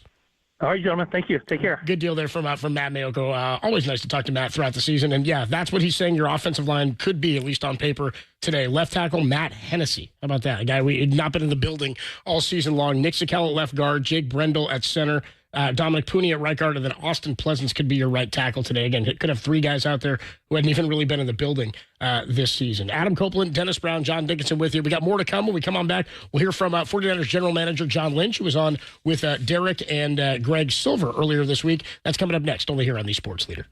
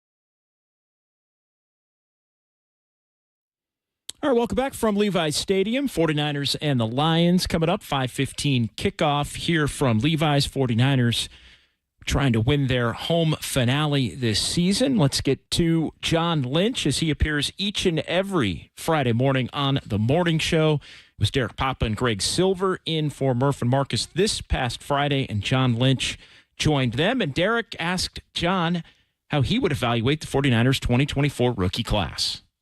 Yeah, really proud of the guys. We had a feel right away, the football character, the overall character of this group was really special. And we had a lot of guys that we felt could handle and would be good players for us for a long time, but also had the ability to come in and help us right away.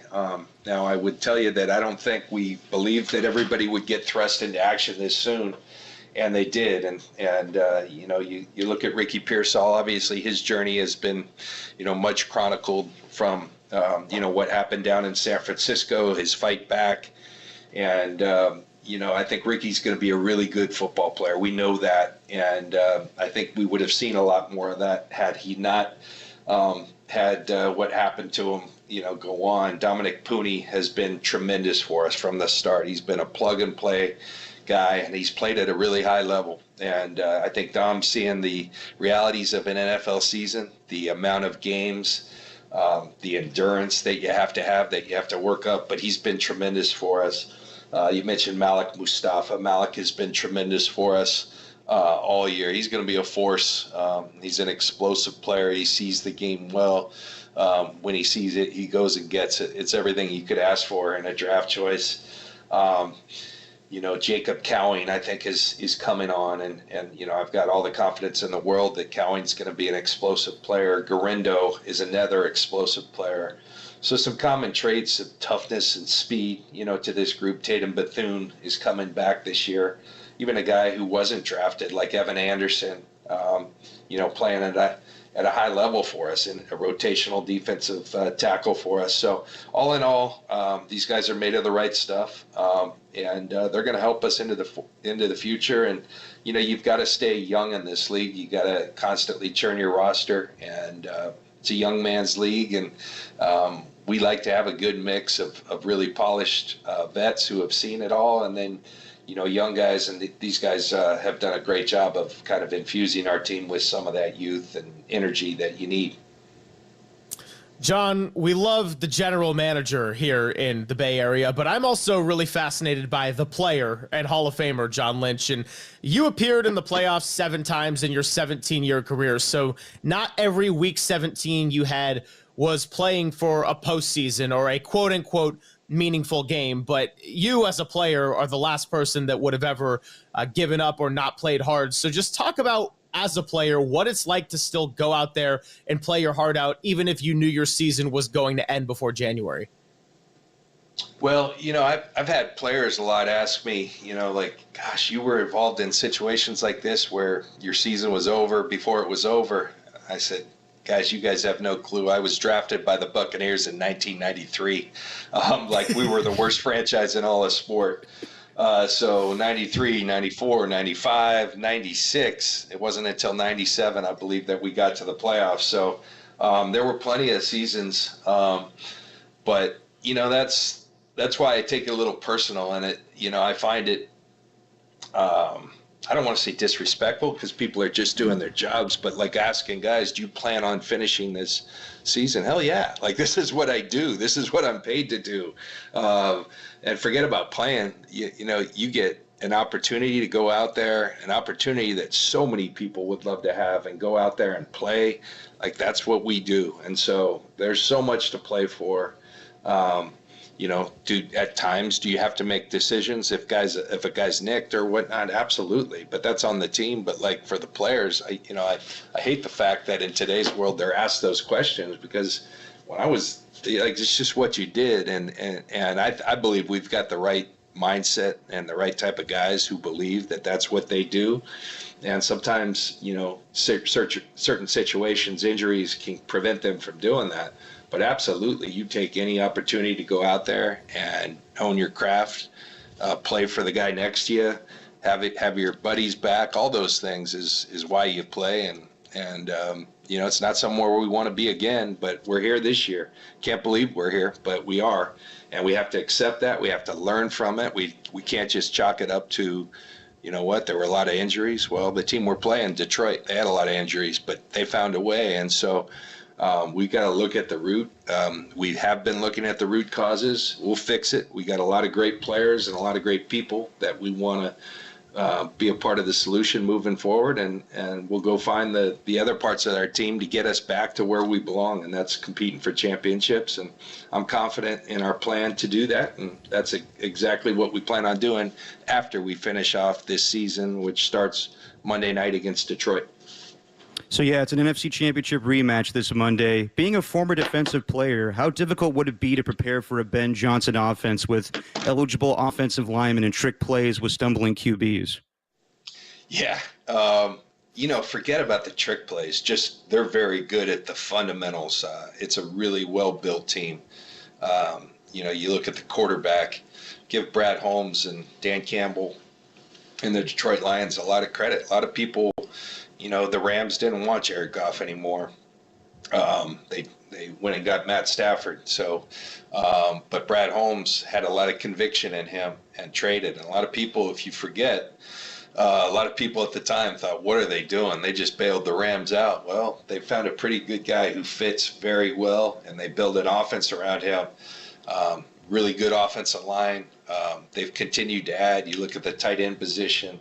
You got Sam Laporta, really explosive tight end. You look at the running back position. They got David Montgomery. After a couple years of being there, then they get Gibbs to kind of complement him. You go out to the receivers. Amon-Ra St. Brown, tremendous draft choice. You add Jamison Williams, who's a speed guy. They make moves like a Tim Patrick, a guy who had been oft injured, but he's a really good fit for what they do. So, and when you just look at the base fundamentals, just simply running the football, they do that extremely well. They play the play action game really well. And then you throw all the trick plays and all those out there. It's a challenge. They kind of have it all. They have the strength, the power, the thought behind everything they do, the concepts, the detail, the speed. They're a well-honed machine, and it's a huge challenge for us. Talking to John Lynch here on the Yuma guest line. And John, one thing I want to ask you about, and I know you have a lot of time coming up to reflect on this 2024 season, but I saw that the fourth quarter point differential for the 49ers this year was minus 53, and some of those late game losses were really tough and defined what ended up being the season and why it went the way it did. When you look back at some of those games and the late losses, are you able to pinpoint a few common causes for why those games ended up the way they did? Yeah, we have, and we'll continue to do that. Sometimes you have to step away and take in the totality of it, but we haven't finished, and that's something we really pride ourselves in. We pride ourselves in having players who are finishers. We pride ourselves in collectively finishing. I think you look at our defense, going into last week, I believe we were the third ranked defense when it comes to yards, but I think in key situations, third down, you got to be able to get off the field, red zone defense, things of that nature. Turnovers. We all know how important turnovers. There was one point of this season, where we were fourth in the league, I believe, and now we've gone on a drought. And so the things that you have to do to finish people in this league, we haven't done. And that's a great question, because it's something we have to address. And again, guys like Christian McCaffrey help finish games. Guys like Trent Williams, you don't think a left tackle. So those guys are part of that reason, but we can't just chalk it up to that. We got to go deeper and think there's ways that we could have still gotten it done. When you have division opponents up multiple scores in fourth quarters, you have to put people away. And that's what we didn't do this year, and we have to own that. We have to get to the bottom of why exactly it happened, and every decision we make, every time we hit a practice field or a workout, you got to have that in mind, that we're not going to be this team again. We're going to go finish people the way, frankly, we have for the last few years. So, but you got to earn that, and we didn't earn it this year, and hopefully we can earn it in these last couple weeks, and then go change it so that we can, on the collective, going into 2025. John, we know that you got a busy schedule, so we'll let you go now. We really appreciate the time here on KNBR on a Friday morning, and best of luck on Monday. Happy holidays to you and your family, and Happy New Year in 2025. Yeah, thank you. All of that to you guys and everybody out there. And Let's go have a good one against Detroit. They're going to come ready to. If you hear Dan Campbell talk, they're not leaving anything behind in Detroit. I'm sure they have a bad taste for what happened out here in the NFC Championship. So we got to be up to that challenge. Absolutely, John. We appreciate it. All right, thanks guys. That was 49ers General Manager John Lynch there on the morning show with Derek Papa and Greg Silver, filling in for the guys in the morning the other day, talking to John Lynch. That was John Lynch helping you build the game plan for this one, which was sponsored by Golden State. When you succeed, we succeed. Visit us today at goldenstatelumber.com and by River Islands. Come home to River Islands in Lathrop and discover the San Joaquin River lifestyle with its lakes, parks, and schools. Start your tour today at riverislands.com. It was for me. Larry Krueger is going to join us here in studio live from Levi Stadium. Adam Copeland, Super Bowl champ Dennis Brown, John Dickinson, and Larry Krueger along in just a minute here to get you some players to bank on. And we'll talk about how the Niners approach this one with a Frankenstein monster offensive line. A bunch of guys you'd never heard of. We'll talk about it next, only here on the Sports Leader.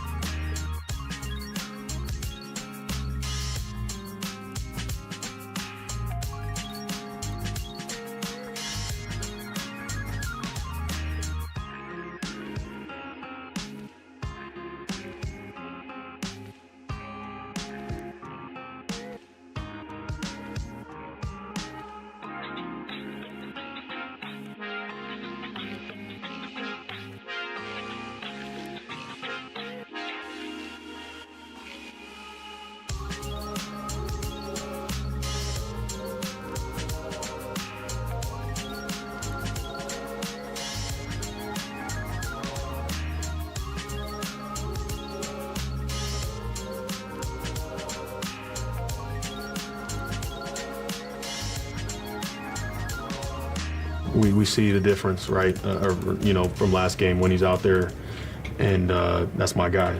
I love going out there to battle with him, but at the end of the day, it's about saving Dre from himself sometimes too. He's coming back from a major injury, and everybody looks at last game and how great he was, and it's like that's not normal. He's dealing with something significant, so we got to just protect him from himself sometimes. As Fred Warner there talking about Trey Greenlaw, who's not going to play today, dealing with that calf injury. I think we'd all be surprised if he plays again for the remainder of the season, as is the case with a lot of 49ers. Trent Williams on that same list. Aaron Banks obviously going to land on IR. Jalen Moore on IR. Whole offensive line is beat up, and here to talk about that, among other things, our guy Larry Krueger. You hear him Niners Nightly, weeknight 6 to 7, right here on KNBR, as well as the Krug Show, 49er Forecast on Saturdays, and, of course, as part of our pre- and post-game coverage. What's up, Krug? We haven't had, as I said to the guys at the top of the show, not a lot of games we've had recently where no meaning really for either side here, and not because the Lions don't have anything to play for. It's just that really everything for them is going to come down to next week against Minnesota no matter what. Yeah, no question. Good to see you guys. Happy holidays. Yeah. And did Dennis ever have a game like this? No, we joked about it. No. I mean, it's no Cancun games for Dennis. No, it was always I was lucky enough to play with some teams that we were in the playoffs. I think it was one year we did make it to the playoffs, but we still won 10 games that season. So I got real lucky. I don't understand, I understand being an athlete and being a professional athlete that you have to go out and play still. But to get motivated, this is going to be a lot of leadership in that locker room to get these guys motivated. How motivated was Ted Washington in these situations? Well, Ted had the same vibe all the time. He was always that guy. I mean, you talk about jokesters. Ted Washington, great guy, good friend of mine, but he was always kind of joking. You never really knew if he was really serious.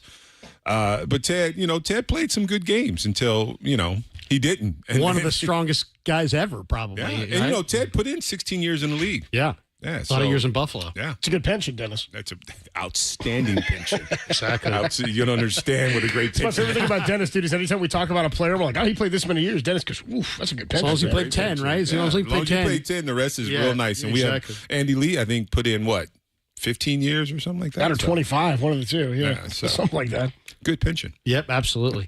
And that kind of brings up the question. I mean, it's like, do you play your guys? Do you not play your guys? Kyle's like, hey, 17 weeks, 17 game checks. And I get that. I guess my barometer on it would be, because I wouldn't play Brock Purdy. I'd play Tanner Mordecai. I feel like I know what Brock Purdy is, and Brock Purdy's on the verge of signing a big contract. And to put him out there behind this offensive line, I just think is reckless, and I just don't think it's wise. What do you think the look for the team, though, not having your starting quarterback, captain, 2 games left in the season, not having? I mean, what happens? How do you ask anybody to play if he's not out there? Would be kind of I mean, they're sitting Trent, they're sitting Greenlaw. I mean, to me, my barometer is if the line would change if you're not there in week 1. Then you're sitting in meaningless time at the end of the year. If you would be in there and you wouldn't be in there and the line's still the same, that's one thing. But if you take Brock Purdy off the 49ers and say, okay, you're starting your backup in week 1, I think that's, obviously that to me is the big difference. So they're going to do what they're going to do. They want to play this out this way. I'm not sure why. There will be a lot of criticism if Brock suffers a serious injury and they back off of the contract extension. Would you guys agree? There would be. I think so. Yeah.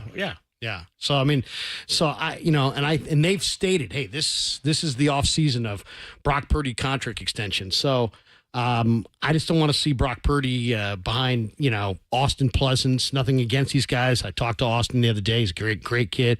But third string offensive lineman, I don't know. I think I'd have a run-heavy game plan, to say the least, tonight. And let's just say this. I want to win tonight, but my number one goal is I want to make sure that Brock Purdy emerges out of this game healthy. Well, and that's what I was going to ask you, and you touched on it a little bit. I mean, what does the game plan need to be? Is it get him on the move? Is it run heavy? Who gets the lion's share of the carries in that instance? How do you get the most out of having him out there while also protecting him? It's a great question. I would say it's probably more of what the plan probably should have been or needs to be, going forward, which is we're going to surround you with a lot of talent and play with rhythm, play with pace, get the ball out of your hand. Don't hold it back there. Don't take unnecessary hits, and get it out to your, get the ball out quick into the hands of your weapons and let them do the work. Don't take hits. Talking to Larry Krueger, who's nice enough to join us here, head of the Niners and the Detroit Lions. Who has the most to gain? Who has the most to lose? I mean, Brock Purdy, I guess, would be the most to lose, like we just talked with injury. But outside of Brock, is there a player on the team that has anything to gain here? Matt Mayoko said Nick Zakelj, certainly somebody just who could be playing for a position as a starter potentially for next year, as Aaron Banks will likely not be back. Garendo, of course, just want to see what he can do. Pearsall, you want to see stuff from, but is there anything legitimately that can be gained by any 49er player today? I mean, I made a list of the your time is now guys, and for me, it would include Tanner Mordecai, Izzy Abanaconda, who I really like, Isaac Garendo, Drake Nugent, Ricky Pearsall, Jacob Cowing, Nick Sikel, maybe the two new offensive linemen, Charlie Heck, Matt Hennessy, if they get in there, and a couple guys on defense. On defense, we've already kind of seen these guys all play.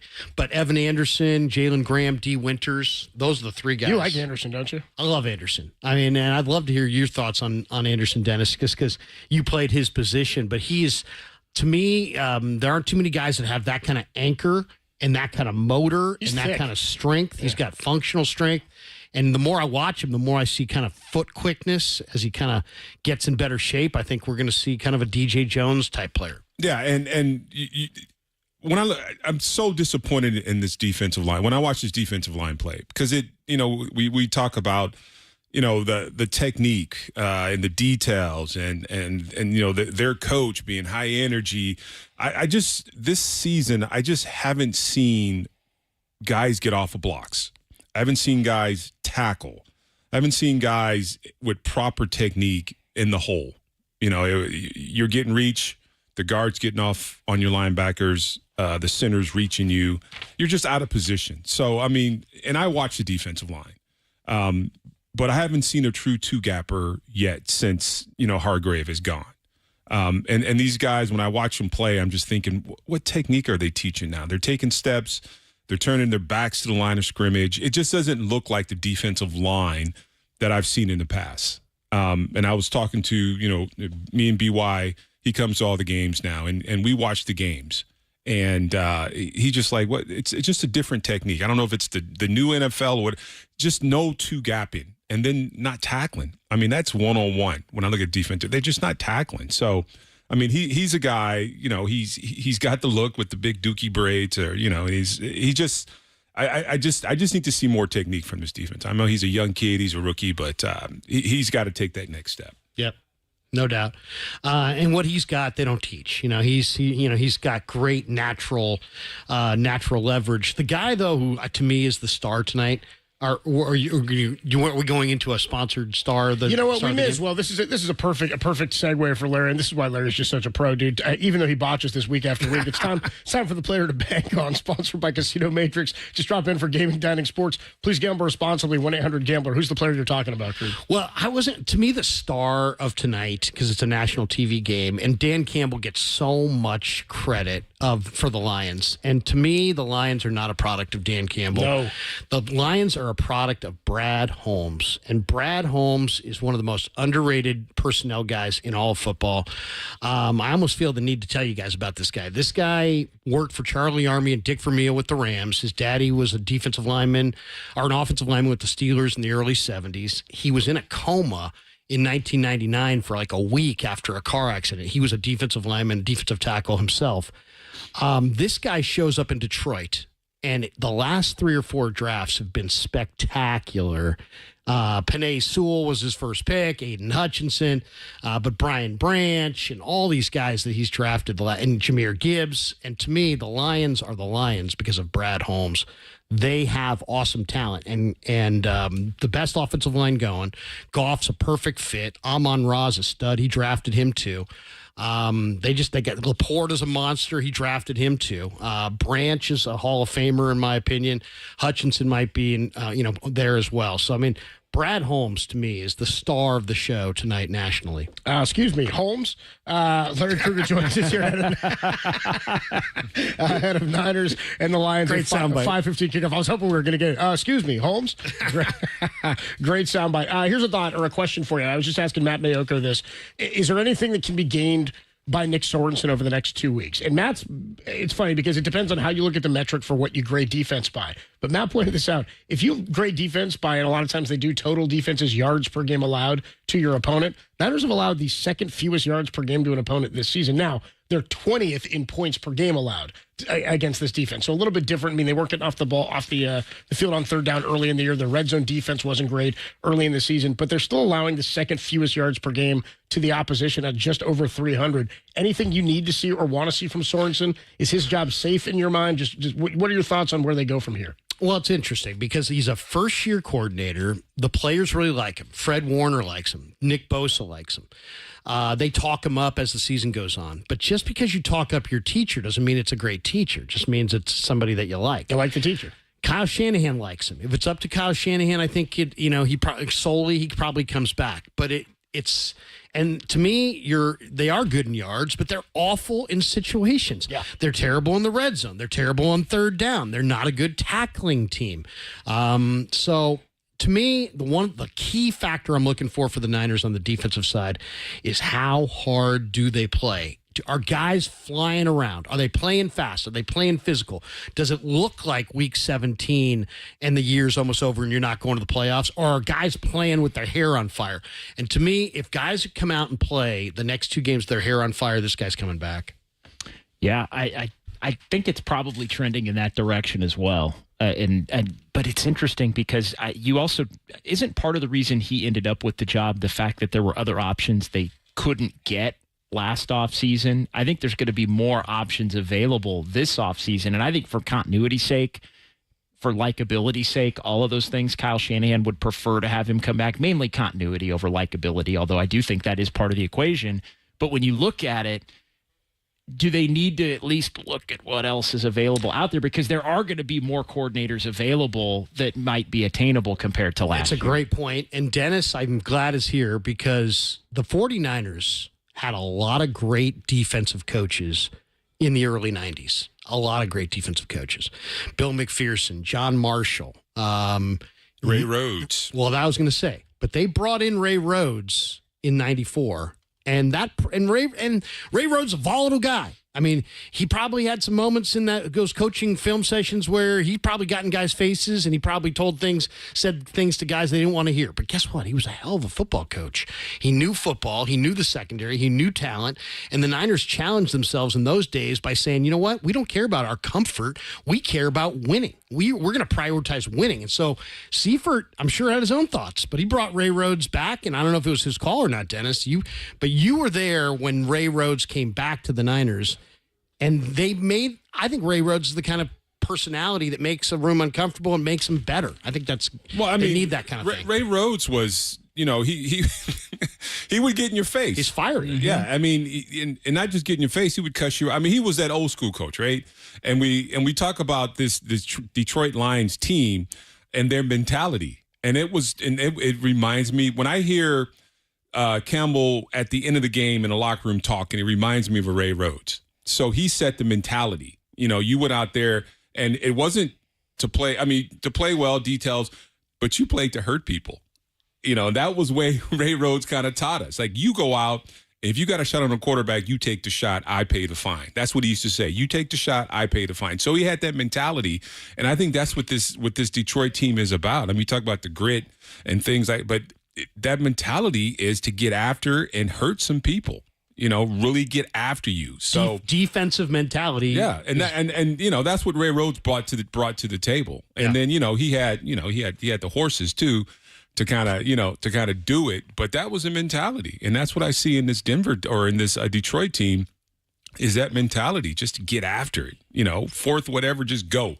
We're going. If you beat us this play, but the next play we're going to get at you. Right. I guess the question, Dennis, is how collaborative was that with Seifert and Ray Rhodes? I mean, because that's what we're talking about. Brandon Staley's here. You've got Nick Sorensen here. Do they need another voice? Is that something that was collaborative? I mean, you're talking about an individual who obviously brought something different to the table, but you have a defensive-minded head coach. We talk about it with Kyle being an offensive-minded head coach. Do you want another offensive-minded guy there to help with play calling? How collaborative was that? I think it was because Coach Seifert was a defensive back coach before he became the head coach. I don't know if he was coordinator. But he was I think they're on the staff together. So they kind of had the same kind of idea about the way he wanted his defense to be kind of ran. So, yeah. But sometimes you have to make the room uncomfortable. It's not always about your best friend. Sometimes it's about getting the best coach in the room. And they did that this last year, right? I think they made people comfortable because it had gotten a little uncomfortable with Steve Wilks in terms of just not his personality, but his scheme. And the way he ran the defense. It's a unique situation, right? Because they like Chris Kasarik. They like the wide nine. They want to keep the continuity on the staff. They want to keep Chris. They want to keep the wide nine. But then they want to have a coordinator who's going to run that. So do you go after a Schwartz or somebody like that who's accomplished? I'll take some Schwartz. But does he, and what kind of relationship does he have with a Kyle Shanahan? It seems, Jim Schwartz seems a little difficult or prickly or better than with Harbaugh, I'll tell you that. Yeah. Right.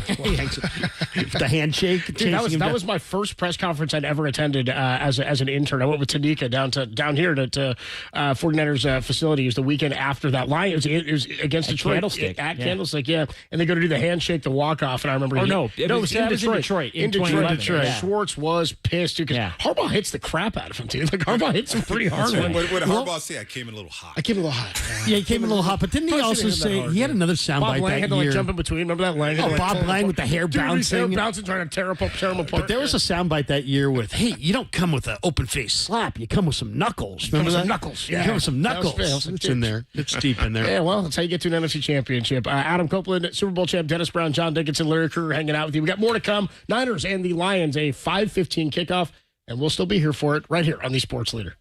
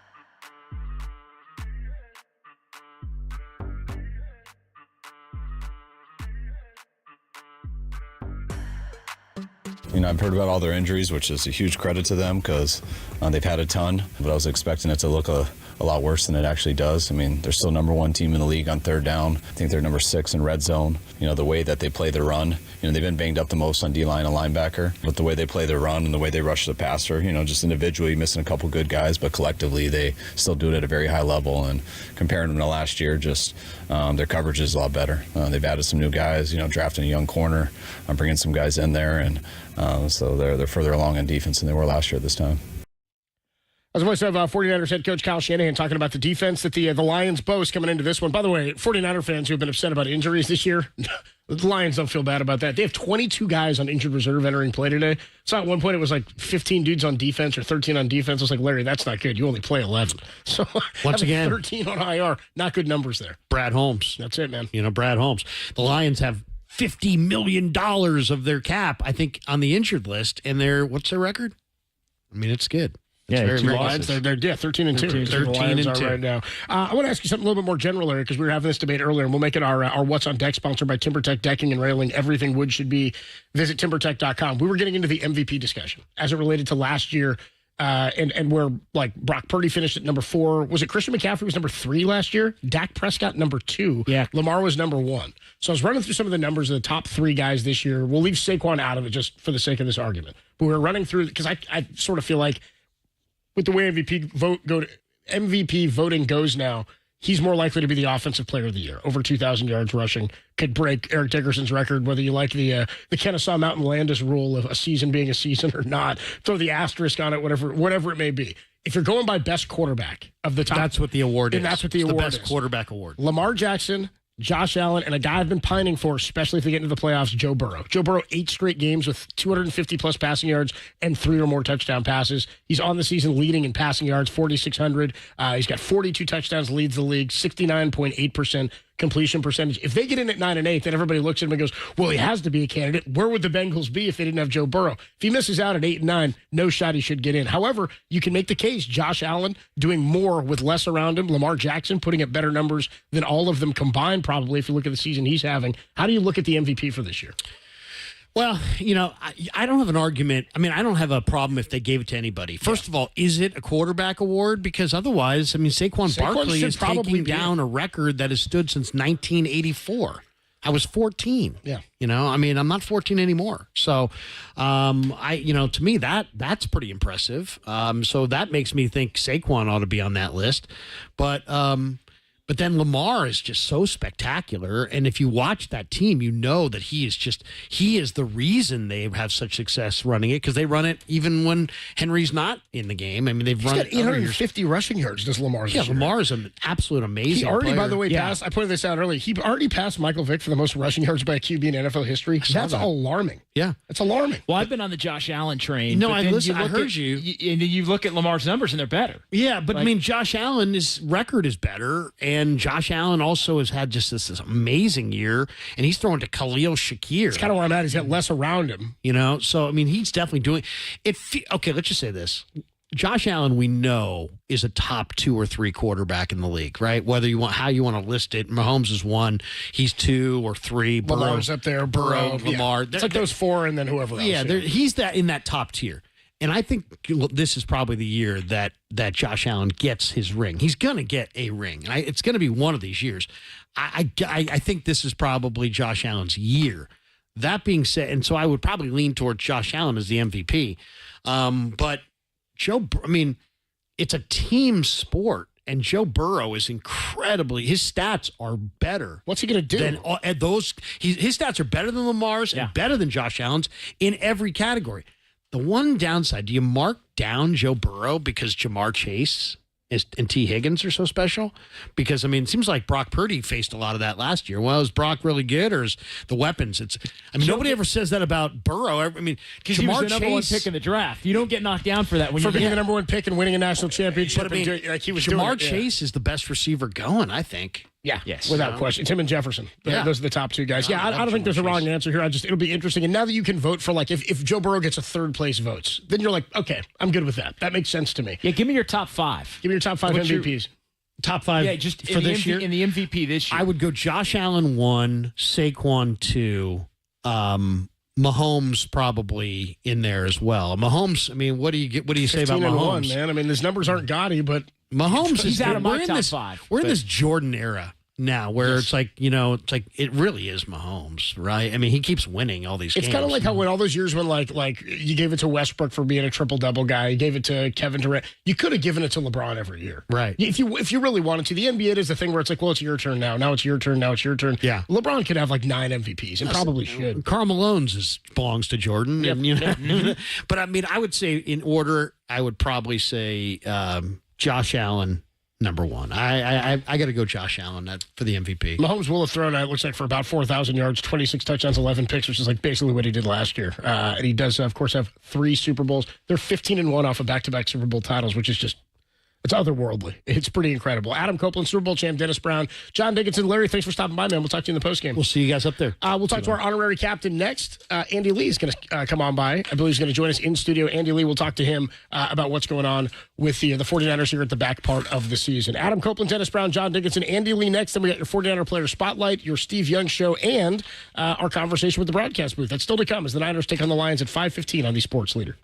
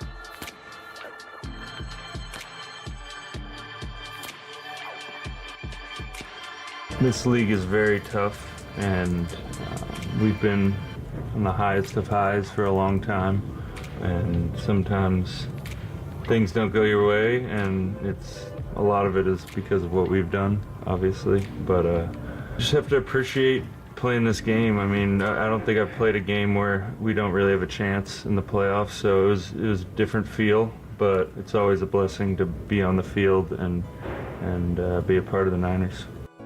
As the voice of Nick Bosa, we're getting you ready for the Niners and the Detroit Lions, a 5:15 kickoff here from Levi's Stadium. Adam Copeland, Super Bowl champ Dennis Brown, John Dickinson, and joined by our honorary captain today. I got to tell you, it's the first time we've ever had an honorary captain in the 5 years I've been doing this. But I was like, dude, he's not still playing? Andy Lee joins us, longtime punter of the 49ers, 11 years with the Niners, 19 years in the league, to which Dennis would say, that's a good pension, Andy. It is a good pension. That's what Dennis always thinks. How you doing, man? Good to be with you. I'm good. I appreciate you guys having me on. Thanks for joining us, man. Do you like that there's a season like this for the Niners, not success-wise or lack thereof, but that there's so much kicking talk and punting talk? I mean, it's not ever, like, I always have stand under the radar. Yeah. The more you can stand under the radar, the better you're off are as a punter, kicker. I guess sometimes it's nice to have that limelight every now and then put on you, but never in a negative way. But it can be, punting and kicking can be a tough job to do. It's a craft, yeah. There's a lot of pressure on those guys. And we were just talking offline about the difference between a punter and a kicker.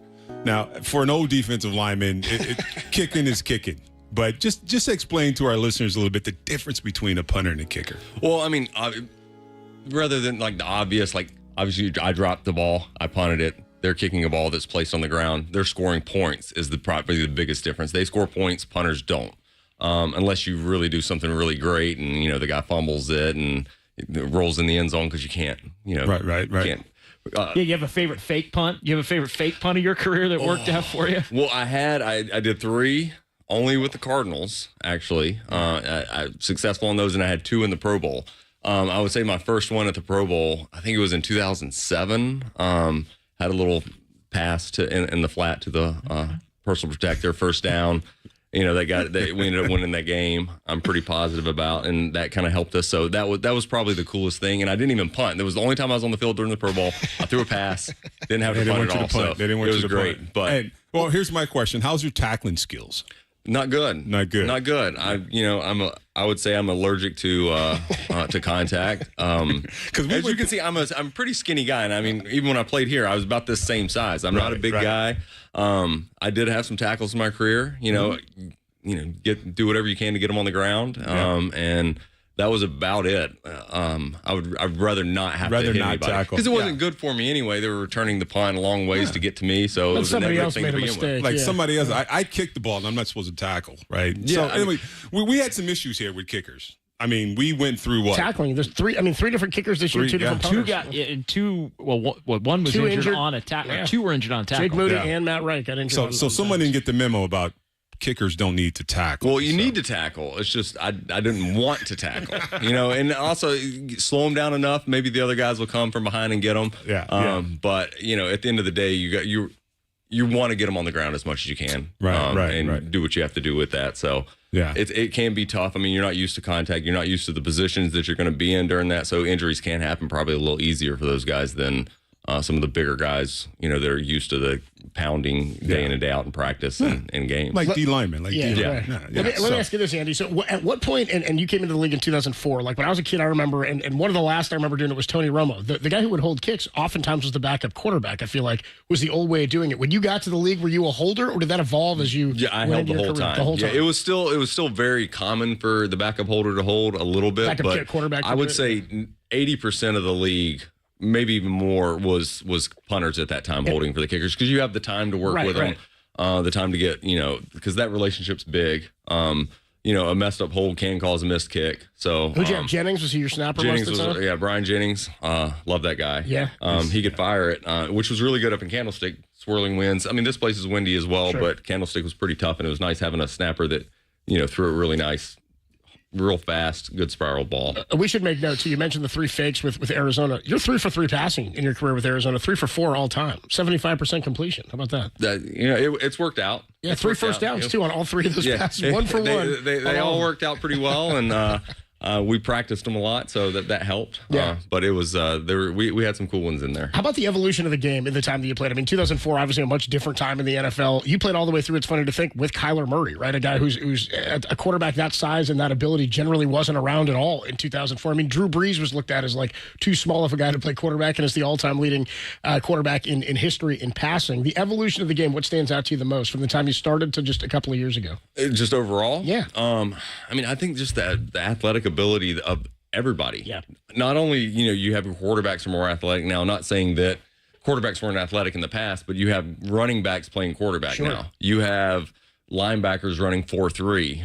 When I first got in, a fast linebacker was probably 4.6, 4.7, which now would be considered slow and you probably wouldn't be on the field. Mm-hmm. So I think just the overall athleticism throughout every position. I mean, even some linemen now. DNs are insane. DNs are like power forwards are in basketball now, right? They're rangy, they're long. Like I look at Fred Warner as like the best linebacker in the league. Like relative to Brian Urlacher's body size or a guy like Ray Lewis's body size, he's a completely different style of player, even from a Patrick Willis. Yes, I would agree with that. And I think that's kind of where you saw things shift with Navarro here, Patrick here.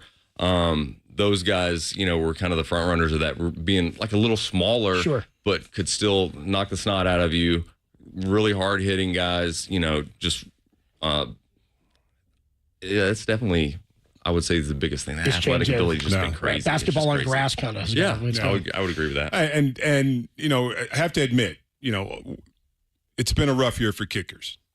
Jake Moody, he's high draft pick. What was it? Third round draft pick. He's had his issues. It was after he got hurt. We talk about the tackling. I mean, after he comes back from that, he's missed some field goals. And he's made some field goals. Last week he misses another one. Talk about that mindset. Once if you miss a field goal or you miss a punt or you kick it out of bounds or something like that. I mean, what's the mentality? What's going on in a guy who's not on his game? It's definitely a head game. I would say one thing that, like when I was here with Brian Jennings, one thing that we kind of, our mantra was 1 for 1, right? You get one play, go out there, 1 for 1. You got the one that you had before, you got to forget about it. The one that's coming up maybe later on down the road, you can't think about that. So it's hard because you hit a bad punt. Trust me, nobody feels worse than Jake Moody. Right. Nobody felt worse than me when I hit a bad punt. Everybody might have thought they felt more mad than I felt. Trust me, you just embarrassed yourself in front of a ton of people, right? Not including just the people in the stands, but everybody watching as well and your team, So that was, I gave myself, 5 minutes.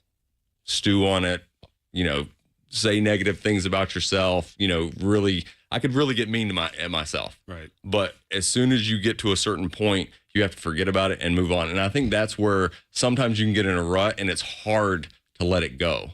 When you start thinking about other things in the past, not saying that Jake's doing that, right? But when you go out there and you're like, I can't remember how many times I went out on the field and had a negative thought about a punt and had a good punt come out of that. So it's kind of like if you can just go out there and forget everything and just do your thing and do what you've always done, that's where the head game kind of gets into it. And it can really mess you up because it's it's a technique type thing, right? Not as much of a physical, you can't get mad at the ball and a linebacker can get mad and go hit somebody. Right. Well, you can't do that to a football when you're kicking it or things start to go awry. Like same thing with golf. Golf swing's very similar. Right. When a golfer gets mad or gets pressure or it just takes time and time and time, and eventually most guys will come out of it. Just can't overthink it. You can't overthink it. Yeah. Andy Lee with us, our honorary captain today. Niners and the Lions at 5:15 a kickoff this evening. I wanted to ask you, because we were talking actually before you got here off air. You played for Jim Harbaugh, and we're like, dude, it's incredible that he shows up in L.A. with the Chargers. He's doing the same stuff, the who's got it better than us, the family mantra. And we're like, guys are buying in again. They're doing for he's a jolly good fellow chance. What is it about him and his ability? I mean, he's clearly a culture guy, he's a football maniac, but is it any surprise to you that he showed up in year one, has them buying in? No, he was, I loved him when he was here. Obviously, I ended my career with him here. I left when he left. I love the man. I thought he was great. He would come down and eat breakfast with all the guys, hang out with the guys. He's just another guy, right? He's got a little bit of football craziness in him, and I think guys can, really, gravitate towards that. And everybody really wants to play hard for him. He does run a hard ship, which I think some guy can wear on some guys a little bit, real hard practices. I don't know if he's still doing that now, but here. But other than that, everybody really loved him. I mean, you just want to play for him. How special is a day like today for you? But you were talking about 2022, your last game with the Cardinals of your career was here. You obviously start over at Candlestick. You played in a Super Bowl for the 49ers. How special is coming back on a day like today? This is very special. This is my team. I played here 11 years. I know I played at Cleveland for a year and Carolina and Arizona for 6 years. And even though those places hold a special part in my heart because I played there and was a part of those organizations, this is where it started. This is where I had most of my success, my Pro Bowls, my All Pros, all that kind of stuff. And I love this organization and I love the fans and just everything about it. And if everybody asks me now who's my team, this is my team. This is who I want to be for, and this is who I want to pull for the rest of my life. And I'm a 49er, and I still feel in my heart, like if you said who like there were times where even at other teams you'd break it down. And I was so used for 11 years saying 49ers, I'd hear 49ers in my head, and it wasn't right. Like so, it's just crazy. All that's everything that goes in. I see number 4 that I wore here. That's kind of just in the red and gold, and it's and it's interesting because you said you started your career here and you ended your career here at Levi Stadium. Your last game was with the Cardinals here. So, and you bring your family back. Go ahead and introduce them. Go ahead. So my wife Rachel is here, and they're not in here with us, and my son are Ryan and Adam. They're 14 and 12, and maybe one day they'll. Maybe one day play they'll golf. Be out here. No, maybe they'll play golf. One might play golf out at Torrey Pines or out at Pebble in the U.S. Open. The other one, you never know. He's he loves some football too. So you never know. They're just starting to grow now. So that's good. They might be punters one day. We'll see. Well, if you can get 11, 13, 14 years in, it's a good pension. Yeah. Oh, it is a very good pension. And it's tough now though. The punting game is definitely elevated since I've left. So it's more of a specialized position. Not saying that they're better than the best was back then. It's just more up. There's more guys that are skilled. Kind of in like we're talking about, like linebacker. Everybody got more athletic. Punters, kickers are getting more athletic. They're specializing earlier, so they're better than they used to be earlier on. And when you said, is that like where the ball hits the ground, the back spins, and all this type of thing? I'm going to go ahead and tell you right now, that's all luck. Oh, really? It's all luck. Now, I will say there are things you can do, the Australian kick and some of the crazy spins, that will influence the ball to do a certain thing other than, like, they'll influence what you want it to do, right? But it's not a round ball. Like if it hits a certain way, it's going to go. It's going to go wherever it wants to go. You can't make it do something. You can't make it do it. You can increase the chances of it bouncing backwards or sideways or whatever you want to do with it by hitting it a certain way. Well, Dennis played 9 years and barely saw the ball, so he doesn't know. I mean, he doesn't know what he's talking about. Andy Lee, the best to ever do it in a Niner uniform. Thanks for coming by, man. I appreciate it. Thank you guys Today's for having honorary me. captain, Andy Lee. We got plenty more to come. Adam Copeland, Dennis Brown, John Dickinson, Niners and the Lions. 5:15 only here on the Sports Leader.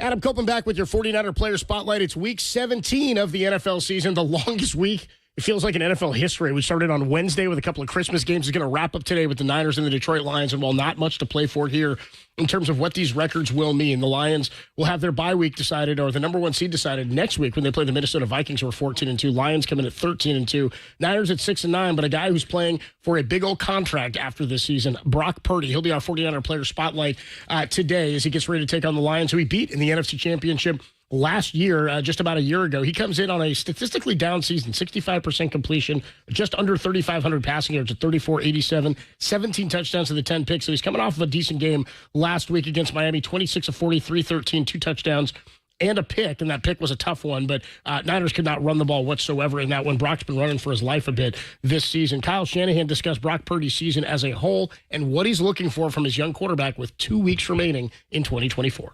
He's in a more challenging situation this year. He's got 2 more weeks of it. I think it's going to end up being really good for him in the long run. I thought he played at such a high level in some situations last year that some were good and easier, but then some were tough, just like even both playoff games. Some of the situations we were in and him leading us back to end up winning both of those and go to the Super Bowl. I think this year just having a number of his guys down and things like that has been harder on him, but usually that stuff can make you better. And I think he's fought through it all year. He's got 2 more weeks to fight through it, and hopefully we can still improve in these 2 weeks and then get to the film in the offseason.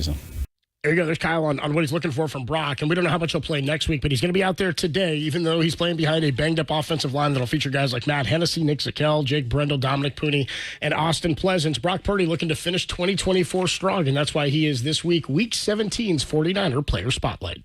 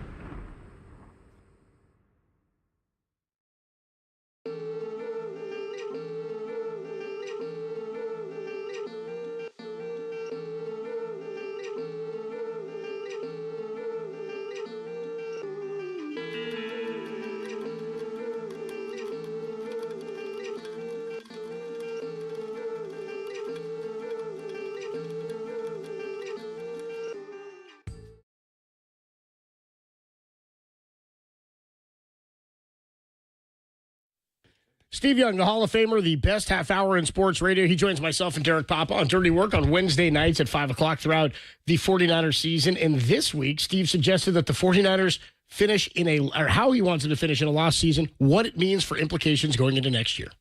To be essentially out of it with games to play, that's when things get really hard and things can fray. And we've talked about grit. We've talked about how you have to have it.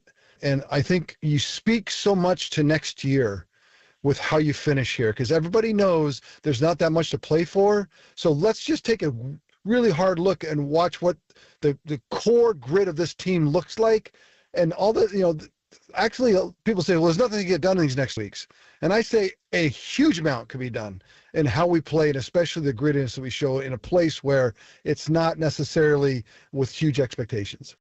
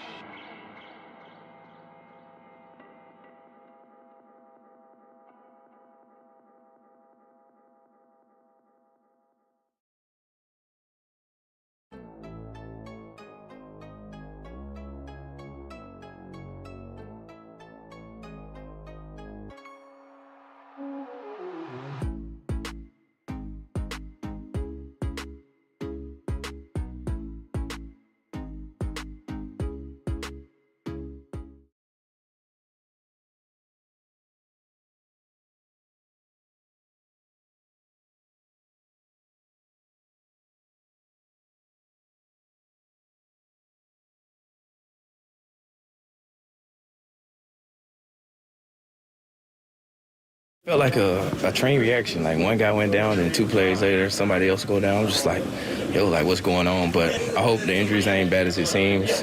And the guys that stepped in, they was just ready for the moment. Deebo Samuel off a pretty good performance last week. 7 catches for 96 yards and a touchdown. Also ran for 25 yards on 5 carries along a 13. Let's get you the keys for today's game, sponsored by your Bay Area Chevy dealers. Visit BayAreaChevroletDealers.com. And here to help us do so are the man who will be on the call in about 15 minutes to get you ready for a 5:15 kick. It's Greg Pop-Up in the broadcast booth. What's up, Greg? How are you, bro? Happy New Year, Copes Happy and New Year, JD and Dennis. Yeah, and we're going to talk to Kyle as we always do on the pregame show. The touchdown that he scored in Miami last week, the 3rd and 8 from the 16-yard line, the exact same play. They kind of, with formational, made it look different, but it was the same play call as the ball that he dropped here against the L.A. Rams. Yeah. So let's talk about that with Debo first. I mean, again, I think everybody's happy we saw a performance from him last week, especially because he made some noise before that Rams game, and they made an effort to get the ball into his hands early, and he didn't execute, and they didn't get anything from the offense like they would have liked. What did you see last week that you think is transferable to this week, and how important is it for Debo to have 2 more big games to end this season? Well, he was going downhill. When his shoulders are squared and he's coming downhill to the line of scrimmage, a different player. They just have not been able to get him downhill, especially in the run game. And we'll talk to Kyle about it. He says, my goal in life, he lays awake at night, trying to find plays where he can get Debo Samuel the ball in certain areas of the field where he is coming downhill. This game is going to be interesting because Debo Samuel is just not a great man beater. He's not. It's hard to understand. It's like we talked in on basketball, JD. Some guys are so athletic with the ball in their hands offensively, and then defensively, they can't guard anybody. How does that make any sense? You'd think if you're a wide receiver and he's such a great broken field runner with the ball, and he's so powerful coming back to catch the ball, but his skills do not translate into beating man coverage. He just cannot run away from it. Detroit, there's one area of their football team, and they're better on offense across the board than they were last year. Goff is better. Their line's better.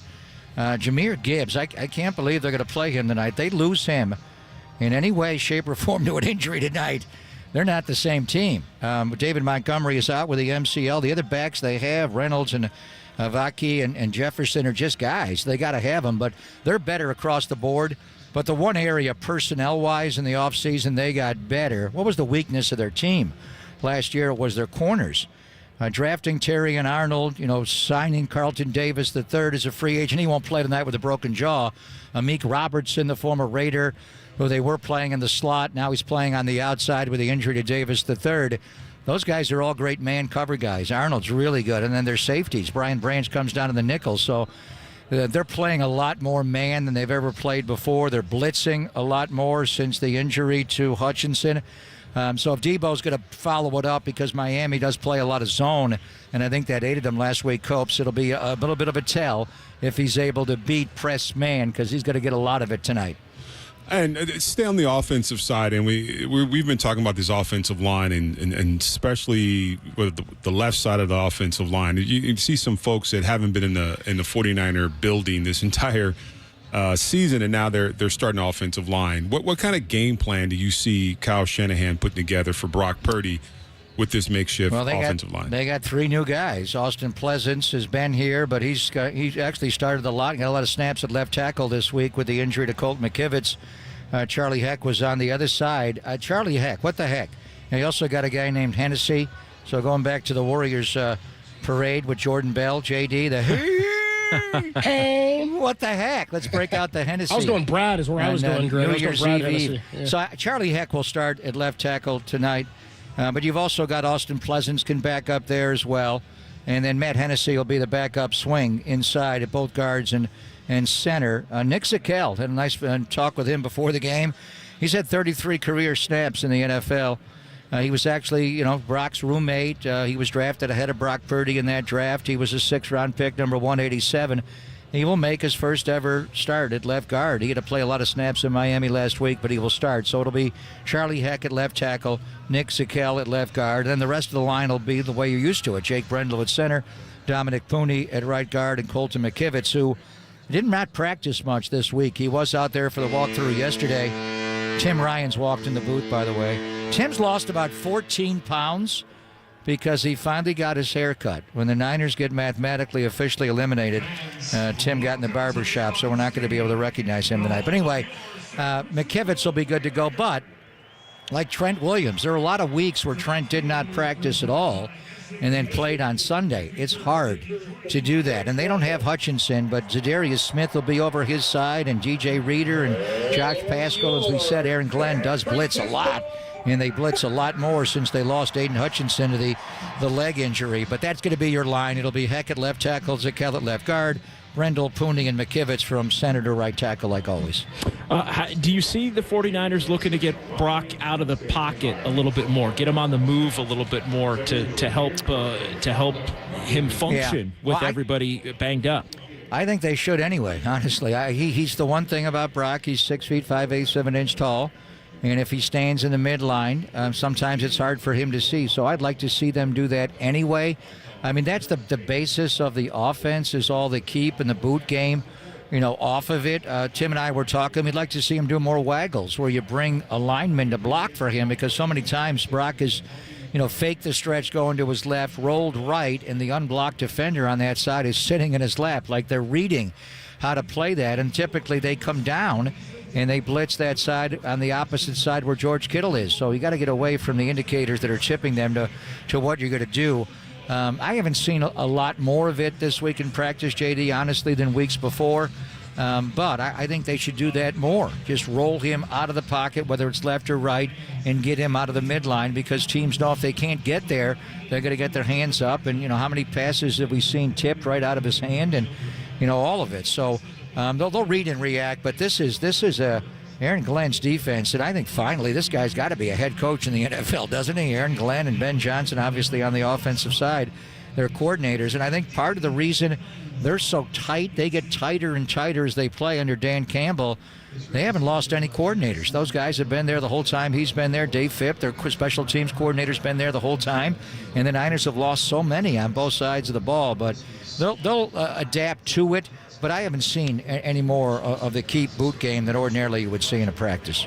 I'm going to hand it over to Greg and Tim momentarily here. Last one for you, Greg, in terms of what this game means for the Lions. I mean, I know the number one seed will be decided next week when they take on Minnesota, but does this have, you think, for them, for Detroit, any of the same feel as the Niners had going back into Philly last year? No, maybe for them, but when we went to Philly last year, Philadelphia was 10-1. Sure. And they had just beaten Buffalo in an overtime game, and they were still the one seed. The Niners were starting to find their legs. They were a threat. I don't know what they think of the Niners. I mean, mathematically, we're out. We're 6-9. That's the reality of it. For them, they don't have to win this game, but there's no such thing in sports, and even more so in the NFL, as a meaningless game. They all have meaning in a lot of different regards. They're trying to do something that's only been done 9 previous times in history, and that is go 8-0 on the road. That is amazing to go 8-0 on the road. The Niners have actually done it 3 different times in 84, 89, and 90. Your teams, Dennis, and the 90 team entered it with a Roger Craig fumble, but they didn't lose a road game all those years. So 3 of the 9, the Niners pulled off. So they're going to try to go 8-0 on the road. They obviously never done that in their franchise history. And then set it up to get a measure of revenge on the Niners, and it's a winner-take-all next week at home against Minnesota. And for the Niners, they're 4-4 at home this year, guys. It is significant to go 5-4 here. And when you look at the losses at home, obviously the Chief game was going to be hard, but the 3 in the NFC West are just hanging there. Yeah. The Arizona loss, the Seattle loss, and the last time we were in this booth when they lost to Seattle. So I think they're going to Dan Campbell it tonight. They're going to go out and try to put a big number up and get a big lead, and then maybe pull some guys out. But like you said, we're here to win. We're here to beat the Niners tonight. Greg, have a great call. We will see you upstairs. Thank you, guys. Happy New Year to you all.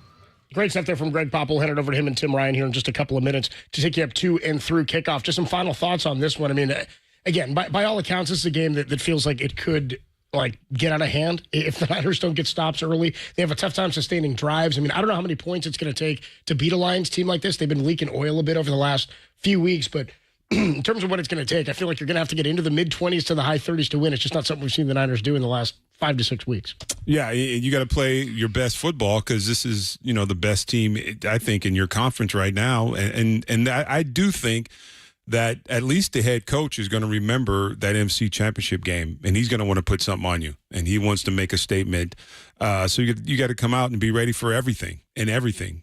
Fakes, fake punts, fake everything, trick plays, because I think that 17-point deficit that you kind of give up and lose a football game and not go to the Super Bowl is still in his gut a little bit. The competitive want has got to be there, and I think there's enough for the main players going for the 49ers in this one where that shouldn't be questioned, but this Detroit team is loaded, and I do think they wouldn't mind putting one on the 49ers here for a little bit of payback of what happened in the NFC Championship game as they gear up for next week and trying to truly avenge that defeat, which will come on into January. You have a feel on this one, JD?